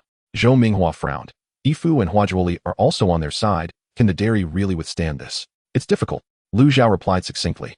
If the largest British-funded consortium wants to take a Zhou Xinyan, will probably find it hard to resist the onslaught. They have money and connections. Moreover, since GD acted first, it has already seized the initiative in public opinion. The main thing is that it uses 2 shares of GD to exchange for 1 share of dairy. Ordinary shareholders see that GD is a large company with a strong stock price, naturally feeling they're getting a good deal when no one dislikes money, and would not go against it. Zhou Minghua was somewhat unconvinced, but the assets of dairy have not been truly revalued yet. This exchange may not be profitable for shareholders. This exchange strategy seems very lucrative on the surface, but the initiative is still in GD's hands. Lu Zhao smiled and said, "The financial market has never been a place of reason. If shareholders think it's profitable, then it is profitable." Zhou Minghua was momentarily speechless. Lu Zhao continued, "Have they ever refrained from seizing and plundering? So don't let the current rise cloud your judgment. This show has only just begun." After entering autumn in 1972, the news of Land Investment's acquisition of the dairy company dominated the financial headlines of newspapers across Hong Kong. Behind Land Investment is the powerful Jardine Matheson Holdings, which firmly outperformed the dairy company in both stock market maneuvers and public opinion guidance. Under the leadership of Zhou Xinyan, the dairy board did not publicly respond or organize an effective counterattack, as if the entire company were a livestock being led to the slaughterhouse, quietly waiting for Land Investment to carve it up. Retail investors were delighted by the situation. For them, the more intense the acquisition battle, the greater the stock price volatility, and the more opportunities there were to make money. Issues of family inheritance or distinctions between British and Chinese capital became trivial in the face of cold hard cash. As long as it made the numbers in their accounts rise, it was a good company. Although the dairy company remained inactive, Land Investment's actions never ceased. While continuously urging dairy shareholders to quickly exchange their stocks in the newspapers, Henry Kessack personally visited Zhou Xinyan, attempting to persuade him, with his silver tongue, to collaborate on developing the land owned by the dairy company, sharing the development profits, while promising to retain Zhou's position as chairman of the board. However, Zhou Xinyan, having navigated the business world for many years, was not easily swayed. Once control was relinquished, the chairmanship was merely an empty check that could be revoked at any time. He immediately turned Kessack away. On November 3rd, the dairy company finally made a move. The board announced that it had hired Li Man to serve as a financial advisor and had officially initiated a counter-acquisition strategy against Land Investment. The next day, the dairy company took out a full-page ad in the Sing Tao Daily urging all shareholders to remain calm and await further correspondence from the board. Meanwhile, the executive director and general manager Kowloon interrupted his schedule and flew back to Hong Kong after receiving an emergency recall order. The stances of both parties were completely laid bare, and the acquisition battle entered a heated phase. On November 8th, the dairy company once again took to the newspapers, clearly rejecting Land Investment's stock exchange offer and striking at the core issue. Exchanging 1 share for 2 would not only fail to increase shareholders' actual interests, but would also lead to a hidden dilution of their rights due to the increased share count. However, this statement barely made a ripple in the fervent market. At this moment, the shareholders were completely intoxicated by the frenzied market, having no patience to read any analysis of shareholder rights, with only one thought occupying their minds: to chase the rising prices and sell at peaks, the more the better. Seizing the moment, Land Investment poured more fuel on the fire. At 11 a.m. on the same day, Yifu and Huazhuoli held a joint press conference in Land Investment's conference room, formally announcing the acquisition terms and urging dairy shareholders to complete the transfer procedures, promptly requiring them to register at the Central Registry on Beta Street before November 29th. They also threw out an additional bait: all shareholders who arrived on time would receive a pleasant surprise. The tug-of war intensified day by day. Rumors and gossip flew everywhere, with media reports flooding in from all directions. Land Investment's stock price set new records, while the dairy company's stock price soared like a wild horse. The entire society fell into a speculative frenzy, with 80-year-old grandmothers withdrawing their lifelong savings from under their beds and 16-year-old high school students pooling their pocket money to buy shares. Teachers in schools played the radio during class to catch real-time quotes, fearing they might miss any signals for buying or selling. New groups of fresh investors lined up to rush into the stock market, and the Hang Seng Index breached the 750-point mark. On November 9th, seeing the situation spiraling out of control, the dairy company urgently held a press conference. Almost all senior executives were present, along with prominent figures like Ma Deng of Cheung Kong and Chi Dezun of Hutchison Whampoa for support. Li Zhu, the chief director of Li Man, represented the dairy board in formally presenting 3 major reasons against the acquisition. Li Zhu spoke with confidence, stating that Land Investment's acquisition would not succeed and that the dairy company was fully capable of protecting its and its shareholders' interests, urging investors not to hastily hand their stocks over to Land Investment. Unfortunately, the press conference did not achieve the desired effect. Ma Deng and Chi Dezun wore expressions of despair throughout, adopting an attitude of "this has nothing to do with me." No matter how the reporters pressed for answers, the two repeatedly relied on the same excuses: unclear, uninformed, and inconvenient to respond. The dairy company executives frequently turned to Zhou Xinyan, trying to clarify which side the two esteemed guests he had invited stood on, but Zhou himself wore a look of embarrassment. On November 10th, with no way out, the dairy company unveiled its ultimate strategy. Zhou Xinyan announced on behalf of all directors, the company would implement a plan to split one share into 5 with an additional bonus share for each after the split, meaning that every original share would become 10 shares. At the same time, it was announced that the dividend increase for that year would reach 60 to 70%. The moment the news hit the stock market, it was as if a red-hot iron block was plunged into water, causing the entire trading hall to erupt. The dairy stock price soared to 290 Hong Kong dollars per share, while land investment climbed to 127 Hong Kong dollars, both setting historical highs. Just as the entire central district fell into madness, Liu Xiao entered the trading hall. At this moment, there was no electronic trading system. All buy and sell orders were handwritten by brokers, matched stroke by stroke on blackboards. Liu Xiao's personal traders moved back and forth in the hall, the rising cacophony of bids mixed with the smell of sweat filling the air. When both land investment and the dairy company's stock prices reached new highs simultaneously, Liu Xiao calmly issued his final order to liquidate all dairy and land investment stocks in positions A and B. Liu Xiao's chief trader had just made a name for himself in the industry. Everyone knew he was backed by a wealthy patron, but the identity of this patron remained shrouded in layers of secrecy never revealed. All that was known was that the funds he handled often reached millions, even tens of millions. When the chief trader received Liu Xiao's command, he was momentarily stunned, but then did not ask another word, turning to direct the operators to execute the sell order. Before this, Liu Xiao had invested 54 million Hong Kong dollars to purchase land investment stocks at an average price of 75 Hong Kong dollars per share. He also invested 387 million Hong Kong dollars to buy dairy stocks at an average price of 105 Hong Kong dollars per share. Now that land investment stock price reached 127 Hong Kong dollars, the increase was 69.33, yielding a pure profit of 37 Hong Kong dollars. 44 million. The dairy stock price soared to 290 Hong Kong dollars, with an increase of 176.19, yielding a pure profit of 680 million Hong Kong dollars. At the same time, all other holdings in Liu Xiao's hands also recorded considerable gains. He judged that the time was ripe and issued the order for a complete exit from position A. Zhou Minghua also received the news of Liu Xiao's liquidation of dairy shares. Her current account total was HKD 550000, more than double. She could no longer contain herself and rushed to the stock exchange the moment she received Liu Xiao's message, personally supervising the broker to help her sell. The sell order of HKD 0 seemed insignificant in this frenzied market and was bought almost instantly the moment it was placed. The enthusiastic broker presented Zhou Minghua with the profit report and check, saying, "Miss Zhou, with the market so hot right now, why did you sell so soon?" Zhou Minghua immediately became alert upon hearing this and quickly shook her head, saying, "I have no insider information. I just saw that the money was enough, so I hurried to liquidate my position." After speaking under the scrutinizing gaze of the broker, Zhou Minghua quickly left with her earnings. Meanwhile, Liu Xiao's operators had been fully committed since receiving the order, completing all selling actions. This round of investment began in early 1970 with a principal of 280 million Hong Kong dollars, utilizing 20 times leverage when the Hang Seng Index was only 170 points. Now the Hang Seng Index had approached 820 points, just a step away from the year-end target of 843 points. After deducting leverage interest and various trading fees, this round of operations achieved a net profit of 900 million Hong Kong dollars. Along with the return of the principal and the excess returns from land investment and the dairy stocks, the total liquidity in Liu Xiao's hands soared to 2 billion Hong Kong dollars. On December 1st, 1972, Liu Xiao was preparing for the 1973 golden bull market in his office when a fair-skinned man suddenly walked in. He was one of the bodyguards brought over from Alex Security Company. Due to insufficient funds to establish a security firm, Liu Xiao had asked Alex to start preparations in Country M. In industry narratives, security companies typically follow two paths: the Blackwater model and the Pinkerton model.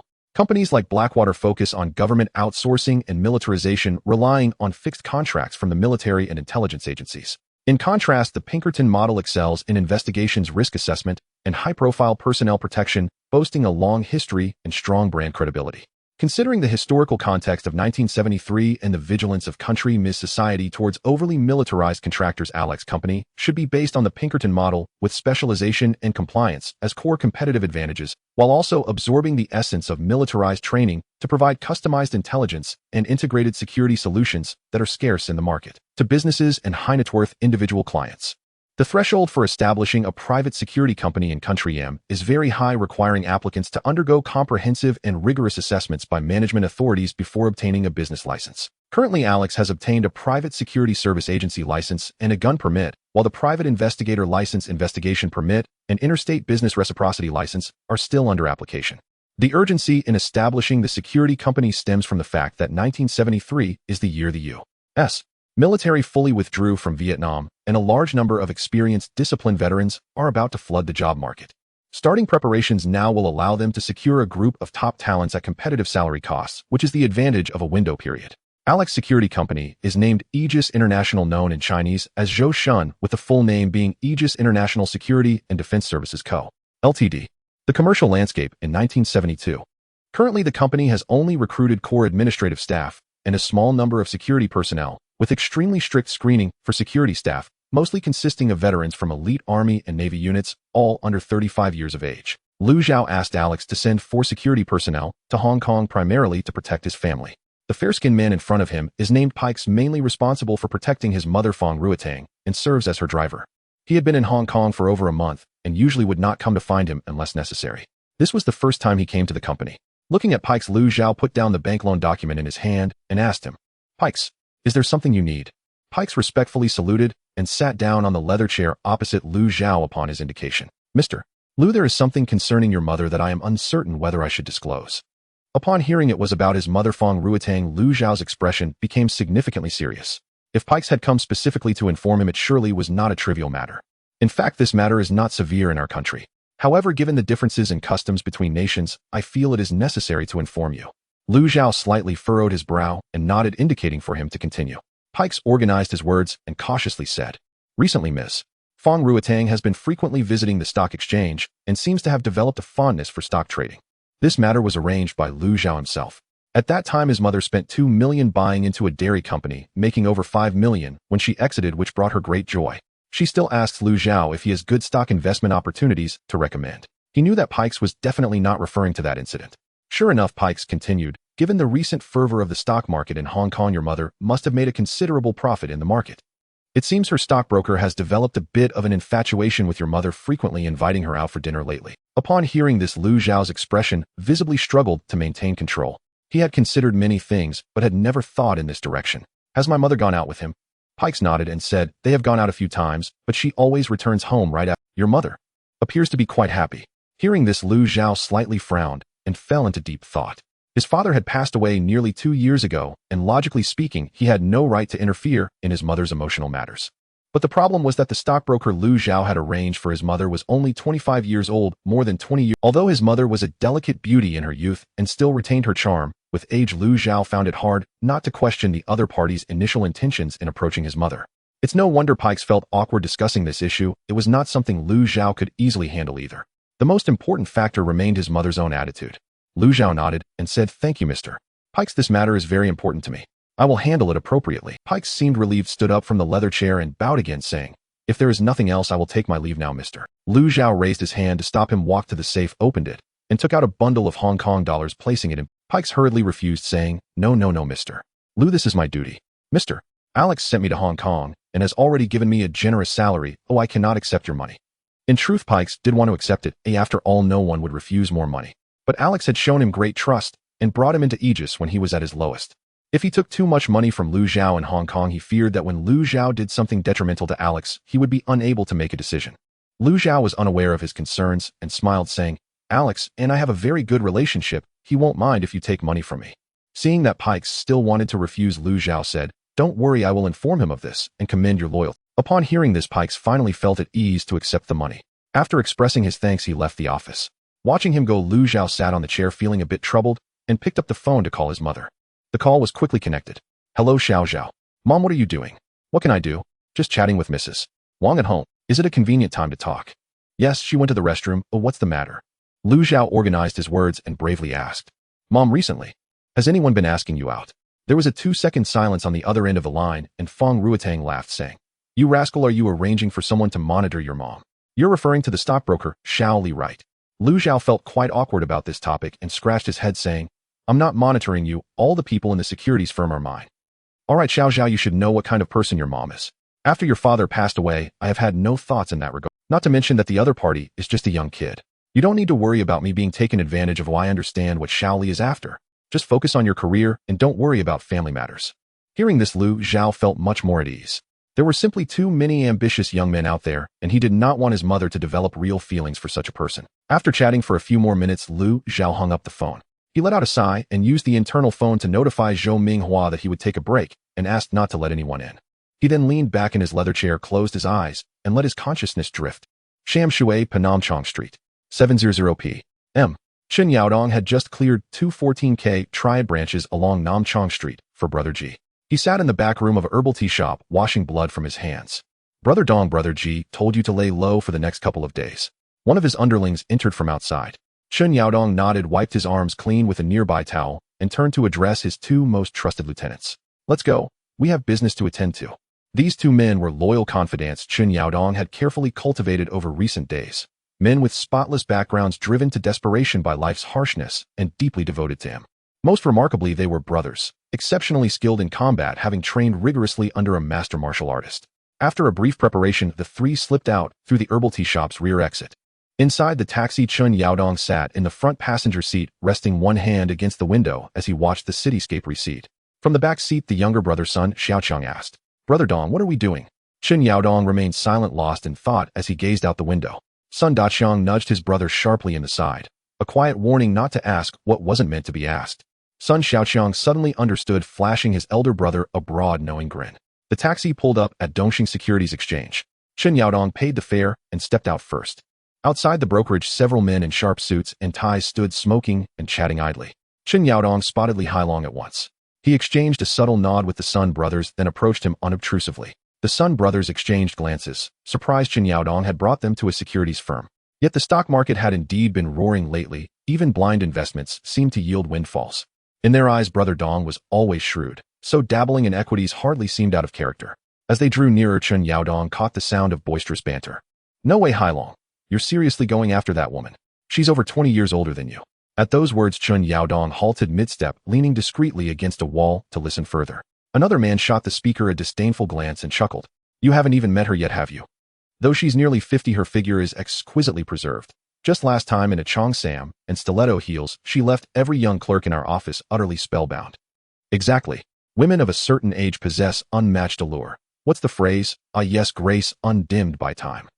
Besides, if Hailong truly wins her over, he'll gain far more than he loses. This affluent matron rivals many girls in both poise and beauty. You haven't seen her yet, have you?" Enough. Li Hailong interrupted with smug delight, waving dismissively. "What do any of you know? If I actually secure her, I'll shave decades off my climb. Do you realize how much she just earned in stocks?" All voices rose in unison. "How much?" Li Hailong proudly held up 5 fingers. 5 million. A collective gasp echoed.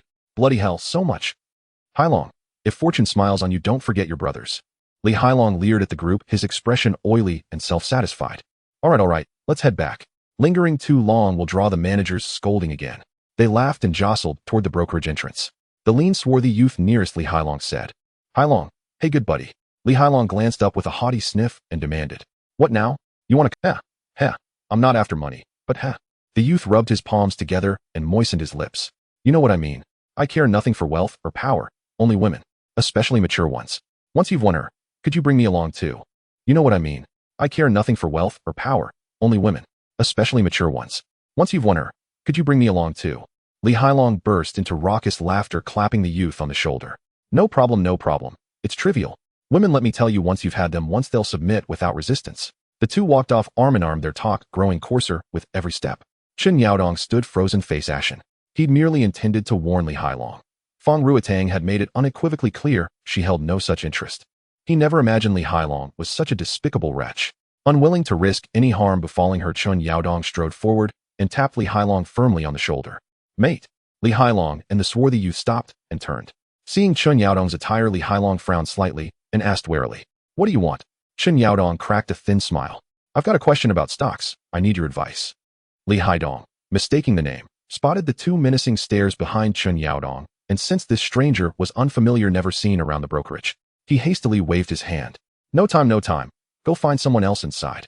He turned to leave, only to find Sun Daqiang and Sun Xiaoqiang standing silently behind him, blocking. Seeing the two hulking figures, Li Hailong's voice instantly softened, trembling with unease. "Who are you people?" Chen Yaodong's expression hardened into icy stillness. Without looking away, he snapped at the swarthy youth. "Get out now." The youth exhaled in relief and fled into the brokerage, abandoning his companion.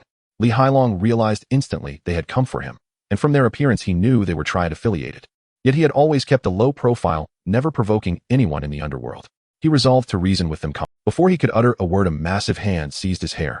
Chen Yaodong yanked him sharply toward a nearby alley. Sun Daqiang clamped a vice-like grip over Li Hailong's mouth from behind, muffling all sound. Sun Xiaoqiang efficiently dispersed the curious onlookers, then followed the others into the alley. Chen Yaodong gripped Li Hailong's hair, without mercy slammed him onto the ground, and drew a knife from his combat boot. Li Hailong, seeing the blade, immediately cowered, his bravado evaporating as he pleaded desperately. "Big brother, surely there's been some misunderstanding. I don't even know you." Chen Yaodong didn't waste a breath. His dagger plunged deep into Li Hailong's thigh. As Li Hailong tried to scream, Sun Xiaoqiang lunged forward and stuffed his freshly removed sock into the man's mouth. A rancid stench flooded Li Hailong's mouth and nostrils. Excruciating pain in his thigh fused with that nauseating reek. Tears welled in his eyes. Chen Yaodong wrenched the blade free, then drove it into the other thigh. Blood instantly soaked his trousers. Without pause, Chen Yaodong withdrew the dagger once more, and under Li Hailong's widening gaze of terror thrust it downward straight toward his groin. Li Hailong's eyes bulged. Urine soaked his crotch, releasing a sharp, acrid odor. After 10 seconds of stunned silence, he slowly raised his head, meeting Chen Yaodong's cold, merciless stare, then glanced sideways at the Sun brothers' mocking grins. He lowered his eyes. There, inches from his genitals, stood the dagger, its tip buried in his trousers, less than half a centimeter from his lifeblood. A single twitch sent a chilling wave of steel against his skin. Tears spilled freely. Chen Yaodong yanked the filthy sock from Li Hailong's mouth. Big brother, I have money. I'll give you everything. I know a wealthy widow. She has 5 million. She has 5 million. I'll take you to her right now." Originally calm, Chen Yaodong exchanged a knowing glance with Sun Daqiang after hearing this statement. The two immediately understood and rushed forward to mercilessly trample Li Hailong on the ground. 10 minutes later, Li Hailong, barely clinging to life, stared at Chen Yaodong, with one swollen red eye, tears mingled with blood streaming down his face. Chen Yaodong extinguished his cigarette, crouched down, and patted his face, saying, "Don't feel wronged. You haven't committed a crime, so I won't come looking for you. Miss Fong is being monitored at all times. If you dare to harbor any thoughts next time, it won't be this kind of process." As Li Hailong looked on in shock, Chen Yaodong stood up, smoothed his clothes, pulled out a stack of cash from his bag, and threw it onto Li Hailong, looking down and saying, "Li Hailong, you know what to do. I hope this is the last time I see you." Lu Zhao returned home that night, and his mother Fong Ruotang was watching television in the living room. Seeing her son return, Fong Ruotang stood up with a smile and asked, "Zhao, you're back?" Lu Zhao nodded and smiled, asking, "Did you go to the securities firm today?" Fong Ruotang shook her head and said with a smile, "The boss of the securities firm called me and said that Li Hailong has left temporarily due to some issues." After hearing this, Lu Zhao nodded casually. The two chatted and laughed for a while before Lu Zhao got up to wash up. Fong Ruotang watched Lu Zhao's back, wanting to ask him something, but ultimately refrained. She sighed and continued watching television. After washing up, Lu Zhao returned to his room, his consciousness sinking into the system where his total net worth was displayed.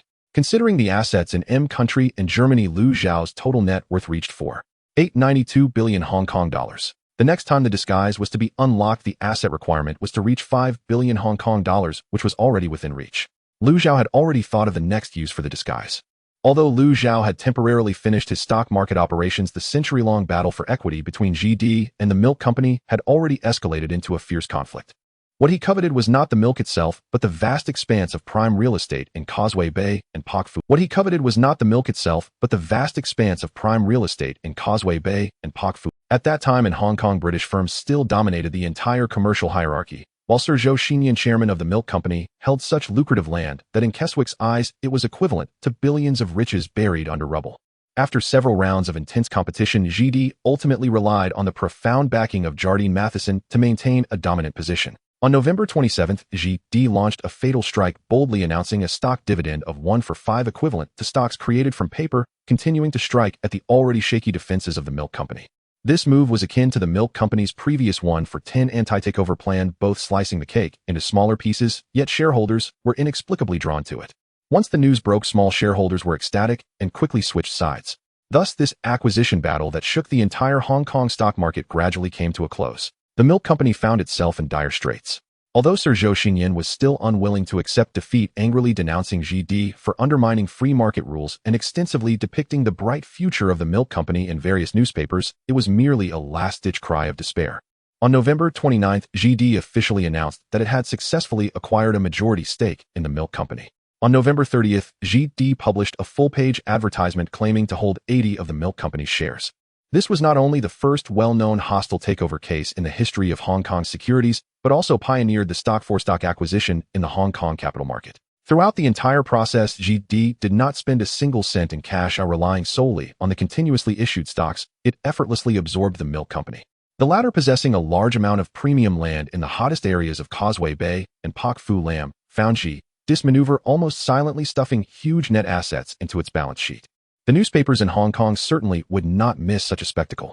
One newspaper published a highly ironic in the drawing. A giant in a suit held a cow-shaped wooden bucket, drinking deeply, with the caption, "GD drinks milk as easily as drinking water." This classic image of the acquisition, called GD drinks milk, would forever be etched in the collective memory of Hong Kong's capital market. The frenzied speculation triggered by this acquisition battle was like dry tinder doused in gasoline, instantly igniting the already boiling market sentiment. Hot money flooded into the market. The Hang Seng Index soared to new heights, and the bubble quietly expanded to its limits without anyone realizing it. This in turn laid the deepest mine for the Hong Kong stock disaster that would plunge countless people into despair in the spring of the following year. However, Liu Xiao had little interest in entangling himself further in the ever-changing stock market. The outcome of this business war had been clear to him since the first day he crossed into this era. He had considered whether it was possible to preemptively acquire the milk company and for GD. However, after careful thought, he deemed it unnecessary. On one hand, it would expose him too early, and on the other, he lacked confidence in defeating the backing of Jardine Matheson at that time. Most importantly, GD would eventually belong to him. The more satisfied it was now, the richer his wallet would be in the future. During these few days away from the stock market, he had dedicated all his attention to the spot gold market.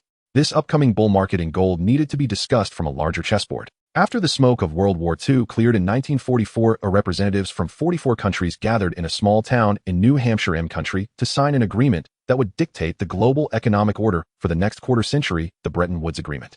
Based on this, the Bretton Woods system firmly pegged gold at an official price of $35 per ounce, establishing a global fixed exchange rate system centered around the dollar. Central banks held dollars, and the country government promised them at any time 1 ounce of gold could be exchanged for $35 without exception. In the first 10 years after the war, there was not even a real gold trading market globally. With prices locked, what was there to do? However, chains would eventually rust with time. Entering the 60s, country was mired in the quagmire of the Vietnam War. Military spending spiraled out of control, and fiscal deficits and trade deficits continued to swell. French President Charles de Gaulle was the first to sense the blood in the water, directly sending warships to New York Harbor, bringing shiploads of dollars back to Paris, and then exchanging them for hefty gold at the official price of $35. The treasury of the country was repeatedly emptied. By the summer of 1971, while France's franc and Britain's pound were still waiting to be exchanged, the gold in the hands of country was already insufficient for redemption. August 15, 1971, is a day that deserves a place in the textbooks of world economic history. That evening, country President Richard Nixon sat in front of the camera in the Oval Office, addressing the whole of country and the world, delivering a resounding televised speech. He announced country would immediately close the gold window, stopping foreign central banks from exchanging dollars for gold. This unilateral decision would forever rewrite the international financial order. The Bretton Woods system, once an invincible financial empire, came crashing down. As a time traveler, Liu Xiao possessed a clarity that allowed him to overlook the chessboard. Having lived 40 years longer than others, he understood better than anyone what Nixon's decision at that moment meant. This signifies that gold, after being imprisoned for 27 years, has completely broken free from the shackles of government pricing. From now on, its price will no longer be dictated by any nation's treasury, but rather return to the invisible hand of the market, adjudicated by the true relationship of supply and demand. For thousands of years, gold has never truly lost its intrinsic value. The transient losses were merely the result of a false price woven by bureaucrats. At the end of 1971, the Smithsonian Agreement was signed, devaluing the dollar against gold, while the official price was reluctantly raised to $38 an ounce. Yet everyone knew this was merely a shot of adrenaline for the dying Bretton Woods system. The real transactions took place in London and Zurich. There, the price of gold had already begun to run according to its own logic. By 1972, at this very moment beneath Liu Xiao's feet, the gold price in the London market had quietly climbed from $46 an ounce at the beginning of the year to $64. In February of the following year, this dam would be completely breached, and the price of gold would break through the psychological barrier of $100, becoming more than 3 times the official price of the Bretton Woods system. Throughout the entire 1970s, accompanied by the oil crisis, the aftermath of the Vietnam War, and the long nights of global stagflation, gold would soar, reaching $500, $800. All he needed to do was seize the right moment and push his chips to the center of the table. Now was the best time to enter, yet also the moment requiring utmost caution. Since 1971, when Hong Kong lifted its restrictions on gold imports and exports, gold traders from around the world had flocked to this paradise of free trade like a swarm of bees. Under the governance of Governor MacLehose, this city, located in the heart of Asia, perfectly connects the time zones of London and Zurich, making it a natural springboard for gold trading. Hong Kong also established the Gold and Silver Exchange, which has a long history dating back to the Gold and Silver Merchants Association in 1910, allowing citizens to directly acquire physical gold and facilitate trades in the major markets of London, Zurich, and New York. However, Liu Xiao had no intention of taking this ready-made path. The Gold and Silver Exchange, while convenient, did not provide sufficient protection for personal privacy. In 1972, the Gold and Silver Exchange was a closed circle dominated by Chinese merchants divided into factions like the Guangdong Gang, Chaozhou Gang, and Shanghai Gang, with gold trading manipulated by figures such as Ho Sanheng, the manager of Hang Seng Bank. With Liu Xiao's anticipated capital of nearly 7 billion Hong Kong dollars, the combined membership of the Gold and Silver Exchange could not absorb such a large order. Firstly, the liquidity simply could not support it, forcing money and would push gold prices to absurd heights and completely expose his positions. Secondly, with various gangs within the exchange, entering large sums would inevitably alert various factions, making it impossible to conceal the source of funds and the intent of operations. This is not to say he did not trust the people at the Gold and Silver Exchange. In fact, during this time, he had accumulated some rapport with Hu Hanhui, the chairman of the Gold and Silver Exchange, through several team meetings and encounters at the racetrack. To outsiders, this young Liu was already quite familiar with the high-ranking members of the Gold and Silver Exchange. But rapport is one thing and interests are another. Once Hu Hanhui learned of the scale of funds Liu Xiao intended to mobilize enough to move the entire vault of the Gold and Silver Exchange back and forth several times, who could guarantee he wouldn't be tempted? In his prime, the famous detective Lei Luo earned merely 500 million Hong Kong dollars. The wealth Liu Xiao was about to leverage was far beyond this figure. In this city where gangs run rampant and the lines between black and white are blurred, wealth itself is the greatest original sin. Besides the Gold and Silver Exchange, another route is to purchase physical gold through banks. All major banks in Hong Kong offer this service. Whether it be HSBC or Standard Chartered, they only see profit and will not casually leak important customer information for the sake of local gangs. Conducting this transaction through a bank channel undoubtedly carries a higher level of security compared to the Gold and Silver Exchange. However, Liu Xiao does not like to hand over the initiative to others. No matter how reliable a bank's credit may be, he would still have to reveal his cards at another's counter. He does not intend to let anyone see his cards. He decided to break the entire operation into 2 steps. Using the identity of a shell company in Country M and leveraging the offshore financial network he had already established overseas, he would complete the operations for physical gold entirely in the gold markets of London and Zurich. The advantages of this approach are evident. Firstly, it bypasses any local intermediaries and regulations in Hong Kong. Secondly, the confidentiality level of offshore accounts far exceeds that of local banks. And thirdly, should any winds of change occur, he can calmly hit the pause button across the ocean while everything remains tranquil in Hong Kong, as if nothing ever happened. Before his security company is fully established and his influence in the city is not yet strong enough to deter anyone from reaching out, he would rather take each step with surgical precision than allow any hand pushing a teacup to unintentionally glimpse the entire chessboard. He is acutely aware that this round of the gold bull market will be the first lever for him to pry open a global capital empire. The fulcrum of the lever must be as stable as a rock, never to touch even a speck of unexpected dust. In December 1972, New York. The winter in Manhattan is as cold as ever. Snow rests on the branches of the elms in Central Park, and the windows along Fifth Avenue are adorned with Christmas decorations, while pedestrians in dark coats hurry across the street, tucking their necks in as their breath dissipates under the streetlights. Alex Chase stands before the floor-to-ceiling windows of Citibank's private client division, overlooking the ceaseless flow of traffic on Broadway below. He holds a cup of lukewarm black coffee, a faint lip print left on the rim. Behind him, Thompson is bent over the desk, meticulously checking the settlement documents one by one. This senior client manager at Citibank has been in the financial industry for over 20 years, having seen second-generation wealthy individuals squandering inheritances, speculators getting rich overnight from horse betting, and Texas ranchers who became wealthy from oil. Yet the young man before him renders his professional experience utterly ineffective. 3 years. Just 3. This young man started with $330,000, and after a lightning-fast battle in corn futures, an angel round in Intel, and precise layouts in the Nifty 50, he now possesses assets exceeding that of most institutional clients at Citibank. Thompson still remembers the first time he met Alex. In the summer of 1970, this young man pushed open the door of Citibank, holding a settlement statement from closing a corn futures position amounting to $3,630,000. At that time, Thompson merely thought this was another lucky young man who caught a favorable trend. But now he realizes he was wrong, and grossly so. Because this young man would never just gamble on a single trend. Mr. Chase. Thompson put down the documents in his hand, took off his glasses, his voice trembling with a controlled excitement. All positions in the Nifty 50 have been closed in batches as per your previous instructions in November and December. What is the final figure? Thompson glanced at the summary sheet in front of him, taking a deep breath. Your initial investment was $25 million with a leverage ratio of 20 times, making the total value of the contracts $500 million. In the past 2.5 years, precisely from August 1970 to today, the Nifty 50 index has risen approximately 140%. He paused, seemingly confirming whether he had made a mistake in his calculations. After deducting financing, interest, transaction commissions, and capital gains tax, your account has ultimately netted $783 million. The heating radiator in the office emitted a faint clicking sound. Outside, a yellow taxi screeched to a halt at a red light, leaving 2 black marks on the snowy ground. Thompson looked at the figures in front of him and couldn't help but shake his head. Mr.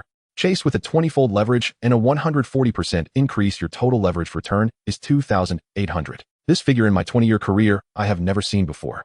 Not to mention seeing it, I wouldn't even dare to think about. Alex walked to the desk, picked up the settlement summary sheet, and scanned it from top to bottom. $783 million. Adding the earlier liquidation proceeds from a small investment in DC, the total came to $884,000. The total callable funds in his hands reached $791,884,000. A 24-year-old young man in the winter of 1972, holding nearly $800 million in callable cash. Mr. Thompson. Thompson immediately took another folder from the drawer and flipped it open on the desk. Everything has been arranged per the pre-approval for the BVI offshore company account you specified in Zurich has been granted. Both the Swiss bank and Credit Suisse have accepted the account application, and the account will officially be activated by mid-month. The path for the transfer of funds has also been planned according to your requirements, utilizing the internal clearing channel between the New York branch and the Zurich branch without the need for a third-party intermediary. This not only saves time, but also minimizes the risk of funds in transit. He paused for a moment, adjusting his. However, Mr. Chase, as your personal financial advisor, I must remind you, with nearly $800 million in funds, if transferred in a short time frame, it will certainly trigger the Federal Reserve's anti-money laundering scrutiny. I suggest you transfer in batches, keeping each transfer below $50 million with at least 3 business days in between. Alex nodded. Let's proceed as you suggest. Thompson closed the folder and looked at Alex, hesitating to speak.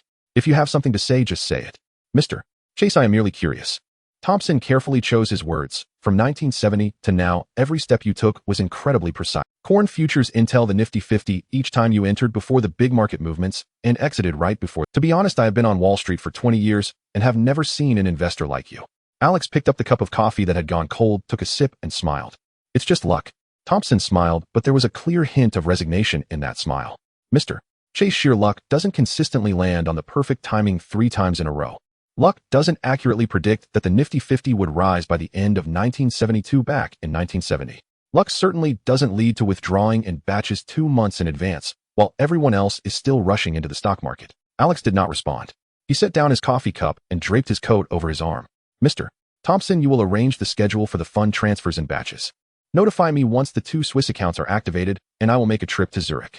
All right, Mr. Chase. Alex paused at the door, hand on the doorknob, but did not turn back. By the way, Mr. Thompson, I can understand your curiosity, but some things are better kept known to fewer people. For your. Thompson watched the young man straight back, suddenly feeling the warmth of the office chill slightly. I understand, Mr. Chase. The door gently closed behind him. Alex walked south along Broadway, followed by 2 burly bodyguards. The snow beneath his feet crunched. The boutique stores on either side of the street had lit their Christmas trees, and the mannequins in the windows were the latest winter fashions, their faces adorned with eternal plastic smiles. As he passed under Tiffinus blue awning, he paused for a moment. That was where he had bought the ruby necklace for Aaron in the summer of 1970. 3 years had passed, and that necklace was probably now lost in some corner of a drawer. He continued walking. At the office of Pioneer Capital on Sand Dune Road, Oaks was organizing the investment documents from the past few months. Pioneer Capital's investment portfolio had been steadily expanding over the past 6 months. The 25 stake in Intel had seen another round of growth after the announcement of the mass production of the 8008 chip in the fall of 1972. The CPM operating system from Axiom Software was getting closer to a commercial version under the refinement of Kowloon. The priority investment rights agreement with Gates and Allen had locked in the embryonic shape of the future software empire. SAP had received its first official client in Mannheim, Germany, as standardized software began transitioning from concept to product. The first Pioneer Future Technology Award was successfully held at Stanford University with a judging panel consisting of Noyce, Moore, Kildare, and Hennessy, firmly establishing Pioneer Capital's brand at the core of Silicon Valley's tech scene. Everything was progressing steadily. But Alex was now considering not Silicon Valley, but Zurich.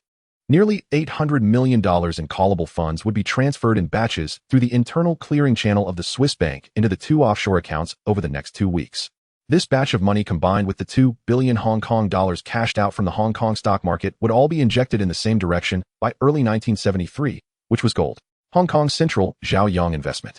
Lu Zhao picked up the phone on his desk and dialed Zhou Minghua's extension. Minghua, help me transfer Mr. Shen's call from HSBC right now. Okay, Mr. Lu. 10 minutes later, Lu Zhao hung up the phone, his expression calm as water. Shenbai agreed to provide all conveniences for the upcoming large-scale fund mobilization. This manager of HSBC had already placed his bet when he approved the 50 million Hong Kong dollar loan to Lu Zhao in April 1972. He had confidence in the young man and believed in his own judgment. After the new year in 1973, the streets of Hong Kong still carried the remnants of the New Year celebrations. The neon lights on both sides of Victoria Harbour shone brightly through the night as the radio in the tea house repeatedly broadcasted news of the Hang Seng Index hitting new highs.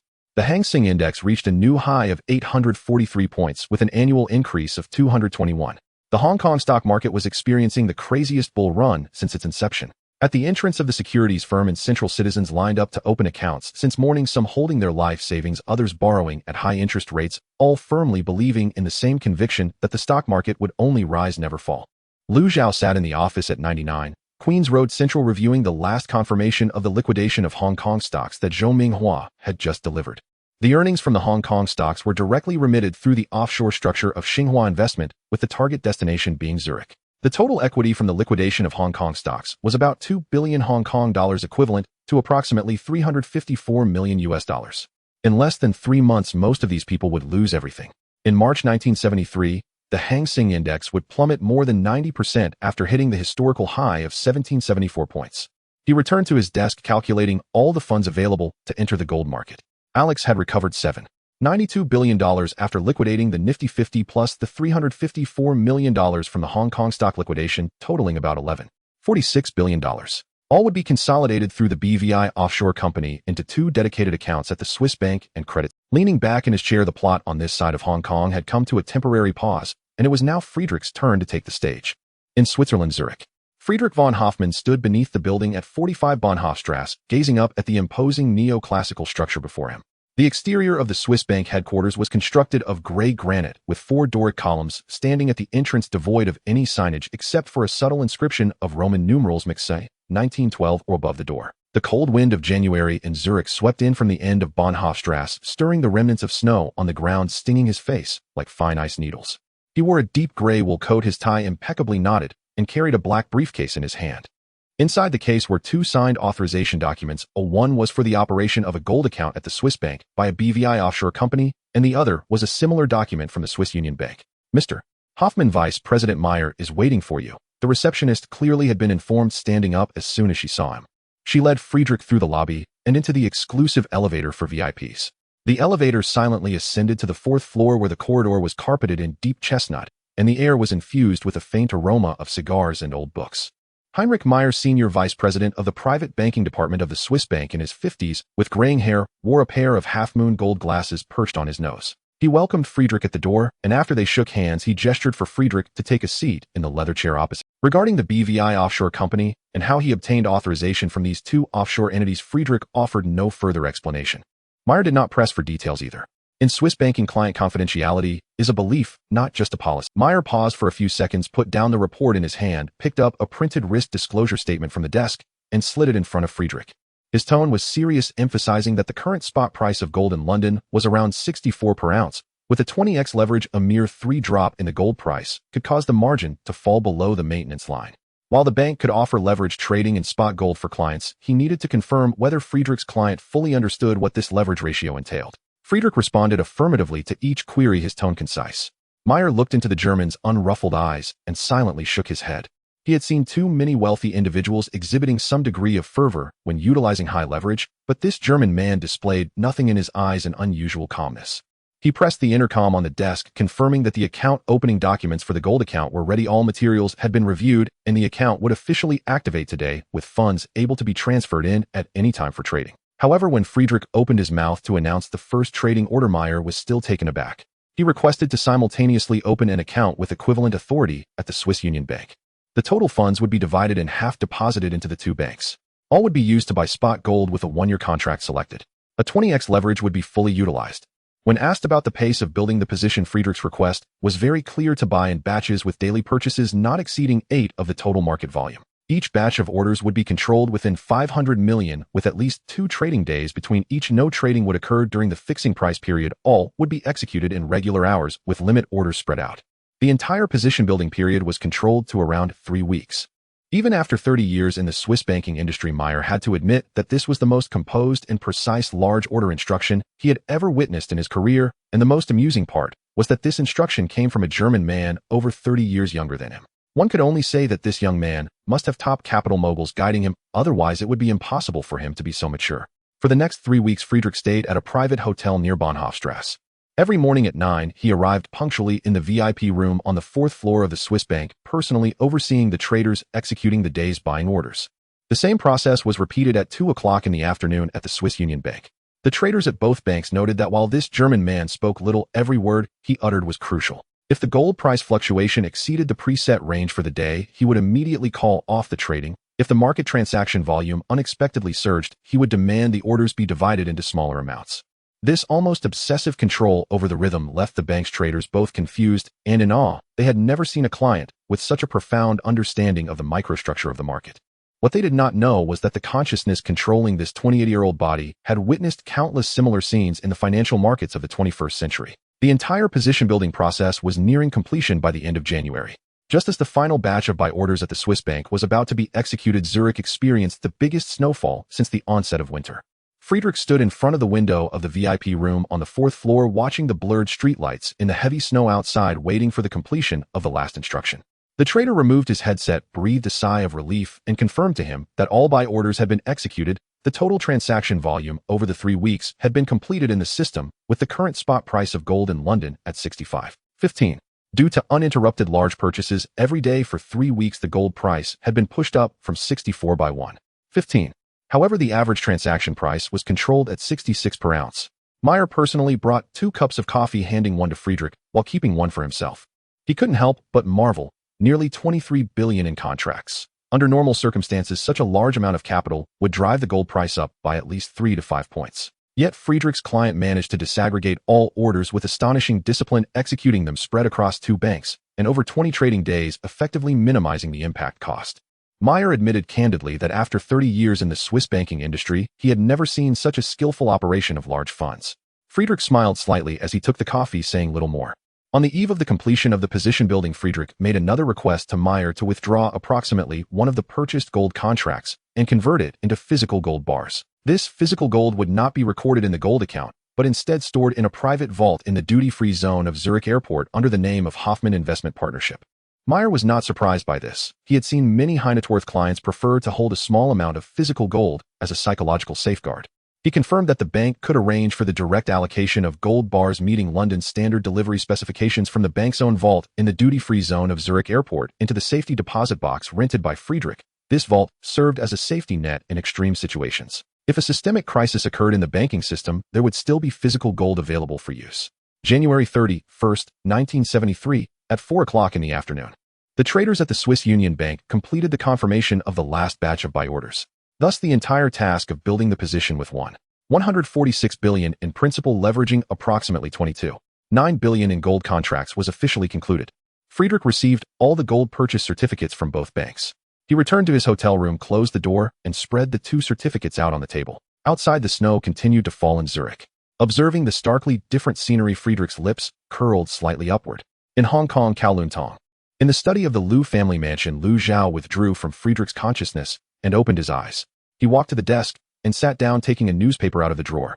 3 days prior, he had received news that the Paris Peace Accords would be officially signed on January 27th, and that country M would fully withdraw its troops from Vietnam. This indicated that the last pillar of the Bretton Woods system was about to collapse, and central banks around the world would completely release the suppressed demand for gold that had built up over several decades. In 1973, he had wagered all his chips on this game.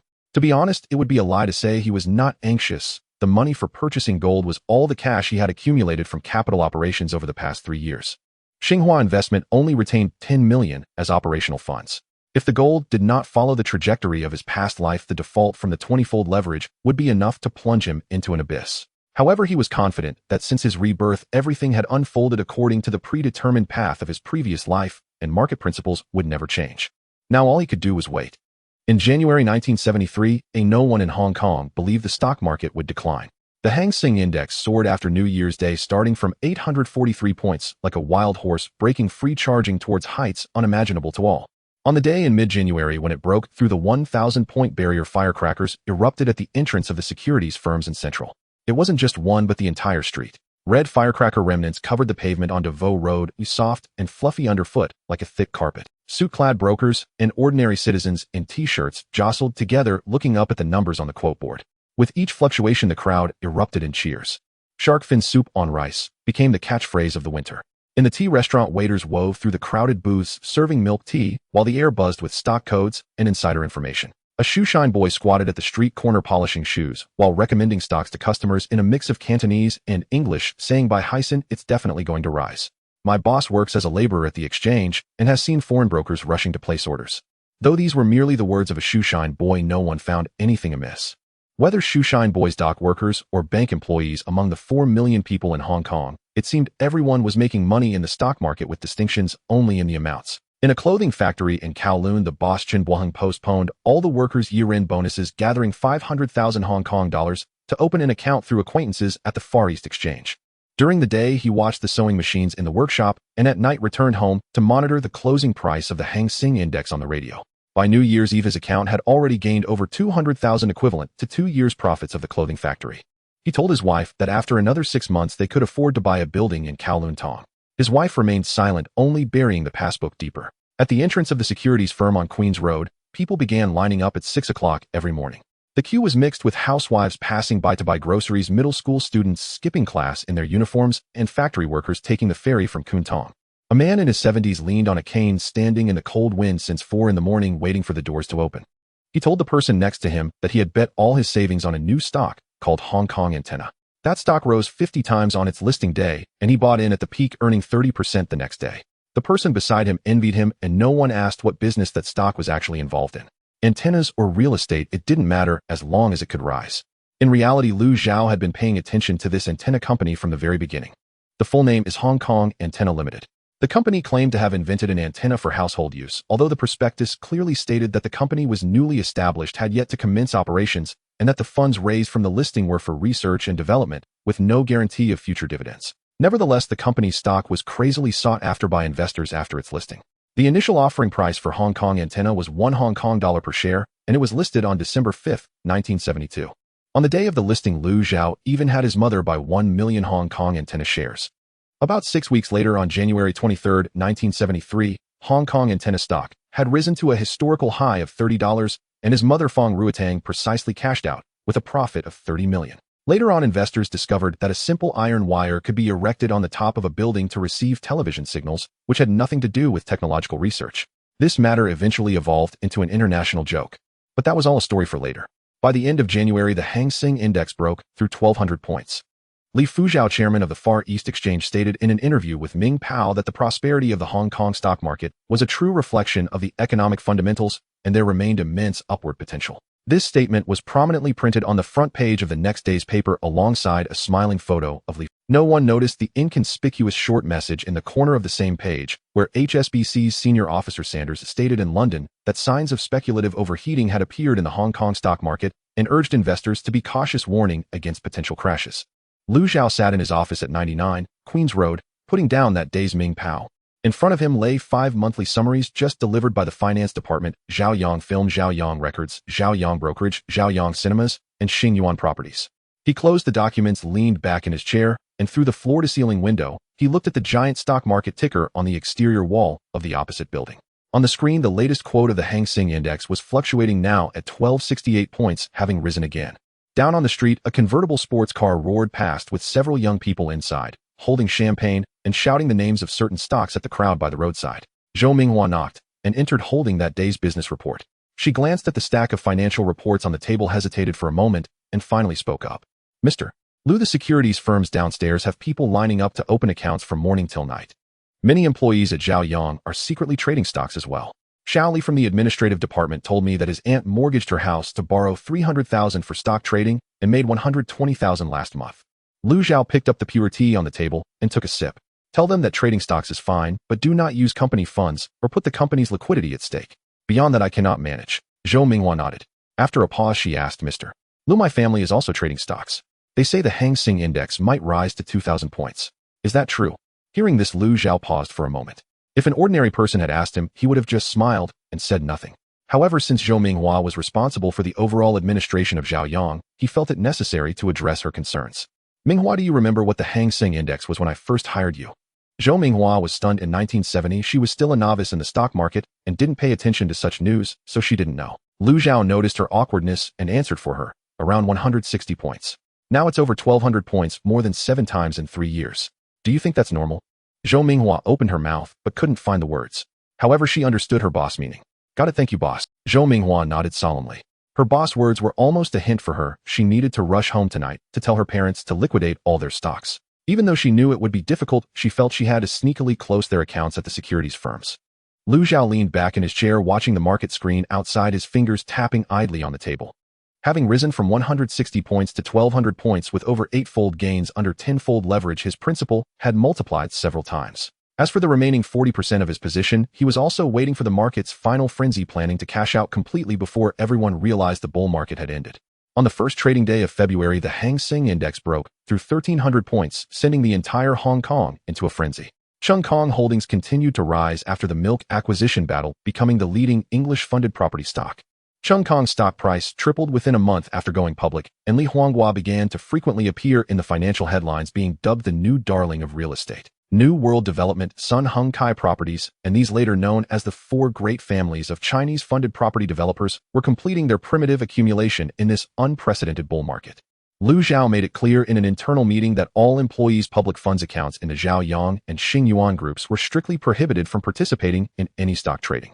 He had Zhou Minghua draft an internal notice with strict wording. The company strictly prohibits any employee from using public funds company accounts or acting in the company's name for stock speculation. Anyone found doing so will be immediately dismissed and held legally accountable. After the notice was posted, some employees within the company privately discussed that Mr. Lu was too conservative, claiming that money was so easy to make outside, why not join in? Zhou Minghua sighed helplessly upon hearing these discussions. She had finally managed to convince her parents to sell their stocks and had even taken control of all the savings accounts at home. Now the Hang Seng Index was still rising, and every day when she returned home, her parents scolded her, saying that everyone else was picking up money outside, while they had only picked up a piece of scrap metal halfway up the hill. Zhou Minghua felt a bit helpless. She couldn't explicitly say it was her boss who guided her. Her trust in Lu Zhao far exceeded that of an ordinary person. She firmly believed that since her boss was pessimistic about this stock market, then this bull market must certainly have an end. She wasn't a financial expert, nor was her family. Therefore, she didn't pursue learning the manipulative strategies of financial professionals or playing so-called peak escapes. She took it easy. As long as she could make money, it wouldn't be considered a loss. By mid-February, the Hang Seng Index broke through 1,400 points. The fountain in front of the United Center and Admiralty was being treated by citizens as a wishing pool scattered with 1-cent and 5-cent coins. Some said that touching the pair of stone lions by the fountain would lead to wealth in the stock market, resulting in people lining up from morning till night, and the lions' ears were polished to a shine. In late February, the Hang Seng Index broke through 1,500 points. Lu Zhao was summarizing the final profits from the stock market. He began reducing his positions in December of the previous year during the land and milk incident, having sold a total of 60% of his overall holdings. The remaining 40% of his holdings continued to expand during the frenzied rise in January and February. He did not add any further purchases, simply allowing the remaining profits to roll over. His target was to aim for the Hang Seng Index at 1,600 points. Once it reached close to 1,600 points, he planned to liquidate the remaining 40%. He was more aware than anyone of where the peak of the bull market lay. But he knew better that the true masters of exiting the market were not those who fled on the day it hit 1,774 points, but rather those who, while the market was accelerating and everyone was rushing, and sold their final batch of shares to those who were ready to take over. On March 7th, the Hang Seng Index opened and immediately surpassed 1,600 points.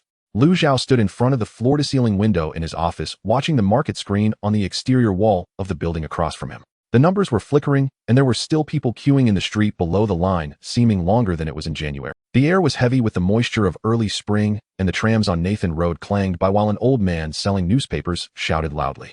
Evening news. The Hang Seng Index hits a new high. He turned and walked back to his desk, picked up the phone, and called his stockbroker, ordering them to quickly sell all remaining positions. After hanging up, he leaned back in his chair and glanced out at the overcast sky. He inexplicably recalled that morning in January 1970 when he awoke from a coma. At that time, the Hang Seng Index was only at 160 points. No one could have imagined that 3 years later the Hong Kong stock market would be as frenzied as it was. On March 8th, Liu Xiao continued selling. The market remained extremely hot with abundant liquidity. Each batch of sell orders was quickly consumed by the eager buy orders. In a market where everyone was frantically rushing and no one noticed that one account was quietly retreating, Liu Xiao's final batch of holdings was settled on that morning, yielding a final profit of 980 million Hong Kong dollars. Liu Xiao's liquid funds once again reached 1 billion Hong Kong dollars. On March 9, 1973, Friday, the Hang Seng Index closed at 1774, 96 points. This number was printed on the front page headlines of all newspapers the next day, accompanied by a large photo of the trading floor. In the photo, traders dressed in various vests crowded in front of the quotation board. Some were shouting with a telephone receiver held up, some were wiping sweat with handkerchiefs, and others spread their arms as if embracing something invisible. The headline of the Industrial and Commercial Daily had only 4 words: Hang Seng New High. No one knew that this day marked the peak of this round of the bull market. On March 9th, there were no special positive news in the exchange, nor any significant capital inflow, yet the Hang Seng Index still soared, with a single-day turnover reaching 19 billion Hong Kong dollars, about 30% higher than usual. Everything seemed so natural. A bull market should rise day after day. Citizens queued outside the securities company from morning till night, with some arriving as early as 5 in the morning, setting up small stools to secure their spots. A middle-aged man wearing glasses stood at the front of the line, holding up that day's newspaper, the 3 digits, 1774, on the front page, glaring in the sunlight. He told those behind him that the index would definitely break 2,000 points by the end of the year. The people behind him nodded in agreement. This was not an individual speculation, but a belief shared by everyone. After the acquisition battle between Land and the milk company ended, stock prices continued to rise, but the financial integration of Land had already begun to show problems. The massive issuance of new shares during the acquisition of the milk company was inevitably diluting the interests of existing shareholders, though the market's frenzy temporarily masked all of this. The Hang Seng Index soared from 843 points to 1774 points over the first 47 trading days, with a staggering increase of 110. Just 2 years ago, the index had still been hovering below 200 points. During the same period, the increase in bank credit was at least double that of the same period last year, with the credit curve closely matching the stock index curve. Yet in the first 2 months of 1973, over 3 billion Hong Kong dollars in foreign capital had quietly flowed out of the financial system of Hong Kong. Foreign capital retreated after making substantial profits, leaving local capital supported by bank credit to take over. The baton of stock market speculation had shifted from foreign capital to the underpowered local Chinese capital. Whenever such a situation occurs, the stock market is never far from a correction. However, this kind of news has always belonged to a select few's internal secrets, and ordinary investors had no right to know. The British Hong Kong government had actually caught a whiff of the unsettling atmosphere. Since January 1973, the government had repeatedly prohibited civil servants from using office phones or trading stocks at the exchange without authorization, while also mandating that the exchange halt trading every Monday, Wednesday, and Friday afternoon to cool down the overheated market. The governor of Hong Kong, Sir Murray MacLehose, publicly pointed out that the Hong Kong stock market was overheated and urged investors not to blindly speculate. But no one paid attention to these warnings. In the tea restaurant, staff members weaved between booths with milk tea in hand, recommending their favorite stocks to customers. An elderly man in his 70s leaning on a cane queued outside the securities firm from 4 in the morning, betting all his savings on a new stock. Ryder and I, Kwong, also entered the market during this frenzy. He received news that a stock called Hong Kong Antenna still had room for growth, so he bought in at a price above 30 Hong Kong dollars per share, convinced it would rise further. In his view, everyone around him was making money, and there was no reason for him not to profit. He planned to make a quick fortune and sell the stocks by the end of the year to buy a big house. No one believed the stock market would fall. This was not a judgment, but a belief. At 1774 points, the index would definitely break 2,000 points by the end of the year. Everyone thought this way. On March 12th, Monday, the Industrial and Commercial Daily suddenly published an explosive news item on the front page. Fake Hehe Industry stocks were discovered in the market, totaling 3 each with a face value of 1,000 shares. Hehe Industry is one of the 5 major local real estate companies, having just gone public in August 1972, and is a solid real estate firm with profits exceeding 60 million Hong Kong dollars in just 1973. However, once the news of the fake stocks was exposed, no matter how well the company's actual performance was, it could not prevent the panic among investors. No one knew where those 3 fake stocks were, and they feared that the stocks they held were also fakes. How many fake stocks were still in the market? No one knew. The government immediately notified the exchange to suspend trading of Hehe Industry stocks, and the police also intervened in the investigation. On that day, the Hang Seng Index fell by 40 points. This was the first significant drop since the Hong Kong stock market entered the bull market, but it was only the beginning. If the stock market crash needed a trigger, then the Hehe fake stock incident was that ignited match. But what truly set this great fire ablaze was not the fake stocks themselves, but the fragile confidence of Hong Kong citizens who had been spoiled by 3 years of a bull market. 3 years of greed crumbled under 3 days of panic. On March 13th, Tuesday, the Hang Seng Index fell another 60 points. On March 14th, Wednesday, the Hang Seng Index dropped another 70 points. In just 3 days, the index plummeted a total of 170 points, a decrease of nearly 10. Not only were Hehe Industry stocks being sold off in large quantities, but the panic quickly spread throughout the entire. The 5 major local real estate companies, including Sun Hung Kai Properties Chung Kong, Holdings Henderson Land Development, Hehe Industry, and New World Development, all suffered severe blows, with their stock prices dropping over 15 within 3 days. The stock price of land also plummeted. The massive issuance of new shares after the acquisition of the milk company began to be revalued by the market. Investors suddenly realized that land's profitability had been significantly diluted, and the land value of the milk company also lost the speculative premium previously assigned to it in the face of the stock market crash. On March 15th, Thursday, the Hong Kong British government announced that from this day forth, 4 exchanges would implement half-day trading closing in the afternoon, with only 5 half-days of trading each week. The Fire Services Department even restricted the number of people within the stock exchanges under the fire safety regulations. The governor of Hong Kong, McLehouse, once again publicly urged investors to remain calm. However, this order only intensified the panic. Citizens, seeing the government intervene, became even more convinced that the situation was worse than they had imagined. When the iron gate of the exchange fell shut, those who had not yet reached the window were all squeezed outside, unwilling to disperse. On March 21st, the Hang Seng Index fell below 1,200 points. Only 12 days had passed since the historical high of 1,774 points, and the Hang Seng Index had already accumulated a decline of over 32. If it weren't for the fact that there was no short selling in Hong Kong at this time, Liu Xiao could have made a significant profit again. Chun Boheng, the owner of a garment factory in Kowloon, received calls from the brokerage 3 times in 3 days, demanding additional margin. He sold all his blue-chip stocks and transferred all the last liquid funds from the factory's accounts into his stock account, but it was still not enough. When the 4th margin call from the brokerage came, his account had already fallen below the maintenance margin line. The brokerage told him that if the money was not in place by tomorrow, they would forcibly liquidate his position. He sat in the office of the garment factory, staring at the open passbook on his desk, which showed a 0 balance. His wife had hidden the passbook for 2 months, but he eventually found it. The building was gone. His son's dream of studying abroad was also gone. He stood up, slammed the phone on the desk to the ground, and then lay on the table crying for a long time. The next day, he went to the exchange to queue as usual, not to buy, but to wait. Waiting for a rebound, waiting for a miracle, waiting for the government to save the market. But he did not wait for it. Everyone in despair waiting did not receive the good news of government intervention, but instead received a lethal injection that completely ended this bull market. On April 4th, the Hong Kong Tax Bureau announced plans to impose a capital gains tax on stock trading profits. Once the news broke, the already shaky market completely collapsed. The Tax Bureau is going to audit accounts. This news terrified investors more than fake stocks, as stockholders could not distinguish between real trading records and fabricated profit and loss figures. The Tax Bureau's announcement was far more effective than the government's fire ban from January. The frenzy in the stock market was precisely suppressed by the Tax Bureau's measures. By the end of April, the Hang Seng Index had fallen below 1,000 points. The Hong Kong stock market entered a long bear market, and over the next 21 months, the Hang Seng Index plummeted from 1,774 points to 150 points, a staggering decline of 91.5. In this stock market crash that swept across Hong Kong, Liu Xiao's Jiayang Group and Xingyuan Group were almost in. Previously, he had issued an internal notice through Zhou Minghua to all employees, strictly prohibiting any employee from using public funds company accounts or the company's name for stock speculation, with immediate dismissal and legal accountability for any violations. This notice was not without controversy within the company. At the time, some privately commented that Liu was too conservative, questioning why he didn't let everyone earn money together when there was so much money to be made outside. By late March, no one was discussing the matter anymore. Everyone was shocked by the boss' foresight and grateful that they could still receive their salaries on time despite the market conditions.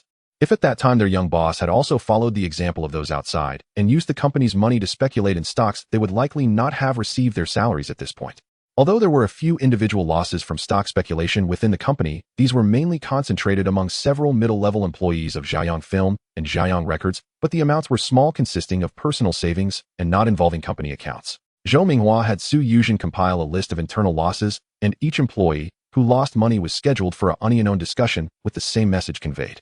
The company would not pursue personal investment behaviors, but if it affected work performance evaluations would be recorded truthfully. In early April, Liu Xiao gave a short speech at the monthly operational meeting of Xiaoyang Investments.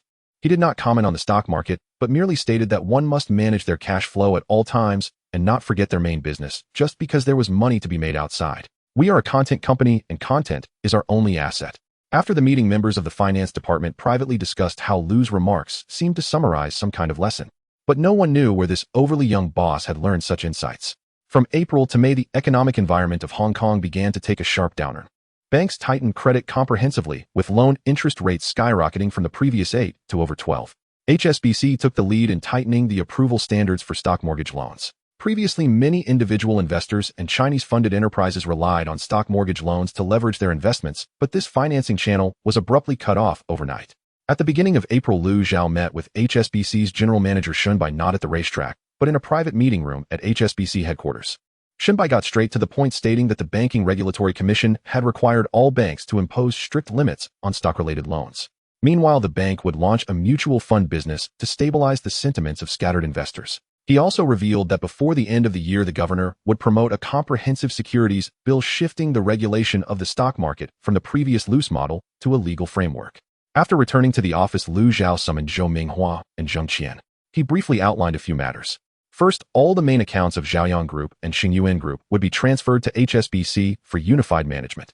Second, maintain sufficient cash reserves. In the second half of the year, if acquisition opportunities arise, he needs to be able to allocate funds at any time. As the Hang Seng Index plummeted, small property owners and small business owners who had previously mortgaged their properties to raise cash for stock trading faced a wave of bankruptcies. The mortgage loans they borrowed became worthless in the stock market, leaving them unable to repay the banks. After the banks took over the collateral, they sold it on the market, further driving down property prices. Families that once seemed affluent due to mortgaging their properties for stock trading began receiving margin calls from the banks. Those unable to make additional payments faced having their properties repossessed. The market began to see the emergence of bank-owned properties, which were properties repossessed by banks and sold at low prices. These listings were priced far below market value, further lowering the overall property prices in the area. Middle-class families that once seemed prosperous due to property mortgages suddenly became negative assets. Zheng Qian had worked in the real estate industry for over a decade and had experienced 2 real estate cycles. He had been closely monitoring the trends in land prices in the new territories since early March. By early April, the price of agricultural land in the new territories had dropped from 15 Hong Kong dollars per square foot in February to 8 Hong Kong dollars, nearly a 50% decline. He walked into Liu Xiao's office and spread out a map of the new territories on the desk. Zheng Qian's pen first pointed at Sha Tin, an area where Xingyuan had begun preliminary investigations last year. Previously, the local gentry Lin Yaozu had priced it 3 times higher, effectively blocking the project. He circled the location of Sha Tin with a red pen, then moved the pen tip to Tsinwan, where the subway planning route had been circulating internally for several months, but had yet to be officially announced, only for the land prices to be smashed back to their original state due to the stock market crash. Liu Xiao looked at the densely marked red circles along the subway's route on the map and only instructed one thing: the land acquisition plan of Xingyuan Real Estate could be restarted. Following the stock market crash, the real estate industry in Hong Kong faced a sharp decline. The ownership information that Zheng Qian had organized last year could now be put to use. The impact of this stock market crash will last until 2075. During the oil crisis of 1974, land prices will drop even further. At that time, the land prices in emerging towns will fall to 50 Hong Kong dollars per square foot, while in remote or undeveloped areas, it could be even lower to just a few Hong Kong dollars per square foot.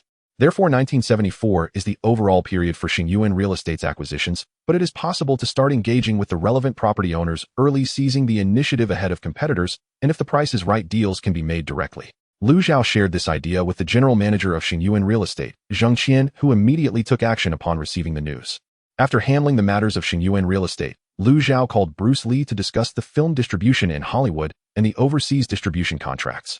This idea was not a sudden whim. As early as 1972, when The Way of the Dragon was screened in North America, Warner Brothers and Paramount had already approached Xiaoyang Film Industry expressing interest in co-producing Bruce Lee's next film, but the conditions offered at that time were too low. Hollywood was only willing to pay Bruce Lee a total of $1.5 million and did not allow him to participate in box office shares. Liu Xiao felt that the timing was not right and set the negotiations aside. Now that the Hong Kong stock market was crashing and Bruce Lee had not yet spoken up, Liu Xiao knew that it wouldn't be long before Bruce would come to him. Liu Xiao called Bruce Lee's home in Kowloon Tong. The one who answered was Linda. She spoke in accented English, saying Bruce Lee was practicing punches in the backyard and asked him to wait a moment. A few minutes later, Bruce Lee's heavy breathing came through the phone. Lu Sheng. Lu Zhao skipped the pleasantries and got straight to the point. He informed Bruce Lee that the previously shelved Hollywood negotiations could be restarted.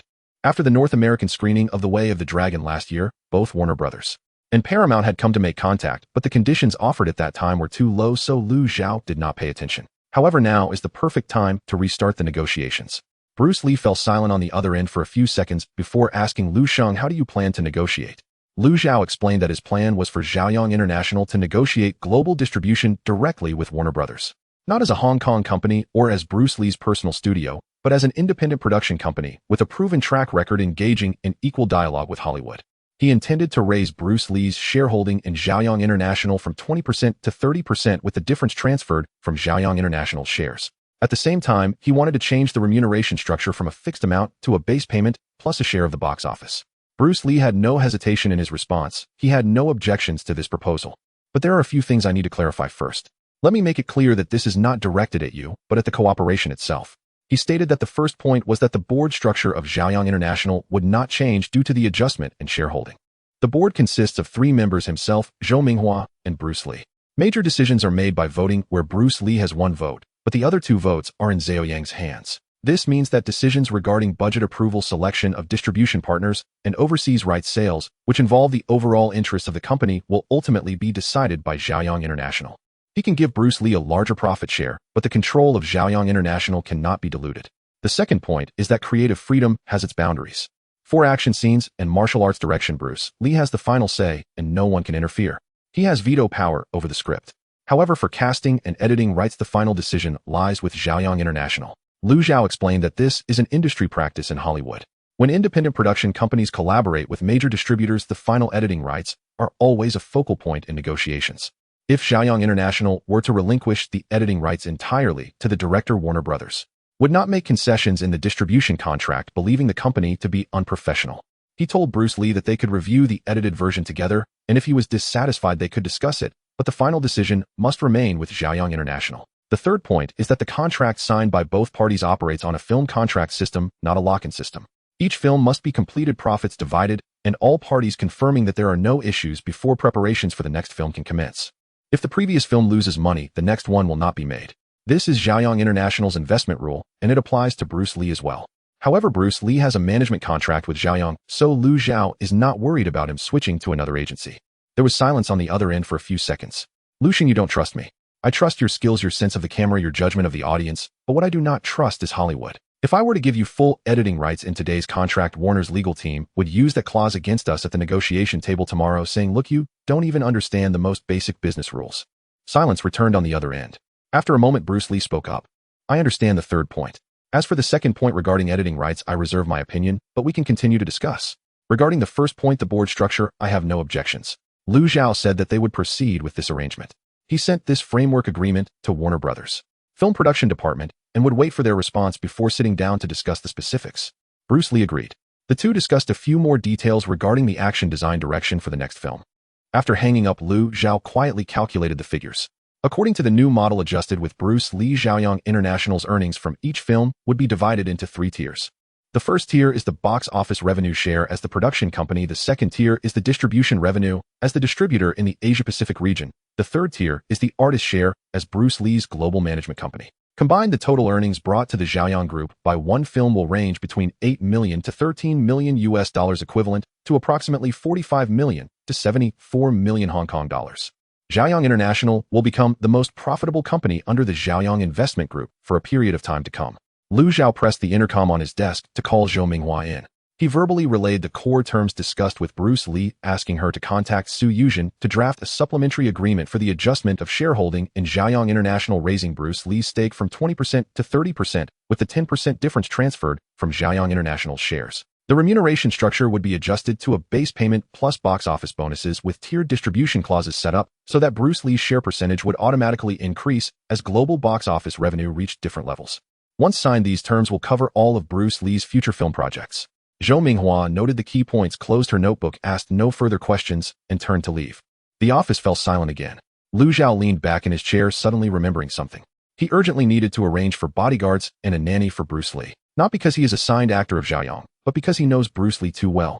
Once this person gets into shooting mode, he can work for 18 hours straight unable to sleep, without painkillers, and never tells anyone when his body has issues. In his past life, when Bruce Lee's brain edema occurred, there was not even enough time to send him to the hospital. In this life, he would not allow the same thing to happen. Throughout March 1973, Liu Xiao kept a close watch on the Hong Kong stock market. Not because he still had positions, but because he was waiting. He was waiting for the impact of the stock market crash to spread across all industries in Hong Kong. On March 9th, after peaking at 1774 points, the Hang Seng Index plummeted. On March 12th, the fake stock incident involving Hong Kong Holdings triggered panic across Hong Kong, leading banks to tighten mortgage loans and foreign capital to flee, causing land prices to drop. The price of farmland in the new territories halved within a matter of weeks. Dozens of real estate companies that relied on bank loans and stock pledges fell into liquidity crises, with some companies' stock prices plummeting by 70 to 80%. Liu Xiao realized that the true opportunity had finally arrived. After a stock market crash, there is always a batch of quality companies that are mistakenly killed off by the market, with major shareholders facing liquidation, collateral taken over by banks, and stock prices falling far below net asset value. He had seen this many times before. The Hong Kong of 1973 was neither the first nor the last. But this time he was not just looking for a bargain. Finding a bargain is a financial investor's mindset, making profits through buying low and selling high. What he wanted was control over the industrial assets to build an unprecedentedly prosperous business empire. On the evening of April 2nd, Liu Xiao sat in his study for a long time. The names of Kowloon Wharf China Gas and Hutchison Whampoa had been sketched in his mind for quite some time. He thought of Kowloon Wharf, one of the twin wings of Jardine Matheson, not only because it was valuable, but also because Jardine's stake in it was only about 10 far from enough for absolute control. This was a common ailment among British firms in the 1970s, scattered ownership and weak control. British capitalists believed that at this time the Chinese capital had yet to master the intricate logic of financial market games, so they generally adopted cross-holding structures to control large listed companies with a small portion of equity. Jardine and Kowloon Wharf were typical examples. The century-defining acquisition battle that shook all of Hong Kong in 1978 was the most direct reflection of Jardine's weak shareholding. Li Huanghua had already acquired 18 of Kowloon Wharf shares by September 1978, nearly equal to Jardine's holdings. However, Li Huanghua did not continue to contest with Jardine. He met with the shipping magnate Pao Yukong at the Mandarin Oriental, transferring the 90 million shares of Kowloon Wharf to Pao for a profit of 59 million Hong Kong dollars. This transaction was seen as a mystery at the time. Why would Li Huanghua, who clearly had the opportunity to take control of Kowloon Wharf, give up a giant quality company for a small profit? But Liu Xiao knew the reason behind it. Li Huanghua's true target was never Kowloon Wharf, but Hutchison Whampoa. Kowloon Wharf was merely a pawn for him to demonstrate strength to HSBC and to exchange political leverage. He needed HSBC's support to acquire Hutchison Whampoa, and Pao was the first Chinese director to enter HSBC, which was the bridge he needed most. He sold Kowloon Wharf's shares to Pao. Pao spoke on his behalf at HSBC. 2 years later, HSBC transferred the controlling interest in Hutchison Whampoa to Chung Kong Holdings at a very low price. This was the entire chess game that Li Huanghua played. But now Liu Xiao intended to completely rewrite the rules. There was a full 5-year window from the low after the 1973 stock market crash until Li Huanghua took action in 1978. He did not need to sell his chips to Pao for cash. He wanted to directly control Kowloon Wharf, turning it into the Liu family's own cash cow. The real value of Kowloon Wharf lay in its physical assets: the Tsim Sha Tsui Harbor City site, the tram company, the Star Ferry, and the container terminals in Kwai Chung and Tsuen Wan. Each asset integrated into the Xingyuan system could generate decades of synergistic effects. Meanwhile, Jardine's stake in Kowloon Wharf was only about 10. During the 1973 stock market crash, Kowloon Wharf's share price fell nearly 60 from its peak. The implied value of just the Tsim Sha Tsui Harbor City site exceeded the current total market capitalization. Jardine was still busy digesting the large number of new shares issued during last year's acquisition of a dairy company, leaving them with no strength to increase their stake in Kowloon Wharf. As long as Liu Xiao continued to accumulate shares to over 35 during the low-price period, he could surpass Jardine to achieve control and ultimately privatize and delist. Jardine would not expect anyone to dare to touch the meat on their plate in Hong Kong, and by the time they reacted, the chips would have already been locked by Liu Xiao. China Gas logic was completely different. This company is the oldest gas company in Asia, the only central pipeline gas supply network in Hong Kong. The Liming's family held less than half of the shares, completely unable to withstand future hostile takeovers from Jardine. In his past life in 1975, a news broke that Hong Kong Electric and Jardine intended to acquire China Gas. At that time, Li Ming's, the chairman of the gas board, invited Li Xiaoji to join the fray. Li Xiaoji acquired 2,000 shares, helping China Gas fend off its rivals. Later, Li Xiaoji continued to increase his holdings and became chairman after Li Ming's death in 1983. Li Xiaoji later became one of Hong Kong's 4 tycoons, with China Gas being the most stable cornerstone of his business empire. From 1975 to his retirement in 2019, he referred to this investment as the most successful acquisition as Hong Kong Gas expanded from a market value of 600 million to 300 billion. Li Xiaoji's role could be played by Liu Xiao, but what Liu Xiao wanted was far more than just to be a white knight. In his past life, Li Mingze inviting Li Xiaoji was merely calling for reinforcements. Even after Li Xiaoji helped him fend off Jardine, he might not have secured controlling status. Liu Xiao, on the other hand, intended to directly privatize China Gas during this crisis. Hutchison Whampoa was another matter. Although Hutchison's situation is currently very poor and Chi Dezun is still holding on, the real explosive problems will wait until the release of the 1974 financial report in 1975. At that time, Hutchison International would record losses of nearly 200 million Hong Kong dollars for 2 consecutive years, and the stock price would plummet from the current less than 5 Hong Kong dollars to under 2 Hong Kong dollars, with the company's overall market value around 500 million. It is now too early to rush in for a takeover, but if he starts accumulating shares on a small scale, now the cost will be low enough and won't attract any market attention. It would also raise alarms among British capitalists. Although these British firms appear to have strong competitive relationships in many areas, once it comes to Chinese capital acquiring British capital, Liu Xiao believes that Bai would be very willing to gather all the big bosses to discuss strategies together. To truly take over Hutchison International, Liu Xiao needed to wait for the system to unlock the fourth identity, a British identity, to naturally align with HSBC's British background. This identity cannot be unlocked yet, as the conditions required by the system have not been met. After the first wave of golden sales in June, the liquidity should meet the system's threshold. So for now, the only thing that can be done with Hutchison is to secretly accumulate shares for future positioning. The operations for Kowloon Wharf and China Gas can be initiated immediately. In addition, Liu Xiao could also make a very lucrative investment. Back in January, HSBC's senior executive Sanders publicly warned of overheated speculation in the stock market when the Hang Seng Index was still above 1,700 points. In addition, Liu Xiao could also make a very lucrative investment. Back in January, HSBC's senior executive Sanders publicly warned of overheated speculation in the stock market when the Hang Seng Index was still above 1,700 points. After the Hang Seng Index began to plummet from 1,774 points, HSBC accumulated a large amount of trapped collateral. Clients could not repay their loans, and the stocks became bad debts. Liu Xiao did not need to take on all the bad debts. He only needed to use his connections with Bai to accurately identify the companies among those collateral that had actual asset backing. For instance, real estate companies that owned core properties, public utility enterprises with scarce licenses, or family-owned companies that held entire old buildings in Causeway Bay and Central. While others in the market only knew to buy stocks at the bottom, Liu Xiao's goal was to seize the opportunity when HSBC was eager to handle the collateral to acquire actual control of these companies through negotiated transfers. Whether he later sells the company's assets or shares, this would be a guaranteed profitable investment. When Liu Xiao was brought into the reception room, Bai put down the report, removed his reading glasses, and gestured for him to take a seat. After the secretary served coffee and exited, the door gently closed behind her. After a brief exchange of pleasantries, Liu Xiao took out a thin document from his briefcase and placed it on the coffee table. Mr. Shen, I would like to purchase a portion of the collateral currently held by HSBC. Bai paused with his hand holding the red tea in midair, glanced at Liu Xiao, and then brought the cup to his lips. You seem well informed. He set down the teacup and opened the document. The document listed the names of over 10 companies, each annotated with core assets, an entire old building in Causeway Bay, street-level shops in Central, and storage land in Kwun Tong. These companies shared a characteristic: none were concept stocks, and each had some tangible assets. Bai placed the document down, his gaze lingering on the young man's face for a moment. Typically, only banks approach clients to discuss collateral. Liu Shen, you are the first one I've encountered who proactively brought this up. Most of these companies have not yet officially entered the disposal process. Bai continued with a smile. HSBC currently holds the collateral rights, but not ownership. Liu Xiao understood his implication. The collateral rights holder can only wait for the client to default before proceeding with the legal process to dispose of the collateral. Without formally obtaining ownership, HSBC does not have the right to sell these assets directly. Of course, Liu Xiao understood this principle, but precisely for this reason, he had to be in this reception room before the disposal process began. Once the official disposal process starts, all buyers in Hong Kong will focus on these assets. At that time, the price will not be set by HSBC, but by the market, and I won't need to come to you anymore. Liu Xiao was certain that Bai had the intention to sell this batch of assets and continued. Right now, HSBC is under disposal pressure. I have cash, and sitting down to negotiate is much more cost-effective than waiting for an auction house to bid.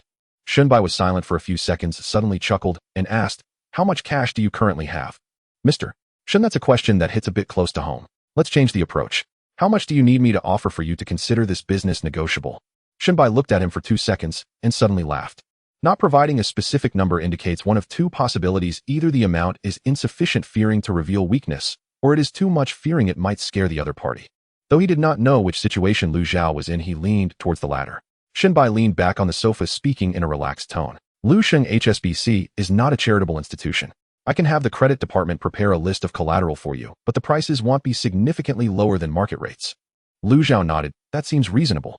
I don't need it to be too cheap. Oh, I just need to confirm 2 things. First, that these assets have clear ownership without hidden disputes. Second, that HSBC will not introduce a bidding mechanism during the disposal process. Shinbai nodded as well, saying, I can agree to those 2 conditions. He set down the teacup. The credit department will compile a list. If you find something that interests you, just give me a call, and we can discuss prices in detail. Thank you, Mr. Shun. Shinbai glanced at him as if wanting to say something, but ultimately just stood up and extended his hand. The two shook hands. As they reached the door, Shinbai suddenly spoke. Lu Sheng, you're smarter than those out there waiting for this stock market crash to unfold. You've already taken action. Lu Zhao smiled. Mr. Shen, I simply prefer to keep the initiative in my hands. Shinbai chuckled again, and I have always been curious about what kind of person you really are. Noticing Lu Zhao's puzzled expression, Shinbai added, or rather who you have behind you. Upon hearing this, Lu Zhao understood Shinbai regarded him as a frontman for some powerful figure. From Shinbai's perspective, it was reasonable to think this way, considering Lu Zhao was only 18 years old and had already stirred quite a storm in Hong Kong, accumulating immense wealth in a short span, which seemed quite abnormal. Lu Zhao simply smiled and remained silent. He wanted Shinbai to have such speculations. He did not respond to the statement, but shook hands with him again before turning to exit the HSBC headquarters. From April to June, Lu Zhao's various lines of work quietly advanced. On the Zhaoyang side, Zhou Minghua had fully implemented the renovation plan for the model store. The old cinema in Kowloon had new seats and projection equipment installed with a merchandise counter added in the lobby, and couple seats were among the first pilot options.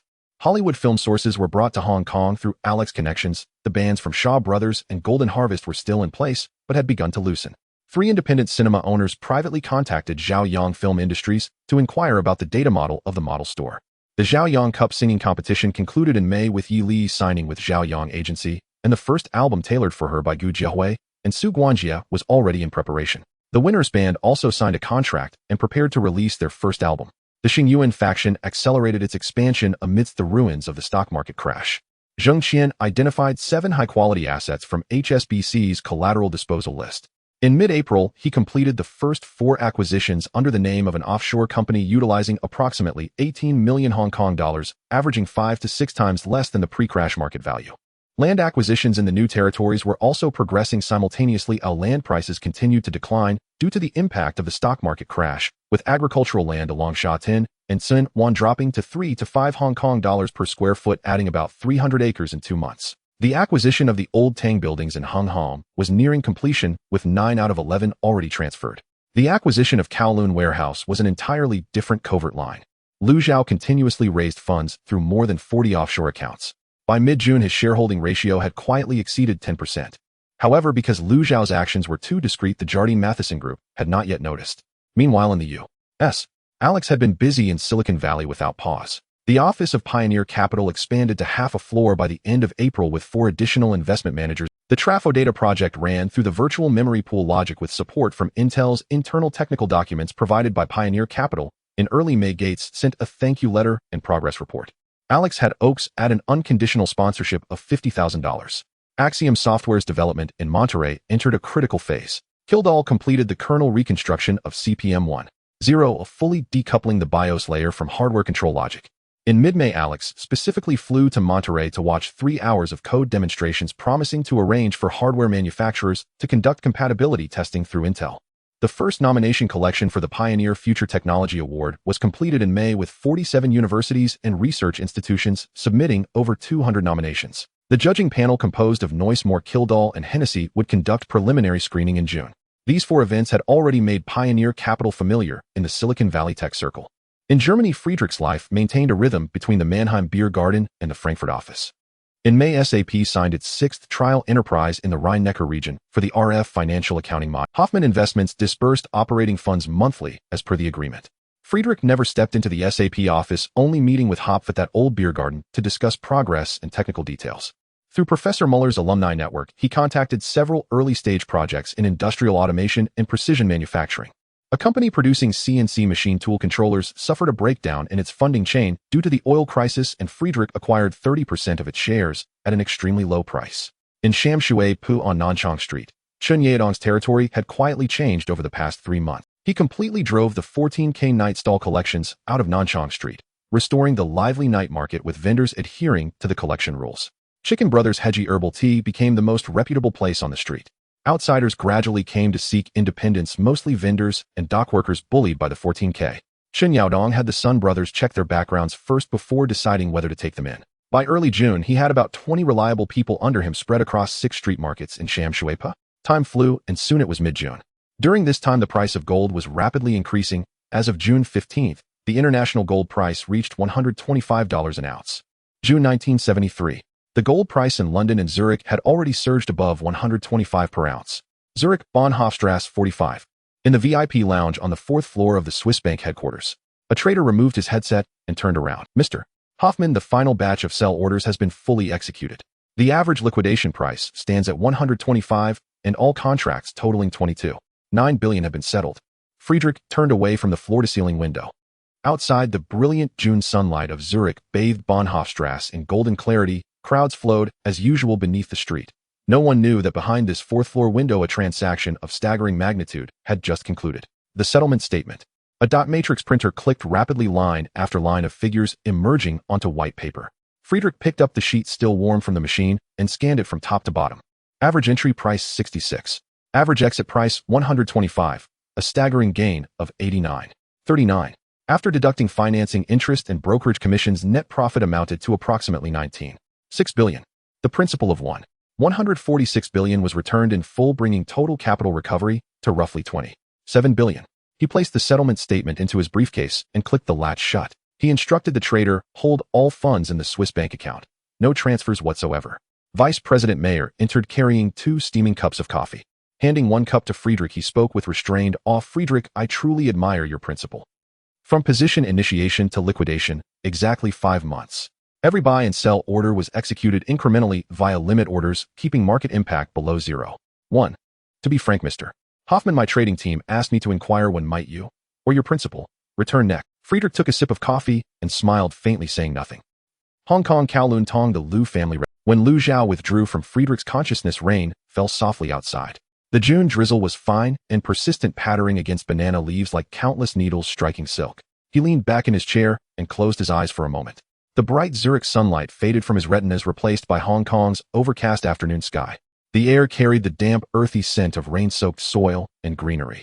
From downstairs came the clamor of Lu Wan and Lu Hui squabbling over the television remote.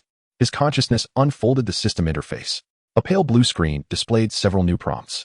Host's unencumbered net asset value detected exceeding 50 billion Hong Kong dollars. Condition for unlocking identity no. 4 fulfilled.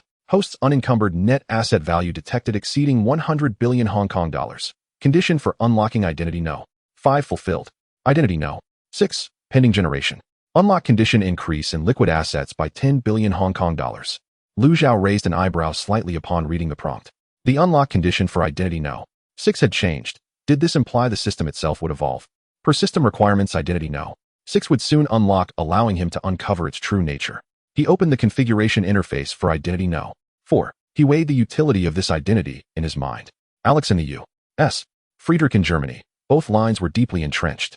But Hong Kong was different, a colony where British trading houses and the colonial government tightly controlled every gate, from financial licenses to land approvals. No matter how wealthy a Chinese merchant became to the senior partners of century-old foreign firms, he remained little more than a lamb awaiting slaughter. Liu Zhao needed a fulcrum capable of prying open that entire system. An English identity was precisely that lever. Not a figure of towering prominence in London. Such individuals attracted relentless scrutiny, and given the system's current capabilities, fabricating an elite persona outright seemed impossible. What he required was a lineage both ancient and faded.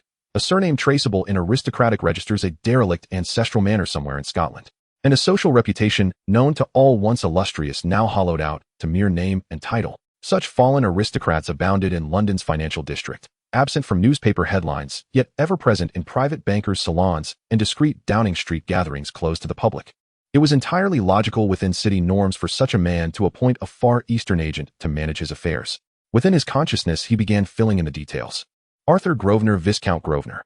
seventh-generation second son of the Grosvenor family, out-educated at Eton College and Trinity College, Cambridge. The Grosvenors had once reigned supreme across the Scottish Highlands, but their influence waned by his father's generation.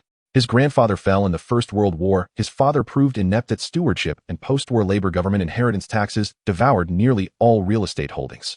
Arthur inherited only a viscountcy, a leaky ancestral manor, and virtually no liquid assets, the sole remaining asset being the family trust. Though penniless, the name Grosvenor remained among the most valuable credentials in London's financial world. Upon system confirmation, his consciousness submerged into the new vessel. London St. James's Square. The top-floor office of Grosvenor Trust was the sole dignified legacy left by his grandfather. Arthur pushed open the window, cool June air rushed in, carrying distant views of rowers gliding across St. James's Park Lake. Inside stood an antique mahogany desk topped by a rotary dial telephone. A painting of the Scottish Highlands hung on the wall, its gilded frame slightly worn at the corners. He lifted the telephone and dialed HSBC's London Private Banking Division. A calm, authoritative male voice answered. "Good day, madam. This is Viscount Grosvenor. I require an appointment tomorrow afternoon to open a private banking account." The response came without hesitation. He would instruct Friedrich to transfer $1 billion from the Swiss account into this newly established account.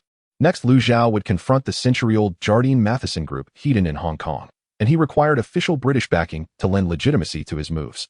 This account existed solely to facilitate every maneuver he intended in Hong Kong. A distinguished yet discreet British nobleman selecting an 18-year-old Chinese businessman as his Far East. To any investigator, this narrative would prove far more credible than the alternative, that an 18-year-old youth had amassed billions from a mere HK100 starting capital in just 3 years.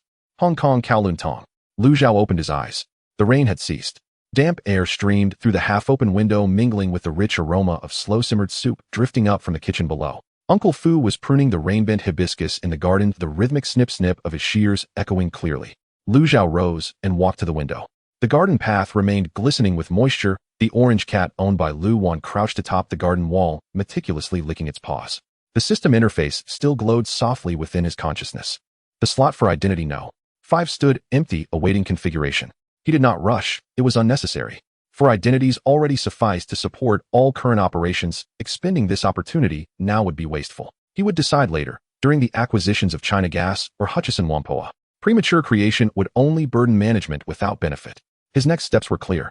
Approximately 27 billion rested in Friedrich's Swiss account. 1 billion would be transferred to London, then 200 million wired from London to Hong Kong as foreign direct investment for the acquisition of Wharf Holdings. This funding chain operated entirely within the bank's regulatory compliance framework.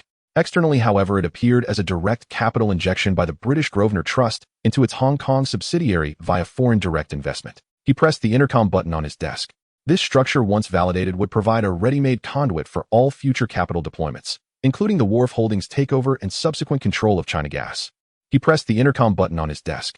"Minghua, please arrange a meeting with Su Yuzhen, 3 o'clock this afternoon. Also ask finance to compile the latest balances of all offshore accounts held by Xinhua Investment and deliver the report to my desk before close of business." "Understood, Mr. Liu." In August, Alex Pioneer Capital deployed $20 million to initiate a sweeping layout in the Silicon Valley semiconductor industry chain. The targets primarily included semiconductor companies established after 1970, particularly those founded by alumni from Fairchild, Intel, or Texas Instruments. In September, gold prices fell again to $84 an ounce. Liu Xiao deployed $15 billion using 20 times leverage. With the involved capital reaching $300 billion, Liu Xiao purchased through 3 different fronts, ultimately completing his gold position by the end of October at an average price of $90 per ounce. In October, the Fourth Middle East War broke out, and OPEC subsequently announced a 70% increase in oil prices, a monthly production cut of 5%, and an oil embargo against the U.S., leading to a surge in oil prices for more than a year. Prior to this, Alex had already completed his positioning in oil futures and U.S. energy stocks, investing $3 billion and utilizing 20 times leverage to establish long positions in oil futures.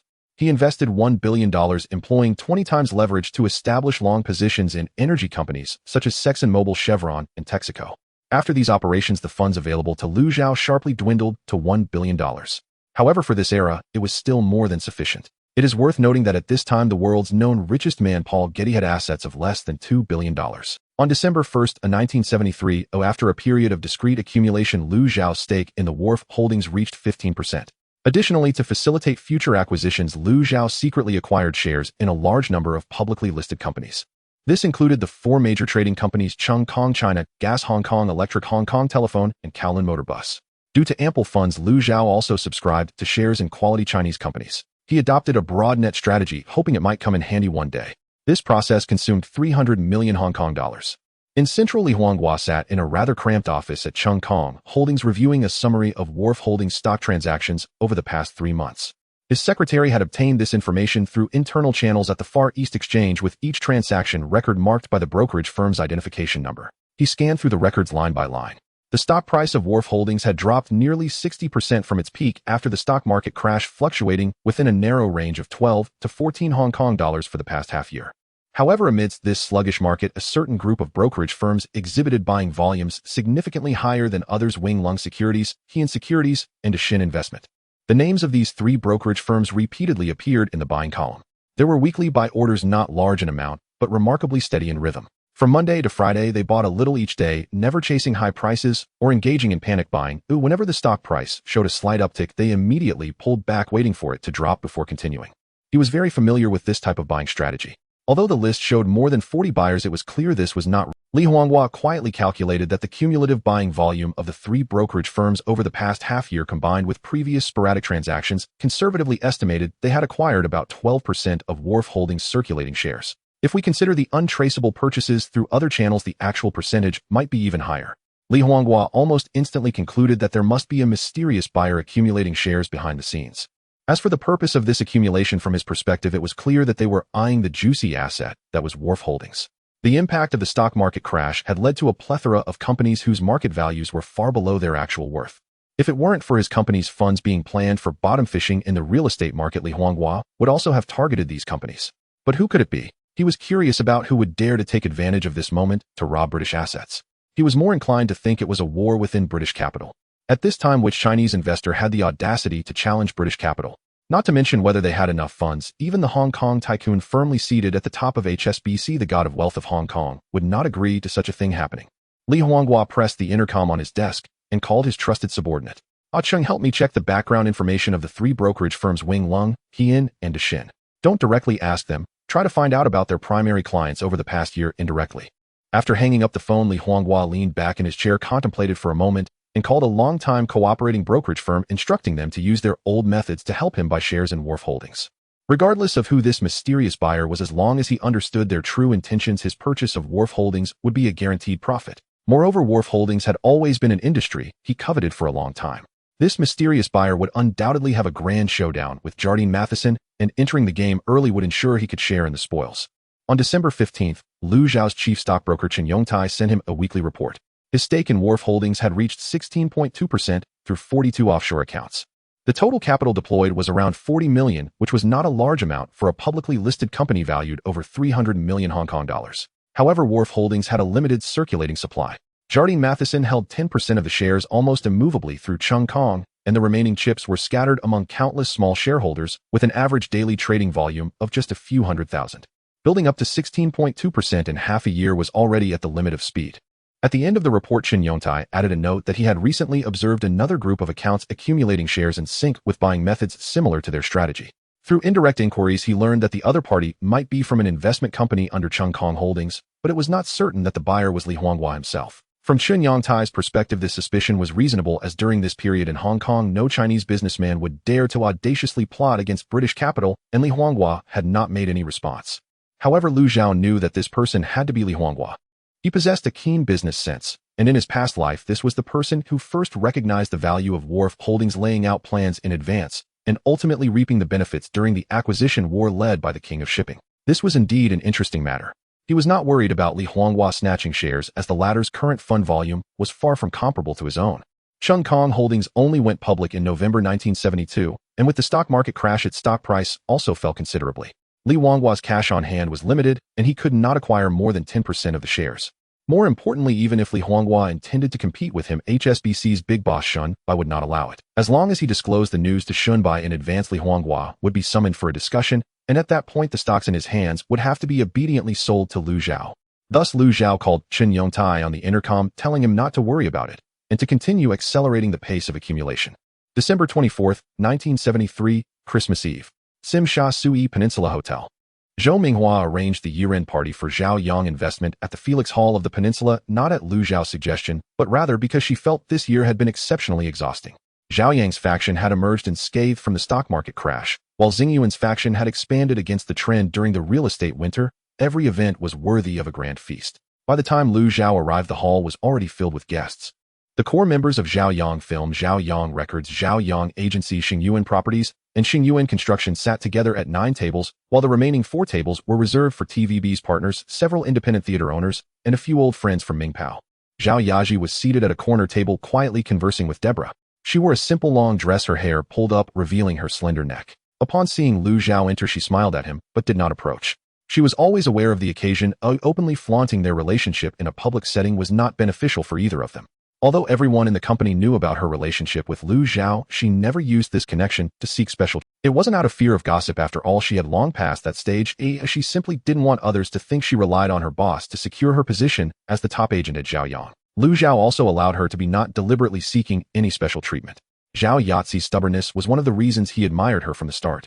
With her own strength, it was only a matter of time before she secured her current position.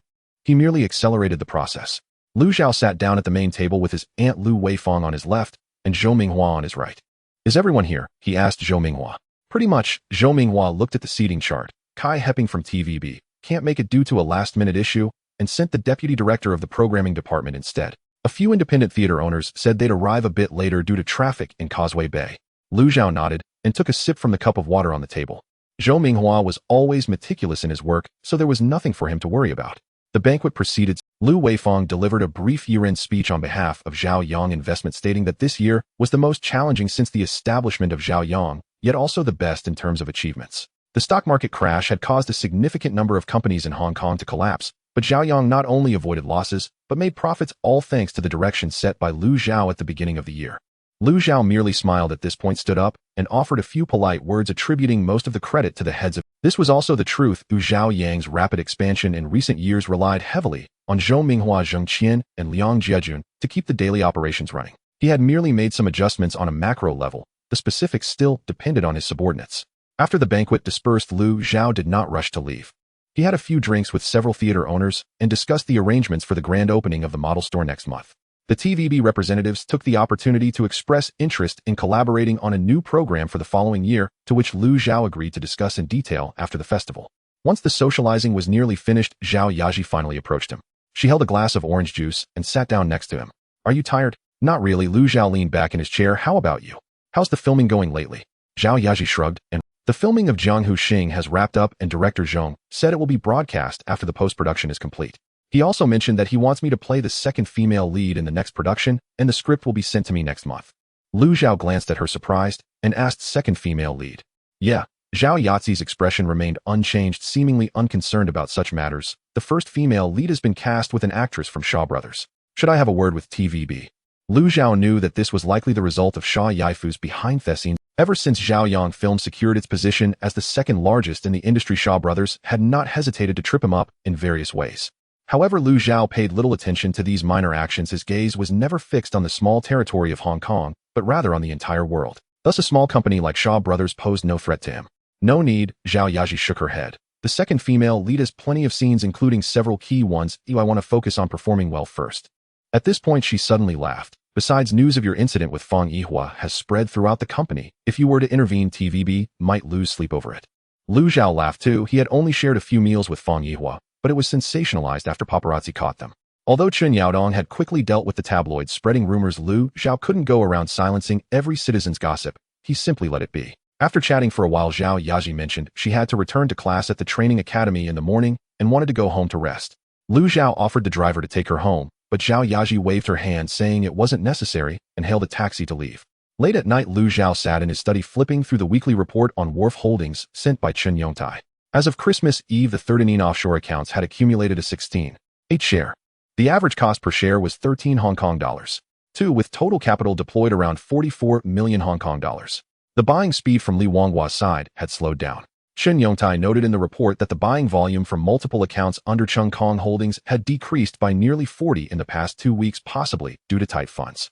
After reading the report, Lu Zhao locked it in a drawer and then called Chen Yongtai to instruct him to increase the buying efforts. He then walked to the window and lit a cigarette. The leaves of the old banyan tree in the garden had fallen significantly, and the orange cat on the wall curled up, its tail wrapped around its body. Uncle Fu downstairs turned off the lights, and the footsteps in the corridor gradually faded. Suddenly, the distant sound of bells rang out. The church in Causeway Bay was ringing the bells for Christmas Eve, the sound traveling through the streets of Kowloon Tong, muffled, yet reverberating in the cold air. He extinguished his cigarette, closed the window, and went upstairs to sleep. January 1st, 1974, Tuesday. Central HSBC headquarters. Shinbai stood before the floor-to-ceiling window of the private meeting room on the 4th floor. Outside was Central Streets during the New Year's holiday. Most shops were closed with only a few newsstands and tea restaurants still open. The empty tram glided past on the side road with only a few passengers scattered inside. He turned around and walked back to the sofa. In front of him lay an internal report sent by Guajuoli Securities, its cover stamped with a red seal marked. The core of the report stated as of December 31st, 1973, over 20 of the shares in Wharf Holdings circulation were concentrated in more than 30 offshore accounts, all of which had trading instructions originating from Hong Kong, with a highly consistent buying and selling rhythm. Shinbai suddenly became alert. 20. This percentage had already surpassed the shares held by Jardine Matheson. In other words, the largest shareholder of Wharf Holdings was no longer Jardine Matheson, but an individual whose identity had yet to be revealed. He mentally ran through the possible candidates, but had no solid leads. Suddenly he thought of another person. Before the stock market crash last year, this person had accurately liquidated their holdings, holding a large amount of cash, and had experience operating offshore accounts. No one else in Hong Kong fit this description. Although he had a candidate in mind, he needed to confirm it in person. Just then the intercom buzzed. Mr. Lu Zhao from Zhaoyang Investment has arrived. He said he has an appointment with you at 3 o'clock. Shinbai raised an eyebrow slightly. He hadn't gone looking for him, yet he came first. Please invite Mr. Lu in. When the door opened, Shinbai had already stood up. Lu Zhao walked in wearing a dark gray suit without any companions. The two shook hands and sat down on the sofa. After the secretary served coffee and left, the meeting room fell silent. Mr. Lu, Happy New Year. Shinbai lifted his teacup casually, still working on New Year's Day. The bank doesn't take a holiday, so we in business can't either, Lu Zhao replied with a smile as he took the coffee. Shinbai did not continue the pleasantries. He picked up the report on the coffee table and placed it directly in front of Lu Zhao.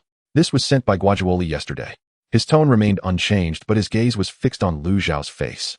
Someone has been steadily accumulating shares of Wharf Holdings over the past 4 months, and their holdings have now exceeded Jardine's. As the general manager of HSBC, I need to know who this person is. Lu Zhao glanced at the report and immediately understood its content. He smiled and spread his hands, admitting, "It's me." A brief silence suddenly descended upon the room. Shinbai quietly gazed at Lu Zhao, seemingly digesting his words. The directness of this response took him by surprise. Although there had been some speculation before, it had only lingered in his mind. Lu Zhao's bluntness provoked a feeling of challenge in Shun by stirring a hint of anger within him. How many Chinese businessmen wished to meet him but had no means? How many spoke with deference in his presence, fearful of inciting his anger? This 20-year-old brat before him wore an expression of confidence, even a hint of smugness. A significant portion of financing for the Wharf Holdings is done through Huadwali. Shunbai leaned back against the sofa, lit a cigar, and squinted as he spoke. Are you aware of this matter? Lu Zhao understood that Shunbai was probing him. Huadwali Securities is one of the main brokerage firms and financing sources for Wharf Holdings. The stock trading, shareholder registry management, and some mortgage loans of Wharf Holdings were all handled by Huadwali. More importantly, it is a wholly owned subsidiary of HSBC. Thus, Shinbis' words carried 3 layers of meaning. He implied that he was aware of Lu Zhao's actions, questioned why Lu Zhao hadn't informed him beforehand, and suggested that Lu Zhao still had time to explain, otherwise Shunbai would already have issued an eviction notice. I know, Lu Zhao nodded and said, that's why I'm here today, to tell you in person. Shinbai quietly leaned back on the sofa, watching him without speaking. Mr. Shin, the asset value of Wharf Holdings is severely undervalued by the market. The market price of its assets far exceeds the current stock price. The cash I have needs a suitable outlet, and Wharf Holdings is an excellent option, even if I don't target it sooner or later. Moreover, as far as I know, someone is already doing so. Shinbai picked up his teacup, took a sip, and said with a smile, so you are here to inform me not to seek my opinion. Lu Zhao did not shy away from his gaze. This matter poses no harm to HSBC.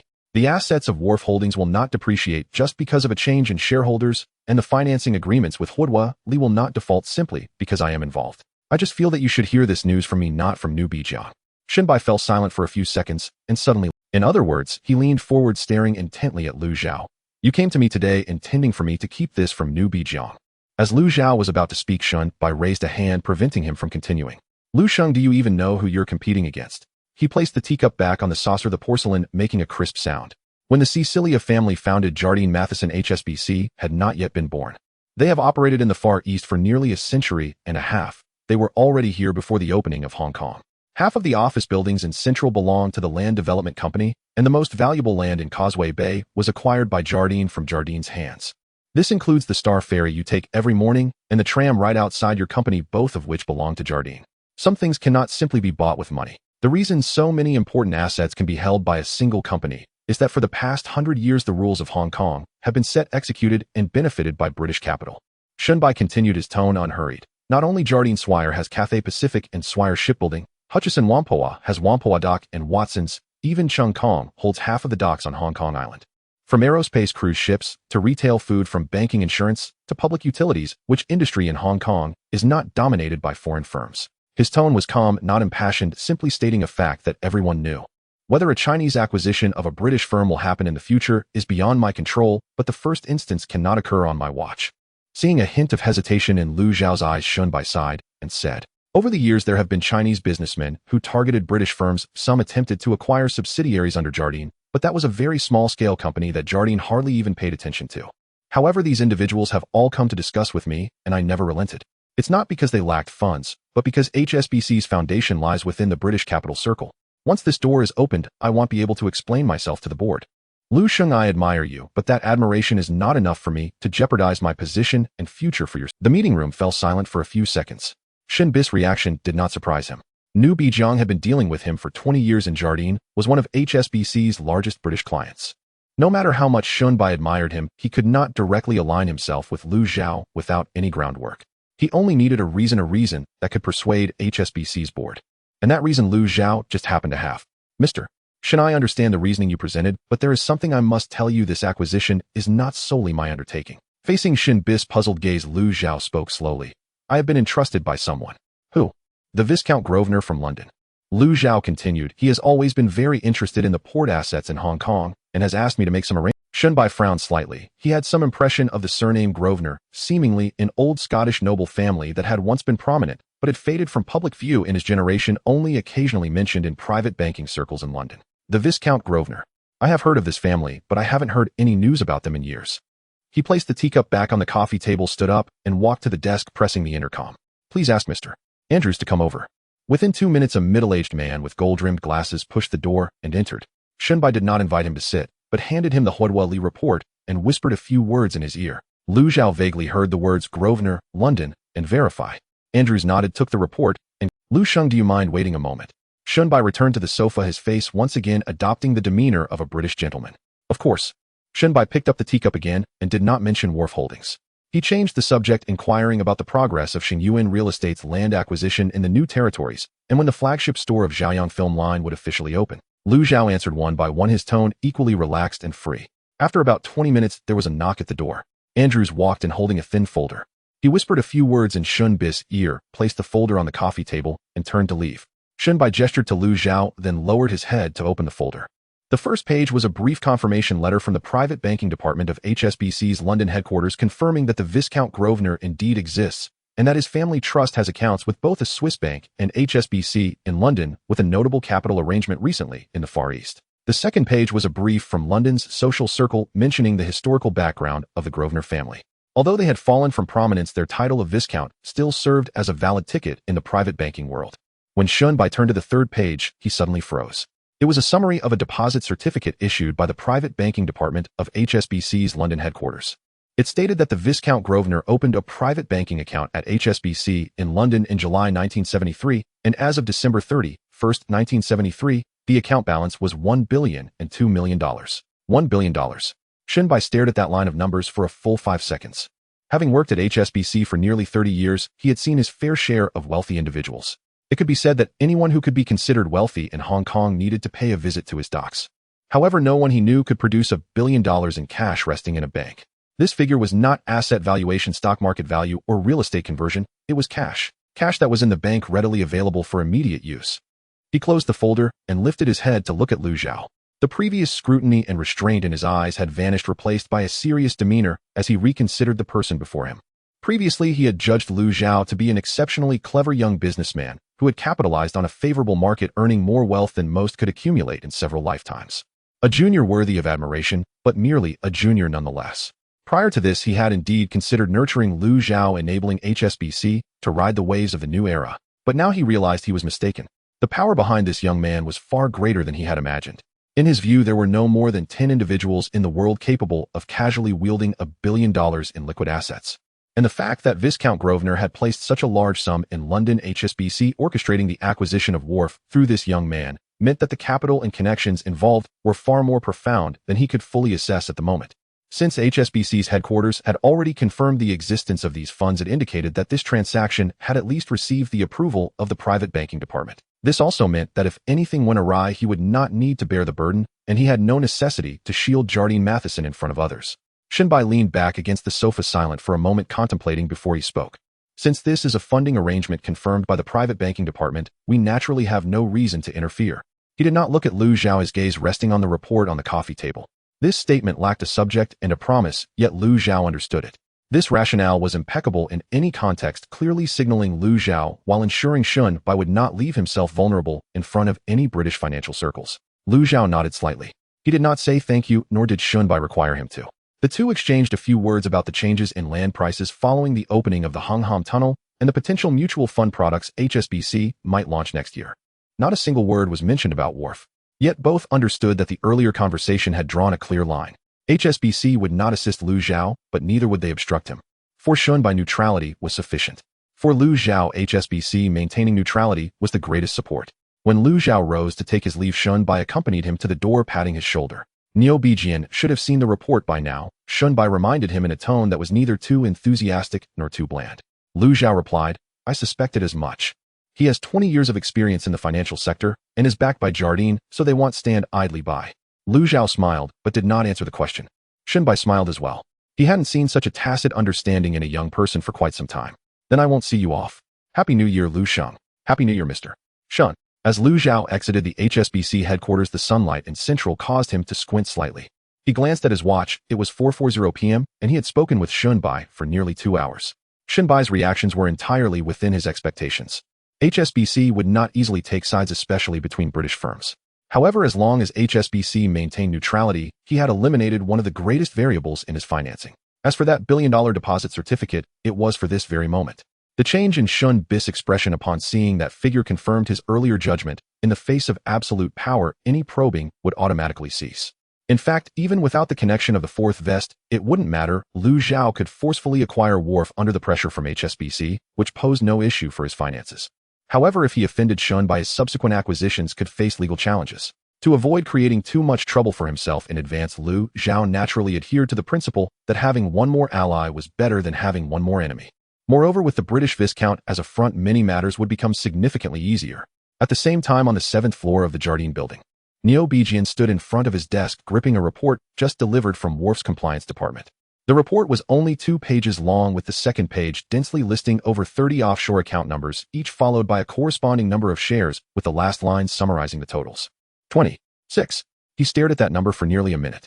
The sound of the Star Ferris horn drifted in from Victoria Harbor, muffled and distant through the glass.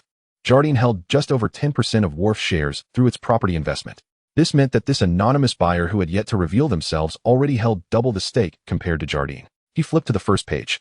The analysts at Wharf had appended a brief comment at the end of the report indicating that the trading instructions for the aforementioned accounts all originated locally, with a highly synchronized buying and selling rhythm, suggesting a single controlling entity, which warranted attention. A single controlling entity. Neo Bijian murmured these words softly, then snorted through his nostrils. The people at Wharf always wrote reports in such a bland manner, as if even the sky falling would only merit a 5-point font in the appendix. They had no idea what this report meant. In his hands, it indicated that someone was quietly buying up the control of Wharf while he was not paying attention. He recalled something he had said 3 years ago at the Jardine board meeting back in the spring of 1971, when the board discussed Wharf's shareholding structure. A director had proposed that Jardine's mere 10% stake in Wharf was too weak to maintain control and suggested increasing their holdings. How had Neo Bijian responded at the time? He had said, Wharf's shareholding structure is very stable, with no risk of hostile takeover. 10% is sufficient. Other directors found no issue with this statement. In Hong Kong, the market was monopolized by British firms. Who would dare to acquire a British firm? While there was competition among British firms, they all maintained an appropriate decorum for the sake of dignity. Who would have the audacity to plot against Wharf without informing Jardine? The confidence he once had now felt like a slap in the face. This was not a hostile takeover, it was a direct assault. Worse still, he did not even know who the opponent was. He slammed the report down on the desk and pressed the intercom. "Get me Wharf Securities immediately right now." He stood in front of the desk for a full 2 minutes, his hand resting on the microphone without letting go. He angrily stated that he wanted to find Shun Bai, but after hanging up the phone his mind gradually cooled, and he began to realize that this matter was not so simple. What he needed was for Huoduoli to provide him with the unusual trading records of the Kowloon warehouse every day. This required written authorization from HSBC's compliance department. Would Shun Bai give him this authorization? Perhaps he would. After all, EHO had been in business with HSBC for 100 years, and such cooperation wasn't excessive. But even if Shun Bai signed the authorization and Huoduoli delivered the trading records to his desk every day, then what? What could he glean from those records? It was merely about which account bought how many shares and which brokerage was accumulating shares for whom. He could guess these details without any authorization. The truly critical information was who the actual controller was, where the funds came from, and what the next steps would be. Huoduoli's trading records would not tell him any of this. What he wanted was not the trading records. He wanted the name of the opponent. He needed to clearly know who his opponent truly, and this matter Shun Bai might not tell him, and Huoduoli might not even know. He removed his hand from the microphone and turned to look out the window. The dusk of Victoria Harbor was settling in, and the lights of the Star Ferry cast a blurred reflection on the group. 6. Who exactly stands behind this number? He still didn't have a definite answer. Maxwell mentioned Lu Zhao from Zhaoyang Investment, a young man under 20. Given that person's age and background, it was impossible for him to independently execute such a large-scale acquisition. There must be someone else behind it. Moreover, he believed that a 20-year-old brat would dare to touch what belonged to EHO in Hong Kong.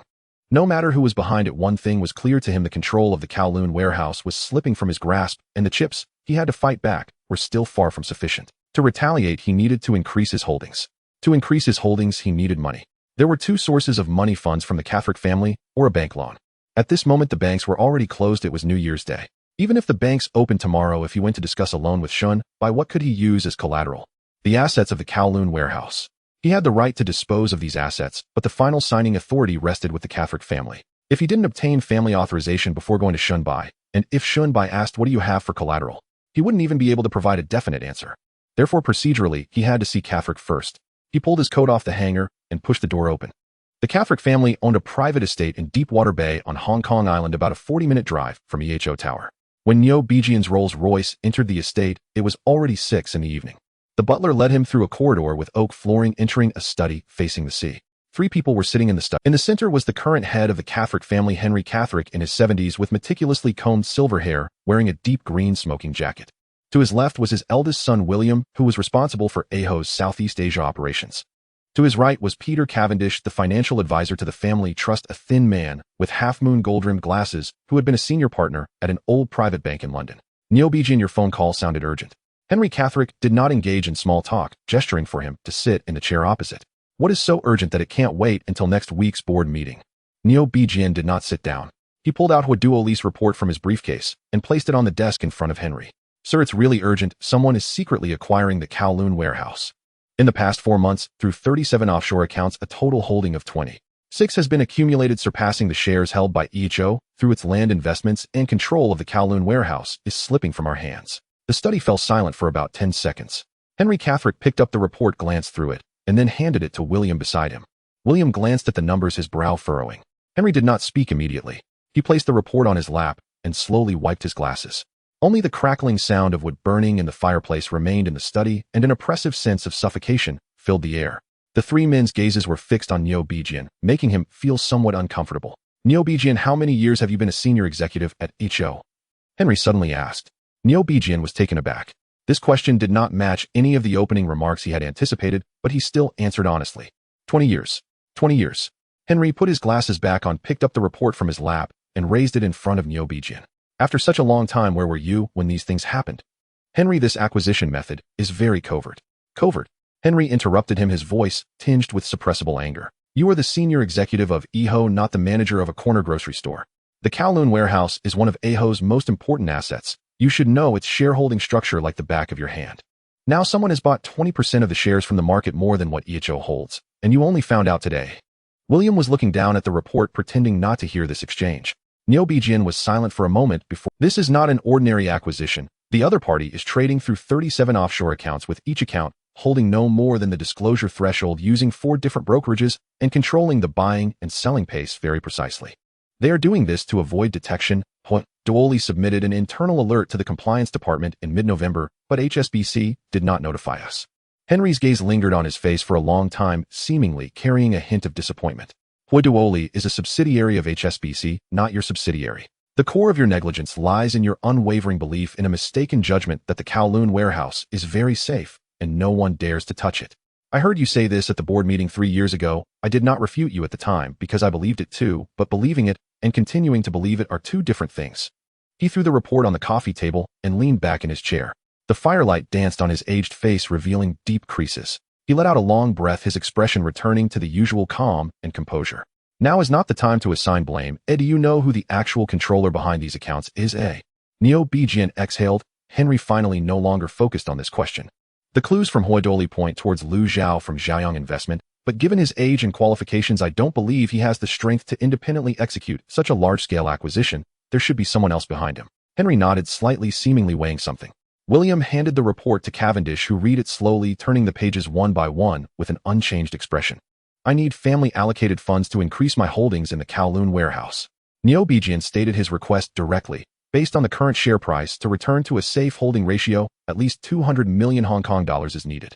Henry Catherick leaned back in his chair, his hands clasped on his knees. He remained silent for a long time, his gaze shifting from Neo Bijian to the dark sea outside the window. Then he slowly spoke. Neo Bijian, the family board met in London for 3 days last month. The core agenda of the meeting was solely about the future of EHO. Hearing this, Nabijian seemed to pick up on the underlying tone in the other's words and urgently replied, in Xiangjiang. Henry refocused his gaze, looking at him calmly. Yes, in the past 100 years. But you cannot dwell in the past. You know better than I the situation on the continent, after Vietnam's conflict, all of Southeast Asia is in turmoil. EHA is a global enterprise. We cannot put all our eggs in one basket in Xiangjiang. The board passed a resolution last month. In the next 3 to 5 years, your strategic focus will shift towards Southeast Asia and Europe, and the business in Xiangjiang will remain as it is. Remain as it is. Nabijian's voice lost control for the first time. He doubted he had heard correctly, as if the actual decision-maker of the company was not the other party but himself. Isn't that money made for your Kaisik family? Henry, someone is buying our controlling stake in the market, and you tell me to maintain the status quo. Henry's tone remained calm, but now carried an undeniable weight. What I said is that the strategic focus is shifting, not that we are giving up on Xiangjiang. The family's funds have already been allocated. Most will be used for the plantation project in Indonesia and real estate acquisitions in London. If we need to allocate 200 million Hong Kong dollars to increase our stake in Kowloon warehouse, we must pull funds from other projects, which is unrealistic within the current strategic framework. Nabijian stared at Henry, trying to find a hint of concession on that aged and calm face. But clearly, he turned to William, who avoided his gaze. He then looked at Cavendish, who did not shy away, but leisurely spoke up. Mr. Nabijian, from a financial advisor's perspective, I must remind you of one thing: increasing your stake in Kowloon warehouse will not fundamentally resolve your control issues. Kowloon warehouse's total market value exceeds 3 billion Hong Kong dollars. Based on current market circulation, to gain absolute control, the amount of funds you need far exceeds 200 million. Moreover, once you start increasing your stake, the other party will undoubtedly intensify their buying power, and the stock price will be rapidly pushed up. By that time, you will be engaging in a war of attrition with an opponent whose cards we know nothing about, using a budget with no limits. So what is your suggestion? Nabijian asked coldly. Before confirming the opponent's identity and strength, it is unwise to act impulsively. Cavendish wore a faint smile. The family's strategic focus has already shifted. This is the established direction. I suggest you first go to HSBC and see if you can secure a loan by mortgaging part of Kowloon warehouse's assets. If HSBC is willing to provide financing you need to tap into the family's strategic funds. Nabijian almost laughed as if he had heard the biggest joke. EHA itself is a bank. Do I need to borrow money from HSBC? EHA is a trading firm, not a bank, Cavendish corrected. Our financial license is primarily used for trade financing, not stock acquisitions. This matter is more appropriate to go through HSBC. Nabijian fell silent. He looked at the 3 people before him, and for the first time, disappointment flickered in his eyes. No one truly understood what he was facing. Kowloon warehouse is not just a number on a balance sheet. It is the foundation of EHA in Xiangjiang. Losing Kowloon warehouse would mean losing over a century of accumulation for EHA in this city. There were many things he wanted to say, but he could not bring himself to speak. Such words were meaningless to a family that had already turned its sights towards London and Jakarta. He bowed and then picked up the report on the table, turning to leave the study. The next afternoon, when the office buildings in Central reopened for business, Nabijian was already standing in the lobby of HSBC headquarters. He had not made an appointment, which was unimaginable in the past. Nabijian would always call ahead before visiting. But today he could not wait. He waited in the lobby for nearly half an hour before Shun Bis' secretary finally came down to lead him upstairs. The length of this wait was a signal in itself. Under normal circumstances, he would have been invited in immediately, and earlier guests would have actively given up their spots. The senior executives of IHA enjoyed priority in any bank's private meeting room in Xiangjiang. This was the custom for a century. But this custom was failing, which was Nebijian's biggest concern. Shunbai was waiting for him in the meeting room. Upon meeting, they shook hands, and Shun Bis' demeanor remained consistently gentle, polite, and impeccable. But this impeccable nature itself was a kind of distance. Nebijian, you came to visit right after the new year. What is so urgent? I need a loan. Nebijian did not beat around the bush and said directly, I need 200 million Hong Kong dollars to increase my stake in Kowloon warehouse. Shunbai picked up his teacup and took a sip, his tone still gentle. With his credit rating, 200 million Hong Kong dollars is not a large sum. However, I need to know the specific purpose. What situation are you responding to by increasing your stake in Kowloon warehouse? Guiduo Li should have reported to you that someone is secretly acquiring Kowloon warehouse, and their holding has exceeded 20%. Shunbai nodded. This action showed no surprise. Nebijian noticed it and felt a chill in his heart. Shunbai indeed knew. What are the collateral assets? The dock assets of Kowloon warehouse and the land in Tsim Sha Tsui valuated at market price are sufficient to cover this loan. Shunbai put down his teacup and leaned back against the sofa. His gaze lingered on Nebijian's face for a moment. Then he spoke, his voice not loud, but each word evidently weighed with careful consideration. Nebijian, we have done business for 20 years. Let me be frank. A year ago, this loan would not have required any collateral. You could have gotten it with just a phone call. But the current credit environment has changed. After the stock market crash, the Banking Regulatory Authority tightened its oversight of bank credit significantly. All new loans must be reported for approval by the headquarters. I cannot make dozens of long-distance calls to the headquarters credit committee for a 200 million Hong Kong dollar collateralized loan. He paused, looking into Nebijian's eyes. Moreover, this loan is for acquiring shares in Kowloon warehouse, not to mention that using Kowloon warehouse's assets to mortgage for buying Kowloon warehouse's shares presents a fundamental logical issue. From an accounting perspective, using a subsidiary's assets to mortgage for increasing the stake in that subsidiary shares will almost certainly not pass the credit committee's approval process. So I regret to inform you that I cannot approve this loan. Nebijian sat on the sofa, suddenly falling silent. He felt disbelief. It was not disbelief at Shun Bis' refusal to grant the loan, but rather that he suddenly realized the entire environment in Xiangjiang seemed to be undergoing dramatic changes. The seemingly omnipotent rules of foreign trading firms appeared to be on the verge of failing. The acquisition of Kowloon warehouse was just the beginning of this situation. Shun Bis' arguments were watertight, from tightened regulations to accounting rules, and then to headquarters processes. Each was an objective and irrefutable reason. But Nebijian, having fought in the business world for 30 years, knew one thing very well. When a banker does not want to approve a loan, he can find 100 reasons. When he wants to approve it, he doesn't even need a reason. Shunbai did not want to approve it. This was clearer than any signal. But he could not question Shunbai as to why he did not approve it, because Shunbai had already given a perfect business-like answer. To press further would be impolite, and tearing his face with Shunbai would bring no benefit to IHA. At this point, persisting had no meaning. Nebijian stood up, adjusted his suit collar, and extended his hand towards. Then I won't disturb you any longer, Shunbai. Shunbai shook his hand, and a flicker of almost imperceptible complexity flashed in his eyes. Nebijian, I wish you success. As Neo Bianjian stepped out of the HSBC headquarters, the sun hung high in central, casting a blinding white light off the tram tracks on Devoe Road. He stood on the steps, feeling a deep chill for the first time. If such a force truly existed, one capable of influencing HSBC, then that force would undoubtedly perfect all matters within a day. So if HSBC did not approve, the other bank's attitudes could be easily imagined. However, he still had to go just in case. Neo Bianjian smiled wryly, wondering when Jardine Matheson would receive the same treatment as their Chinese counterparts. On the same day, all the allies and resources Jardine Matheson had accumulated over a century in Hong Kong chose to remain silent or yield in this matter. The person capable of such a feat was certainly not a young Chinese businessman involved in film and music, nor were they an ordinary British entity. Whoever this person was, their influence was far greater than he had previously estimated. Neo Bianjian opened the car door and instructed the driver to return to Jardine House. The familiar street scenery of Central passed by outside the car window landmark Duke's building, Jardine House.